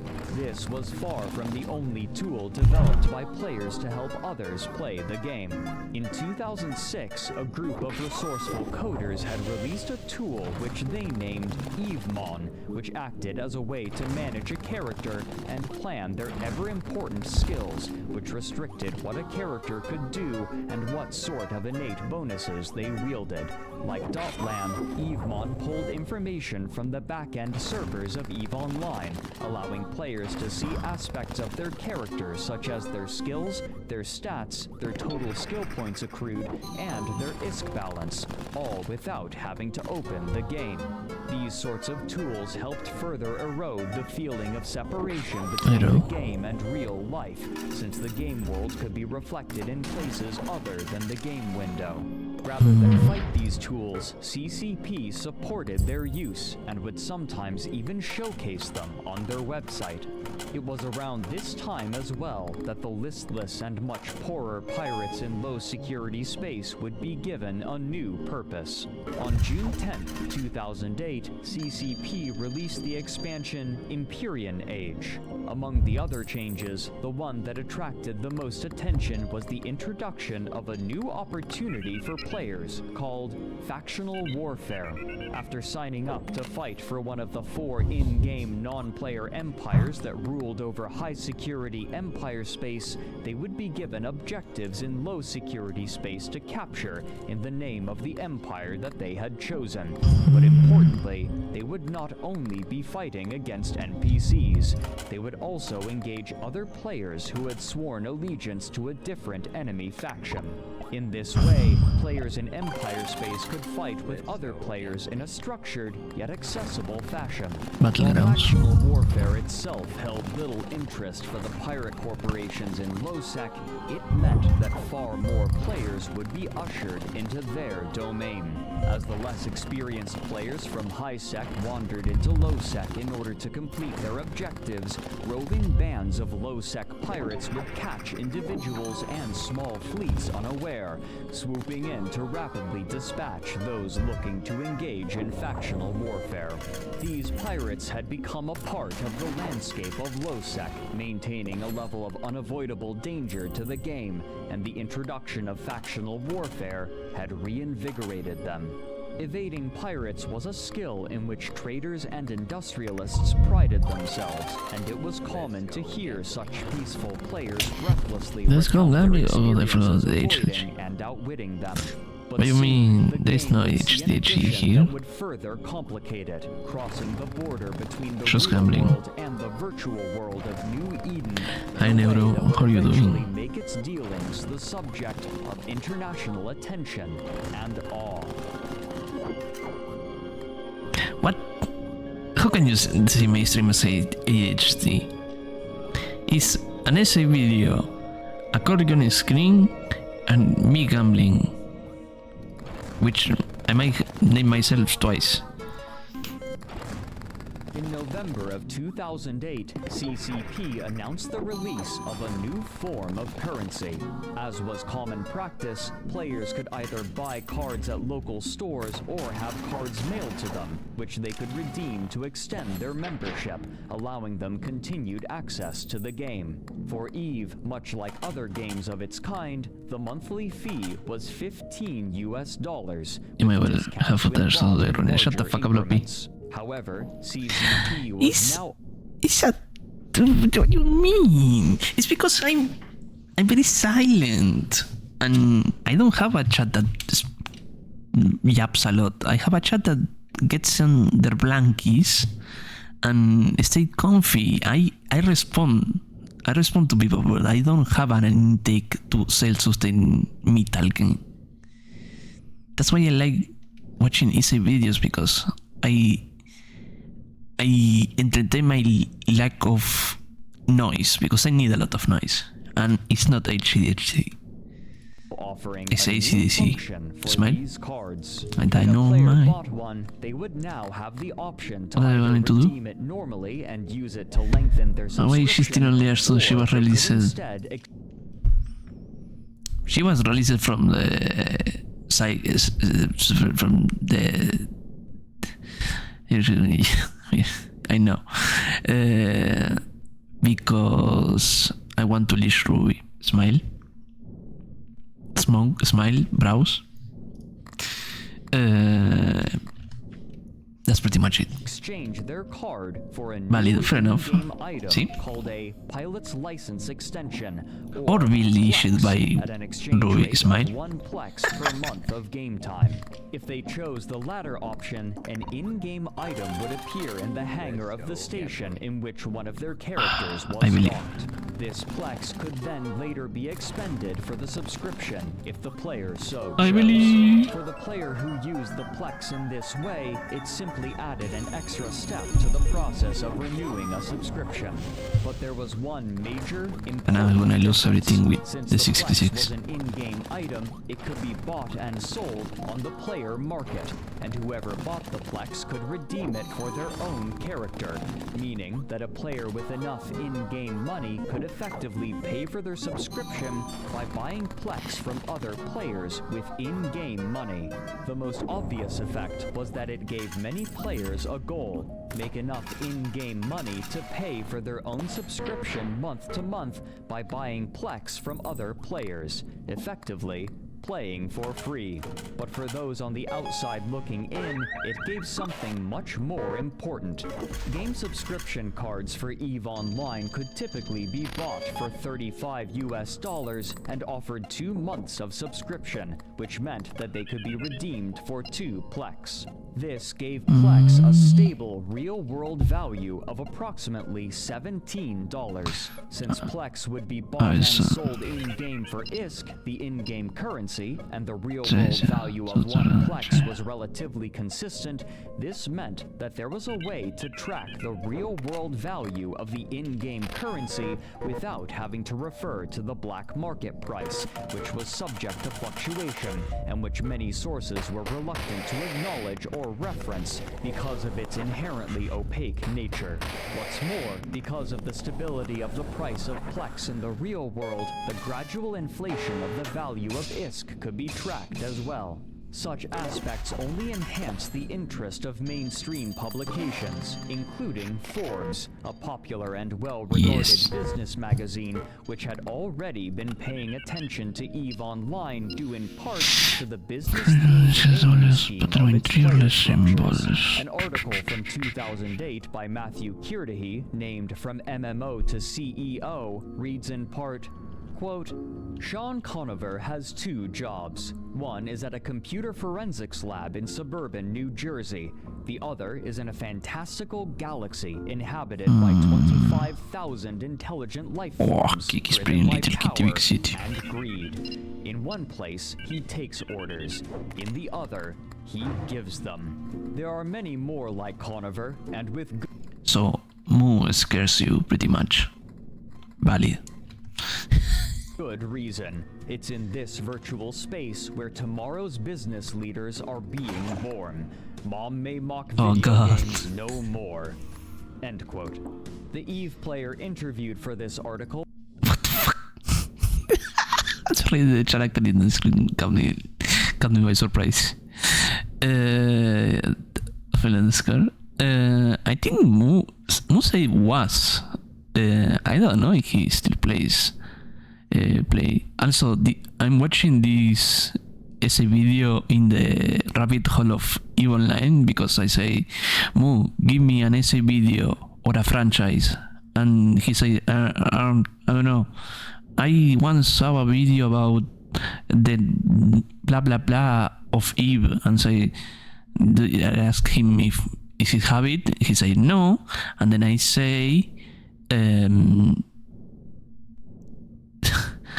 Textalks Battle Tech Puño. Exactly. And then they say, don't worry, I know how to do it. EVE Online, Iceberg.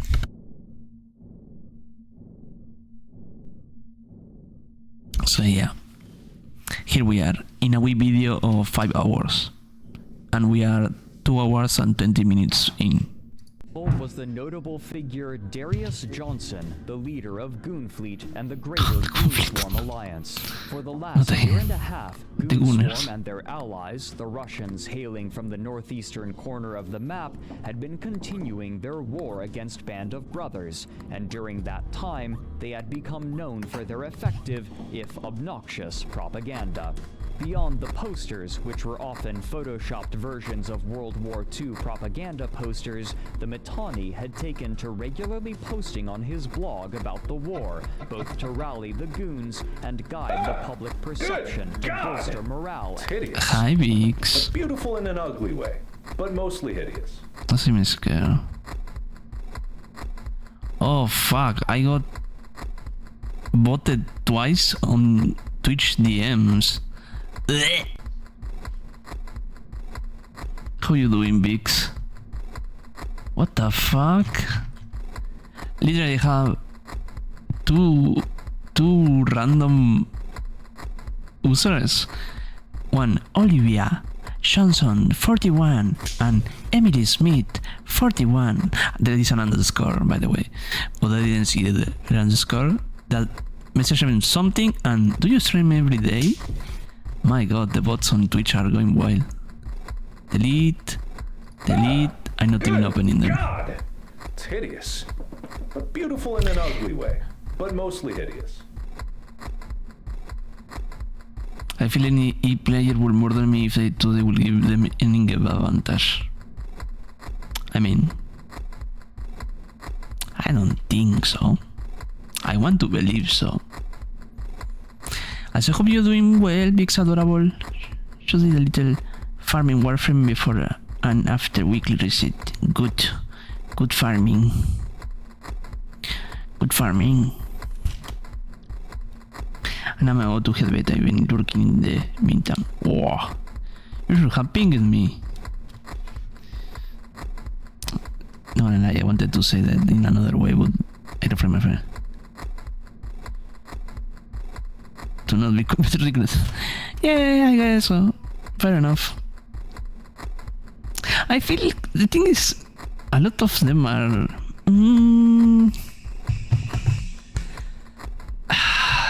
I don't know. We need an expert here, but Mu is not around right now, I think. Mu, are you there? Don't make me take you out of your lurking.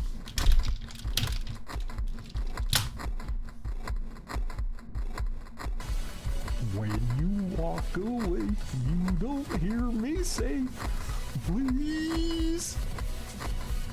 Oh baby, you know, like it was something like that. I don't know how good that was, because I can't hear myself too well with my headphones on, but oh my god. I tried my hardest there to channel it. It was peaked and I actually channel it well. Oh, damn. Maybe I actually can do Goofy. Okay. Funkin' Goonies. Is there anything in here I want. No particularly, but I could grab this one and have more chances of luck. What does the game say? Luck can only take you so far. Wait, needs all pieces. Oh, all of these.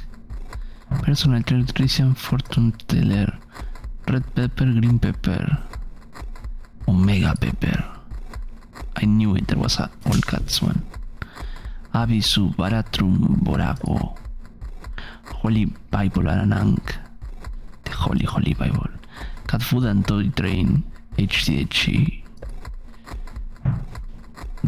Rotated Hasma and the Hasma, Constellation Price, Midas Touch, Greedy King, Russian Capitalist, and Naughty Dealer. Interesting. Good night, Biggs. Thanks for the dropping by. Thanks for the lurkies. Hope you have a wonderful sleep.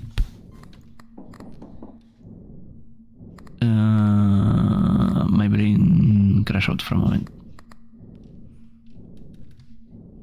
And increase membership, and this gave mainstream news outlets an easy way to monitor the war, albeit through a heavily biased source. Even knowing this bias, this meant that as publications such as Forbes and The Guardian wrote about EVE Online, it was often through the paradigm and context of the goons.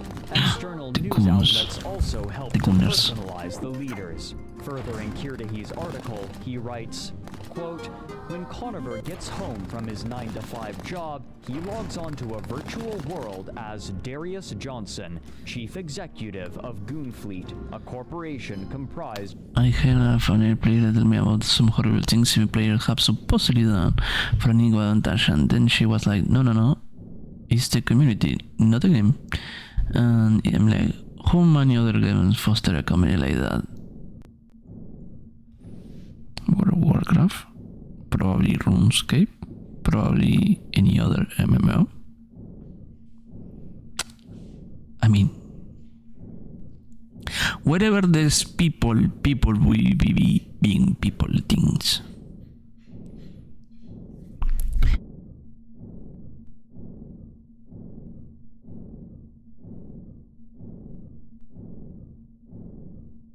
I don't... The League, no. League is toxic. No, not to say the opposite. But League has the thing that yes, playing League is torturing themselves in a way. Unrelated to that. Oh, golly. Sadly, they prison themselves. So I'm not surprised that it's not League thing. So, anyways, mostly MMOs have that festering of maybe.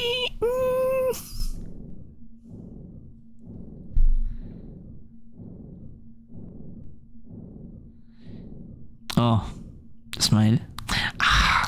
There is always going to be same with WoW and botting and people having booster in the real world. Okay, I'm going to eat, so I'm going to shut the fuck up and put in just chatting. War Thunder. There is no just chatting. There is no War Thunder MMO. Yes, but we are talking like the existence of a virtual war in which affects the real one. Even though it's a fictional war, the Toxic Players and Clans. Well, maybe, yeah. I don't know. Be right back. I'm going to eat. Maybe right back text. I'm going to eat. Oh, fuck. I will be watching with y'all in the from my phone. There we go. Of more than 2,800 players in EVE. The leadership experience has challenged Conover the same way the modern CEO is challenged. He worries about economics, employee morale, production, training, and even a succession plan, which he's devising. After all, the next guy has to be able to weather the storm too. End quote. In particular, the term failure cascade had become common in New Eden, popularized by the Mittani and quickly adopted by news outlets who were already heavily reliant on his writing when discussing Eve. In an article from 2009, the Mittani wrote, quote, "In the past 4 years, I've witnessed more than 20 alliances disintegrate, and I've had the benefit of directly orchestrating a good number of those. Better than just hammering at them from the outside, I've been able to witness the process from the inside concurrently by way of our spy network. While watching Lotka Volterra explode in much the same way Veritas Immortalis had, I dubbed this death cycle the failure cascade, due to the way in which the process rapidly accelerates from small errors into thermonuclear drama. Delightfully enough, even our most vehement enemies have chosen to use my nomenclature, as well as the more traditional media. Apparently, the term has some pre-existing engineering use, but Googling it now turns up mostly yammering about spaceships."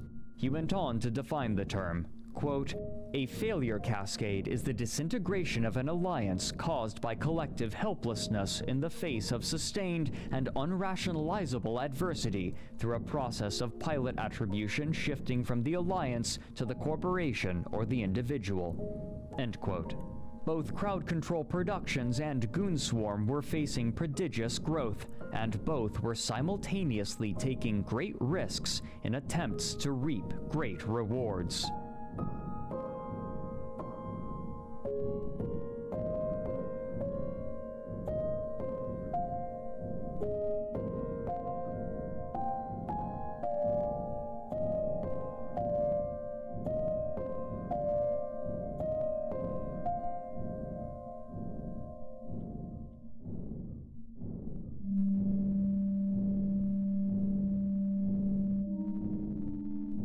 It had been over 2 years since the death of Steve the Titan, and still the war in Nullsec continued, involving every major power, and after numerous movements of the battle line back and forth, Band of Brothers had been pushed all the way back into their home region of Delve. To their north, the Northern Coalition had recovered from total destruction, retaken territory, and went on the offensive after fighting back the forces of Mercenary Coalition, who had been fighting the war for Band of Brothers, but eventually abandoned them in order to establish themselves in new territory and continue their existence as guns for hire. Meanwhile, from the east, the forces of Goonswarm and their allies, the Red Alliance, continued to strike. Previously, the Russians of the Red Alliance had joined Goonswarm in an effort to defeat Band of Brothers, but after this effort failed, they retreated to their home regions in the southeast to live next door to the Goons. With their forces combined, their territory was nearly impossible for any alliance to assail. Typically, the Russians were cagey, reclusive, and distrustful, but they had joined Goonswarm to defeat their common enemies in Band of Brothers. But now that Band of Brothers had been fought back to Fortress Delve, the war had reached a standstill. Delve's epithet was well earned. It had served as the home region for Band of Brothers for years now, and was nigh unassailable due to the coordination of Band of Brothers fleets and the system's solid sovereignty bonuses, which practically restricted any enemy fleet from fielding anything larger than a dreadnought in Band of Brothers territory. Multiple Titans had been lost by both sides, but Band of Brothers still had enough capital ships to bounce back any assault on its borders. And if the smaller capital ships weren't enough, then the combined might of 8 simultaneous doomsday blasts from Band of Brothers' 8 remaining Titans would be enough to turn any fight. Without the ability to field their own Titans, the rest of Nullsec could do little to penetrate into Delve. But in early 2009, this state of affairs suddenly and radically changed. One of the high-ranking members of Band of Brothers, Hargoth Agamar, had tired of the other leaders and joined Goonswarm, offering to help them in whatever way they could. After some rumination, Goonswarm's spy master, the Mittani, devised a plan of action. Andrew Groen chronicled what transpired in Empires of Eve. Quote, "On the night of February 4th, 2009, Hargoth Agamar logged into EVE Online and docked his ship at the headquarters of Black Nova Corporation, one of the main member corporations of Band of Brothers. From Band of Brothers, Hargoth stole 15 dreadnoughts and an entire ship hangar containing hundreds of smaller ships. He also stole a huge amount of Stronium, starbase and dreadnought fuel. With a few clicks, he stole everything his corporation owned. In the empty hangar folders, he left just a single item, a note with one sentence written on it. The Mittani sends his regards." When he was done with his theft, he went to work, ending the entire alliance. He removed the other directors from their positions and closed the alliance. With no alliance on record named Band of Brothers, every one of its sovereignty claims was instantly dropped. Band of Brothers had claimed Sovereignty 4 in every system in Delve, but after Hargoth Agamar struck, there was no longer an alliance called Band of Brothers. As a result, all of the starbases owned by Bob went offline without an alliance to control them. Their capital systems were no longer invulnerable, and they had no way to stop enemy alliances from bringing heavy artillery right into the heart of Band of Brothers' empire. End quote. The rest of New Eden now had a 28-day window to capture enough territory to prevent Band of Brothers from regaining their sovereignty, but only Goonswarm was in a position to capitalize on this, and simply destroying Band of Brothers was no longer enough for them. The leader of Goonswarm, Darius Johnson, ordered that all assets in Alliance territory be brought to the front lines in preparation for a fight in Delve, where they would either drive out Band of Brothers and claim Delve as their new home, or be left destitute. This would also help to fend off enemies, at least for a time. During the war, the general unpleasantness of both the Russian alliances and Goonswarm had resulted in enough feuds that they had broken their treaties with one another, and a significant contingent of Russians had joined forces with Band of Brothers, sandwiching the Goons between the two. There were also rumors and accounts of real money being paid to players to alter the political landscape, but the complete abandonment of territory by Goonswarm guaranteed that the Russians would be preoccupied with claiming all of the territory that had once belonged to the Goons, as they threw themselves recklessly at Band of Brothers, at least for the first few weeks. No other alliance seems to have been warned of this opportunity, and it would take time to mobilize. Now, Goonswarm would launch a blitzkrieg the likes of which had never been seen in EVE Online. But as Goonswarm was beginning its invasion, the game would see a radical change, and the denizens of this particular edition would soon exist outside of the paradigm and culture of any other part of New Eden.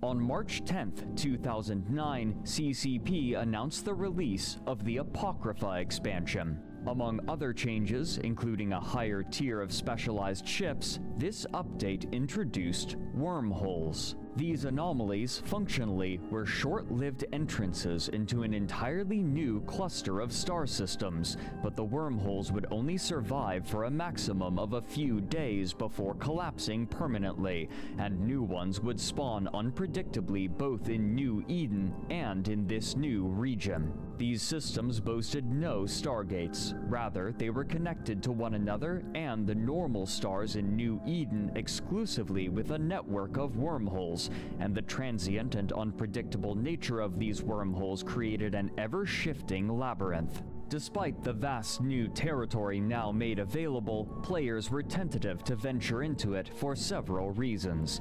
First, finding the wormholes was a task unto itself.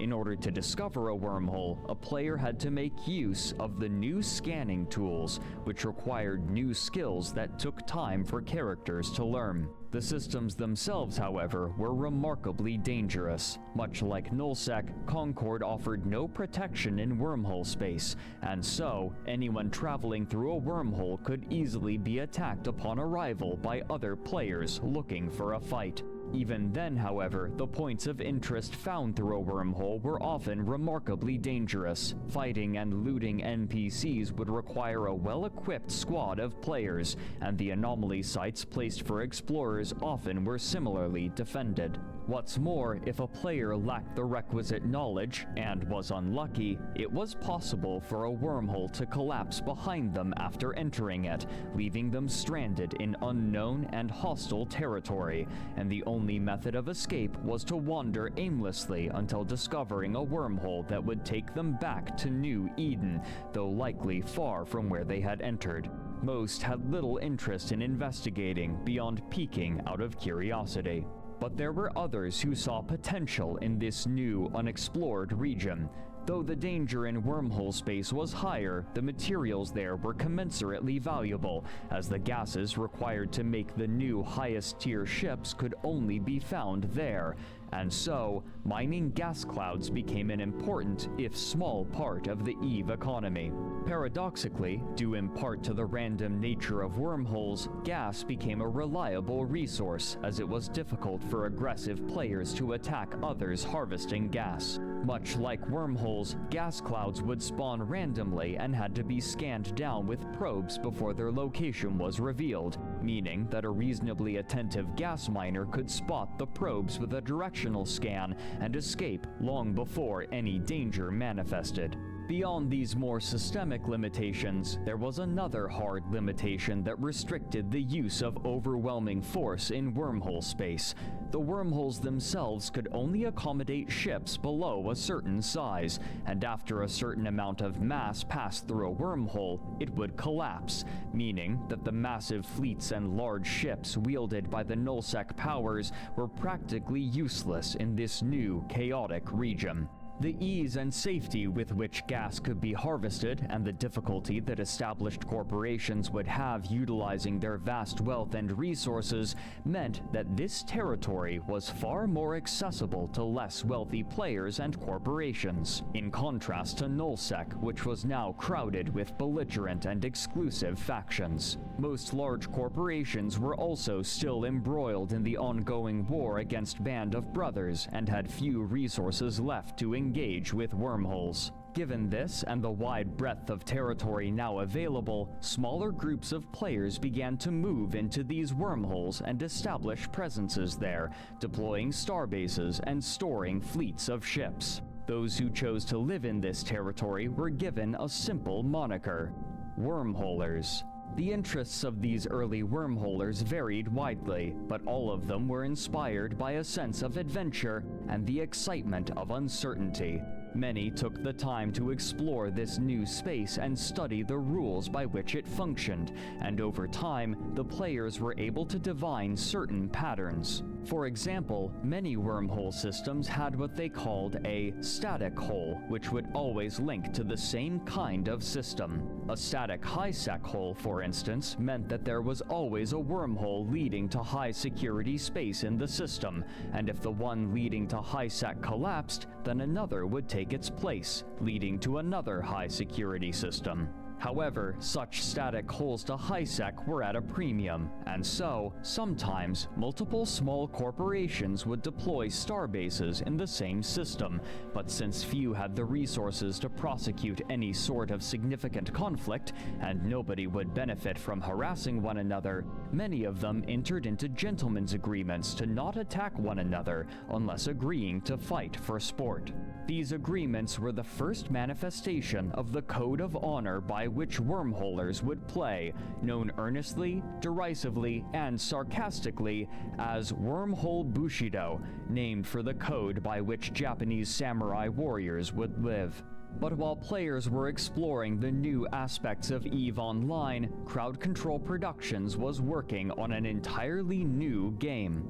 In August of 2009, CCP Games announced their next project set in the EVE universe, a first-person shooter named Dust 514. Speculation about the gameplay was overshadowed by the fact that Dust 514 would do more than share a setting with EVE Online. Events in Dust 514 would directly impact those playing the MMO, and those playing the MMO could affect battles in Dust. The gaming news publication GameSpot quoted Hilmar Pettersson as saying, "The primary gameplay features brutal ground combat that takes place on the surface of planets. Dust 514 is the infantry, and an EVE Online player can contract a Dust team to go in and take control of a planet. The fleet does the flying, the infantry does the dying." End quote. Guy Cocker, writing for GameSpot, went on to say that, quote, "The game has been under development for 3 years at CCP Shanghai, with input from other CCP studios worldwide. We questioned Pettersson about the platforms the game is being developed for, as well as subscription details, but he declined to comment at this time. But it was confirmed that the game was being developed for current generation hardware." End quote. After revealing some gameplay at the annual FanFest in October of that year, Hilmar Pettersson proudly spoke with IGN further about the game. Quote, "Dust 514 is first and foremost a first-class FPS mixed with real-time strategy elements and persistent world components, which are innovative in their own right. Still, the biggest innovation in Dust 514 is that the outcome of battles directly affects the resource and power controls in EVE Online. This will significantly enhance the gaming experience that our current 300,000 subscribers enjoy by adding a whole new level of gameplay elements that they can affect." At its core, Dust 514 is a first-person shooter with run-and-gun gameplay, but there is a heavy emphasis on vehicular combat that layers tactical and strategic dimensions within each battle. In addition, weapons and modules are upgradable in real time, which we believe pushes Dust 514 beyond what has been seen in the market so far. End quote.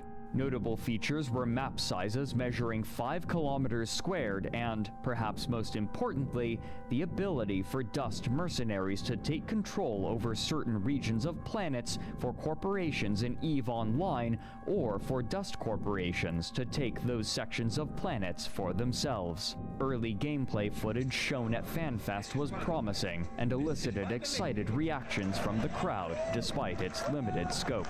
But as players were anticipating the new battles to be had in Dust 514, the years-long war in Nullsec was finally reaching its conclusion, and the aftermath would permanently alter the social landscape of New Eden.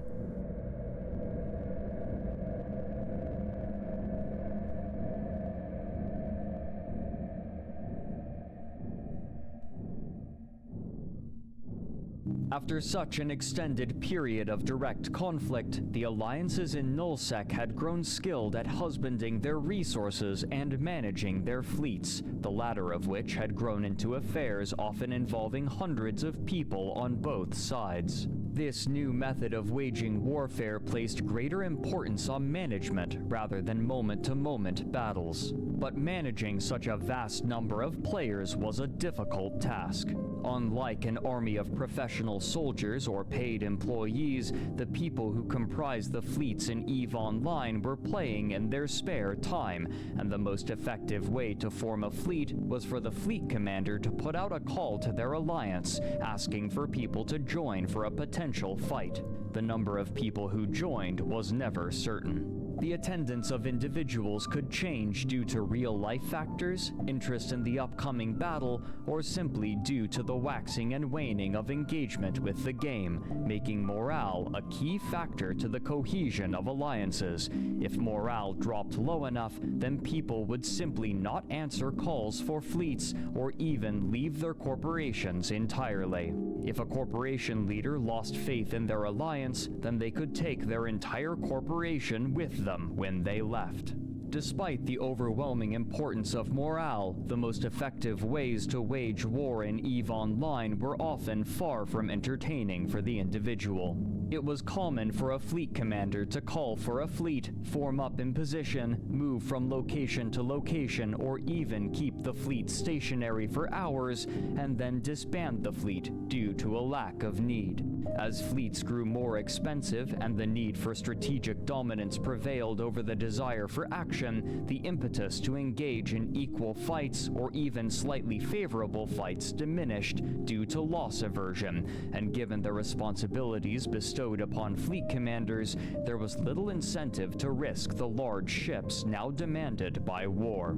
This loss aversion worked similarly for the individual player as it did for the corporation and alliance. Few people would be willing to risk their most expensive ships in a large fight where they had little say in the outcome. A player who lost a capital ship once may simply have decided that it wasn't worth the risk of joining a fleet. To mitigate this, many corporations enacted measures called Ship Replacement Programs, or SRPs. When a player lost a ship while participating in operations with the corporation, they could submit a claim and be reimbursed for their loss, either in part or in full, paid with the money gathered from passive income, such as moon mining. This passive income was part of the reason why Band of Brothers could fund such an extensive war while fighting on multiple fronts and maintaining morale. But now that Goonswarm, through subterfuge, had eliminated the sovereignty that insulated Band of Brothers from its enemies, it would soon become nearly impossible to maintain a solid line of defense for its vulnerable economic center. What's more, Goonswarm had ensured the morale of their members by abandoning their own territory and claiming that of Band of Brothers as their own, drawing from the classic Chinese treatise The Art of War. As translated by Lionel Giles, one prominent section reads, quote, "Throw your soldiers into positions whence there is no escape, and they will prefer death to flight. If there is no place of refuge, they will stand firm. If they are in hostile country, they will show a stubborn front." End quote. It is with this tenacity that Goonswarm descended upon the territory of Band of Brothers, striking at all constituent corporations at once, attempting to break their will before the sovereignty bonuses returned and once again made invasion impossible. This would be expedited by a massive mistake made by Band of Brothers. Andrew Groen details the mistake in Empires of Eve. Quote, Band of Brothers ordered every one of its capital ship pilots to log off at an open NPC-controlled station in PRTAC 8CA in Delve. However, Goonswarm spies found out about the massive stockpile of warships and called in their allies to organize a massive blockade of the station. They were able to surround the indestructible NPC station, trapping every last one of Band of Brothers' dreadnoughts and carriers inside. The blockade around Band of Brothers' fleet held for 30 days straight. End quote. By the time the Russians came to assist, it was far too late. Delve now belonged to Goonswarm, as did its vast natural resources, and this readjustment of power would come to shape the game in ways that players could scarcely predict. But even as the massive war in Nullsec was finally calming, Crowd Control Productions was planning massive additions and adjustments, one of which coincided with the end of the war in Delve. Up until the end of 2009, the presence of a Titan on the battlefield was overwhelming and oppressive due to the sheer power of its Doomsday weapon, capable of destroying nearly any non-capital ship in a 500-kilometer radius, centered on a point of the pilot's choosing. Often, when a Titan arrived, the existence of anything smaller than a dreadnought was invalidated. However, on December 1st, 2009, a significant change was made to the Titan's signature weapon. Rather than a massive area of effect, the Doomsday would now be a focused single-target burst of damage, capable of destroying or severely damaging even the largest ships in a single blast.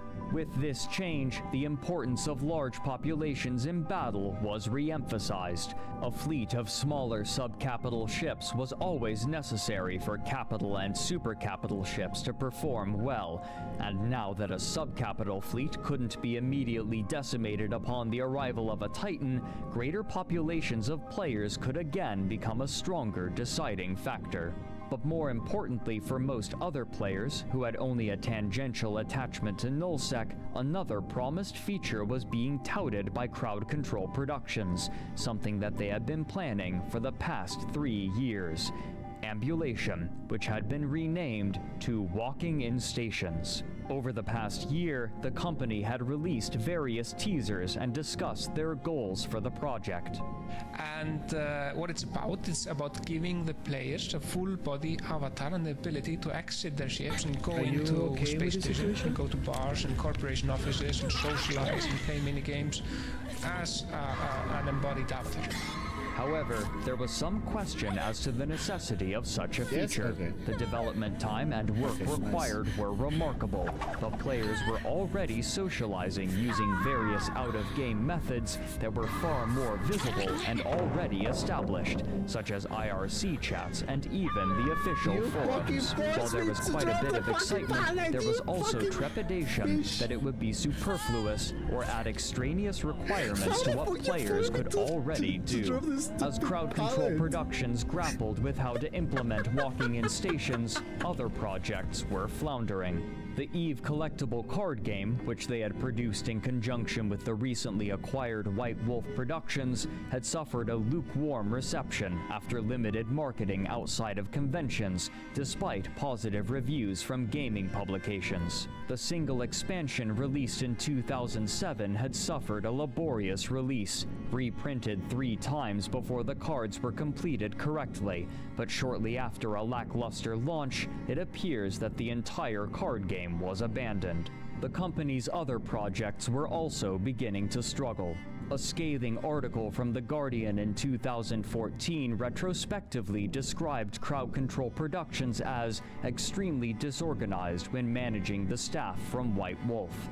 Quote, "Very shortly after initial development began, the company started blurring the lines between the World of Darkness and EVE projects. Repeatedly, staff were shifted over from the former to work on expansion projects for the latter. At times, our sources say, the entire World of Darkness staff was put onto EVE." End quote. The problems within the team itself were numerous. Developers interviewed for the article cited problems in various areas of development, including demands for small changes that required entire rewrites, weak creative vision, poor budgeting, a lack of managerial responsibility, and aggressive, hostile design meetings. Quote, "Most of the sources spoken to for this piece identified the same problematic CCP manager, who had little vision for what the finished game would look like. Not once could he answer any question about moment-to-moment gameplay or areas of focus," says one source. Instead, he preferred to deliver buzzword-laden rambles. It was not uncommon for him to communicate in onomatopoeia. I once saw him looking over the shoulder of a programmer at some bit of user interface the poor guy had hacked together. He straightened up, put fingers to lips, and said, "No, this isn't it at all. Make it more..." He hissed on his fingertips like the air coming out of a bicycle tire, and then just walked away. End quote. As the World of Darkness team struggled, work continued on Dust 514, but to properly integrate its game world with that of EVE Online, the infantry would need the planets over which they were to fight, and on May 26, 2010, this prize would be introduced in the Tyrannus expansion. With this, the pilots in EVE Online would be able to lay claim to planets and exploit their resources by establishing infrastructure, with the intention of being able to contest them with Dust 514 mercenary groups. Such resources would only increase the wealth of the existing Nullsec factions and their growing industries, now able to flourish with the end of the war against Band of Brothers. But who precisely would fight these battles was still uncertain. Since 2009, Crowd Control Productions had been mum about how people would be able to play the game, only specifying that it would be made for current generation hardware, a term typically reserved for consoles. In June of 2011, the concerns of many players were confirmed.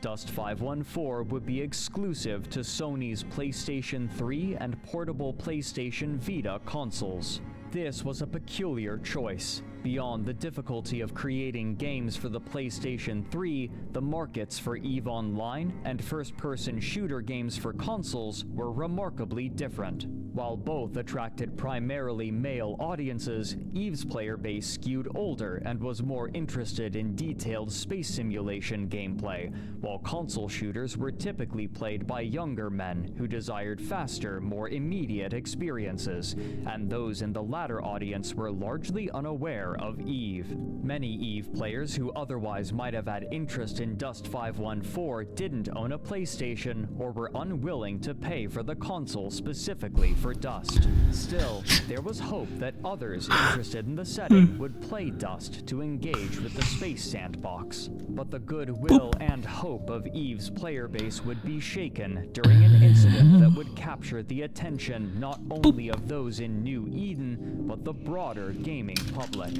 Clover Pit.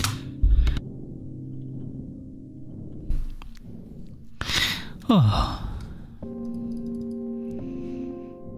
On June 22nd, 2011, Crowd Control Productions released one of their most anticipated expansions, Incarna. Renamed from Walking in Stations, Incarna promised a new level of immersion for EVE players by allowing them to control their character avatars directly, and after years of advertisement, expectations were high. This was also an expansion that had drawn significant resources from other projects, as many developers had been moved from other aspects of the game and other games entirely in order to create this expansion. Blogger Wilhelm Arcturus writes in retrospect that, quote, "To get this feature, they had to not only forego working on other more core issues to the game, What was they but pretty doing? much had to rob the World of Darkness team of resources as well," end quote. But the immediate reception to the new additions was mixed. Many of the features promised with Incarna were missing to be added at a later date, and what was made available, while tantalizing, was paltry compared to the scope that Crowd Control Productions envisioned and had projected onto the player base. The two main features were a new, robust character customization process, which players could use to update their avatars, and the Captain's Quarters, which acted as a replacement for the efficient menus that players once had in their hangars. Instead, players were now required to ambulate their character models through a special room where finicky menus could be activated. In a game where menuing accounted for much of the experience, this significantly slowed the process. What's more, computer performance in this area was notably worse than the rest of the game, further hampering a now unfamiliar method of gameplay. The loneliness of the space was heightened by a locked door that promised to one day be opened so that players could enter the rest of the station and interact with other players outside of their ships in bars, clubs, and others' rooms. While not all players were fundamentally opposed to the introduction of the Captain's Quarters, its practicality was suspect, and most players opted instead for a more traditional view of their critical menus, foregoing the avatar-centric method of navigation that had been a core focus of this new development for half a decade. However, rather than being returned to the hangar view that had become a core part of EVE's aesthetic since its release, featuring the player's active ship in the center of the screen, players were instead shown a static angle of the locked station door, removing functionality from what had once been the hangar. Despite being the chief focus of development, the Captain's Quarters would not be the feature that would attract the most attention. Along with the more robust character creator, there were now cosmetic options for players to purchase using currency bought with real-world fiat money. However, the prices for some goods were viewed as egregious. EVE News 24 wrote, quote, "Head over to the EVE Online forums or other EVE-related sites, and it won't take you long to figure out how much buzz has been made over the fact that a monocle, or even a measly shirt, is worth more than a faction-fitted battleship, a couple of plexes, or even more than the retail box version of the EVE Online game. Enter the not-so-noble exchange shop. proof that once again CCP loses grasp of reality as is shown by prices on the new Vanity Shop, with products like a whopping $60 for that now infamous monocle, the $22 shirt, or the designer boots, all of which might be a bit too much for many reasonable players. End quote.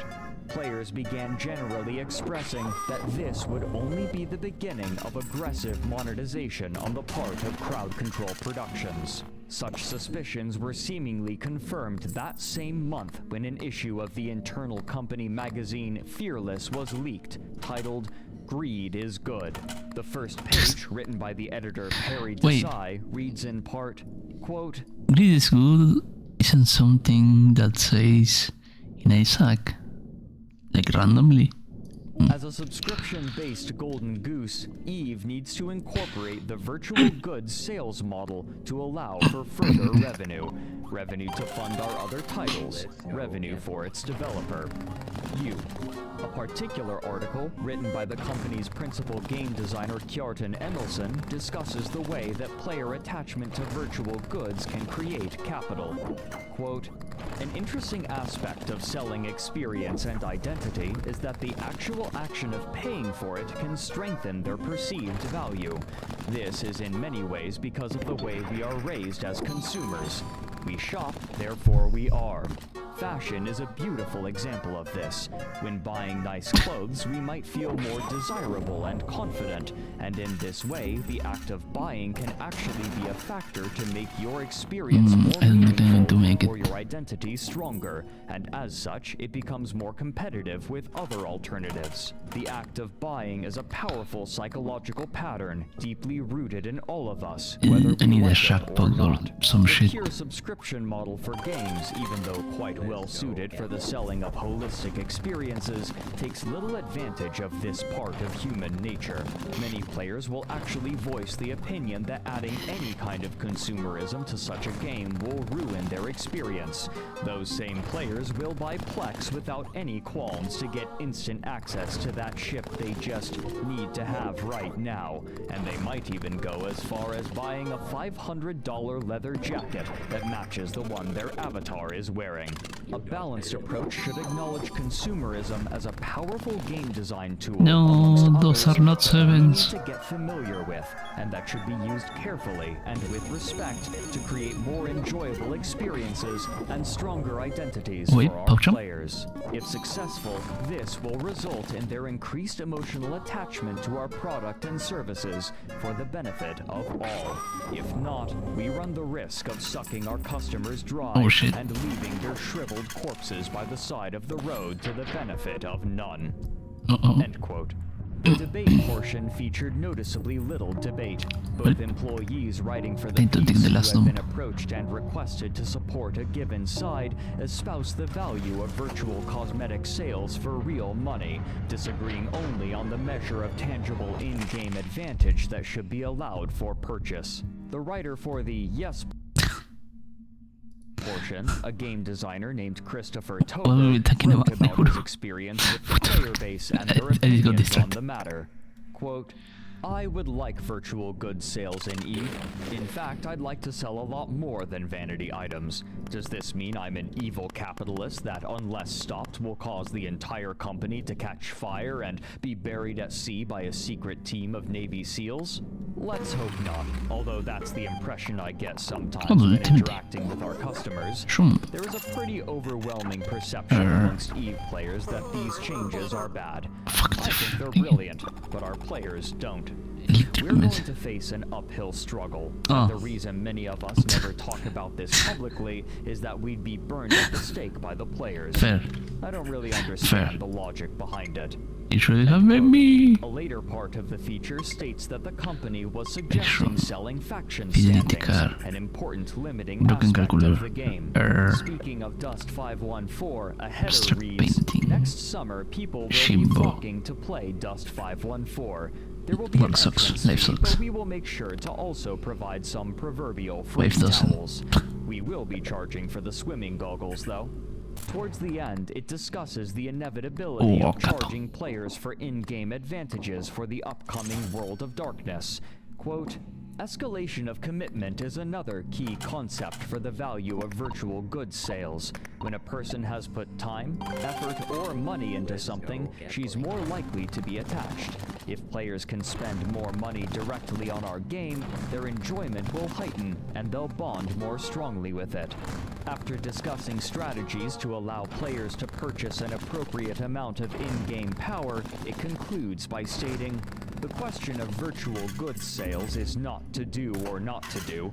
Rather, it's how do we do this? For the yet unpublished World of Darkness, the details are foggy, but the philosophy is strong." End quote. When this company magazine was leaked to the public, gaming news outlets immediately began covering it, and the community was outraged. Players took their ships to Jeddah, the trade hub of all of New Eden, and began firing at a prominent invulnerable statue to show their displeasure in a visible fashion. But arguably, the more impactful action was when thousands of players canceled their monthly subscription. Some resolved that they would do so for as long as was necessary for Crowd Control Productions to change their minds, while others decided that, with this new direction that the company was taking, the good days of EVE Online were over, and it was time to move on to other games, or from gaming entirely. When an World of internal letter Warcraft. from CEO Hilmar Pedersen was leaked, stating that this reaction was to be expected and that the players were simply resisting change, the player base was only emboldened, and the protests continued, beginning what would be known either as the Summer of Rage or the more reductive Monocle Gate, after the exorbitant price of the Monocle cosmetic item in the store. Despite the hopes and expectations of company management, the protests showed no signs of stopping 4 months later, even after a discussion with the Council of Stellar Management. In an effort to placate their player base, Hilmar released a long apologetic letter which opened with plaintive prose. Quote, "Dear followers of EVE Online, the past few months have been very humbling for me. I've done much soul-searching, and what follows is my sincere effort to clear the air with all of you. Please bear with me as I find my way through. The estrangement from CCP that many of you have been feeling of late is my fault, and for that I am truly sorry. There are many contributing factors, but in the end, it is I who must shoulder the responsibility for much of what has happened. In short, my zeal for pushing Eve to her true potential made me lose sight of doing the simple things right. I was wrong, and I admit it." End quote. The rest of the letter consisted of points of failure perceived by the player base and copious apologies. However sincere these apologies may have been, it was not enough to entirely reverse the negative perception of the company. A press release 2 weeks later revealed that what they had once internally referred to as a golden goose had stopped being quite so lucrative, and they would be reorganizing their company significantly, including laying off a fifth of their workforce. They explained that, quote, "For the immediate future, our mission is to enrich the vast EVE universe by strengthening the continuous development of EVE Online while preparing to bring Dust 514 to market on the PS3. We do this in order to realize our ambitious and challenging plan of joining the two in a cross-platform, truly massive online world. World of Darkness will continue development with a significantly reduced team. This team will continue to iterate and expand on the gameplay and systems they have designed. We will also redeploy creative teams in Atlanta to support the launch of Dust 514. End quote.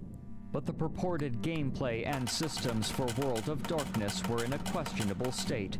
Per the Guardian article, quote, "There seemed to be no clear vision on how the various parts would create a cohesive end product.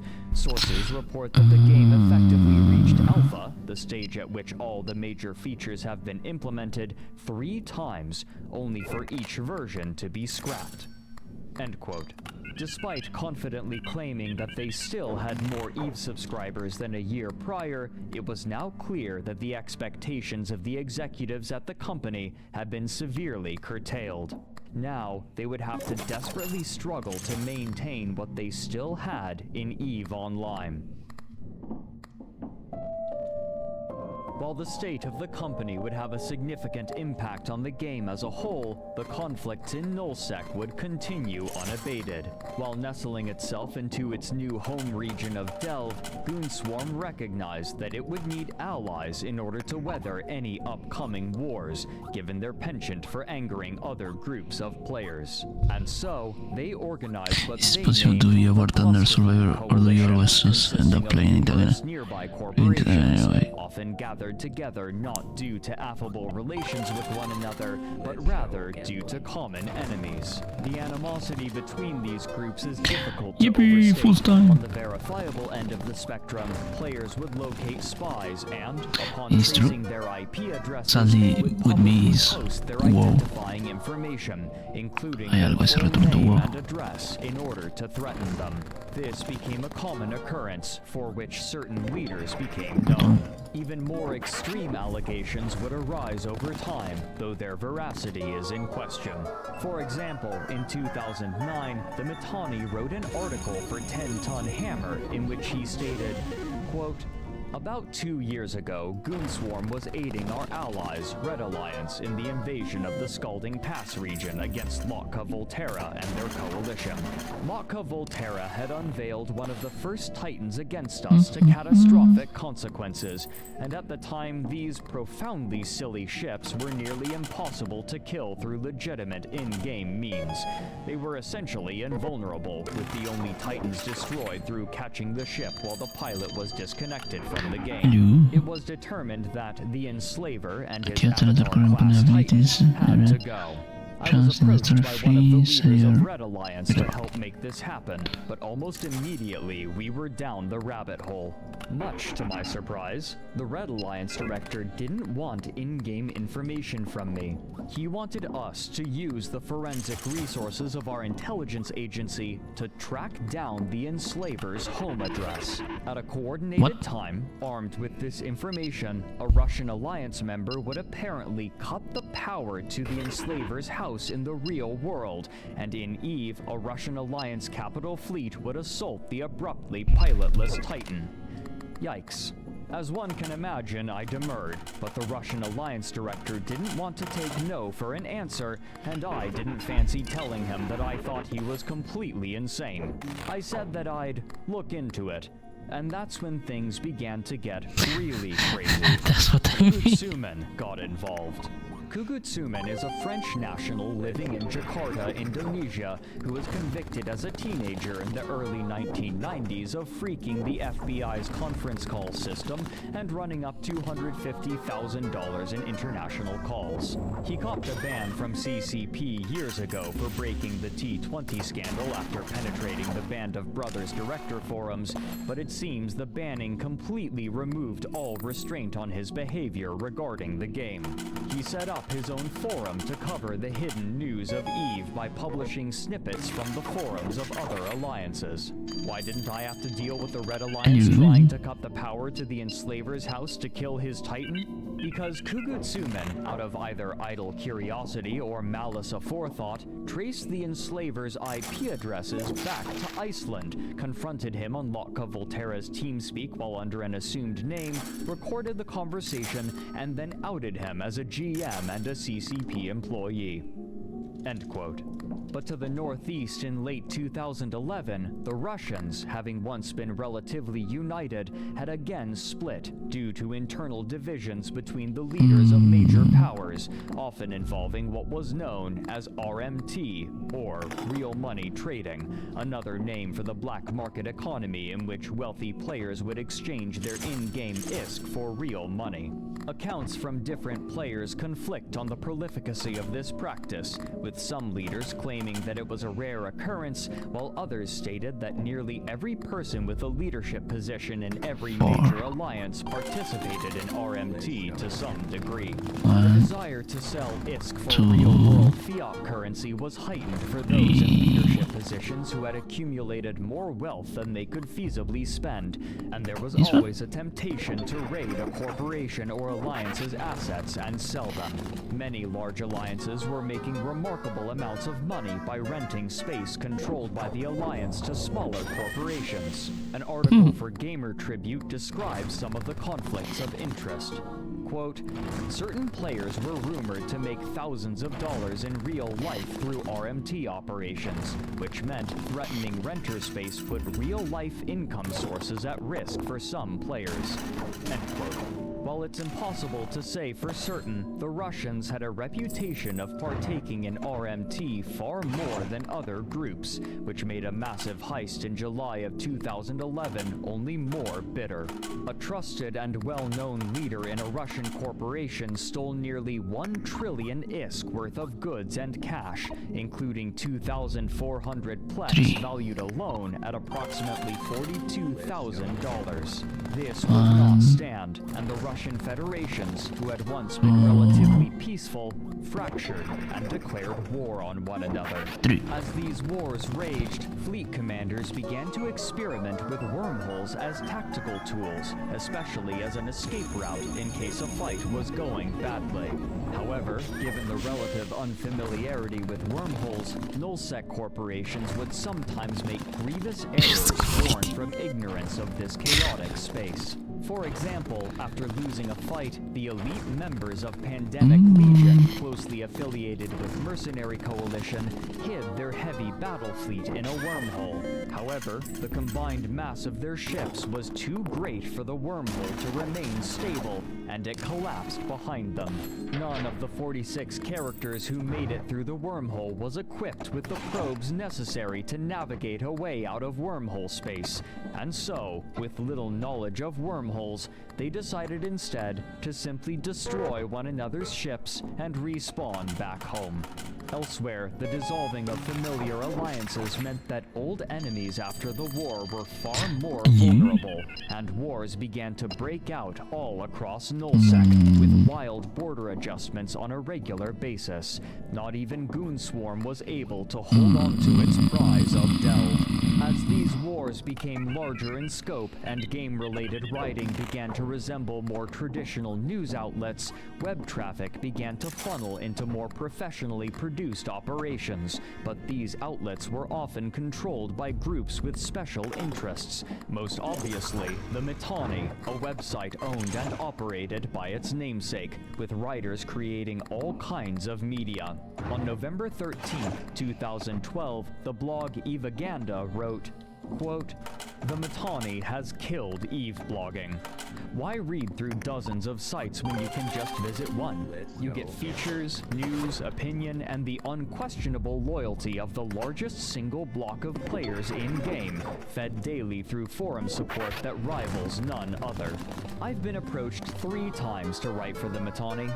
The first was back before it launched, and the most recent was by the very same Mark Scaris that now poses the question of what to do with these blogging features. It is no mistake that other community-involved bloggers are also involved in that site. By the way, I turned all 3 of those requests down flat. Personally, I can't support the Mittani or the goons behind him. I don't link to the site here, nor will I ever do so. That is a role-playing choice primarily, but it is also because I knew full well what that thing's coming meant. And here we are. And it is only natural. Things change, remember? Eve is getting close to being a decade old. It is as predictable as the sun rising and setting that eventually something like that site would appear. End quote. But while both media outlets for game news and the alliances in Nullsec were inexorably progressing toward a greater homogeneity, the players in wormhole space continued to establish themselves. Over time, they had discovered more and more about their chosen home, some facts being more esoteric than others, and this knowledge would turn this churning, chaotic hellscape into a verdant home replete with valuable minerals and friendly rivals. One of the most important habits adopted by early players was the mapping of wormhole space. Players from different corporations would be tasked with traveling through wormholes, taking note of what existed there, such as enemy bases or collectible resources, and sharing this information with the others so that the immediate vicinity around their home system would be known, the connections spiderwebbing out, with some branches terminating back into normal K-space. Due to the transient nature nature of the wormholes, these maps would have to be updated constantly, and they were closely guarded So as close. not to be used against their makers. However, players quickly discovered methods by which they could, to some extent, control this space. By sending heavy ships back and forth through wormholes in just the right patterns, wormholes could be coaxed into collapsing prematurely while guaranteeing that no ship would be stranded on the far side, a practice known as rolling a hole. These tactics could be used both defensively and aggressively. A corporation with access to a static hole would purposefully collapse it again and again, searching for targets. A static hole that linked to other wormhole space systems could serve as a way to search for new resource nodes from which to gather, or it could be a way to search for other corporations with whom to engage in affable combat for entertainment. But those outside of wormhole space came to know them for a different practice.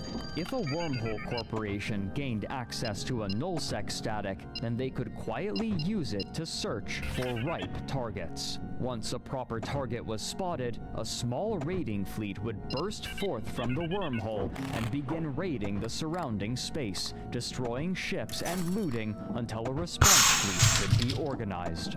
Given the relative power of nullsec corporations and the size and mass restrictions imposed by the wormholes, it was common for such response fleets to substantially outclass the raiding bands from the wormhole corporations. And so, upon sighting them, the raiders would retreat back through their wormhole, disappearing into the labyrinth. The relative secrecy and aggressive demeanor of the average wormholer placed them at odds with the nullsec empires, and over time, the two came to regard one another as bitter enemies. The nullsec alliances relying on stability and strength, and the wormholers embracing disorder and agility.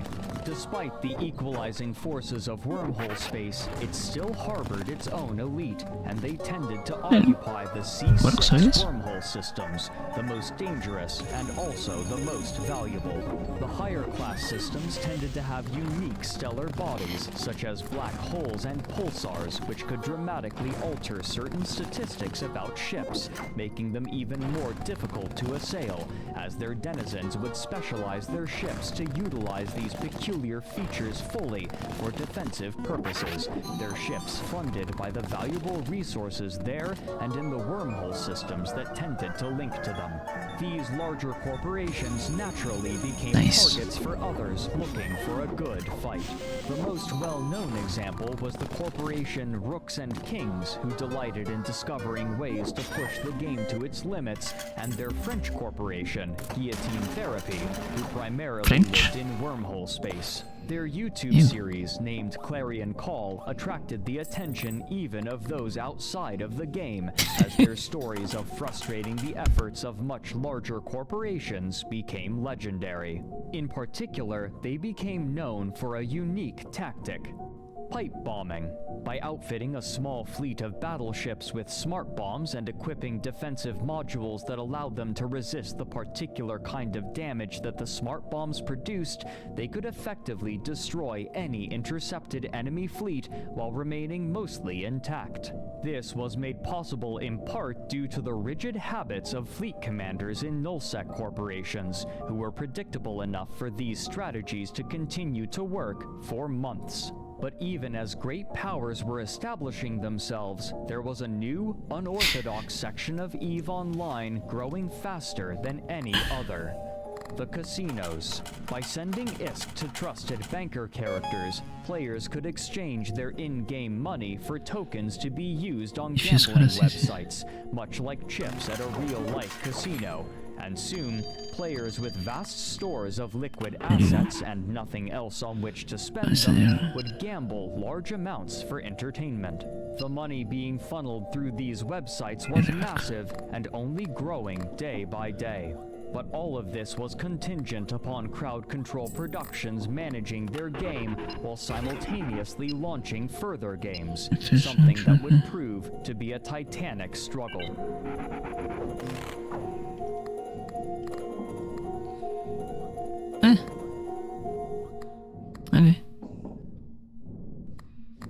On May 22nd, 2013, Crowd Control Productions finally released their first-person shooter game, Dust 514. The game had been given limited beta releases throughout the previous year, but it was difficult to gauge what the final game would feel like after it was integrated into its parent game of EVE Online. But the nature of its existence made it difficult to penetrate. For casual players, the links between Dust and EVE weren't immediately apparent, and while the connection appeared to have worked well, the people who were downloading and playing Dust often did so not knowing that there was much, if any, connection to EVE. This could likely be attributed to the game's distribution method. As the game was made free to play by download on the PlayStation 3, many first-person shooter enthusiasts downloaded it to test, with little further understanding or research. It's Helldivers without knowing what you're fighting for. The game that greeted them was significantly less accessible than a typical game in the genre. Chris Carter, writing for online gaming magazine Destructoid, described his initial experience. Quote, "For everyone else who is not already an EVE fan, you're going to see it as another first-person shooter, and it will most likely not blow you away. In fact, as soon as I actually booted up my first skirmish, I was immediately underwhelmed. The environments, the guns, the visuals, everything but the stylized character models was extremely basic, to the point where at times it looks like a previous generation title. I experienced major frame rate issues, so much so that it affected my ability to see vehicles in the distance. At times, the game seemed to run well below 30 frames per second. I also experienced a decent amount of lag during my time with Dust, which is obviously a problem with an FPS, especially if you're fond of long-range combat." End quote. IGN's Vince Ingenito was similarly unimpressed. Quote, "The actual shooting isn't up to snuff. Similar games like Battlefield 3 succeeded by making it fun to fight both on foot and in vehicles, but Dust struggles to even make firing a gun feel right, much less vehicle combat. Now, I don't claim to be an expert marksman, but I had more trouble keeping my sights on target in Dust than in any FPS in recent memory. Part of this is due to the mushy aiming controls, which are too sluggish for quick turns, yet too jumpy to track moving targets reliably. Sloppy, protracted firefights result, leaving my enemies and I to dance endlessly around each other, emptying our clips without scoring a kill. After playing with controls as tightly refined as those in Call of Duty, Battlefield, and countless other shooters, Dusts feel terribly antiquated. In fact, very little works or feels like it should in Dust 514. The maps are laid out well enough for combat, with some great verticality at times, but the limited detail and variety of the environments keep it from ever feeling like you're planet hopping for glory and profit." End quote. Even Ian Hertzberg from 10 Ton Hammer, who reviewed the game positively, said that, quote, "So far I've felt like I was mostly making contact with Dust 514 players and found very little influence from EVE Online spilling over into the game. Which is a shame because the idea of the two games interacting seems cool in theory, but in practice, Dust 514 feels more like a standalone game." End quote. These limited connections between the games hadn't been solved half a year later when GameSpot's Nick Capozzoli wrote in December of that year that, quote, "Dust's link to EVE was supposed to provide the context for these endless war games, but the bond between the two games remains ill-defined. Corporations, the lifeblood of EVE, barely receive an introduction in Dust." End quote. The tepid reception of Dust 514 likely had a severe effect on the morale of employees at the company, who had watched 20% of their co-workers be laid off only a few years prior. Significant resources had been redirected from the highly anticipated World of Darkness MMO in order to complete this game, and with the severe impact that the Summer of Rage had inflicted upon the revenue of Crowd Control Productions, those who had been assigned to the project were nervous. This also boded poorly for other projects that the company had announced. In August of 2013, CCP had announced the development of a new space dogfighting game for VR, which they named Eve Valkyrie. Again hoping to act as an innovator in the gaming space, as the founding team had with Vermal Voy a dejar and tu Eve link Online, everything to the Eve. project was originally a demo developed by employees, and now they had been flown to Britain in order to work on expanding it into a full game. But Valkyrie was slated for a 2014 release, only a year later. In comparison, the tenuous fate of World of Darkness threatened nearly a decade of work. These fears would prove founded in April of 2014, when World of Darkness was officially cancelled. According to The Guardian, this was unsurprising for members of the team, who had been anticipating this decision since the layoffs after the Summer of Rage in 2011. Allegedly, the World of Darkness team had been the most thoroughly impacted. An anonymous source stated that, quote, "The 2011 layoffs incited a lot of anger. A lot. I heard it was worse in the ATL office, and most of the folks I know down there have never forgiven CCP's management." End quote. 2013 saw 15 more layoffs, leaving 56 team members going into the following year, a paltry number for the production of a new MMO. Those 56 remaining in April were either moved to other projects or laid off as well. Many had come from the original White Wolf team when the company was bought.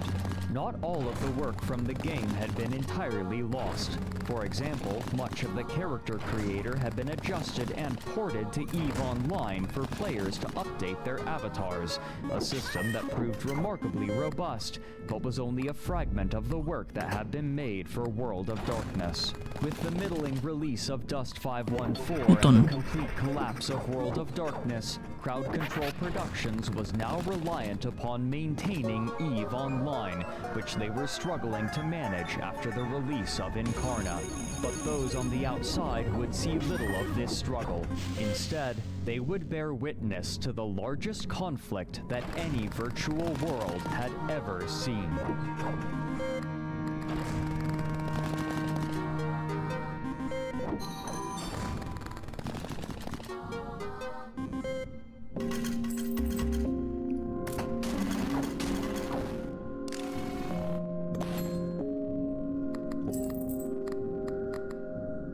By 2013, the pattern of warfare in Nullsec had been established as a constant state of conflict, punctuated by larger-scale wars between alliances and power blocks. And in October of that year, a new war roiled to life once again as Goonswarm's Cluster Coalition, or CFC as it was known, was expanding.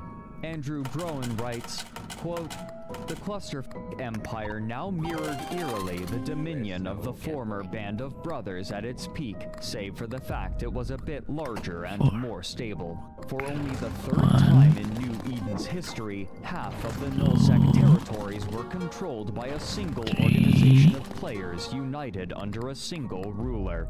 As October 2013 came to a close, it was already becoming clear that a new block-level war would soon begin.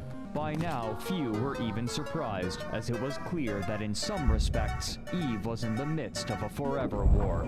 The individuals that made up these alliances could not be destroyed, and neither could their very real animosity for one another, which was compounding through the years." End quote. This animosity exploded in 2013 into what came to be known as the Halloween War. As the Russian coalition attempted to capture space in a border conflict, their allies in the CFC sent minor support, which quickly expanded into their entire supercapital fleet. Uniting to fight them, a massive group of Nullsec players gathered under the name N3PL and prepared for war. For 3 months, the war raged until January 27, 2014, when an opportunity arose for the CFC. Due to a bug in the game's user interface, a bug in the servers, or a clerical error on the part of a player in N3PL, the payment required to maintain the sovereignty in the crucial staging system of BTAC R5RB failed, leaving an 8-hour window for them to assail the system before the Sino-jammers became active again and no further capital ships could be brought by the attackers. At first there was confusion, but even if it was a trap, the leaders of the CFC accepted it for what it was, an opportunity to strike at their enemies, the likes of which they were unlikely to see again for the rest of the war. The call was made, and despite being off hours for the CFC, fleets were formed. Few had any conception of what was about to happen. Writing for Crossing Zebras, player Sindel Pelion wrote, quote, "The reports that were coming in were saying that this was a supercap fight. There was a lot of talk that it would not last that long. We just needed to drop TCUs again and try to regain control of the station. No one, not me, not anybody, could have known what the next 20-odd hours held." End quote. Together, the Cluster Coalition and the Russian Alliance gathered their fleets and jumped into the beachhead system of BTAC R5RB. On Twitter, ProGod Legend, then leader of founding N3 member Noli Secunda, wrote about what was happening from Denver Airport as the two fleets danced around one another non-committally. Quote, "About 500 CFC players in system, all Dominic's battleships. N3PL jumped in Slowcats and Super Capitals off-grid. Dominic's was warped to Caps, then changed mind and bailed. And now it's a face-off, waiting for the fight to start. All fleets are in system, but not on grid with each other." End quote. The commanders of both fleets knew the location of the other in the system, but nobody fighting could see anything except for their allies, waiting tensely with the bright nebulas surrounding them. The appearances of the fleets were dominated by the massive Avatar-class Titans, whose silhouettes were immediately recognizable and were the most common of any of the Titans. The onus was on the attackers, and so, together, the CFC fleet worked to engage with the forces of N3PL. Given the amount of resources being invested in this battle, it was clear that if the goons could win this fight, then there would be nothing standing between them and total control of Nullsec. But even before the first shots were fired, there was a complication. In 2011, a mechanic to compensate for lag in heavily populated battles had been introduced, called time dilation. I know it because I have a friend that is very into rather than simply allowing war games. Gameplay, time in the region would be slowed to allow the server to process all of the data moving through it. But since I don't time think I can was make only it. slowed in the immediate vicinity of the battle, reinforcements could arrive far faster relative to the damage being dealt. And so, given that the passage of time in BTAC R5RB had been slowed to 10% of real time, the slowest possible, the battle rapidly grew. And given the strategic importance of the system, neither side was willing to concede. Images and video quickly made their way online, even as the battle was raging, showing a kaleidoscope of colors and shapes dominated by the dark shadows of the Avatar and Erebus-class Titans against a backdrop of blue interdiction bubbles, which locked every ship inside of them into combat. The rate of escalation only quickened as time passed and players in the Americas were able to log into the game and join the battle, which was still raging hours later. By this point, thousands of players had already participated. Compared to their enemies, the goons easily had more players in the Americas, and soon they outnumbered their opponents by a significant margin. After brawling for 12 hours, the final result was clear. The CFC would be the victors in this massive battle, which reportedly had over 7,500 participants at various points, with over 2,600 in the system concurrently at its peak. This No. latter number Even had with only been eclipsed by another battle all the involving shit the I got, CFC, it's not in even which they enough had to smothered surpass the this. Reddit-based Test Alliance in a battle involving I need 4,070 concurrently. a But better the wheel, I result guess. of that battle was a foregone conclusion, fought more for fun than any other reason. Comparatively, the battle for BTAC no. R5RB was far Oh, well. more spontaneous, strategically vital, and uncertain. The question now was only how much N3PL could salvage. This number would prove far smaller than they hoped. Of the 72 Titans that they fielded, only 13 survived. Comparatively, the losses of the CFC were minuscule. Not only had the reserves of N3PL been broken, but so had their spirit during the 21-hour-long engagement. I think From the Mu left outside, out the of conclusion PTSD. looked significantly different. The introduction of Plex had given an approximate real-world exchange rate between in-game currency and real-world fiat currency, and when the damage was tallied and converted, the cost of the entire battle exceeded $300,000 US. This number was immediately attractive to news outlets who printed simplified versions of the story to their bemused readers, while fucking sheepishly referring cunt. to the Cluster Coalition only by their acronym. Now, the Goons were left with the largest empire in the game and the media attention to make them the unequivocal masters of EVE Online, and they would soon come to The masters of the universe. in a familiar way. But while the Goons were ascendant, That was a good the one. game they had mastered was struggling with their other game, and I despite how know. desperately they wanted success, it seemed continuously to elude them.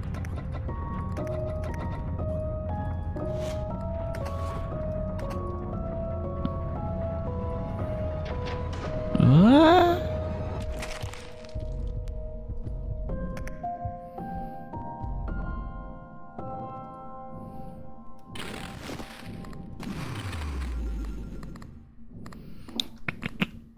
Oh, I want this.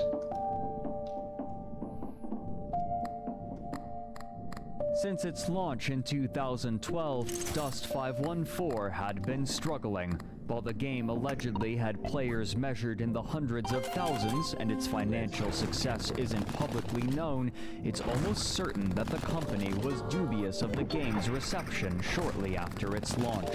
Many who had been excited for Dust were concerned from the beginning.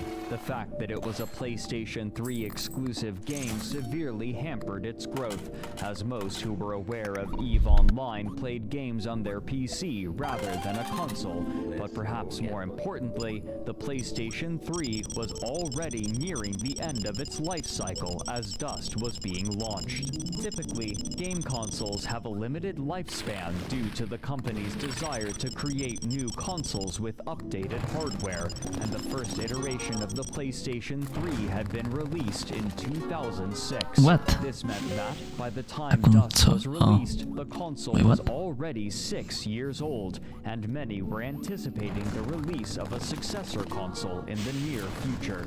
These expectations proved correct, as in February of 2013, less than a year after the release of Dust, Sony announced that the PlayStation 4 would be sold during the holiday season of that year. Frequently, console gamers will leave behind old consoles in favor of new ones quickly, and this meant that the future of Dust was in jeopardy.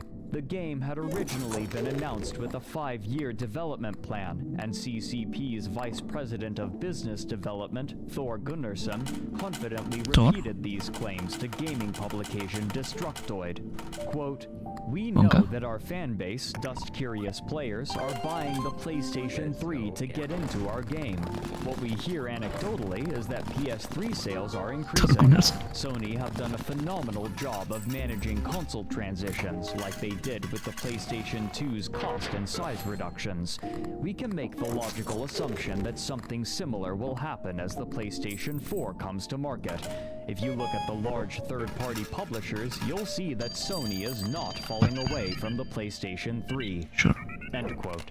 The author of the article, Joseph Larray, added that, quote, Still, CCP will eventually need to develop a PlayStation 4 version of Dust 514, link it to the PS3 version, and then tie both of them to Tranquility, the London-based server that governs everything that happens in the EVE universe. And they'll do it, ideally, with as little downtime as possible. End quote. This would require even more development time and effort, something that CCP were already struggling to manage after the failure of Incarna and the death of World of Darkness. The game itself was rife with issues to which players consistently referred as systemic and fundamental. For example, players could game the EVE integration by joining the opposite side and manipulating whether they won or lost, depending on what was more beneficial at the time, in order to acquire territory. Xander Fena, writing for Crossing Zebras in June of 2013, discussed his problems further in his article, The Tragedy of Dust 514, in which he states, quote, "Dust had definitely caught my attention, and before I knew it, I was hooked in the hype. 4 years later, I wish they had just scrapped the entire project altogether." Throughout this article, Xander discussed many of the fundamental issues, including one of its main selling points, its connection to EVE Online. Quote, "The key feature at the release of Dust was planetary conquest. 1 month later, several of the major groups involved with it have announced they've pulled out or will not defend the districts they've taken. Planetary conquest, in a nutshell, took the worst aspect of EVE, structure grinding, and made it their key feature. The other key feature that was sold directly to the EVE Online audience was the ability for EVE ships to orbital bombard planets. When the feature was first revealed at FanFest 2012, there was a lot of excitement. It looked and felt cool. A year later, the orbital bombardment mechanic has been watered down. There are no launch codes, and you're limited to both the class of ship and waiting for ground teams to accumulate a certain amount of war points before you can launch a strike. The novelty wore off very quickly, and the interest on each side plummeted. There have been a lot of complaints within the Dust community that the links to EVE need to be drastically expanded in order to attract more players. I disagree wholeheartedly. The game itself will never sustain a community if there aren't drastic improvements to even the most basic gameplay. The links will be meaningless if the game itself is terrible, and developing it on both games will be entirely wasted if either game is suffering. EVE is in a pretty healthy state. Dust is on life support. Forcing interactions between the two when one game is in trouble is a disservice to the other." End quote.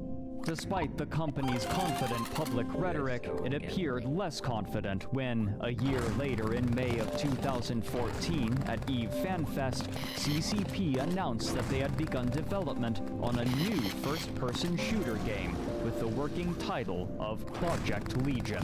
This game would be developed for the PC, in contrast to Dust's PlayStation 3 exclusivity. The opening of an article by Andy Kelly for PC Gamer made clear the broad reaction to the announcement, notably referring to Dust 514 in the past tense, despite the fact that the servers were still online and, as far as the gaming public knew, development for Dust was ongoing.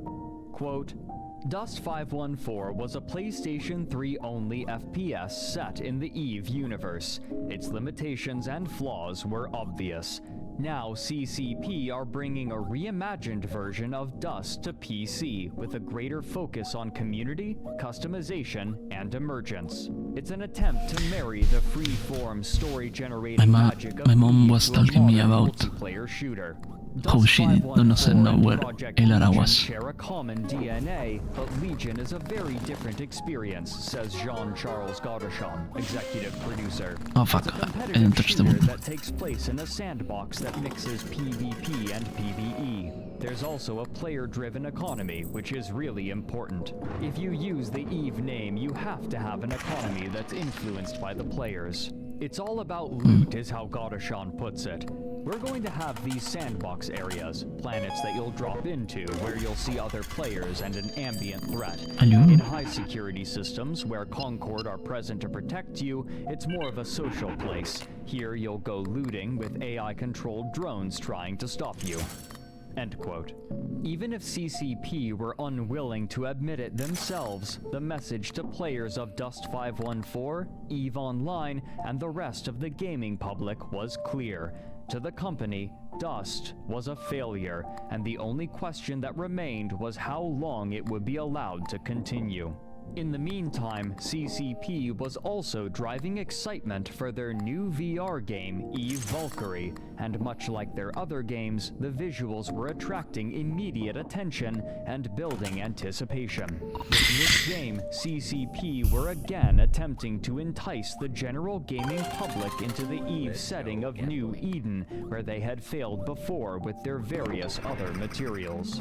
These perceived failures were cemented when, in October of 2015, it was announced that CCP Games was selling White Wolf to another game publisher, Paradox Interactive, known for their intricate strategy and simulation games, such as Crusader Kings, Hearts of Iron, Europa Universalis, and Mountain Blade. Despite these struggles, by the mid-2010s, EVE Online had more subscribers than at any other point in its history. While the subscriber count would rise and fall with the breadth of warfare and peace, the overall trend was still positive, and even as players burned out on the game after long, brutal wars, many would inevitably return. Despite the lukewarm reception of many new features, the basic features of the game had seen continual improvement and well-received iterations, from server stability to graphics, and despite the age of the game and its poor new player experience, it continued to attract players due to its continual modernization. As it was, EVE Online still promised to provide CCP with continuous, reliable capital for the foreseeable future, and the company was intent on building out their library of games. And now that they had sold White Wolf, they resolved that it was time to focus on building out New Eden. This was reinforced by another release from CCP titled Gunjack, an arcade shooter for VR in which the player takes on the role of a gunner for a mining expedition in New Eden, protecting against pirates. While a relatively small release, it received positive reviews, but the mainstream gaming public seems to have spoken little about it. But as Crowd Control Productions seemed to be entering a new phase of their lifespan, so too was the world of EVE Online, defined largely by a single group of players whose clear ambition was to dominate all of New Eden. What a shame. It's true. We.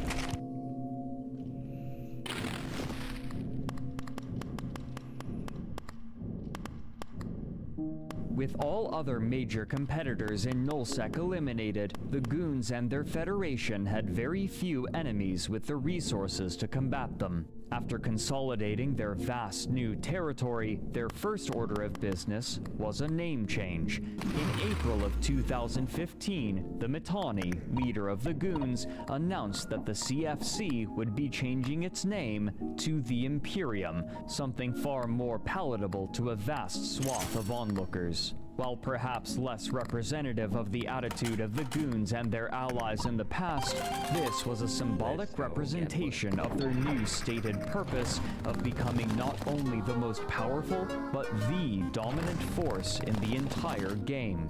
To the Mittani, whose flair for the dramatic and desire for attention were well documented, the expletive in the Cluster Coalition's name was a reflection of the irreverent nature of the Goons, but a liability to its goal censored name. To onlookers from outside of the game who had been hesitant to even call them by their name. Articles in national media outlets such as Forbes had an obviously positive effect on morale and gave the players a stronger incentive to join fleets when called, suggesting that they were cementing their place in history. Later that year, he would attempt to crystallize this concept far more clearly. On November 3rd, 2015, the Mittani Mittani and military fiction author Jeff Edwards announced the opening of a Kickstarter to begin production on a book titled The Fountain War, named for the eponymous conflict in which the CFC had annihilated what the does Reddit-based the Test chili Alliance. pepper symbol mean? Crowd Control Productions had also chosen to endorse the project. The opening of the description read, quote, "The Fountain War book project brings best-selling author Jeff Edwards together with the Mittani Media and CCP in creating the first ever book about EVE Online based on real player experiences. The resulting novel will be the first book of a completely new genre, sci-fi nonfiction." On the afternoon of July 28, 2013, the armadas of interstellar empires clashed. Millions died, billions destroyed. It might have happened in a fictional universe, but that doesn't make it any less true. This is the Fountain War, the war that changed gaming history. A galactic firestorm that culminated in the largest single battle in gaming history, the fall of 6VDT. It consumed the players of EVE Online, it astounded the worldwide gaming community, and it commanded the attention of the mainstream press. Rather than allow those memories and fascinating narratives to fade, we're going to immortalize those experiences by creating a world-class retelling of the Fountain War. A gut-wrenching thriller based on battle archives, in-game communication transcripts, and the testimonies of combatants from all sides of the conflict. Combining the remarkable writing talent of Jeff Edwards with the strength and support of CCP Games and the Mittani Media, this book is destined to captivate science fiction, action, suspense, and military fiction fans everywhere. End quote.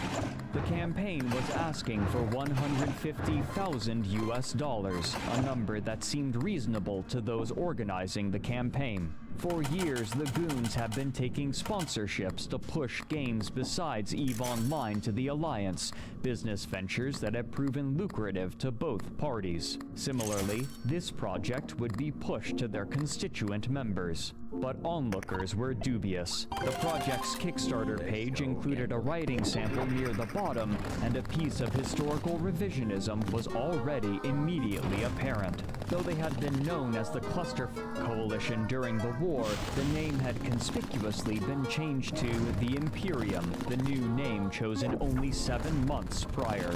This change led many to believe that this project would simply be another piece of Goon propaganda. But not even the Goons themselves seemed terribly excited about the project. Significantly shy of meeting their goal, the project was only able to raise $39,000 from 758 backers, a quarter of what they needed. The Mittani's official statement on the Kickstarter's cancellation made clear his frustration. It read in part, quote, "In about an hour, I'm going to nuke the Kickstarter for the Fountain War and announce that it will be relaunched in March without all the stupid and now obvious ups. The 150K funding goal, the backer rewards, the shipping costs, the lack of sample fiction, the whole thing was rushed and an easy win turned into an opportunity for our enemies to come at us with long knives and settle scores. The ultimate responsibility is mine. We've never listened to outside experts on anything, but for some reason on this one, even though my intuition was screaming that was wrong, I did the, what do I know, I just run a big space guild, and next thing you know, the whole coalition is attached to a f***ed-up version of what is legitimately a really cool project. The f***up was not outsiders led us astray, blame them. The f***up was listening to them at all. Okay. Mine. Every one of you got dragged along behind that mess, and I've been kicking myself non-stop since it began. And I'm sorry. The most obvious fuck-up was not making a thread on Goonfleet.com saying, yo, here's what we want to do, how should we do this, and what rewards and pricing, etc. do you guys think would be cool, and all this would have been avoided. End quote. Their imperial aims in-game, however, would remain unperturbed, and their boldness and confidence would be illustrated well in the public demands that they would soon make. On November 30th, 2015, the Mittani released a statement titled, Minifo, there's only one way to deal with Rome. The naming scheme of the Goons' internal bureaucracy mirrored that of George Orwell's book 1984, with Mini used as shorthand for Ministry. The side of the page was adorned with an advertisement for the doomed Kickstarter project. The release read in part, quote, "The Imperium is delighted to present a new department within our bastion of civilization and prosperity, the Ministry of Foreign Oversight, aka Minifo, Fofo. The Ministry of Foreign Oversight it doesn't have exists to limit. promote Okay. imperial values of unity, discipline, and victory in regions near Imperium space, but outside of direct sovereignty control. It is our hope that through Minifo, we can bring civilization and order to a galaxy which has increasingly descended into incoherent, screeching barbarism. We will usher in a it's new okay. era of enlightenment As far as I know, and opportunity to those who a lot are of people not don't yet like the able to call DLC. themselves imperial As far as I know. citizens or Well, experience when the I bought it was security, prosperity, all in variety we in like enjoy in the galactic sale, so I was like, okay. Representatives of the Ministry of Foreign Oversight offer loyal imperial subjects a number of benefits in return for a small bi-monthly fee. We understand that as a new dark age sweeps across the unenlightened territories of New Eden, some will undoubtedly refuse the kind and polite entreaties of Minifo in their attempts to elevate their situation. To aid in the establishment of a dominion, the Imperium's Black Fleet has been tasked to ensure that pacification and security are established in a smooth and orderly fashion. Look forward to civilization. Look forward to the arrival of the Ministry of Foreign Oversight and its smiling, polite representatives. Help and hope are on the way." End quote. This release was dotted with links that left little room for interpretation of the Mittani's aggressive and tyrannical intentions. For example, the words "small bi-monthly fee" linked to a clip from the movie Goodfellas hosted on YouTube titled "F*** You, Pay Me," in which the extortion and support system of the Italian mafia was explained in basic terms. The words Black Fleet link to the Wikipedia page for Black Ships, the Japanese name for the European ships used to force open Japanese ports to Western trade, and the words smooth and orderly fashion link to a clip from the television show Firefly, in which the captain of the smuggling ship Serenity kicks a bandit leader into an engine turbine after he swears vengeance. The following day, the Imperium announced how this subjugation would take place. The Viceroyalty Program. The most remarkable aspect of these demands was that they weren't limited to those in Nullsec. This extended to the twilight regions of low-security space as well, where pirates and griefers plied their ships to the purpose of destroying and claiming whatever they could. In a public post, the propaganda arm of the Imperium announced that, quote, "The Imperium's plan, organized under the Ministry of Foreign Oversight, involves viceroys or governors contacting regional leaders with an offer that comes with two options. The first option is to take the benefits package of the Imperium in return for simple, reasonable bi-monthly fees and/or tribute. The second option is much more violent. If a subject alliance denies the offer, the full might of the Imperium will deploy and exterminate the subject alliance's sovereignty and assets. At first, there will be loads of resistance and rebellion, but that is the point. Resistance means war, and war means everyone gets to shoot spaceships." End quote.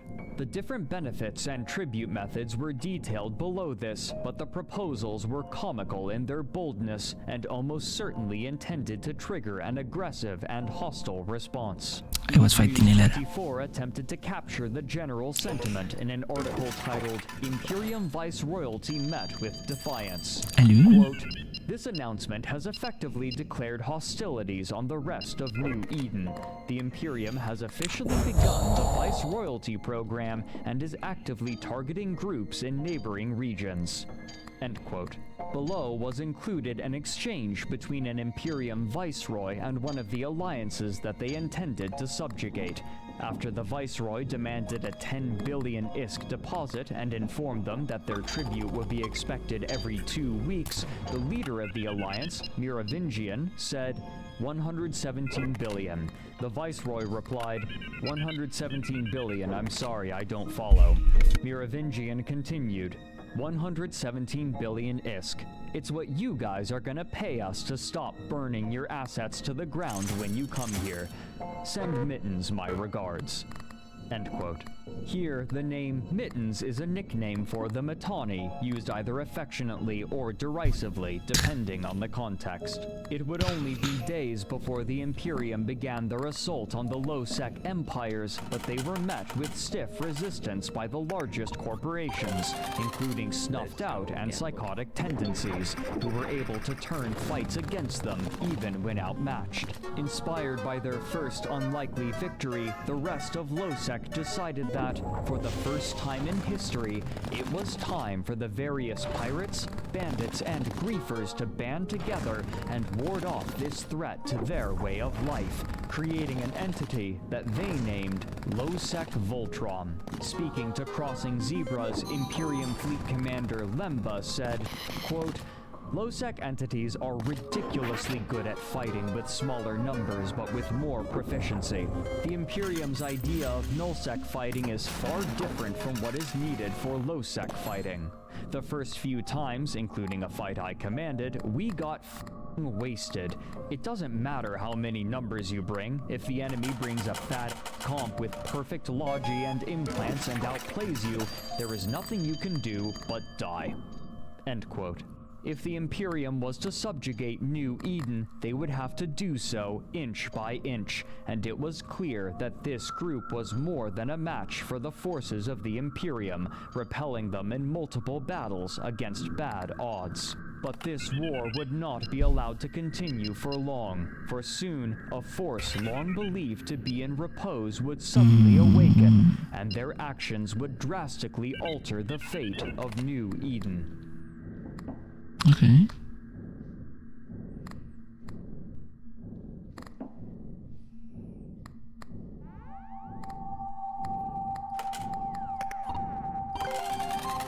For years, while the alliances in Nullsec jockeyed for territory and resources, wormhole space churned, the Low-Sec corporations struggled defiantly for their independence, and those in High-Sec looked on nervously, another force had been openly gaining power with nobody to check them, and in fact, many of the richest players in New Eden were funding them. The casinos. Far from underground operations, these casinos had become well-known and well-loved by many players, and their advertisements could be found everywhere, even on the Mittani's own website. Those that ran the casinos were commensurately wealthy, and this wealth would sometimes attract attention when it was flaunted. One of the most memorable was ISK Ironbank's skill injector incident. In 2015, Crowd Control Productions had introduced a new item into the game called skill extractors, which could be purchased with a currency obtainable only with real-world money. These extractors could be used to draw skill points from a character to make a skill injector, and either injected into the character again to redistribute points, given to another of the player's characters, or sold on the in-game market for ISK.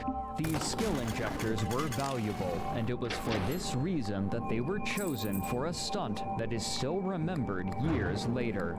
As Jehoiken Goldstein wrote for Eve News 24, quote, ISK Ironbank of the ISK gambling website iwantisk.com has just maxed out a 3-day-old pilot with every skill in Eve through the use of skill injectors. The ISK trillionaire created his pilot under the name of Ironbank and injected all of the skills and points over the course of about an hour on his stream. The character now stands at 473,344,000 skill points, with the total value of his purchased skill injectors rounding out to around 1.8 trillion ISK, or $25,000 US should you buy the ISK via Plex. Ironbank had promised promised his viewers that, in light of the new skill injectors, he would max out a new character live on stream.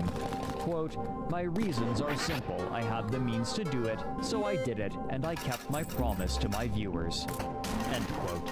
But the casinos were inconvenient for Nanomachines, CCP games who were son. struggling with real money trading, or RMT, the practice of selling in-game currency for real-life money. As writer Matterall put it in an article from late 2015, quote, "RMT happens all over EVE, and some guilty players try to launder their money through a gambling site instead of directly putting it in their wallet in an attempt to try and hide their tracks. CCP probably dislikes sites like iWantISK since it makes their job much harder and necessitates tracking ISK through the web of deposits and winnings, so scrutiny is high from CCP Pellegro and the security team. The iWantISK Corp wallet is constantly monitored. CCP E-raids are common, leaving suspected RMTers ISK frozen or confiscated while they are investigated. Many times, bankers see money reversed and taken away by CCP. The site ensures bankers' losses in these cases to keep the bankers on the job. If iWantISK left bankers out to dry, the site would collapse." End quote. Despite the way that the casino owners would flaunt their wealth, the average player was unaware of the amount of power that these organizations could project, primarily because it was never necessary. The casinos would typically react predictably and had little reason to interfere in the affairs of other organizations as long as outside groups wouldn't meddle in their own affairs. But this would abruptly change due to circumstances that, at the time, seemed relatively minute. The public first learned of the disagreement due to a Reddit post which included chat logs between Eep, the creator and leader of the famous and fabulously wealthy gambling website iWantISK, and Winnet, the director for the Space Monkeys Alliance, which was a member of the Imperium.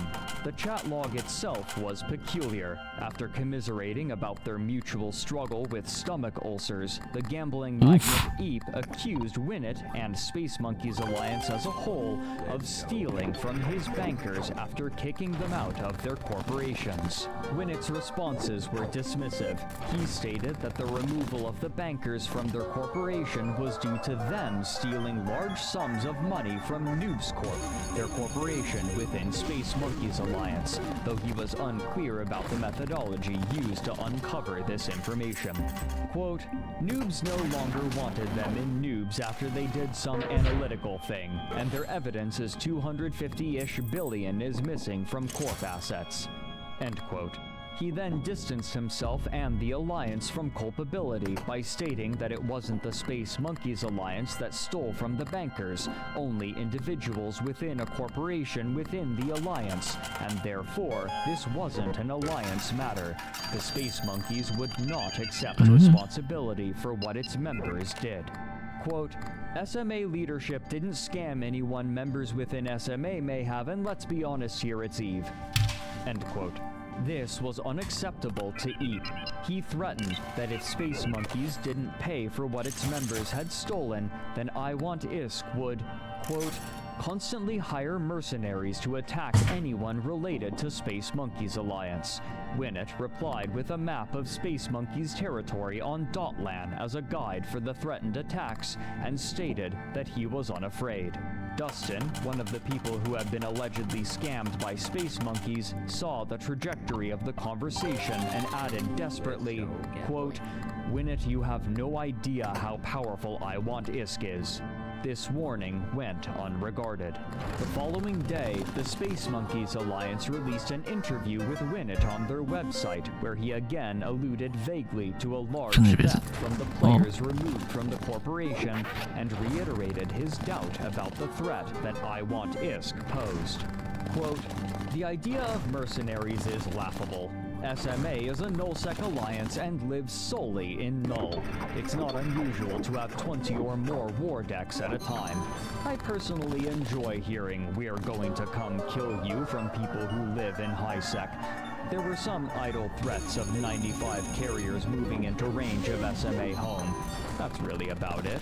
Personally, I would love to see 85 caps within range of our super fleet, let alone the Imperium. I mean, if they want to give us content, I'm all for it. End quote. But this went beyond basic shipping scams and words. A day later, Winnet announced in another interview that members of Space Monkeys Alliance who had privileged access to I Want ISK were siphoning money from the casino.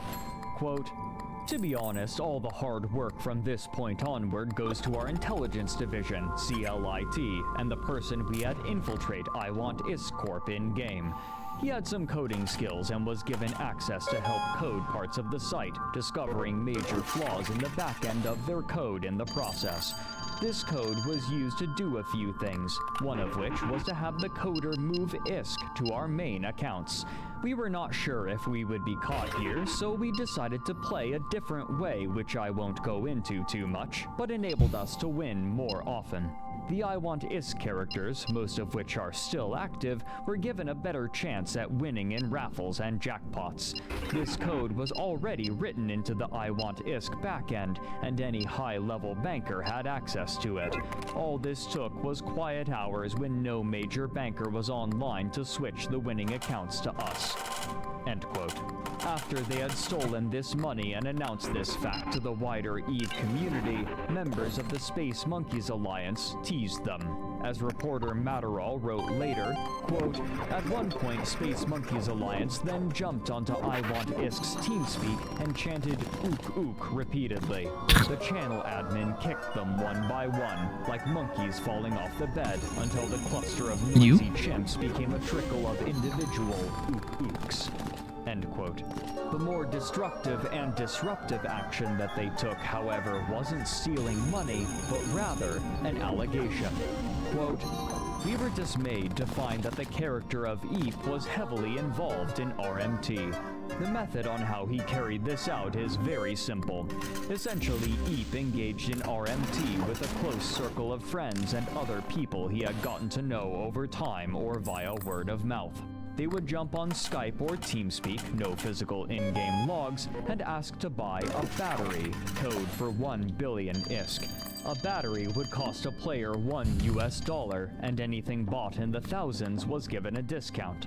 The money transfers were handled via PayPal, and once the money was received, I Want ISK would credit the purchaser's account on their website with a certain amount of ISK. They would then use low-level bankers to pay out the prize winnings in the same fashion as any normal transaction. In the 2 weeks we monitored these activities, we recorded around $1,200 of physical cash made by selling ISK." End quote. This allegation was accompanied with an incriminating audio clip, allegedly of bankers and leaders within I Want ISK apparently discussing real money trading.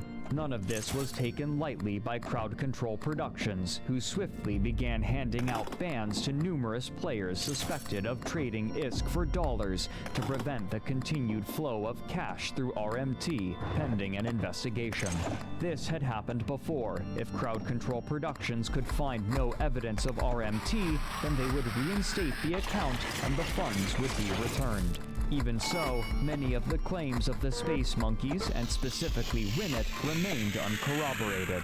In the conclusion to his article, Matterall wrote that, quote, "Although the story came from SMA originally, they were the least cooperative once the story started turning away from their expectations. Ironically, the I Want ISK bankers were incredibly open and helpful with the access and information, as was Eep. I Want ISK staff sometimes explained things 3 or 4 times to make sure the information was understood correctly. A few prominent players have confidently told me there is RMT happening at I Want ISK's highest level, but for one reason or another cannot supply me with direct evidence. If they had, it would be in this report." End quote. What the public didn't know was that I Want ISK had already signed an utterly massive 1.2 trillion ISK contract with Lowsec Corporation's psychotic tendencies significantly before the argument had taken place, tasking the pirates with performing raids on Space Monkey's territory. And when the details of this contract leaked, this disagreement served as retroactive justification. What few knew at the time was that this attack had a larger goal, to distract the forces of the Imperium to an end that would soon become all too clear.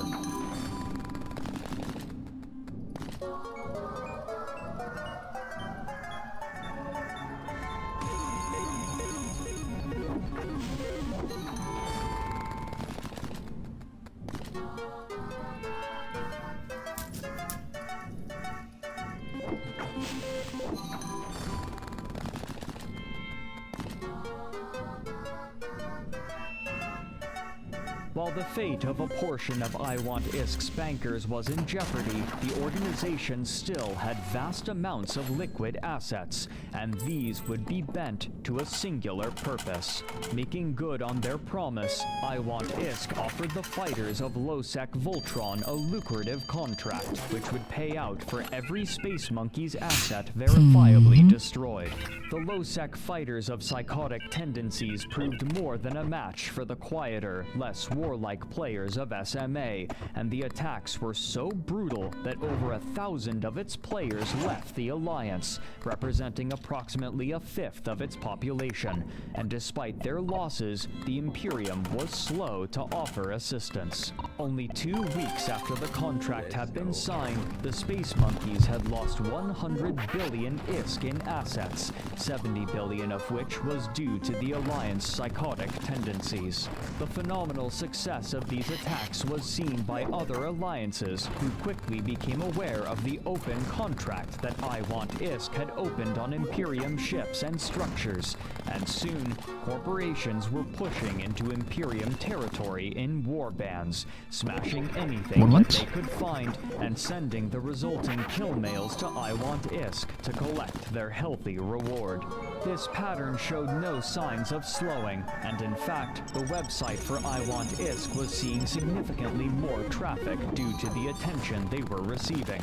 It's likely that they were making even more money than before, money that could be spent on further mercenaries. While the money offered by I Want Isk was tantalizing, the prospect of attacking a group so universally disliked meant that players were arriving from all over New Eden to collect their money, while simultaneously biting chunks out of the Imperium. The belligerent announcement of the Viceroyalty program had turned public opinion sharply against them, and their failure in Losec had shown them to be more vulnerable than others had expected. Corporations and alliances not typically known to take contracts arrived and began drawing battle plans together. The war had begun. What precisely to name it was and still is in contention. Many publications came to call it World War B, given the sheer scope and the fact that it was centered around the Imperium, whose fat B mascot was instantly recognizable. Even those in high and low security space were eagerly launching attacks into Imperium territory. But the funding source offered another obvious name, one that would often be used colloquially: the Casino War. This latter name was preferred by the Imperium, as it placed more focus upon the eponymous casinos and their suspicious money, as opposed to the Imperium's aggressive and inflammatory disposition and actions that had predicated the war in the first place. Those who had gathered to attack the Imperium had varying affinity to one another, and were clearly cooperating only because of the money offered and their common enemy. And so, even if they won, it was unlikely that this coalition of convenience would remain after the war, but still, they needed a name. Given the fact that they were originally drawn together due to the money, and that nobody disputed that fact, they took to self-deprecatingly calling themselves the Money Badger Coalition, a reference to the contemporary internet meme, Honey Badger Don't Give a F.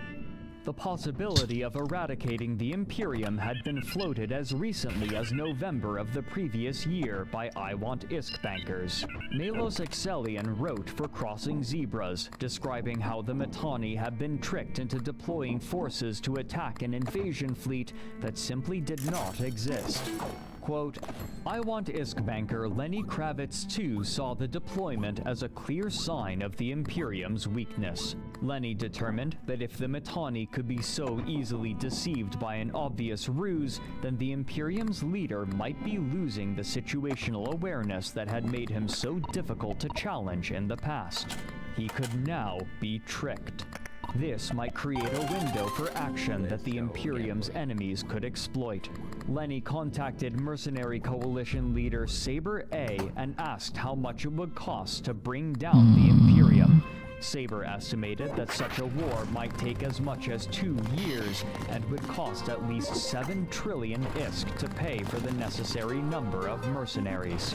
He was stunned when Lenny blithely stated that he could provide that level of funding. End quote.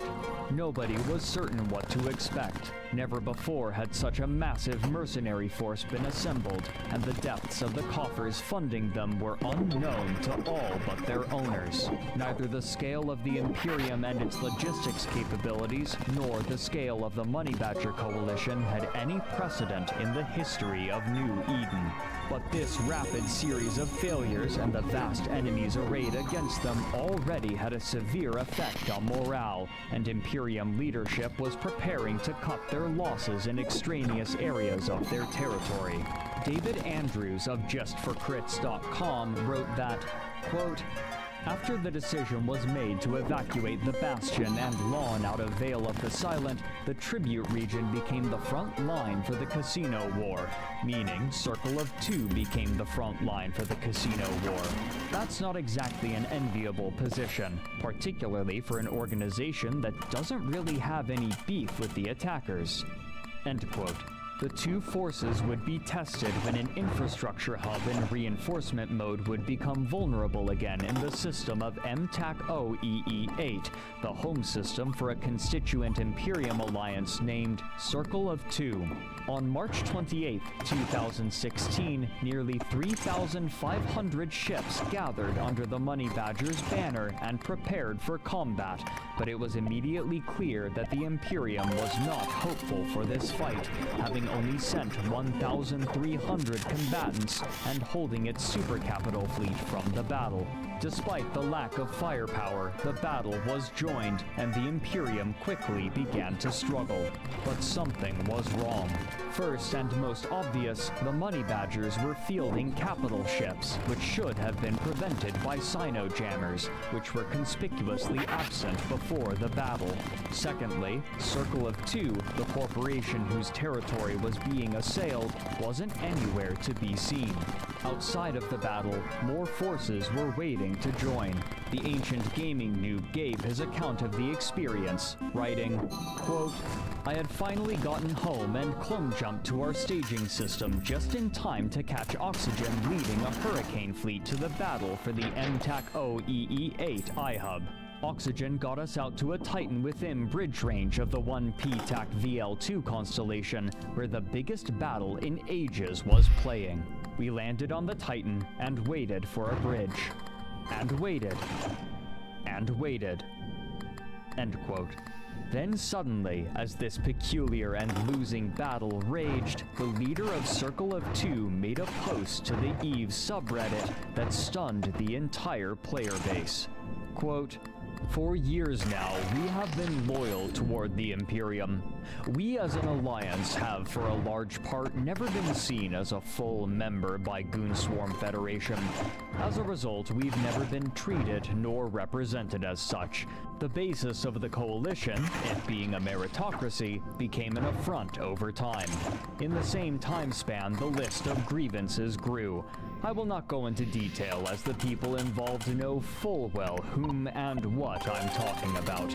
They can mostly be summed up as Goonswarm Federation taking care of their interests and at the same time blatantly disregarding the coalition policies they claim to uphold. Over the past few months, it has become increasingly clear that we have served only as a meat shield. Circle of Two is not a a meat shield. We will not stand as the wall that defends Declan from the angry hordes for the benefit of goons. We will no longer subject our pilots to the indecency of watching their hard work burn while goons sit in their ivory tower. We will no longer stand as an unequal partner in the Imperium. For the good of our members, we will be separating ourselves from the Imperium with a full and complete reset of all Imperium member alliances as of March 29th, 2016 at 0001 Eve time. End quote. Immediately, the Imperium scrambled a retreat, but it was far too late to make a clean disengagement, and according to EVE News website Crossing Zebras, the Imperium had lost over 300 billion ISK in the fight, as well as the system itself. Having salvaged what they could of their assets, Circle of Two would now act as the beachhead not for the Imperium, but their new allies in the Money Badger Coalition. The Mittani would later claim that he withheld the Imperium's supercapital fleet knowing that the battle was a trap from Circle of Two, citing the absence of Sino-jammers. Xander Fena, writing for Crossing Zebras, speculated that this betrayal, quote, may galvanize the Imperium into a singular military force that can dispatch the roughly aligned forces of their enemies. But the rest of New Eden were beginning to suspect that the Imperium was seeing the beginning of what Goonswarm had managed to stave off for years, something that they had purposefully induced in other coalitions and alliances. A failure cascade. What followed after Circle of Two betrayed the Imperium was so rapid that there was little time for anyone to react. By the end of March, the Money Badgers had taken the entirety of Vale of the Silent and were actively driving the Imperium out of 3 more regions. Fade had been entirely abandoned. All of this was still being bankrolled by I Want ISK, whose coffers appeared bottomless. The sheer scale of this war had never been seen in New Eden's history, and the Imperium were poised to lose it almost immediately. But the parameters for victory were unclear. Those in the Money Badger Coalition weren't certain how much longer I Want ISK would continue to provide money for the war. What's more, the Imperium was doing all in its power to make this war as annoying as possible. In a discussion for Down the Rabbit Hole, Imperium Fleet Commander Asher compared their strategy to that of Fabius during Hannibal's attack on Rome. Rather than meeting them directly in every engagement, the goal was to annoy their opponents and drag the fighting out for as long as possible to make them lose interest, performing ambushes and laying traps while committing few of their own resources. The Imperium were unwilling to simply retreat and harry any overzealous attacks either. Even into May, the Imperium launched deep into the low-sec staging system of Saranen, using it to Ayudante and version now. into Fade and Pureblind. Hi Mika, what are you doing? Coalition launched periodic raids. After a particularly brutal battle in the system in May, Asher told Crossing Zebras that, quote, we still are vastly outnumbered. There is no stratagem where direct conflict works. We still plan to deny all ratting in the north and punish all capital usage where the entire Money Badger Coalition isn't formed to defend them. End quote. But even as the Imperium shed allies in the attacks, the prospect of destroying them entirely seemed unlikely. As Greedy Goblin wrote for his blog in 2016, quote, What if you don't forget that I'm here just watching? We know! But after a while, we reset and greet again. But as long as the leaders stay, there will be enough core members We who enter a stay cooldown. because of loyalty, friends, If you or don't return secret between that content. cooldown. Remember Test. No, I and remember. evicted, but as leaders I remember stayed, he was they here. came back and now boldly spam memes against goons while pooping on their lawn. End quote. Also recognizing that they couldn't afford to spread their forces too thin, what remained of the Imperium launched an attack on the contemporary residents of Delve, seeking to once again take the region for themselves, displacing their current residents with their massive supercapital fleet. However, With their by the massive time cock. this conquest was complete, At least the your Imperium failure was a was shadow of its former self. Thank you. Yinton, writing for Crossing Zebras, provided a list in mid-July. Quote, I would like to explain why I am calling them the Goonswarm Federation and not the Imperium, as has been their preferred nomenclature, and what I have stuck to calling them these past few months. That is because the Imperium, even if GSF does not want to admit it, is dead. It was a defensive coalition based around strong holdings in the north. Counting down the list of GSF's former coalition mates reads more like a mixed obituary and divorce proceedings than a list of allies at this point. SMA almost completely collapsed with only a 300-man Dust Corp holding it above the 500-man mark. CO2 turned to the side of the Money Badger Coalition and holding a larger chunk of previously Imperium space. Razor, functionally Y-dotted previously with the acquisition of 4S and fully so with the leaving of both Roving Guns and Gladiators of Rage to MC. and Chaos respectively. FCON left the Imperium on good terms to find a new home within either the Vanguard Coalition or Stainwagon, depending on what day it is and who you ask. TNT seems to have kept relatively steady. Bastion, down nearly 700 members this month alone. This leaves Goonswarm Federation almost entirely alone in terms of being a strong, self-sustaining alliance within the Imperium, and whilst I would expect them to still lug around the alliances and help them to not cascade to the point of actually becoming non-entities, even the facade of being a coalition of equals is now almost painfully obvious in its falsity to an outside observer. Because it got confused. But by the time everything else had been taken from them, there were few left on the offensive. The Losec Coalition had fallen apart over the course of June, as is perhaps unsurprising for roving pirates, and while I Want ISK was still willing to fund the war with their incredible wealth, much of the impetus for the initial invasion had vanished. While ostensibly driven by profit, this narrative was undermined when almost all of the Money Badger Coalition abandoned the offensive, their members exhausted from the fighting and content with their victory. By the time the Imperium had completed its invasion of Delve and lodged themselves in, the only alliance pursuing them was Test, believing that if the offensive was continued, they could stamp out the Goons entirely. But without the support of the rest of the Money Badger Coalition, there was little hope of cracking the defenses of what remained of the Imperium. The super capital fleet of the Goons was still far too strong, and without allies, they were eventually forced to retreat. Again, Nullsec was fractured, and after half a year, they could return to their numerous smaller wars, as was normal. But this war had elucidated myriad problems for Crowd Control Productions, and even as the company desperately attempted to juggle its other projects, it would have to continue its custodial duties to EVE Online or lose their only reliable source of income. You? No! You fucked me up. Okay, I lost.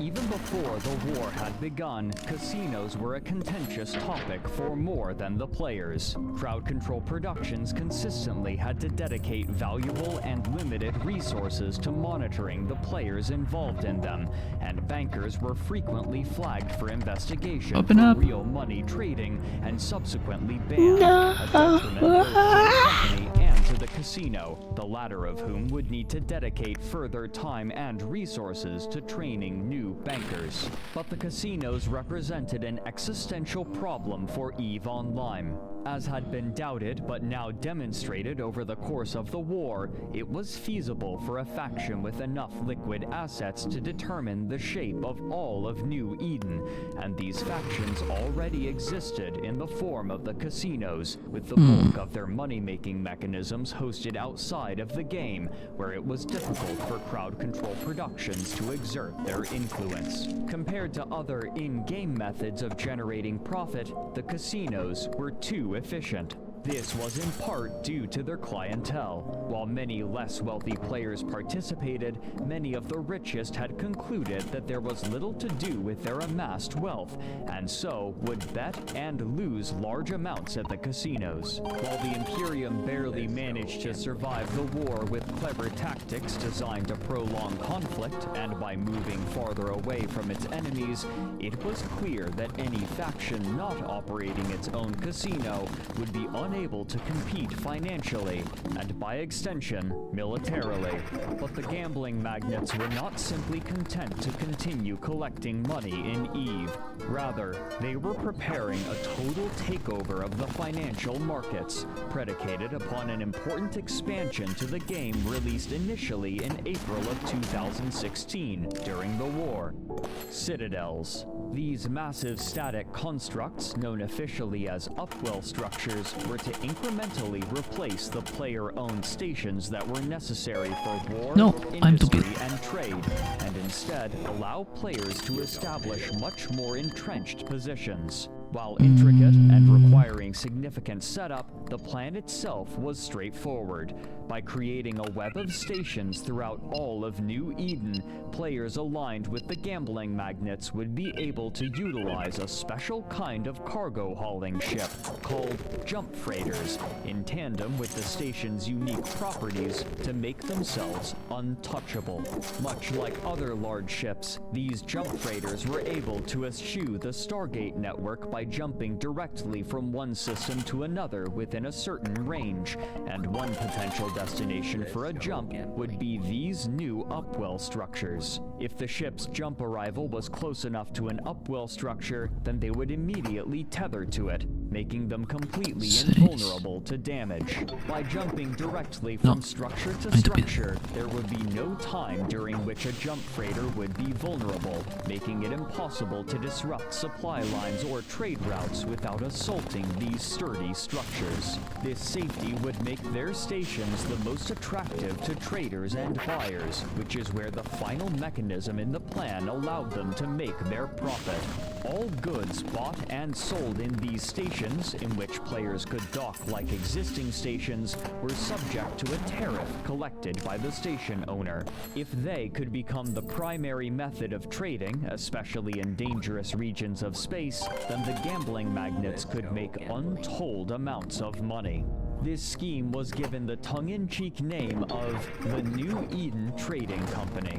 Their utility extended beyond acting as hubs for trade, however, and it was this fact that would, conceivably, make them nigh untouchable.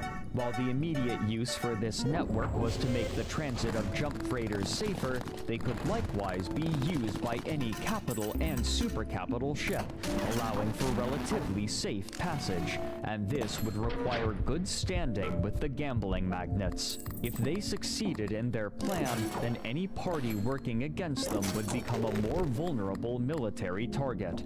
But their dreams of a trading empire would be cut short by Crowd Control Productions. On October 12th, 2016, they made a bold update to their end-user license agreement, with one particular section highlighted in an announcement.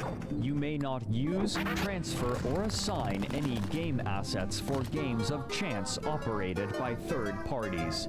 They then clarified, this addition to the EVE Online EULA means that as of the launch of EVE Online Ascension, players will be prohibited from using in-game assets and currency, as well as the EVE IP, to take part in or promote gambling services or other games of chance that are operated by third parties. With this in mind, as of this announcement, we have taken action against 2 organizations that are currently offering third-party services based around gambling and games of chance. The third-party service I Want ISK has been shut down in-game, and all ISK and assets have been confiscated after extensive and exhaustive investigation has brought forward compelling evidence of large-scale real money trading. Permanent account suspensions have been issued against those involved. The third-party service EVE Casino has been shut down in-game, and all ISK and assets have been confiscated after multiple and sustained breaches of our developer license agreement. permanent account suspensions have been issued against those involved. As of the launch of EVE Online Ascension, the hosting of and participation in any form of third-party gambling service that utilizes in-game assets, currency, or the EVE IP will be strictly prohibited. End quote. But there was a major piece of information missing in this press release. Who had been banned? After investigating them, a large number of iWantIsk's bankers had been targeted, but the most notable names were Lenny Kravitz II and Iron Bank, the architects of the war, though they continued to protest their innocence. Lenny would take to Reddit to inform everyone that the trade network would continue as planned, but it would face stiff resistance. After being beaten back into Delve, the Imperium lacked much of their old infrastructure, but they still wielded one of the most threatening fleets in the game, and they would be joined in attacking some of the early structures in the trade network by some of their former enemies in the Money Badgers, intent on preventing its eventual establishment. With such powerful forces arrayed against it, and few willing to come to its defense without being paid, its future was in question, as the limitless supply of money from the casinos was now suddenly gone. How much money they still had left over was unknown. Crowd Control Productions' decision to forcibly dissolve the gambling corporations had dramatically altered the shape of New Eden's future, which they hoped would improve the health of the game. But even as they did so, they would finally lay another part of New Eden to rest.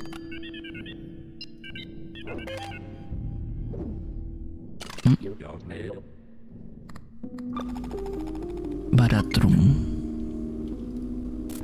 At last, in February of 2016, Crowd Control Productions announced that they would be shutting down the servers for Dust 514 in May, only 3 months later.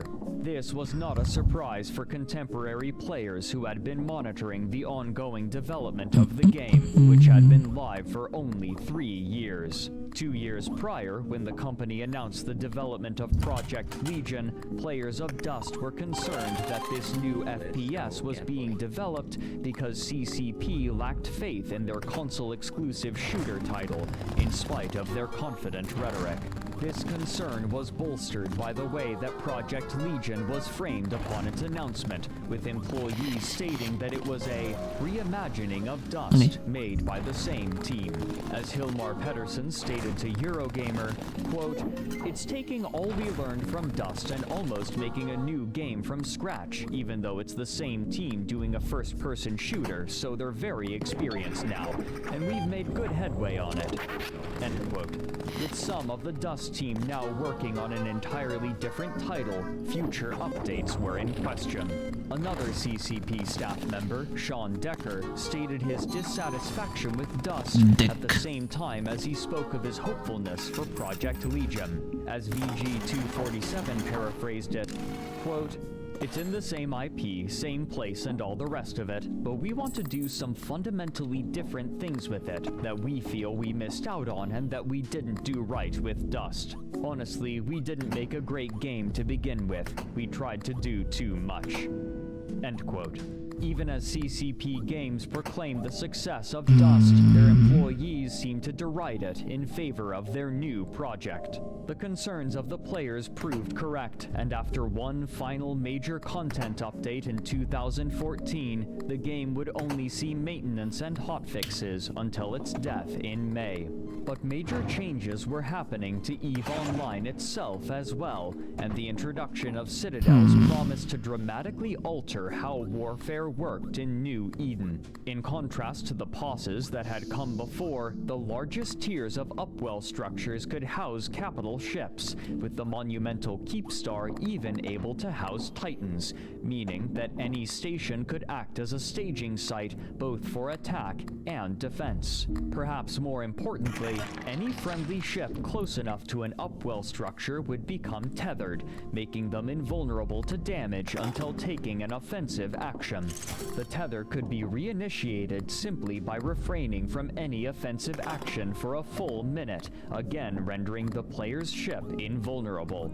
The defensive advantage this afforded to players was immense, and their ability to house fleets meant that invading any territory with upwell structures would become significantly slowed, if not blunted entirely. This was particularly helpful to the Imperium, who now had been granted the space to nurture their coffers and rebuild with their core members, waiting for them to return and to bring others into their organization. What's more, the defensive capabilities of these structures were significant beyond their support role. They could be equipped with weapons and modules similarly to a ship, projecting power against anything that came too close and being granted reinforcement timers, much like other structures. Keepstars were even granted their own doomsday weapons. But the introduction of upwell structures had another unintended effect. Before the Citadel update, the parts necessary for capital and supercapital ships were constructed at specialized posses,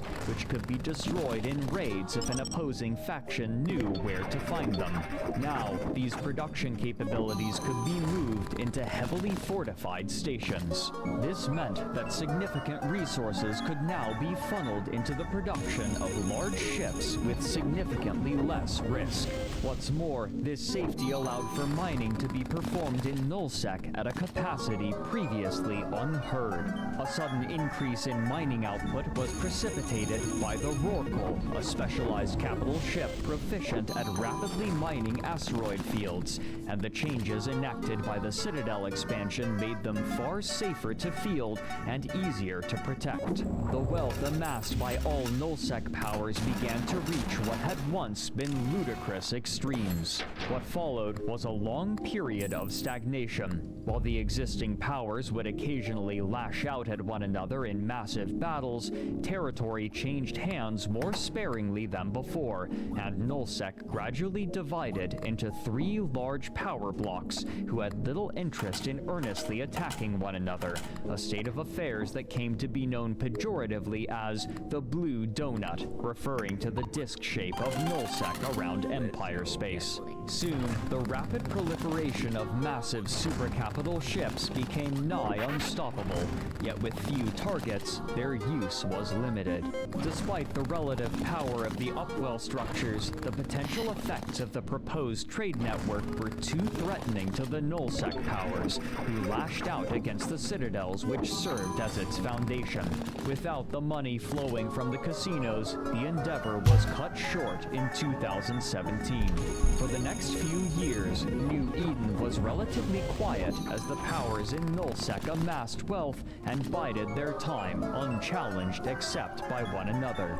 Many agreed that, with the introduction of citadels, a protracted era of peace had begun, one far different from the New Eden that most had come to know, fueled by the safe income enabled by upwell structures. Even though the grand trade network envisioned by the one-time casino owners hadn't come to pass, many players established upwell structures in high-security space and allowed players to trade there, taking a broker's fee from every transaction. In March of 2016, EVE blogger Greedy Goblin made a post detailing his concerns over an increase in the amount of money that players could make in these citadels, writing that, quote, "There won't be any serious wars. Ever. Do you remember whining over top-down income because of moons? Imagine something 10 times bigger, without siphons, without having to fuel towers, without hauling, without even logging in. Remember that if you can RMT 1 billion ISK for $7, the trade citadels net you $200,000 per month. You don't choose playing a video game over getting such money. Every major alliance leader and FC will agree to keep the peace and stomp on anyone trying to disturb it. Such peace will obviously mean the end of EVE." End quote. This state of affairs culminated 2 years later on October 15th, 2018, in the establishment of the Tranquility Trading Tower, a Keepstar-class citadel, the largest and most powerful available. Deployed by test and supported spotted by the Imperium, this Keepstar was meant as a central location for their alliance's traders to sell their wares, where the broker's fees could be collected and split between them and their allies. The location of this station was also conspicuous. It had been deployed in the system of Perimeter, immediately next to Jedha and its all-important trade hub. Prior to this, their enemies in Federation's NC Dot and PanFam had held a monopoly on trade in this vital system, but the establishment of this Keepstar and Test's ferocious defense of it ensured its survival, and soon, nobody was willing to strike out against the Tranquility Trading Tower. For a time, its survival seemed uncertain, but soon, PanFam, the Imperium, and Legacy Coalition, three of the major power blocks in Nullsec, agreed to split the money generated by the tower, despite their shaky relationship. This all but guaranteed its survival going forward, as these three came to be the dominant forces in Nullsec and exerted significant market pressure on the whole of New Eden. As players reckoned with the effects of these drastic changes, skirmishes still would occur between belligerent parties, but even if the stakes were less sweeping, the scale of combat had drastically changed. Speaking with Down the Rabbit Hole, Fleet Commander Asher recalled a war in 2018, 2 years after the Citadel's patch was released, when they launched an incursion into Northern Territory with their refreshed supercapital fleet. This culminated into a massive fight over a vulnerable Keepstar in the system of X47L-TAC-Q, a fight that ostensibly should have been unwinnable due to the dearth of benefits that the Keepstar provided to the defending fleet. Not to be outdone, however, Asher hatched a plan. In spite of the powerful modules that could be fitted onto a Keepstar, its most useful tool was tethering. When a player fired their ship's weapons on another player's ship, it would begin what was known as a weapon timer, which precluded the attacker from utilizing the tether or docking for a full minute. Once the minute had elapsed, the player could again be tethered and dock, meaning that while protecting the Keepstar, all a defending ship would have to do if targeted was refrain from firing any weapons for 60 seconds, and then their ship would become invulnerable until they were prepared to enter the fight once again. This problem was exacerbated for the attacking Imperium forces due to a bug. When a Titan fired a Doomsday, a 5-minute weapon timer was supposed to be applied instead of the usual 1-minute timer. But if the target of the Doomsday died to the blast, then the 1-minute timer was applied instead, making it difficult to target vulnerable enemy Titans. But there was a way to prevent enemy ships from tethering to a station. Warp scramblers. If a ship was warp scrambled, not only was it prevented from engaging its warp drive and traveling elsewhere in the solar system, but it would also be prevented from tethering until the warp scramble was broken. To this end, Asher ordered warp scramblers fitted to a small fleet of supercarriers, what had once been known as motherships. These ships, typically deployed at long range and dealing their damage through the use of small strike craft, would serve a singular purpose. They would leap directly into the enemy fleet and deploy their warp scramblers on any vulnerable ship, delaying the tether for as long as possible.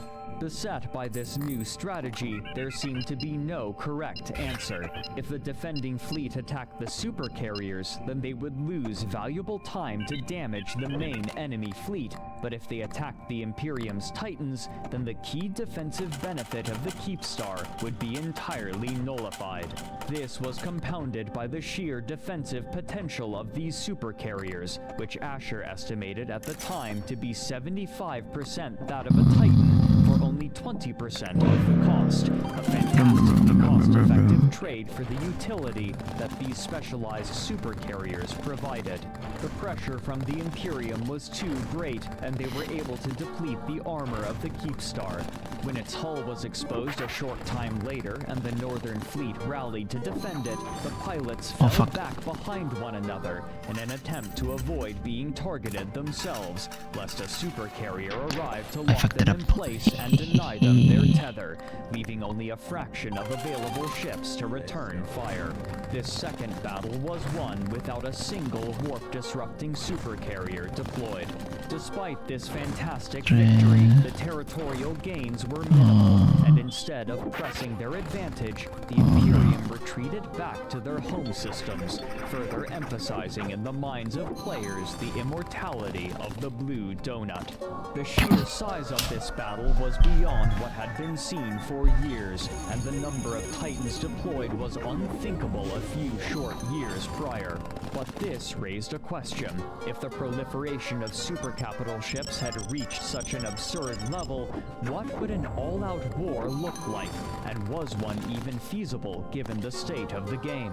Even before the Battle of X-47, another battle had broken the record for the most number of players in a single fight, with over 6,000 as the Imperium attempted to destroy a keep star held by Pandemic Horde. But given the resources that the different factions had amassed, this was clearly far from the level of destruction that was possible.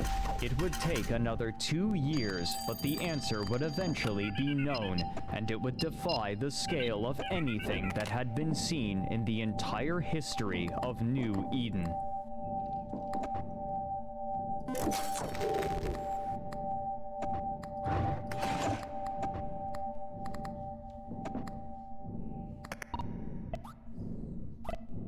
While the players of EVE Online reckoned with the effects of these drastic changes made to New Eden's landscape, Crowd Control Productions continued work on their first-person shooter title, which they renamed to Project Nova, and in October of 2018, at a special event for EVE fans in Las Vegas, they allowed reviewers to play an early build of the game, both in its cooperative and competitive modes. Reports from reviewers were generally hopeful, with much of their articles discussing the history of CCP's first-person shooter endeavors, including the discarded Dust 514. But those who had the opportunity to test it also noted that the game, while enjoyable, would require something unique to draw a player base, something that was still missing from what was playable. Gaming journalist Joe Screbbles, writing for IGN, echoed other reports when he stated that, quote, "It's challenging, hectic, and, it must be said, unspectacular. What I played is an early build, so elements may change, but no matter how right it feels under the fingers, Nova doesn't quite connect in terms of excitement right now. Sound effects are oddly muted. A space magnum with exploding bullets shouldn't sound like my oven door closing. Enemies appear without fanfare and traipse around the gunmetal battlefield unthreateningly, and even the act of evacuating at the end of a round feels lacking in peril. Given that I've criticized Dust for exactly opposite issue, it might seem a little damned if they do, damned if they don't, but I can't stop thinking that a solid foundation isn't quite enough at this point.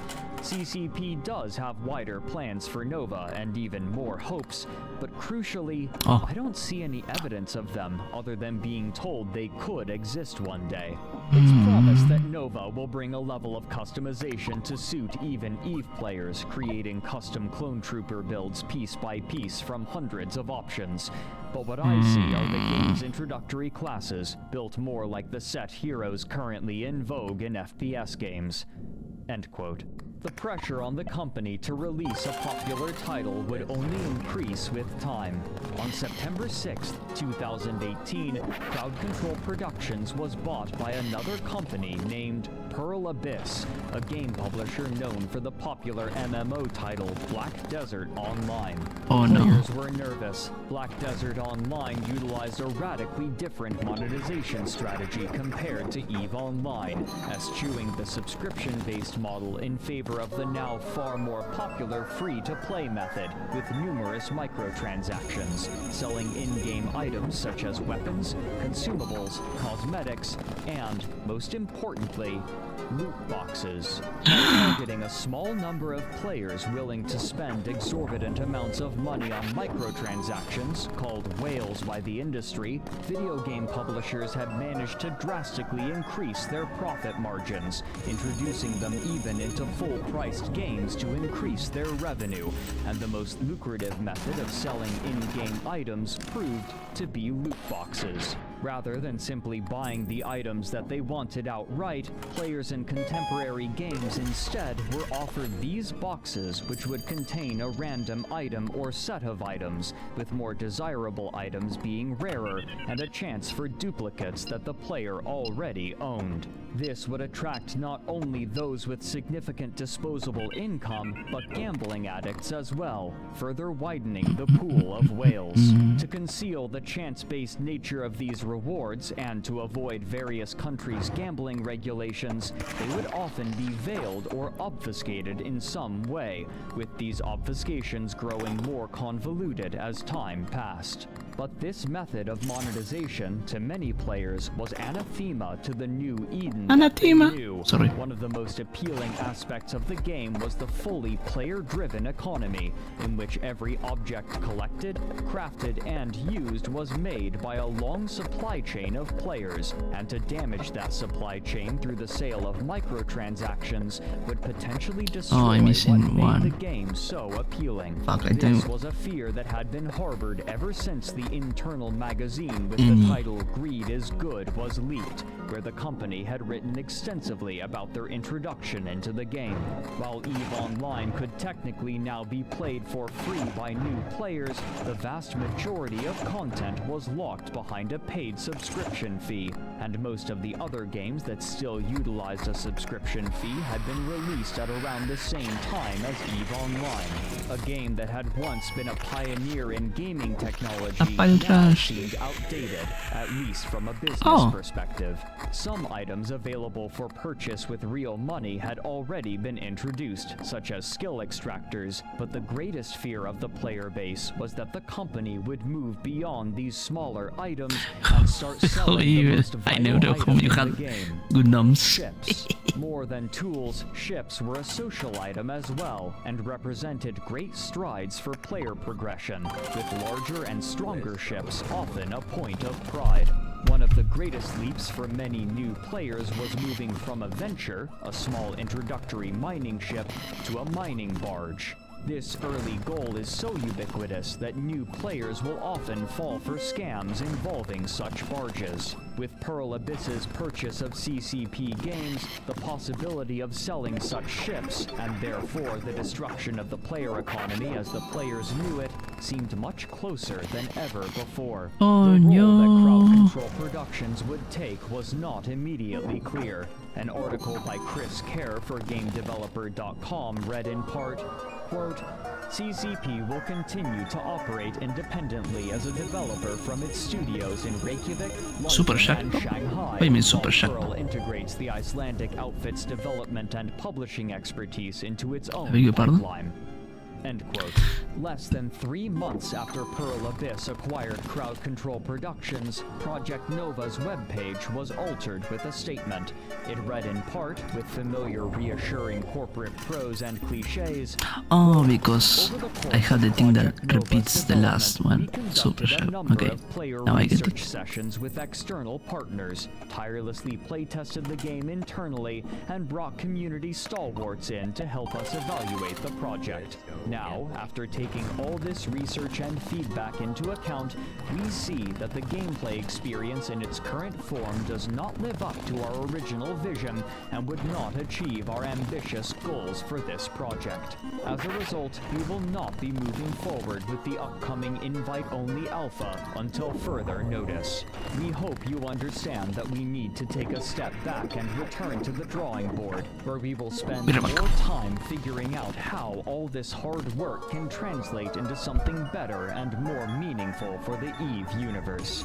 Remaining true to our vision of Project Nova's future in connection with EVE is essential. Project Nova continues to evolve, and we remain committed to delivering a high-quality, team-based shooter experience to EVE Online fans, while exploring new and exciting opportunities to integrate the two games. CCP is in no rush to release Project Nova until we're satisfied it provides a rock-solid gameplay experience and visuals to match. End quote. Though Crowd Control Productions had released multiple standalone single-player experiences over the years, EVE players remembered the company's failures much more prominently, in large part due to their comparatively high profiles. As it was, the only major product that had managed to survive to that time was EVE Online. Their VR space combat game, EVE Valkyrie, had been released on March 28, 2016, but further development was halted only a year and a half later, despite what Rock Paper Shotgun called bullishness about VR only 7 months before the shutdown. EVE Online continued to be the only public-facing project that provided returns for Crowd Control Productions, and though it was public knowledge that the company had been hiring staff for a new action massively multiplayer online game, excitement for anything except EVE Online had long since been dampened, and even that excitement was being tempered by trepidation. This pattern continued when, on February 17, 2020, Massively OP published an article titled "Pearl Abyss had a strong Q4 2019, but CCP's EVE spin-off Project Nova is officially cancelled."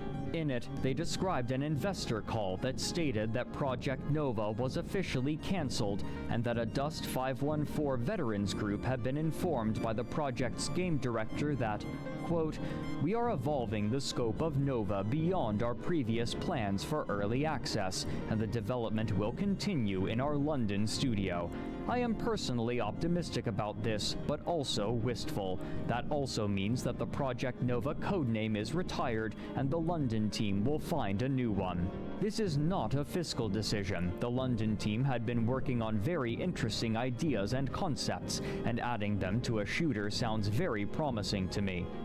End quote. With the public knowledge that Black Desert Online was making 6.5 times the revenue of EVE Online, players and onlookers were nervous about Pearl Abyss's outlook on the game. But inside the game world itself, a long period of peace had established itself, and the leaders of every faction knew that if they were to keep their members entertained and playing for them, then something would have to change. Even if the game's systems seemed uncompromising, every denizen of New Eden knew that war was inevitable, and when it began, the scale would be unprecedented.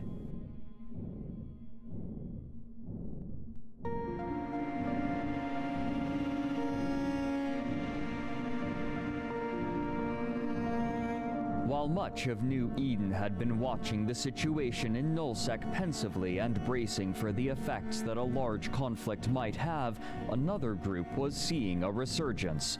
Early in New Eden's history, when Nullsec was first being colonized, two of the major factions, the Sane Alliance and the Northern Coalition, had been founded in part by role players looking to play characters within the game world. But as time passed, this method of play had declined as the players focused on efficacy took over their space and granted them few options to make an impact upon the game world. However, individuals would sometimes still engage in the practice, and among them was the character Katya Say.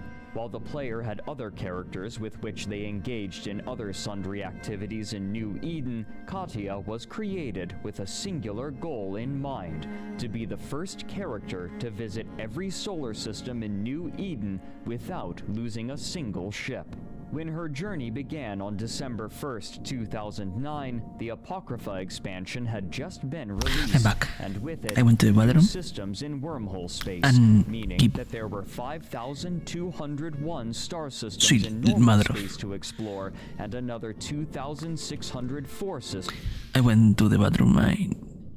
Elara followed me, so I checked if she wanted water and she drank some guagua.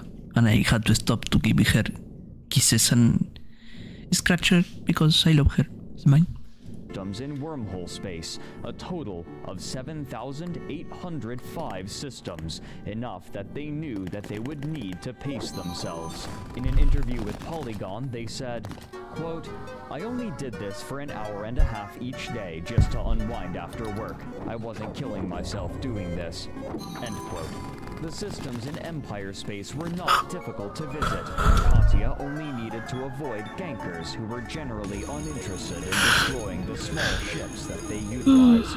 But as they moved into low-sec and null-sec, ships with the ability to cloak would be necessary, and for a character trained into such a specialized task, the skill requirements would be trivial. The player also had the skill set to avoid anyone who might be interested in destroying their ship, a kill mail that would certainly be coveted by anyone who could acquire it. In an interview for Down the Rabbit Hole, Katya stated that, with their experience, avoiding such hunters was a trivial affair. They would chronicle their travels by writing in a blog, role-playing as the character and capturing images of places that they found particularly beautiful or interesting, including the hull of Steve the Titan in C9N TAC CC. But their role-playing endeavors would extend much farther. The RIA expansion in 2014 had introduced a new, special wormhole system named Thera into the game, unique to other wormhole systems in that it featured numerous amenities unseen in other systems, such as approximately 12 entrances to normal space and indestructible NPC stations, making it an attractive system for players hoping to quickly travel from one location to another in normal space. Interested in the opportunities that Thera provided, a group of explorers gathered together under the name Signal Cartel with the intention of creating a peaceful outlet for themselves in a highly competitive game. Their credo today, whose spirit has been maintained through the corporation's entire life, reads in part, quote, "Signal Cartel is a service corporation to all of New Eden. In this role, members are encouraged to treat all players with respect, regardless of affiliation. In challenging situations, our goal is to look for a graceful resolution and set an example of dignity and friendship through our actions. We embrace the attitude of a true explorer. We are friendly to others in our travels, neutral and never initiating aggression, and endeavoring at all times to be perceived by the New Eden community as a non-threat. Among our own ranks and with others, we are patient and generous with knowledge, ideas, and experiences." End quote. This ethos appealed strongly to Katya, who was among the first to join, and by the end of the first year, they had amassed 700 members, a remarkable amount for such a niche corporation, which was thought to have limited appeal. Their most public-facing activity would be the establishment of Eve Scout, a tool that tracked the appearance, disappearance, and status of the numerous wormholes connected to Thera. By utilizing this list of connections, players could drastically decrease their travel time anywhere, though its lack of any NPC security meant that doing so was somewhat dangerous, given the sheer amount of traffic through it. Among other things, Signal Cartel's philanthropic aims included what they called rescue caches. Unknowledgeable, inattentive, or reckless players could sometimes find themselves stranded in wormhole space, and without the proper tools or assistance, it could be impossible to discover any route out, finding themselves stranded in hostile and unknown territory. Placed in systems all over wormhole space, these rescue caches were containers equipped with everything that a player needed to chart a route out of wormhole space, as well as a few other objects that the cache's creator might find amusing, such as fireworks for the player to launch in celebration of their rescue. On November 1st, 2018, 4 years after the Signal Cartel's founding, Katya Say would approach them in need of assistance. After 4 years, Katya had managed to visit all 5,201 star systems in New Eden, visiting many of the planets and chronicling the journey in their blog, and had begun visiting every every wormhole system as well, still without losing a ship. A remarkable feat given the belligerence of the roving bands of players who made their home in wormhole space.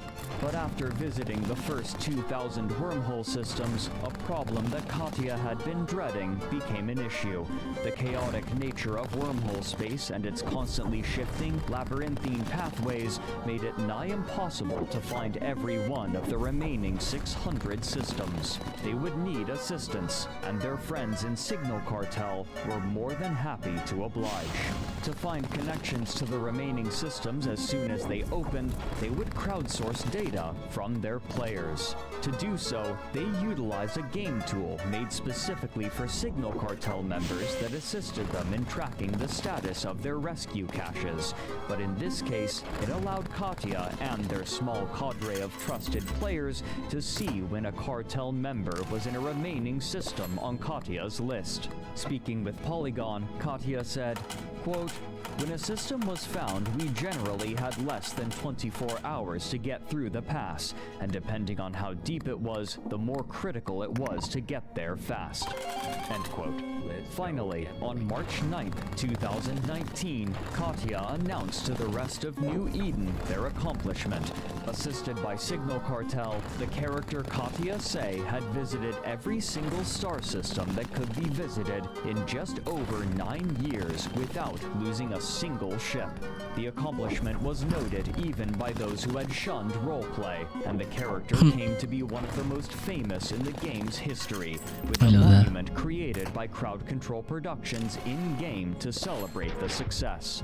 Sometime after this achievement, Katya would become the leader of Signal Cartel, helping to manage it and continue the work of aiding those in and outside of wormhole space through Thera and their rescue programs. But even as Katya, Signal Cartel, and the rest of New Eden celebrated, those in Nullsec bent their aims toward a much different end, and they wouldn't have to wait long to see their plans come to fruition and take part in the most intense and expensive war that the game had ever seen.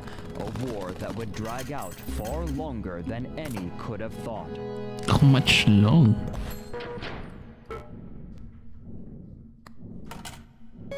The establishment of the Tranquility Trading Tower had ensured at least a measure of peace out of mutual economic interest, but as the years wore on, the fear of member attrition grew in the leaders of the various Nullsec powers. Many who had joined these factions did so with an interest in fighting in grand battles, and though the supercapital fleets grew, their use had dwindled. Fleet commanders would take their players on roams through Nullsec looking for fights, but these wouldn't remain enough to sate their desire for battle, and there was concern that significant amounts of players would leave if not entertained. Murmurings of war propagated. Over the years, as more contained wars forced out smaller alliances and corporations from Nullsec, the political situation simplified itself into power blocks. To the west was the Imperium, operating out of their home regions of Delve and Fountain, which had historically been the prize of and home to the most powerful factions in the game, and this period was no exception. To the south and southeast was Legacy Coalition, a group of associated independent states that formed after the war in 2016 and conquered significant territory over the intervening 4 years. To the north and northeast was a larger group going by PandaFam, consisting of some of the most venerable corporations. In June of 2020, as players began to return to EVE Online in expectation of war, EVE YouTuber Yinton estimated that the Imperium had 50,000 characters, Legacy Coalition had 45,000, and PandaFam had 62,000. The distinction of characters was important due to the propensity of EVE players to have multiple accounts, a practice that Crowd Control Productions now subtly encouraged through its user interface. Yinton attributed the growing tension in Nullsec to the decayed relationship between the Imperium and Legacy Coalition, the latter of which was home to Test Alliance, who had a complicated past with the Imperium, at times cooperative and most of the time adversarial, having been the final attackers in the last major war, hoping to eradicate the Imperium. While they had worked together to fight against their mutual enemies in the north years prior, Test attacked a smaller coalition in the northwest, a coalition that the Imperium was supporting. And according to Yinton, the Imperium and Legacy Coalition fought against one another in small-scale battles. But the Imperium's allies would fall, leaving a dearth of territory awaiting capture. As PandaFam alliances moved into this territory and skirmished with the Imperium, however, Pro-God Legend, the leader of Test Alliance and one of the principal leaders of Legacy Coalition on the Imperium's southern border, made a strong allusion to war at an Alliance town hall. Reacting to this, and likely other intel gathered from their intelligence network, the Imperium withdrew from their less defensible territory, shipping all stations and goods that they could to their core regions to prepare for what they knew was coming. Approximately a week after Pro-God Legend's statement, a post made to the Imperium News Network website alleged that, quote, "The past couple of months, Pro-God Legend has run around talking to basically every alliance who has ever shot at the Imperium and gotten them on board with the idea of invading us." End quote. The Mittani, leader of the Imperium, announced publicly the strategy that they would employ for what was now understood to be an imminent war.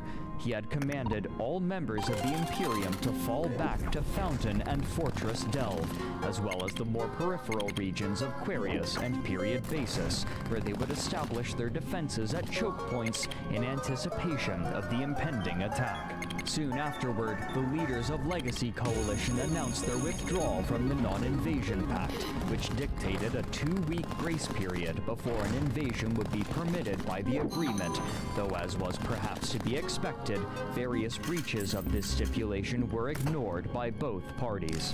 The goal of this war was clear, one that echoed the goals of the war 4 years prior. Currently, there are well over 400 Titans converging from all over Eve, and that will combine with our Titan fleets from Legacy and Fire and all of our allies, and it will be the largest Titan force ever assembled in EVE Online. Most of EVE is unified around one goal, that this time, goons must finally be destroyed. All of the alliances joining forces today have agreed that we will not make the same mistake we made at the end of World War B. We will see this through to the end. And months from now, when this war is won, we will finally be looking at an EVE that is worth playing. Once again, the vast forces of Nullsec and beyond gathered together, but this time, there would be no outside funding. Using the resources amassed during the years of peace, the united forces of Legacy Coalition and PandaFam would fund this war themselves, with the express purpose of destroying the Imperium once and for all. This temporary alliance between these two massive coalitions against the goons would be called TAPI, a portmanteau of Test Alliance's abbreviation TAPI and PandaFam. While the goals of the previous war were more nebulous, this time victory was singularly defined: the complete eradication of the Imperium. The roles of the participants in this war were also clear. The Imperium had willingly nestled themselves into just a few regions, preparing to act as the defenders against the invading forces of Pappy. This concentration of military might was a boon. All of the resources of the Imperium were now centrally located, and any ships or modules necessary could be moved from one front to another with relative ease and speed. Their centralized, autocratic organizational structure also meant that making important decisions would be a rapid process, something that had historically proven vital in New Eden. Despite the Defenders' advantage, the war seemed to be almost a foregone conclusion. Pappy's forces constituted the combined populations of Legacy Coalition and PandaFam, and together they outnumbered the population of the Imperium 2-1. At this stage in New Eden's history, when population was vital for any alliance, these numbers seemed insurmountable. But the Imperium's defenses were stout. If defended tenaciously enough, any gains made by Pappy forces would be incremental and costly.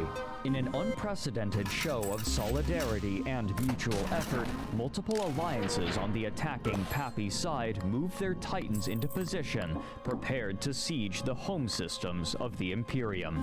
But if Pappy forces were to successfully attack the primary home systems of Fountain and Delve, a multi-pronged offensive would be necessary. Attacking from the southern systems would be brutal, if not impossible. The Quarius and Period Basis regions were separated from their easterly neighbors by a massive distance, too far to make a jump.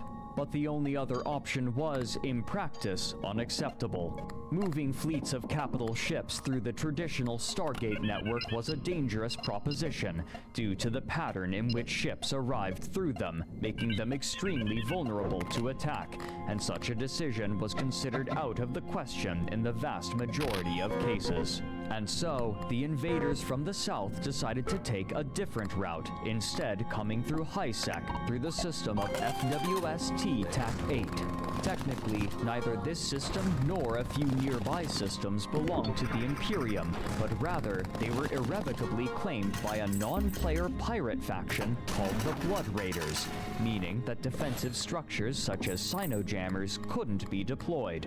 Either side would have the freedom to deploy capital ships to FWST TAC-8 as they so chose. Forcing their way through this route, however, would be brutal and costly, and the fleets were harried by the forces of the Imperium constantly, and the entire time the Imperium fleet commanders were studying Pappy's fleet movements carefully. Finally, after months of grinding battles, the Pappy fleets made it to their destination.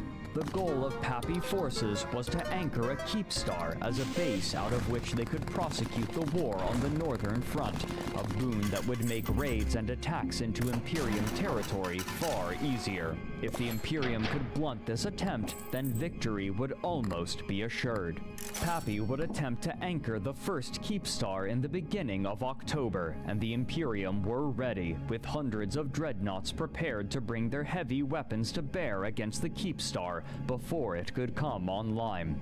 When the Imperium arrived, they were significantly outnumbered by the Pappy forces, a trend that would continue to repeat itself throughout the war, and they had little hope of driving their foes from the battlefield. However, their definition of victory was not to push back the enemy fleet. Rather, they needed only to destroy the Keepstar, a goal that superseded any concerns over cost. As the dreadnoughts focused their fire, they in turn were targeted by enemy ships, and they began to drop one by one. But the damage output of these siege batteries was too great for the Keepstar to weather, and the structure would be destroyed before it could come online. Despite achieving their objective, the toll was extremely heavy for the Imperium, with 250 of the attacking dreadnoughts destroyed, significantly more valuable than what Pappy had lost. And so, they tried again.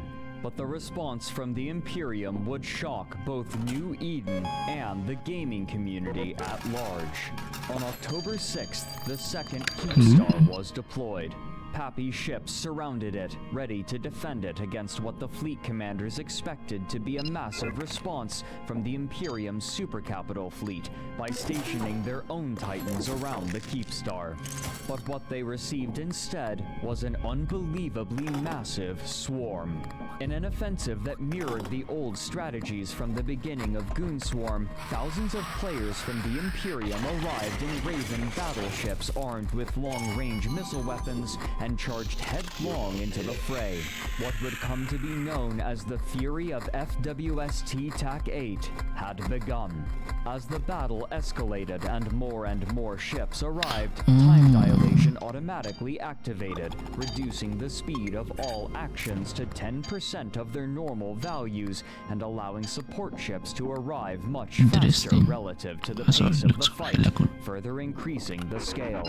As the hours wore on and more battleships arrived to replace those lost, Pappy leadership realized that the damage was too great for the Keepstar to bear and forces were scrambled to intercept Imperium ships as they arrived, but the flood of incoming Imperium forces was too great to stem. As the fight spilled into the following day, the Keepstar disintegrated and Pappy ceded the field.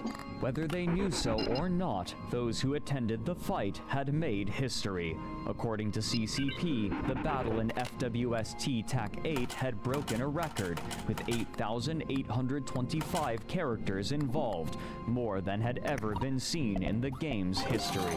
While losing 2 Keepstars was a heavy toll, the losses suffered by the Imperium were even greater, but unlike previous wars, the vast accrued wealth of all sides made such losses far less impactful than they had been in the past. At this stage, the 3 more important factors were strategic objectives, available population to fight, and as always, morale. For Imperium leaders, such monetary losses helped to show their resolve. But Pappy would not relent. 3 more times they would attempt to deploy a Keepstar as a forward base of operations, and each time the Imperium swarmed with their battleships to batter it with missiles and prolong the assault. But finally, on the 19th of October, in the system of YZ9 TAC F6, they would find purchase. Imperium forces once again arrived in their missile-laden Raven battleships, but this time, Pappy were prepared. Rather than allow the enemy fleet and their reinforcements to arrive at a safe range, they surrounded the nascent Keepstar in warp disruption bubbles, which pulled the arriving enemy ships into range of the entire defensive fleet. By calling their targets carefully, battle groups could pick off the battleships one by one with little trouble. The Imperium was forced to cede the field. Frosty's OP, an EVE player and YouTuber chronicling the war, estimated that about 140 warp disruption bubbles were deployed for the purpose, each of which was then destroyed by the Pappy forces, so that they could enter their newly anchored Keepstar. In reference to a popular science fiction show, the method by which it was defended, and the number of attempts to anchor a station, this new structure was dubbed Bubble-on 5. The tactic of bubble wrapping a station was not a new idea, but according to Asher, this tactic had been explicitly banned by the game masters of EVE Online until special permission was secretly given to Pappy forces to perform it. In response to this claim, ProGod Legend made a post to Reddit which read, "Despite what Matani is pinging to you, placing 140 anchored bubbles on a grid is not an exploit. Whatever the case may have been, Bubble-on 5 would stand. The war had dragged on for 3 months, from the summer into the autumn of 2020, and there was hope from most of New Eden that this Keepstar would perpetuate a swift end to the war, one that would again see the Imperium defeated and, this time, obliterated. Such wishful thinking would prove comedically wrong. Shortly after this Keepstar was anchored, the Russians of the Red Alliance announced suddenly that they were changing their allegiance from Pappy to the Imperium, bolstering the forces of the defenders who were suddenly taking losses to their infrastructure and facing incursions that disrupted their resource harvesting operations, damaging both their reserves and their morale. In order to preserve some of their industry, the Imperium made the decision to enact a gate camp in a choke point. I don't think so, but if you can find it, I can add it. Delve, now vital for resource harvesting, a situation likened to Helm's Deep. As long as the defenses held and the Sino-jammers were active, if you find the 70V link, I can add it. From jumping in, the industrialists could continue to gather their resources and produce the tools for war. But there was now no question. Delve was under siege. While significant assets were being lost, direct fights were uncommon, as neither side was willing to commit to risky, decisive battles, instead choosing to fight only over major strategic objectives such as Bubble-on 5, and Pappy continued to spill from the north into Quarius as well, foregoing the southern connections entirely. The next major fight, however, would once again break records, and the price of the war would reach absurd levels. Toward the beginning of the war, Asher had bragged that not a single Keepstar had been destroyed, but after the establishment of Babylon 5, Pappy had specifically chosen to target the numerous Keepstars to break the defenses.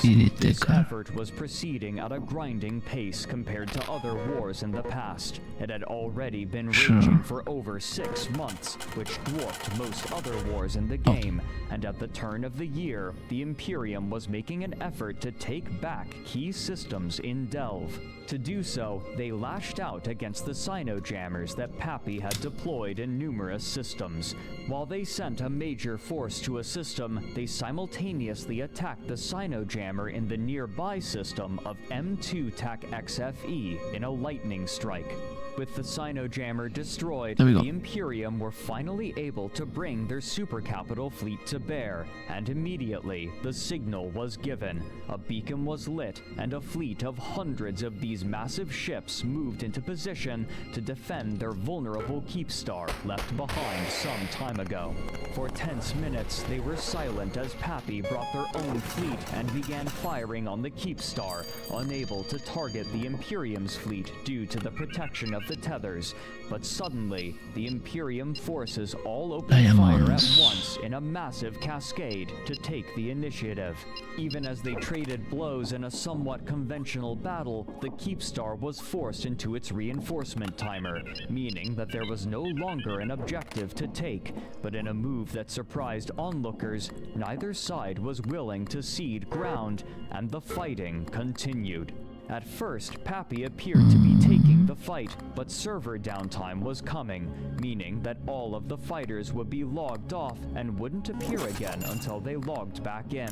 According to Frost, the Pappy forces failed to make the proper preparations to effect a retreat from the fight, and after downtime, the Imperium pounced, placing warp disruption bubbles on the location where Pappy's Titans would return when they logged back in. Pappy's ships were trapped. As long as the Imperium continued to place warp bubbles, these ships would be out of position when the reinforcement timer finished, and the Keepstar would be vulnerable again. Pappy spent the intervening days bringing more Titans to the front lines to assist the attack on the Keepstar, and when the time came to jump into position, they decided upon a bold strategy. They would jump in directly above the Keepstar, just out of range of the enemy, accepting a small sacrifice of Titans in order to bring the full weight of their ships to bear at once. The previous battle had attracted attention, and according to PC Gamer magazine, over 13,500 players were in position for this second battle, prepared for a fight. This was a tactic that had never been implemented on this scale, and with good reason. With so many actors operating in the same area at the same time, the EVE servers had a tendency to react in unpredictable ways that were almost always more detrimental to the attacker than the defender, making it difficult for an attacking force to assail a position with too many enemies. Still, the leaders of Pappy decided that this was a risk that they were willing to take. The call was made, and this unprecedented fleet made the jump simultaneously. The servers for EVE Online buckled, and strange things began happening.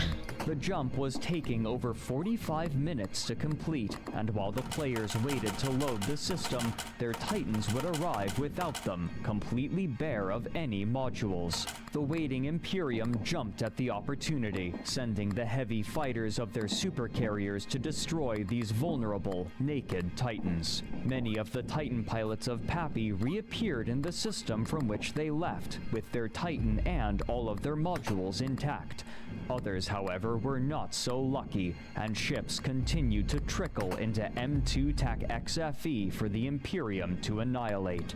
This fight broke a new record. When converted to real-world fiat currency, it had cost over $350,000, catapulting the total estimated cost of the war well past $1 million by any metric.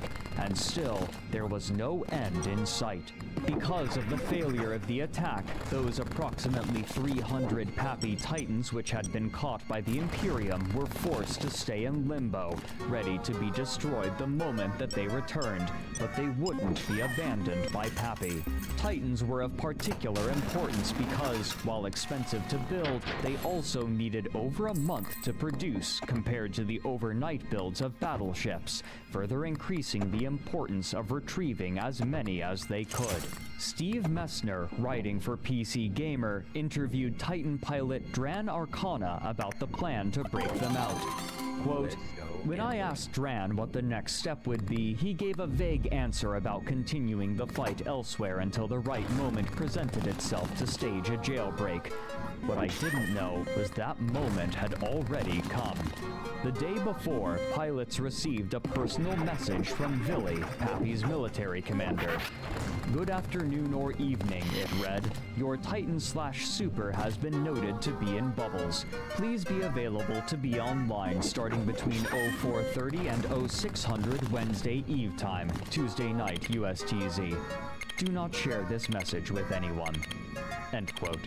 When the time came, almost a month after the camp had begun, approximately 170 of the Titan pilots were prepared, and as they logged in, Pappy suddenly jumped subcapitals into position, who began slamming the Imperium's camping force. The Imperium responded quickly, bringing a Titan fleet of their own to bear, but Pappy were prepared, and they snuck a fleet of over 400 dreadnoughts close to the Titans. As Pappy Titan pilot Tony told PC Gamer, quote, "It forced the Imperium to choose: continue shooting our extracting Titans, who weren't shooting back, and take extreme losses in their own Titans, or only shoot our Titans with Doomsdays but use their guns to save themselves from the onslaught of dreadnought fire."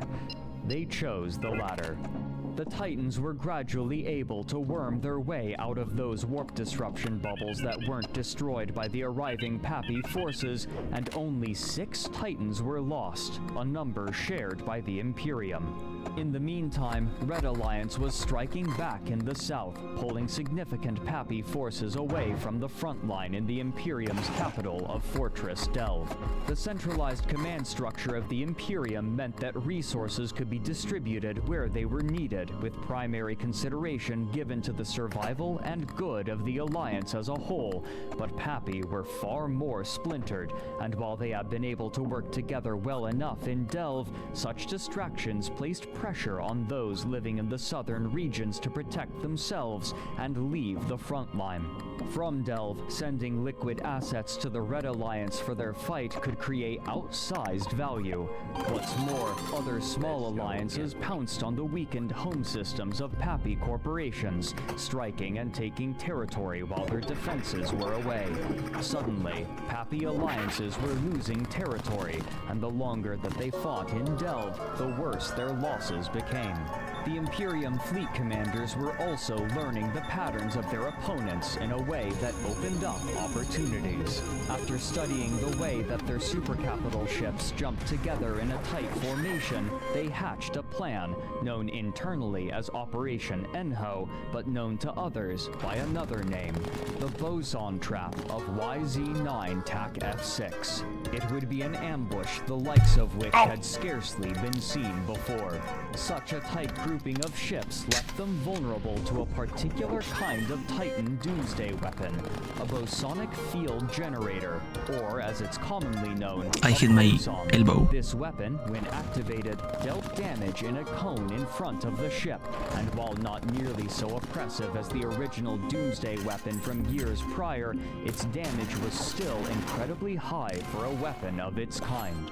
While requiring careful coordination and tight restrictions on communication to prevent information from leaking, the plan in its essence was straightforward. When the supercapital ships of Pappy jumped into a fight, a fleet of Titans, all spread out across the solar system, would warp into predetermined locations, aim their bosons, and fire all at once, dealing enough damage to wipe out the Titans clumped together.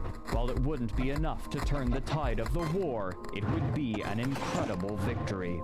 The day of the battle came, and everybody was prepared.